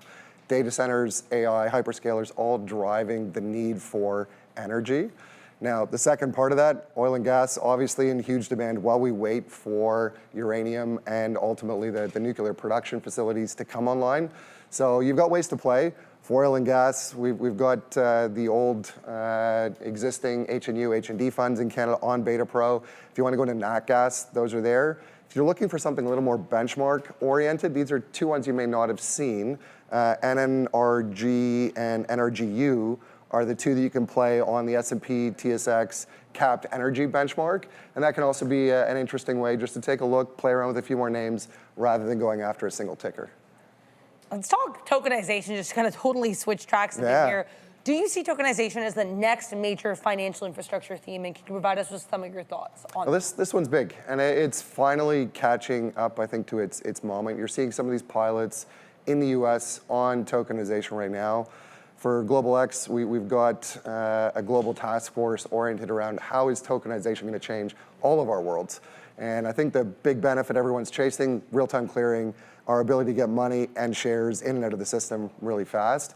So it'll be interesting to see how these pilots play out. We did launch an ETF since the last time we were here, focused on the arena. TOKN is the ticker, but it's a whole ecosystem play, right? You got to go after the stablecoin providers, you got to go after infrastructure, payment rails, all the parts that kind of make this plumbing work.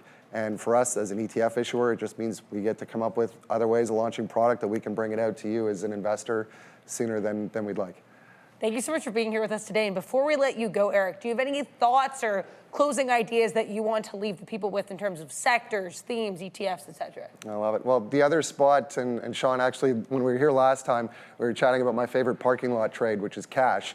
We made a bit of an innovation on that theme. We're now doing what we call accumulating units on all of our cash and treasury instruments, which basically just means the chart's going to go bottom left, top right. If you don't want the dividend, it's there for you to just accumulate, keep it simple in your portfolio, show some green maybe while you're trading in some of these markets. Very neat. Thanks again for being here with us today. Eric Sloan, EVP, Head of Distribution over at Beta Pro. Great to have you back with us today, Eric. Thanks for having me. Thank you so much, Always great Eric. I like how you said if you want to take the training wheels off, you can go from double levered to triple levered. Like that's the thing. Like the training wheels are on the double levered. So we're just learning to crawl when we trade single stocks. But yeah, thanks for that. And I think that that's an interesting thing because as we sit here and look to trade, if there's a thematic sort of situation, there's nothing wrong with grabbing that extra exposure there, right? Like if you think uranium's going to run for a couple weeks now, go over there, grab some of those ETFs, and especially if you're trading here in Toronto, don't pay that currency hedge, right? And if you don't know which name to trade, like sometimes, look, sometimes you know the theme, you can read the headlines, you like what you're hearing, you like what you're seeing in some charts, but you're like, well, what stock am I going to get into? And I think that's where it comes into play. I want to thank Eric for coming on. As always, the market, we're getting a bit of a turn. First things first in the market. By the way, that I did get into that trend break on SoFi, but the market is catching, I don't want to say it's bottoming, but This is what the 15-minute candle's looking like that'll close in 10 minutes. It's a bottom wick. If we end up closing, this is the NASDAQ, not the ES. So, I mean, the ES is going to be similar, almost the same thing. So if it closes above 30,100, then you'd have a kind of a bottoming tail wick. We still have 10 minutes for that 15-minute candle, but it is potentially looking like a reversal candle. I wouldn't put it there just yet. But if you're in shorts, or maybe you're looking for longs, like there's some buying that's coming in here late in the day. And remember, profit taking today would be buying because it's been a short day for most of the day. So I'm out of 2/3 all the way into VWAP here because that's first support. But it'll either break down and give me VWAP, but I don't want this getting all the way back up to the top. I'll probably stop it out, maybe this bar here, just about break even, like not even give it past that, because the market is catching. Now it's looking a little more convincing that the market's catching a bit of a bid. Maybe not SpaceX, but like if SpaceX could break 200 here, like what's strong? What's the market? What's getting bought up here? Apple. I mean, Apple was already strong. It's not doing anything. Nvidia's off the low. That's something at least. But you are getting that reversal candle on the Qs for what it's worth. Maybe it's Tesla. I just saw Rodney Owens in the chat. Tesla with a bunch of exclamation marks. That's breaking VWAP and picking up in volume. Yeah, you know what? I'm going to get another leg out of SoFi. And then if we get VWAP, we get VWAP. Market seems like it wants to bounce here. Yeah, I was going to say that I'll short the TQs if we get 81.50 right there, but we're going to wait for that to come back upside. So I don't really, shout out to everyone in the chat that was saying like, maybe get into the TQs, but I'm going to wait on that one. And then I did want to say, earlier on today, right off the open, sorry to upset everybody about Micron, but like I was saying at the open, with Micron a week away from earnings, with some of this uncertainty in the market, I liked the idea of selling some Micron and getting out. And I just said 20%. Like I said, everybody pick your own poison there. But I thought 20% was reasonable to think about a position on Micron to get something out and then potentially rebuy it later if this was to happen. Because I actually use the example of Broadcom, right? Where if you look at the Broadcom chart, and I know they're different, but same space, but completely different business. This is what Broadcom looked like, sort of was baselining, then had to move into the earnings and then whap all the way down, right? Like 500 down to 380. That's pretty nasty. That's losing 120. That's down 25% now on Broadcom, right? And now I think Micron has a little bit better of a situation than Broadcom, just because we'd also seen Nvidia fall down off their earnings report and vice versa. But here's kind of Micron, and I know it doesn't have, look, we still need another week, right? But that looked like there could have been a potential bottom there at 900. Then we made a move to this morning where we were at the all-time high and even looking to break out again. So not a horrible spot with now being 4 days away from the report is next Wednesday, so 5 trading days away. That this could retrace back in. So you get a little bit out there, and then if it does retrace back and you still like it before earnings, maybe you get some out at 1,100 and buy it back at 900 and then ride from there. But now you're down a little bit, and hey, this could be back tomorrow. There's absolutely no doubt about that. All right, SpaceX, man. I mean, good trade today for sure. Bouncing off 200, that was an area that we wanted to look at long in the first place. And as you can see, if we sort of zoom this back out a bit and just open up the chart, that's 200 right there. We didn't spend very much time at all underneath the level that we're at right here, right now. I'm going to try to short 204 into 205. So if that happens, up to 206 will be our stop. I kind of, now that we're downside, I don't mind thinking about a short using our 50-period moving average. We hadn't seen that since 230, where the price was 213. So we fell down $13. So retracement back up into the 50-period moving average looks good to me, and that's something that I'll roll with. And until then, man, maybe we do get that 200 break. And what about if we break 200? I mean, the last time we did that, we were actually part of that trade right here when it broke. That's actually a 200. That's actually a 200 break right there. We got it at the 50 period, never really went against us at that level, and then all the way down in that flush, and that's where we were sort of ringing the register. Then we popped back up to VWAP, flushed again, rang more registers, then upside, boom, rang it again, then got rung. So good emoji there. As SoFi is working to the short side, that OBAI, we'll have to take a look at that one. But for right now, we can go back over to the desk and see what Adair is up to, and then we're going to watch out for SpaceX. If it does come into 205, I'll be there for it. Just be aware here, guys. Comments here as Iran pushes higher. Coming from Iran's Qatam al-Anbiya headquarters, they're accusing Israel of no less than 84 ceasefire violations in Lebanon over the past 2 days. They're saying that this is occurring despite President Trump's announcement that the war is over. Iran also warning that they'll respond, quote, forcefully if violations continue. So Iran saying that they believe Israel has violated the ceasefire, specifically in Lebanon, 84 times over the last 2 days. Iran's prepared to respond if this continues. Back to you. Thank you. There's always good stories about from the World Cup. There's 8 players that are 40 years old or older. It's crazy. 8 players in the World crazy. Cup. Like that, the 40-year-old goalie, wow. Like he had like 50,000 Instagram followers. Oh, went to 5 million. Yeah. Yeah. I did see that. That's how I saw it. Just for actually. him. Like that's the kind of stuff I love. How does it get ramped up that much? That is people crazy. just get involved in the action. It was Yeah. cool seeing Lukaku come out of the depths of nowhere to force the action for Belgium. Although I know Sharif wasn't happy with that, of course. You know what? This. Like I said before, probably not a reload on OBAI. Volume just continues to dwindle. If it resists 110 again, somebody's selling it at $1.10. If it resists 110, then maybe this is all it wants to give us. And I'll just get on the offer. Try and take those 9s if we can get them. And if it breaks the dollar, I'm just going to get out of that one. You are, like I said, you're getting this bounce back in the market. So as far as I'm concerned, if it's not, like the small capper doesn't care what the market's doing. It'd be nice if it did, but it doesn't. Let's be real. You're not trading a small capper because the Qs are going up or down or left, right, or center. But SoFi is stalling out. Like that breakdown, it's stalling out. Probably close to time to trailing it a little bit higher, which would be maybe 86, 87. I'm not there yet. I'll give it some room. It's still the break-even stop, at least for now. But let us know what else you guys are trading. I did see in the chat earlier, and we did our lesson.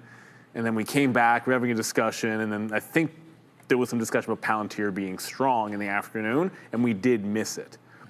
In context, yes, it is strong this afternoon relative to the market, but if you look at Palantir, it's still a really long consolidation. 125 to 160.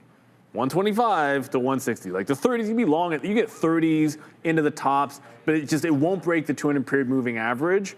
So it's like one of those, where the support has been in the stock for quite some time, and you're just playing the range until it says something otherwise. And yeah, it's a little bit of a bounce today, but you want to see continuation, right? Like there's your bounce off the lows. Continuation is breaking these highs, like breaking 135, breaking, 138. Because you've reestablished the 125 bottom. Doing something with it for me would be like a tomorrow, maybe like a 130, 135 half or 136 break. Then you look at like a 137 break. Because anything that's in the IGV is still getting beaten up. I saw some saying Microsoft looking like value. I think that could be a bit Microsoft. of a. I like Microsoft. I have nothing against Microsoft too. I just know, and someone else had asked about IBM, and my response is I loved IBM 2 years ago. I think this is the safest way to play quantum, with the exception of Alphabet, obviously. But I think you might get a little bit more juice at IBM. You get to play quantum with a dividend. So I'm a dip buyer on this year. I want to have more of this stock. And it's shown you a good bottom at 220. It already bounced once, the 200 period moving average. I don't know if I'd buy the 50 on the way back in, but this has been I think that's a good, safe way to play quantum, relatively speaking. I mean, there's no such thing as a free lunch or anything. Like safe it's all relative to Rigetti, QBTX. Yeah, well, there's no. Right? IBM has other businesses. Right. There's a there, but you also get some upside. We do have to go to the desk, but just quickly, I'm into SpaceX at 04s. So we talked about getting into this. So I'm going to take a little bit out for 50 cents, a little bit out for $1, because our stop is going to be up there at 06. So, we got to take something out, get some profit in if we can. But here we go. It's the Asian market update with Adara and One at the big desk. Back here with One, as we are every day at 3:30 p.m. and 11:30 a.m. And here at 3:30 p.m., we're going to talk about, as Sean alluded to, the Asian markets. What was it like last night, and what's on tap for tonight? Thank you, Adara. So Asian markets saw some sector rotations and record milestones being achieved overnight. Here's a little bit of a recap on what to look out for at the open later. So the Nikkei 225, they pierced 70,000, which is a huge intraday milestone. And they also closed at a record high, which is great to see. That was mainly supported by metal stocks and also a dovish Bank of Japan rate hike. So something that, of course, affected the markets. And as we can see here, the Kospi in South Korea also up by 2.11%, mainly on semiconductor demand. However, the Hang Seng was down by 1.4%, and that's mainly because of the Strait of Hormuz potentially reopening, and that's having a huge effect on shipping rates as well as related equities coming to a collapse. But what can we expect at the open later? Keep an eye out on Japan markets. Of course, the Japanese futures, the Nikkei, see if it's going to retest the 70,000 support. Also, post Bank of Japan rate hike, how's that going to be focused on domestic capital? Of course, going into a weakening yen as well. And also in Korea, the $1 baseline. Keep an eye out on that, especially that exchange, because we can see that there's continued appreciation, and that could signal some further foreign inflows into the Kospi. Lots to look at for tonight. That, once again, here was one every day with us at 3:30 p.m. and 11:30 a.m. to talk to Asian and European markets, respectively. Thanks, One.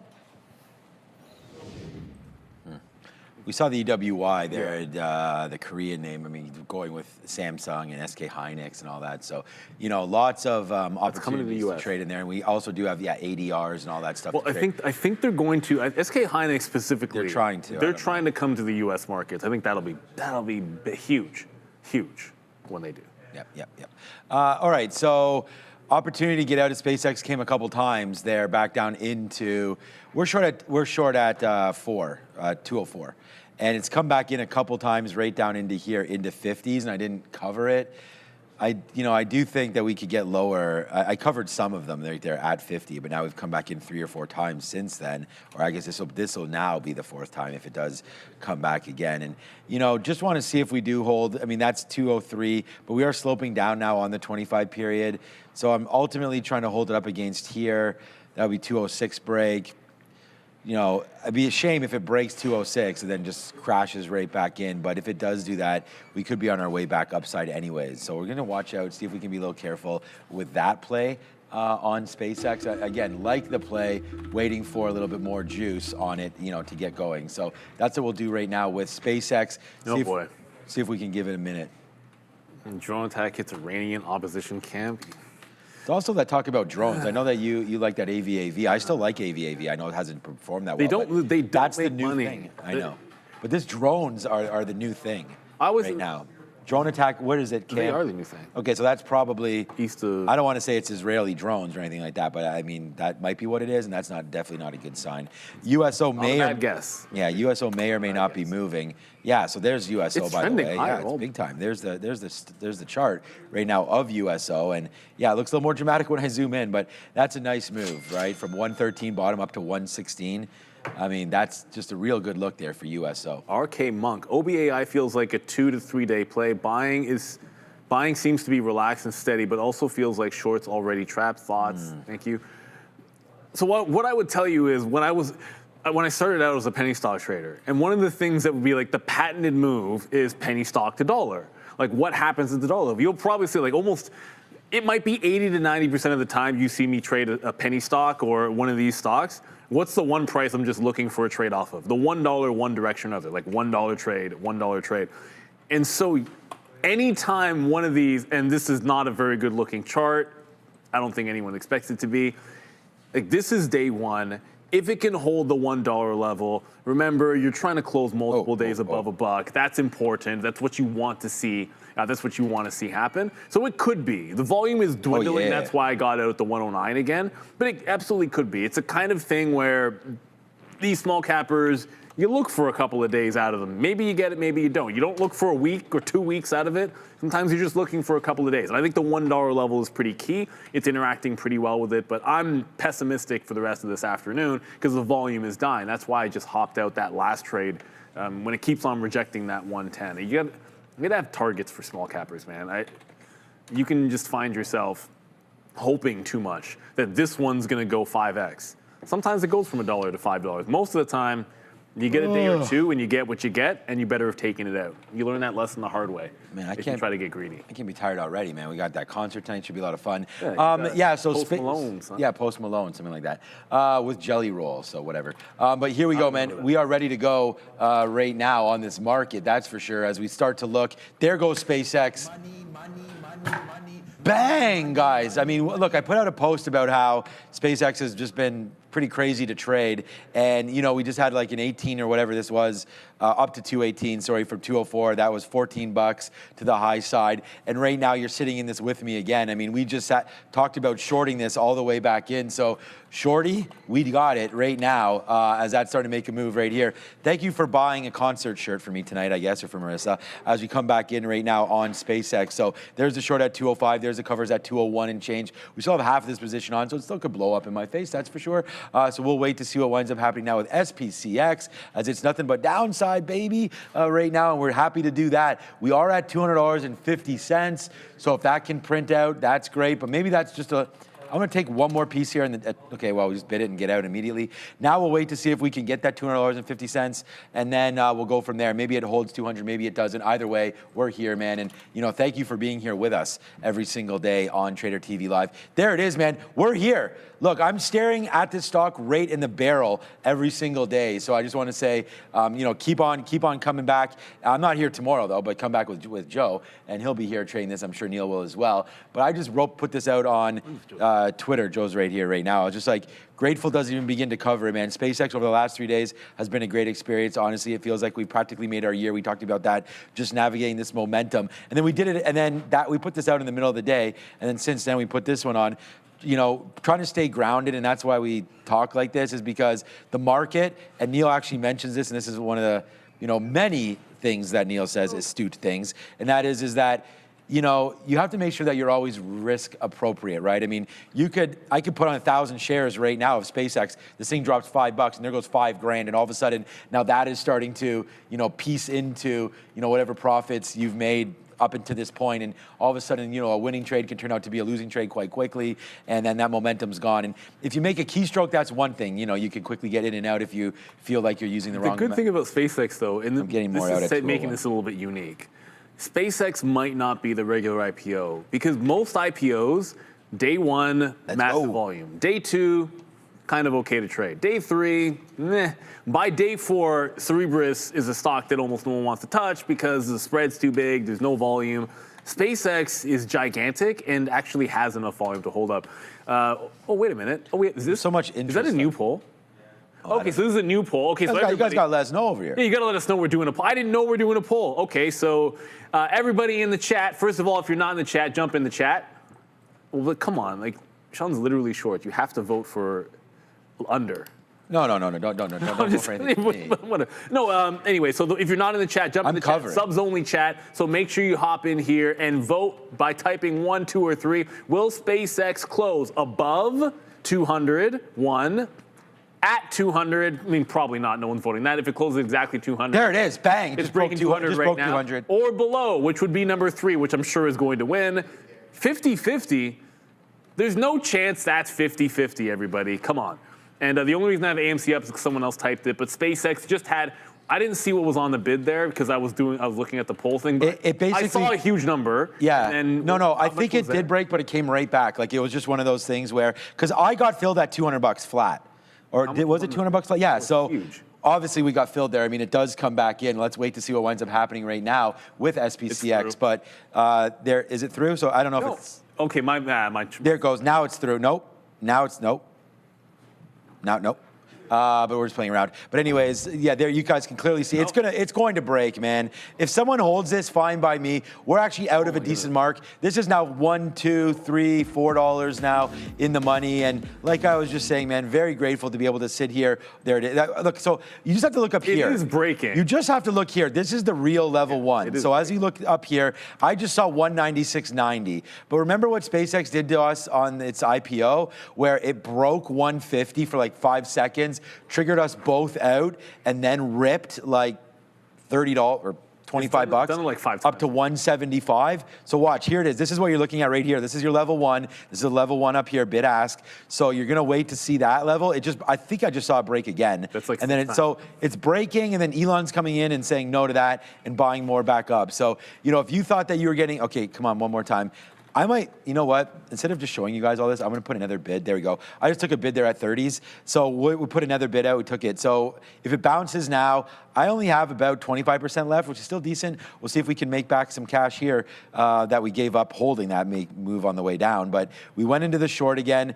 I'm thinking about stopping. We got to change some of our orders now because we actually wind up doing okay on all of this now. So we actually did more than okay.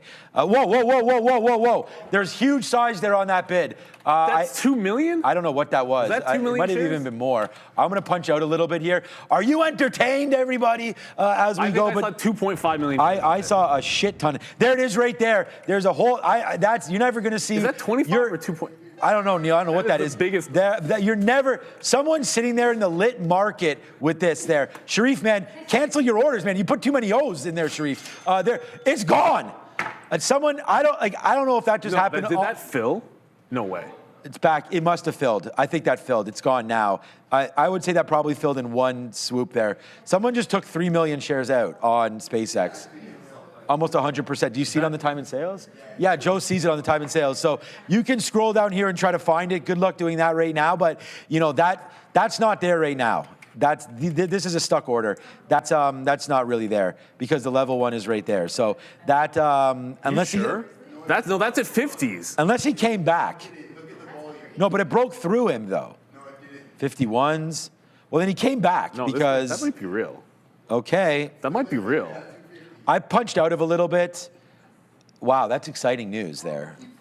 Is that real? I don't know if he's lifting it or not, man. I feel like the NASDAQ might be having a little bit of quote problems right there, but yeah, welcome to the jungle, guys. I mean, that was...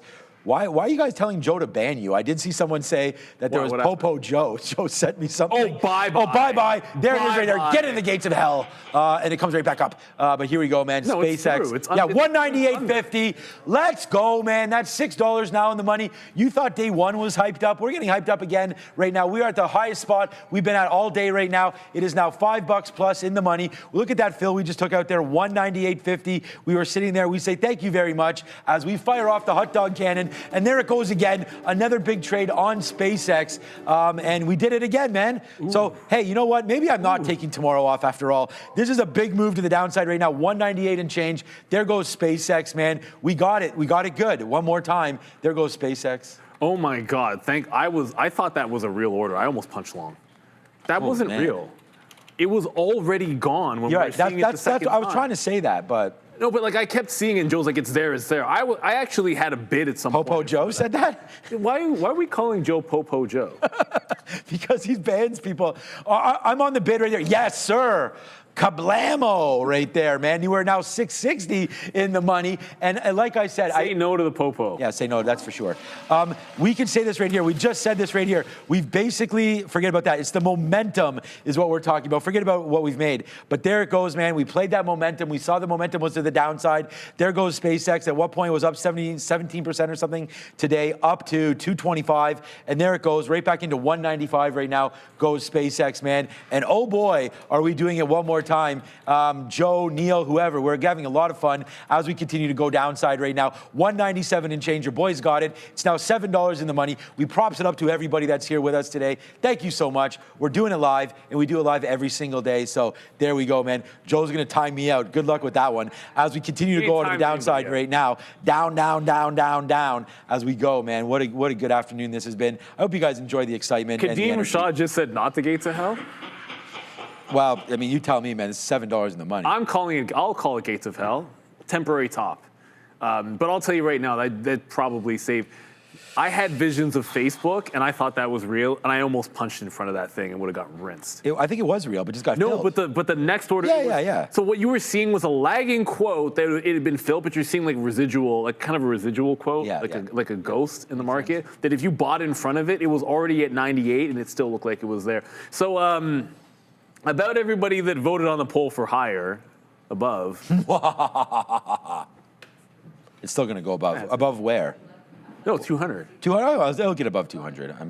Technically it says close. The poll did say close. Yeah. If it closes under 200, everyone that's been This is waiting just for the temporary stink bid, flush. I don't know. That's going to look like one heck of a topping tail candle today on SpaceX. And I would watch out. I know we like some. I know you like some of these other names. I'd watch out for Rocket Lab. I'd watch out for Sidhu. I'd watch out for ASTS, Lunar, NASA, you name it. Like they all already look weak. If this shoe drops, the other ones, I don't know. Like I can't do anything. I suppose the gates of hell is like the worst emoji I can.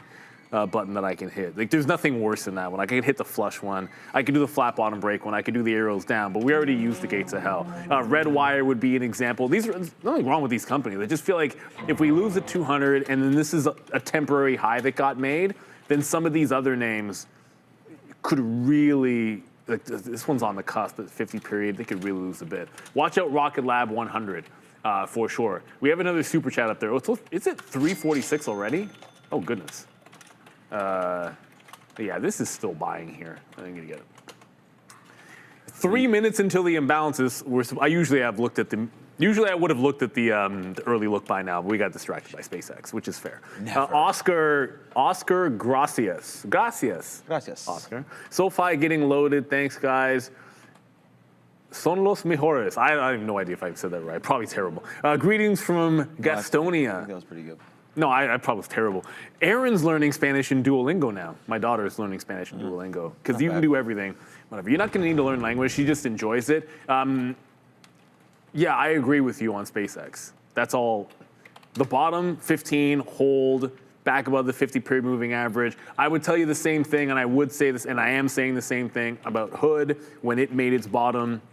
And it just seems like SoFi is doing like that. Like here on Robinhood, and I keep hitting the key like the circle's working, but it's not. To highlight there. What Robinhood did a week ago, it looks like SoFi is doing now. Like it's now putting in that higher low to try to get going. So I'm with you on that. 4%, up and down market. That's one thing that you want to see. If you can be up in a down market, that's a great start. But I just exited the trade in SoFi because again, like I said, it's relatively strong and it's in bounce time. With 3 minutes to go, there's a few things on here. That penny stock, who cares? Hey, we're just talking about Redwire. 2.2 million sell. NCLH, 2.3 million sell. CNQ, meh. Lumen, 1.8 million to the sell side. All sells. CRM's a buy. 1.1 million to the buy side for CRM. And none of these are NASDAQ. These are all New York names. All of the big ones are going to be in about 2 minutes. And then we'll get the real imbalances. This is going to be $10 at the end of this. All right, man, we're at 195 right now. We just touched down to 195. So, yeah, man, I mean, what's been a good day is about to get, well, it has gotten a lot better. So, again, you know, we do have our Spanish channel up, by the way. You guys go check that out if you want to. Type in TTV Spanish, then you'll hear instead of me trying to say it. You'll hear, yeah, instead of Neil trying, you'll actually hear some Spanish going on there. I'm going to take another fill here. Well, all right, let's do it. I don't necessarily love taking these fills, but we'll take another one right there. I do have another bid. Oh, no, actually, I don't. I'm going to cancel my I bid, cancel my Qs. Forget about this, man. We found the next trade, and it's right in front of us. So we wanted to go short on I bid. We wanted to go short on the Qs, but instead we just went right back to what we've been doing the last 3 days, and that's trading SpaceX and trading it.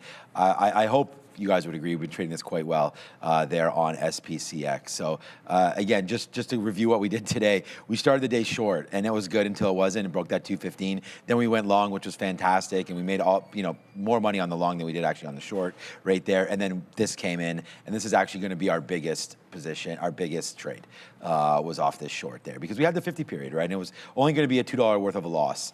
So we actually probably had more shares in this situation, but the short just kept on getting going, and we were taking like small hits or just getting out for a little bit, but this has really collapsed, right? And it was really good that that was starting to happen because we got better at what we were trying to do. And I said this earlier today as well, that we were trying to hold shares a little bit longer and not just like scalp out like crazy. So we actually wound up doing that, and we held for 200. So that was pretty cool. Like to have a $2 stop and to make 4. So we got out the majority there. And then, as we always say, you know, the rest is history, and then there's the downside push, as we now have just seconds away from those imbalances. And the imbalances could turn everything upside down, and this thing starts to rip up. But we only have about 15% left or so of this position. So we'll wait. I'm waiting down there at 95. So if that comes in, then you'll see 95.50, and then we'll work on it from there. So 95.50, my next bid. What's up, Adara? As we wait the imbalances, a quick update here on Lionsgate and Netflix. LION pushing higher. We know earlier today we heard reports that Netflix was considering acquiring the company. They were in talks. Now, earlier today, Semaphore reported that Netflix denied earlier reports suggesting they were in talks with Roku before Fox made a bid for Roku. However, according to the latest reports from Semaphore, Netflix has not denied that they're in talks with Lionsgate. So LION pushing up a bit higher. Back to you. On there. All right, we just got 195. So the dream is real, man. That's a $10 face slapper right there at the end of the day. So that was a good one. This is what we're seeing right now on there's a bunch of buys, but it's NVIDIA with a buy there. I don't know. I don't see SpaceX on here. Netflix. Oh, it's a 400. It's a sell. It's a sell. Okay. I have SpaceX on this. Marvell's a sell. It's 400,000 to sell on SpaceX. Marvell. Someone asked me about SMCI. SMCI is about $1 million to the sell side. So sells on SpaceX, if you're, which is a request. Ignore that's one of the top. That's a test stock. Please do not try to trade it. You'll just muck yourself up. Redwire ended up being nothing. But the big ones are Intel and NVIDIA, $3 million to the buy side for both of those. And then RKT. That's interesting. 2.5 million, that's 10% of the volume. That's going to be a buy as well. But Intel, look, Intel almost always flips or pairs off. Almost always. So 355, it's a buy imbalance and heading down. You're supposed to go up and then you could revert it. You can't revert at 355 if it's already going down on the buy imbalance. So that might be a nothing burger on Intel. That's the trade I like, the 355, if you can, for sure. But yeah, the market's bleeding today. It's not looking remotely good. 7.5% down for Intel. If you weren't concerned about this triple top earlier, you better be now on Intel.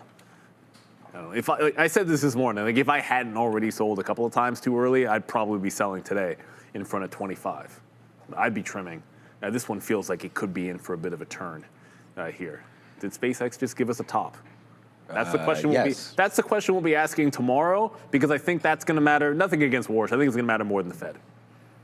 Yeah, Fed is irrelevant tomorrow. Because they're not going to do anything. No. Yeah, the market won't move off it, but it'll move off the Q&A, I feel Well, like. the Q&A will be important because, as we said, it's a changing of the guard, but they're not going to do anything.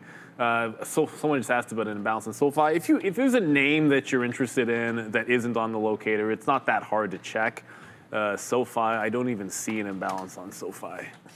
Not every name has an imbalance. No. That's the first thing. What is it? It's like 300,000 shares to sell on SoFi if you're interested. So, I don't know. Like from where I got it, it went 2 cents lower. SoFi is pretty strong. It's holding up even despite the sell imbalance, despite the market going down. Adara. Yeah, Oracle's been volatile pretty much all day, guys, but ORCL spiking into the close here to the downside after the Business Insider reports that Microsoft walked away from a $3 billion deal to lease Oracle Cloud capacity due to some concerns about security. So, again, Business Insider reporting that Microsoft walked away from a $3 billion deal to lease Oracle Cloud capacity because they had some security concerns. ORCL to the downside, hanging out near lows. I'm also seeing a little bit more here on this story as we're just talking. Apparently the plan was initially to move some Microsoft workloads to Oracle Cloud infrastructure, but because Oracle's public cloud lacked FedRAMP certification for handling government data and they weren't willing to add it, there were some concerns. Apparently, Oracle's already called the report inaccurate, but either way here, some security issues here with ORCL. Again, according to this Business Insider report. Back to you. This is like that dude remember the dude in The Simpsons who's like, stop kicking him, he's already dead. Isn't that... that was The Simpsons, wasn't it? Is that the guy that picks his nose? What's his name? Wiggum? Wiggum. Ralph Wiggum? Ralph Wiggum. Have you seen the thing about Ralph Wiggum's not really Chief Wiggum's kid? It's the other, it's, you know, the two dudes, the two other cops, the one with the long It doesn't look exactly like the chief? No, it doesn't. He looks, Oh, you know, the two other cops, there's like, there's the brother and then there's the other guy with the long head. I'd have to think about that. His hair is just like that other guy. One of the other ones, I'm just saying. But no, but it's like, that's Oracle's problem. Oracle doesn't need more bad news. They're already having to borrow money. Look at Marvell. Marvell down huge today, down from 318 down to 284, down 8% Marvell. But that's on highs, there's man. Yeah. No, it's nothing to worry about when you zoom it out. But some of these names, Marvell, Oracle and Microsoft also getting hit on this exact same story there as well. So 393, I just saw Microsoft. It's not huge, but it was 394 down to 393. Okay, here we go. Interesting talk here. Can we do a special with Netflix Netflix. It says cheese in a chair there. If we did a special with Netflix, yeah, I mean, maybe that would rocket the stock. I think you might be right about that one. And then you could get your 30K out. Yeah, they need to pay us a little more than 30K to do that, but we'll wait to see what winds up happening there. If you guys know anybody at Netflix, give them my number. We'll be able to definitely figure that out, and we'll get organized right there with Netflix. I mean, I think it'd be pretty exciting to watch some of the trading on SpaceX, especially over the last couple of days. Wow, SpaceX just went to one. This is getting very, very violent. That's for sure. It flipped to a buy just now. 500,000 flipped to the buy side at 55. I just took a couple out. Nvidia's a sell of 1.5 million now, so that flipped. Redwire is 1.5 million. So FXI is in there, 1.4 million. That could have been something. EWY is a buy. Oh goodness, we haven't seen that there before. That could have been something. Nope. Getting crushed. 3% down today. Yuck, yuck, and more yuck. Yeah, they are absolutely bleeding a lot of names. Netflix is a sell. 900,000 sell on. We were just talking about Netflix, down 3.5%. Oh, that's right. There was that deal speculation for them, and they don't like it. They're trying to buy Lionsgate. Yeah, it was at Lionsgate. Yeah, that's why they're down 3 points today. Because usually Netflix has been up when all of tech is getting bled like they are. Yep. All right, we got out of Nokia, which might have been right or wrong. That was a good trade there to get out of Nokia. We ran the TQs all day today, and it's too bad that it's really just tanking. I mean, that was our 85 short there as we posted up on the sticky note. No sticky note tomorrow, but that was awesome. And then so was USO up there at 117. So that's another look, although USO's battling back right now as we hear more about, obviously, these drone strikes. So that kind of sucks. And there's the out, man. A break of 200, we're out. So it breaks that 25 period moving average. We had less than 5% left as we talked about, so that was a good out right there as we made, like I said, that was a very, very profitable trade there. That was $8 with $2 worth of risk, but whatever.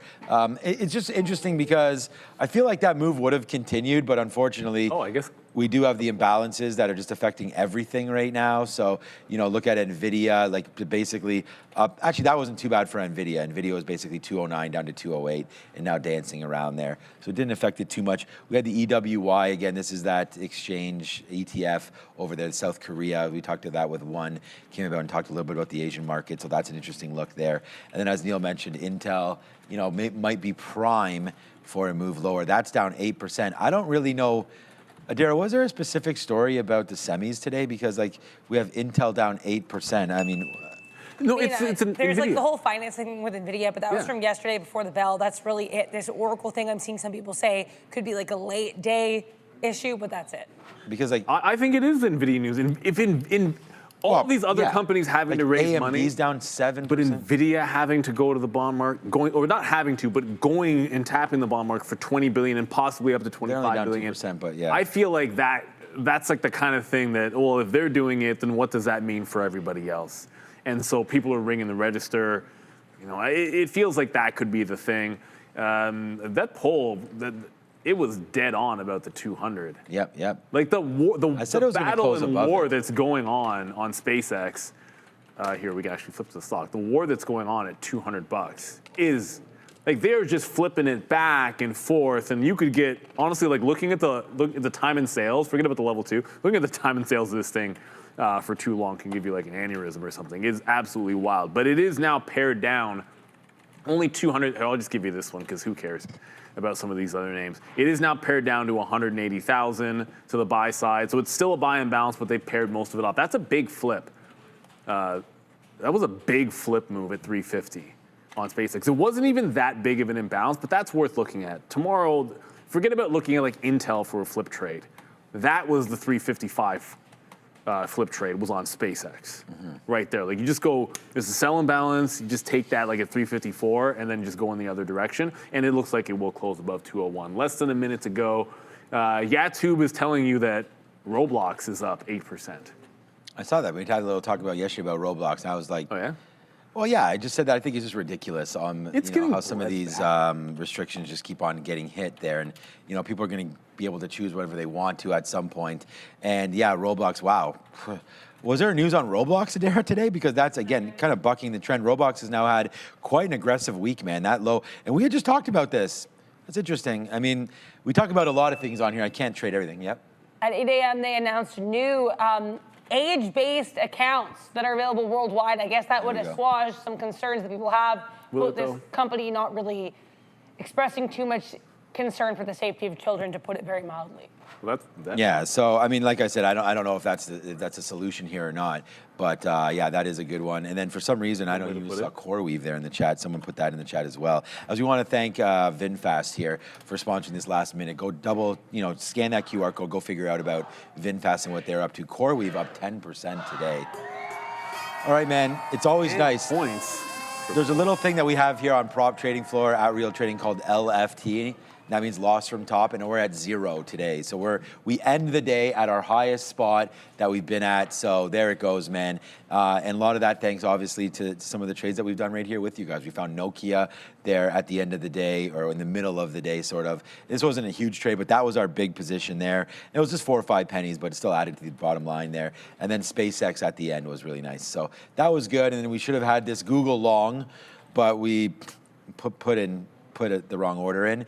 And that's that, man. And then to end the day with the Qs would have been nice, but that just fell off. And we should have probably shorted the 200 period there. So yeah, we'll be back. And we did have the short today on the Qs at $85. And this, like I said, this won't be here tomorrow, but double check. And this is what we talk about. Get prepared every single day. There's the TQs at 85. Right, so market feels tired. I feel like that makes sense. We're down 2% here today. Can't go up forever, or can it? That was another day where we came. Well, it can go forever. It's just not every day. And we came really close again to making a top of the market again today, but just faded off of that.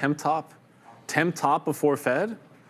Temporary top before Fed. That's what it feels like. That's what it smells like. But you know what? Oh, yeah, tomorrow's Fed. We'll find out tomorrow when we run it back for more of the same. Hey, want to shout out to our special guests. Popo Joe tomorrow, they're going to be banning everybody. Popo Joe. We're going to slow it down with the bans. We love the chat. I don't care what. No. You got to ban people. Okay, so Joe's saying he doesn't ban people. No, he times them out. He times them out. Don't test Joe. Test Joe. Mess with him. I want y'all to mess with Joe tomorrow. I want y'all to mess with Joe in the chat tomorrow. Joe, I mean, unfortunately, Joe doesn't have his mic. He doesn't have his mic on. He's like, stop with the Popo Joe. We are going to get in trouble. No, it's all good. I think we love the banter. We love the community. It's a heck of a lot of fun. You want to shout, what a big thank you, and of course, shout out to the entire team. And great interview, of course, with Adara this afternoon. Mr. Sloan, a good friend of the show, man. And shout out to Beta Pro. You don't realize how tough, we used to have a moderator. Now I realize how tough that job probably was, because I can imagine. Trying to control everybody here. I'm not so bad. Yeah, man, the market's going to be down 2% plus chat. As we continue to go on, man. The TQs, we want to thank Eric Sloan from Global X, of course, to come through again as this market continues to make lows. Bitcoin back to 65.5. All right, enjoy tomorrow with Joe. Yeah, it'll be fun time. Hopefully the rain doesn't come or stops or whatever. Gorgeous right today. there. Yeah, see the problem is, Marissa just messaged me, Gia's almost done her massage. That's really nice. Like, I haven't had a massage in 10 years. In all fairness, if you are as active and training as hard as she is doing, that's why. That is she goes to Stretch Lab. She goes to Stretch Lab. She goes. That is everything, dude. You know what she was on yesterday? She was on a treadmill for skating. Yeah. So it's. Trust me. I can't control the passion. You have to. Honestly, massage, the cold bath. Oh, yeah, you can't recover properly without that stuff, man. I mean, we said SpaceX would recover nicely, and there it is, man. I mean, even when I was short, I was saying this thing's going to close above 200. So let's wait to see what happens tomorrow on SpaceX. Join everybody back tomorrow. We do have a cover, of course, of the Fed. So at 2:15. Thanks, Neil. Thanks, Tiffany, Andre. Thanks, One, for his update there. Fabian, Brendo, Eric. We talked about that already. Thanks, Adara, Sia, and everybody. Joe, Sharif, everybody that's part of the show. We want to thank you for watching. Make sure you come back tomorrow and check out our Spanish channel. Buenos dias, buenas noches, everybody. Holla. See you tomorrow.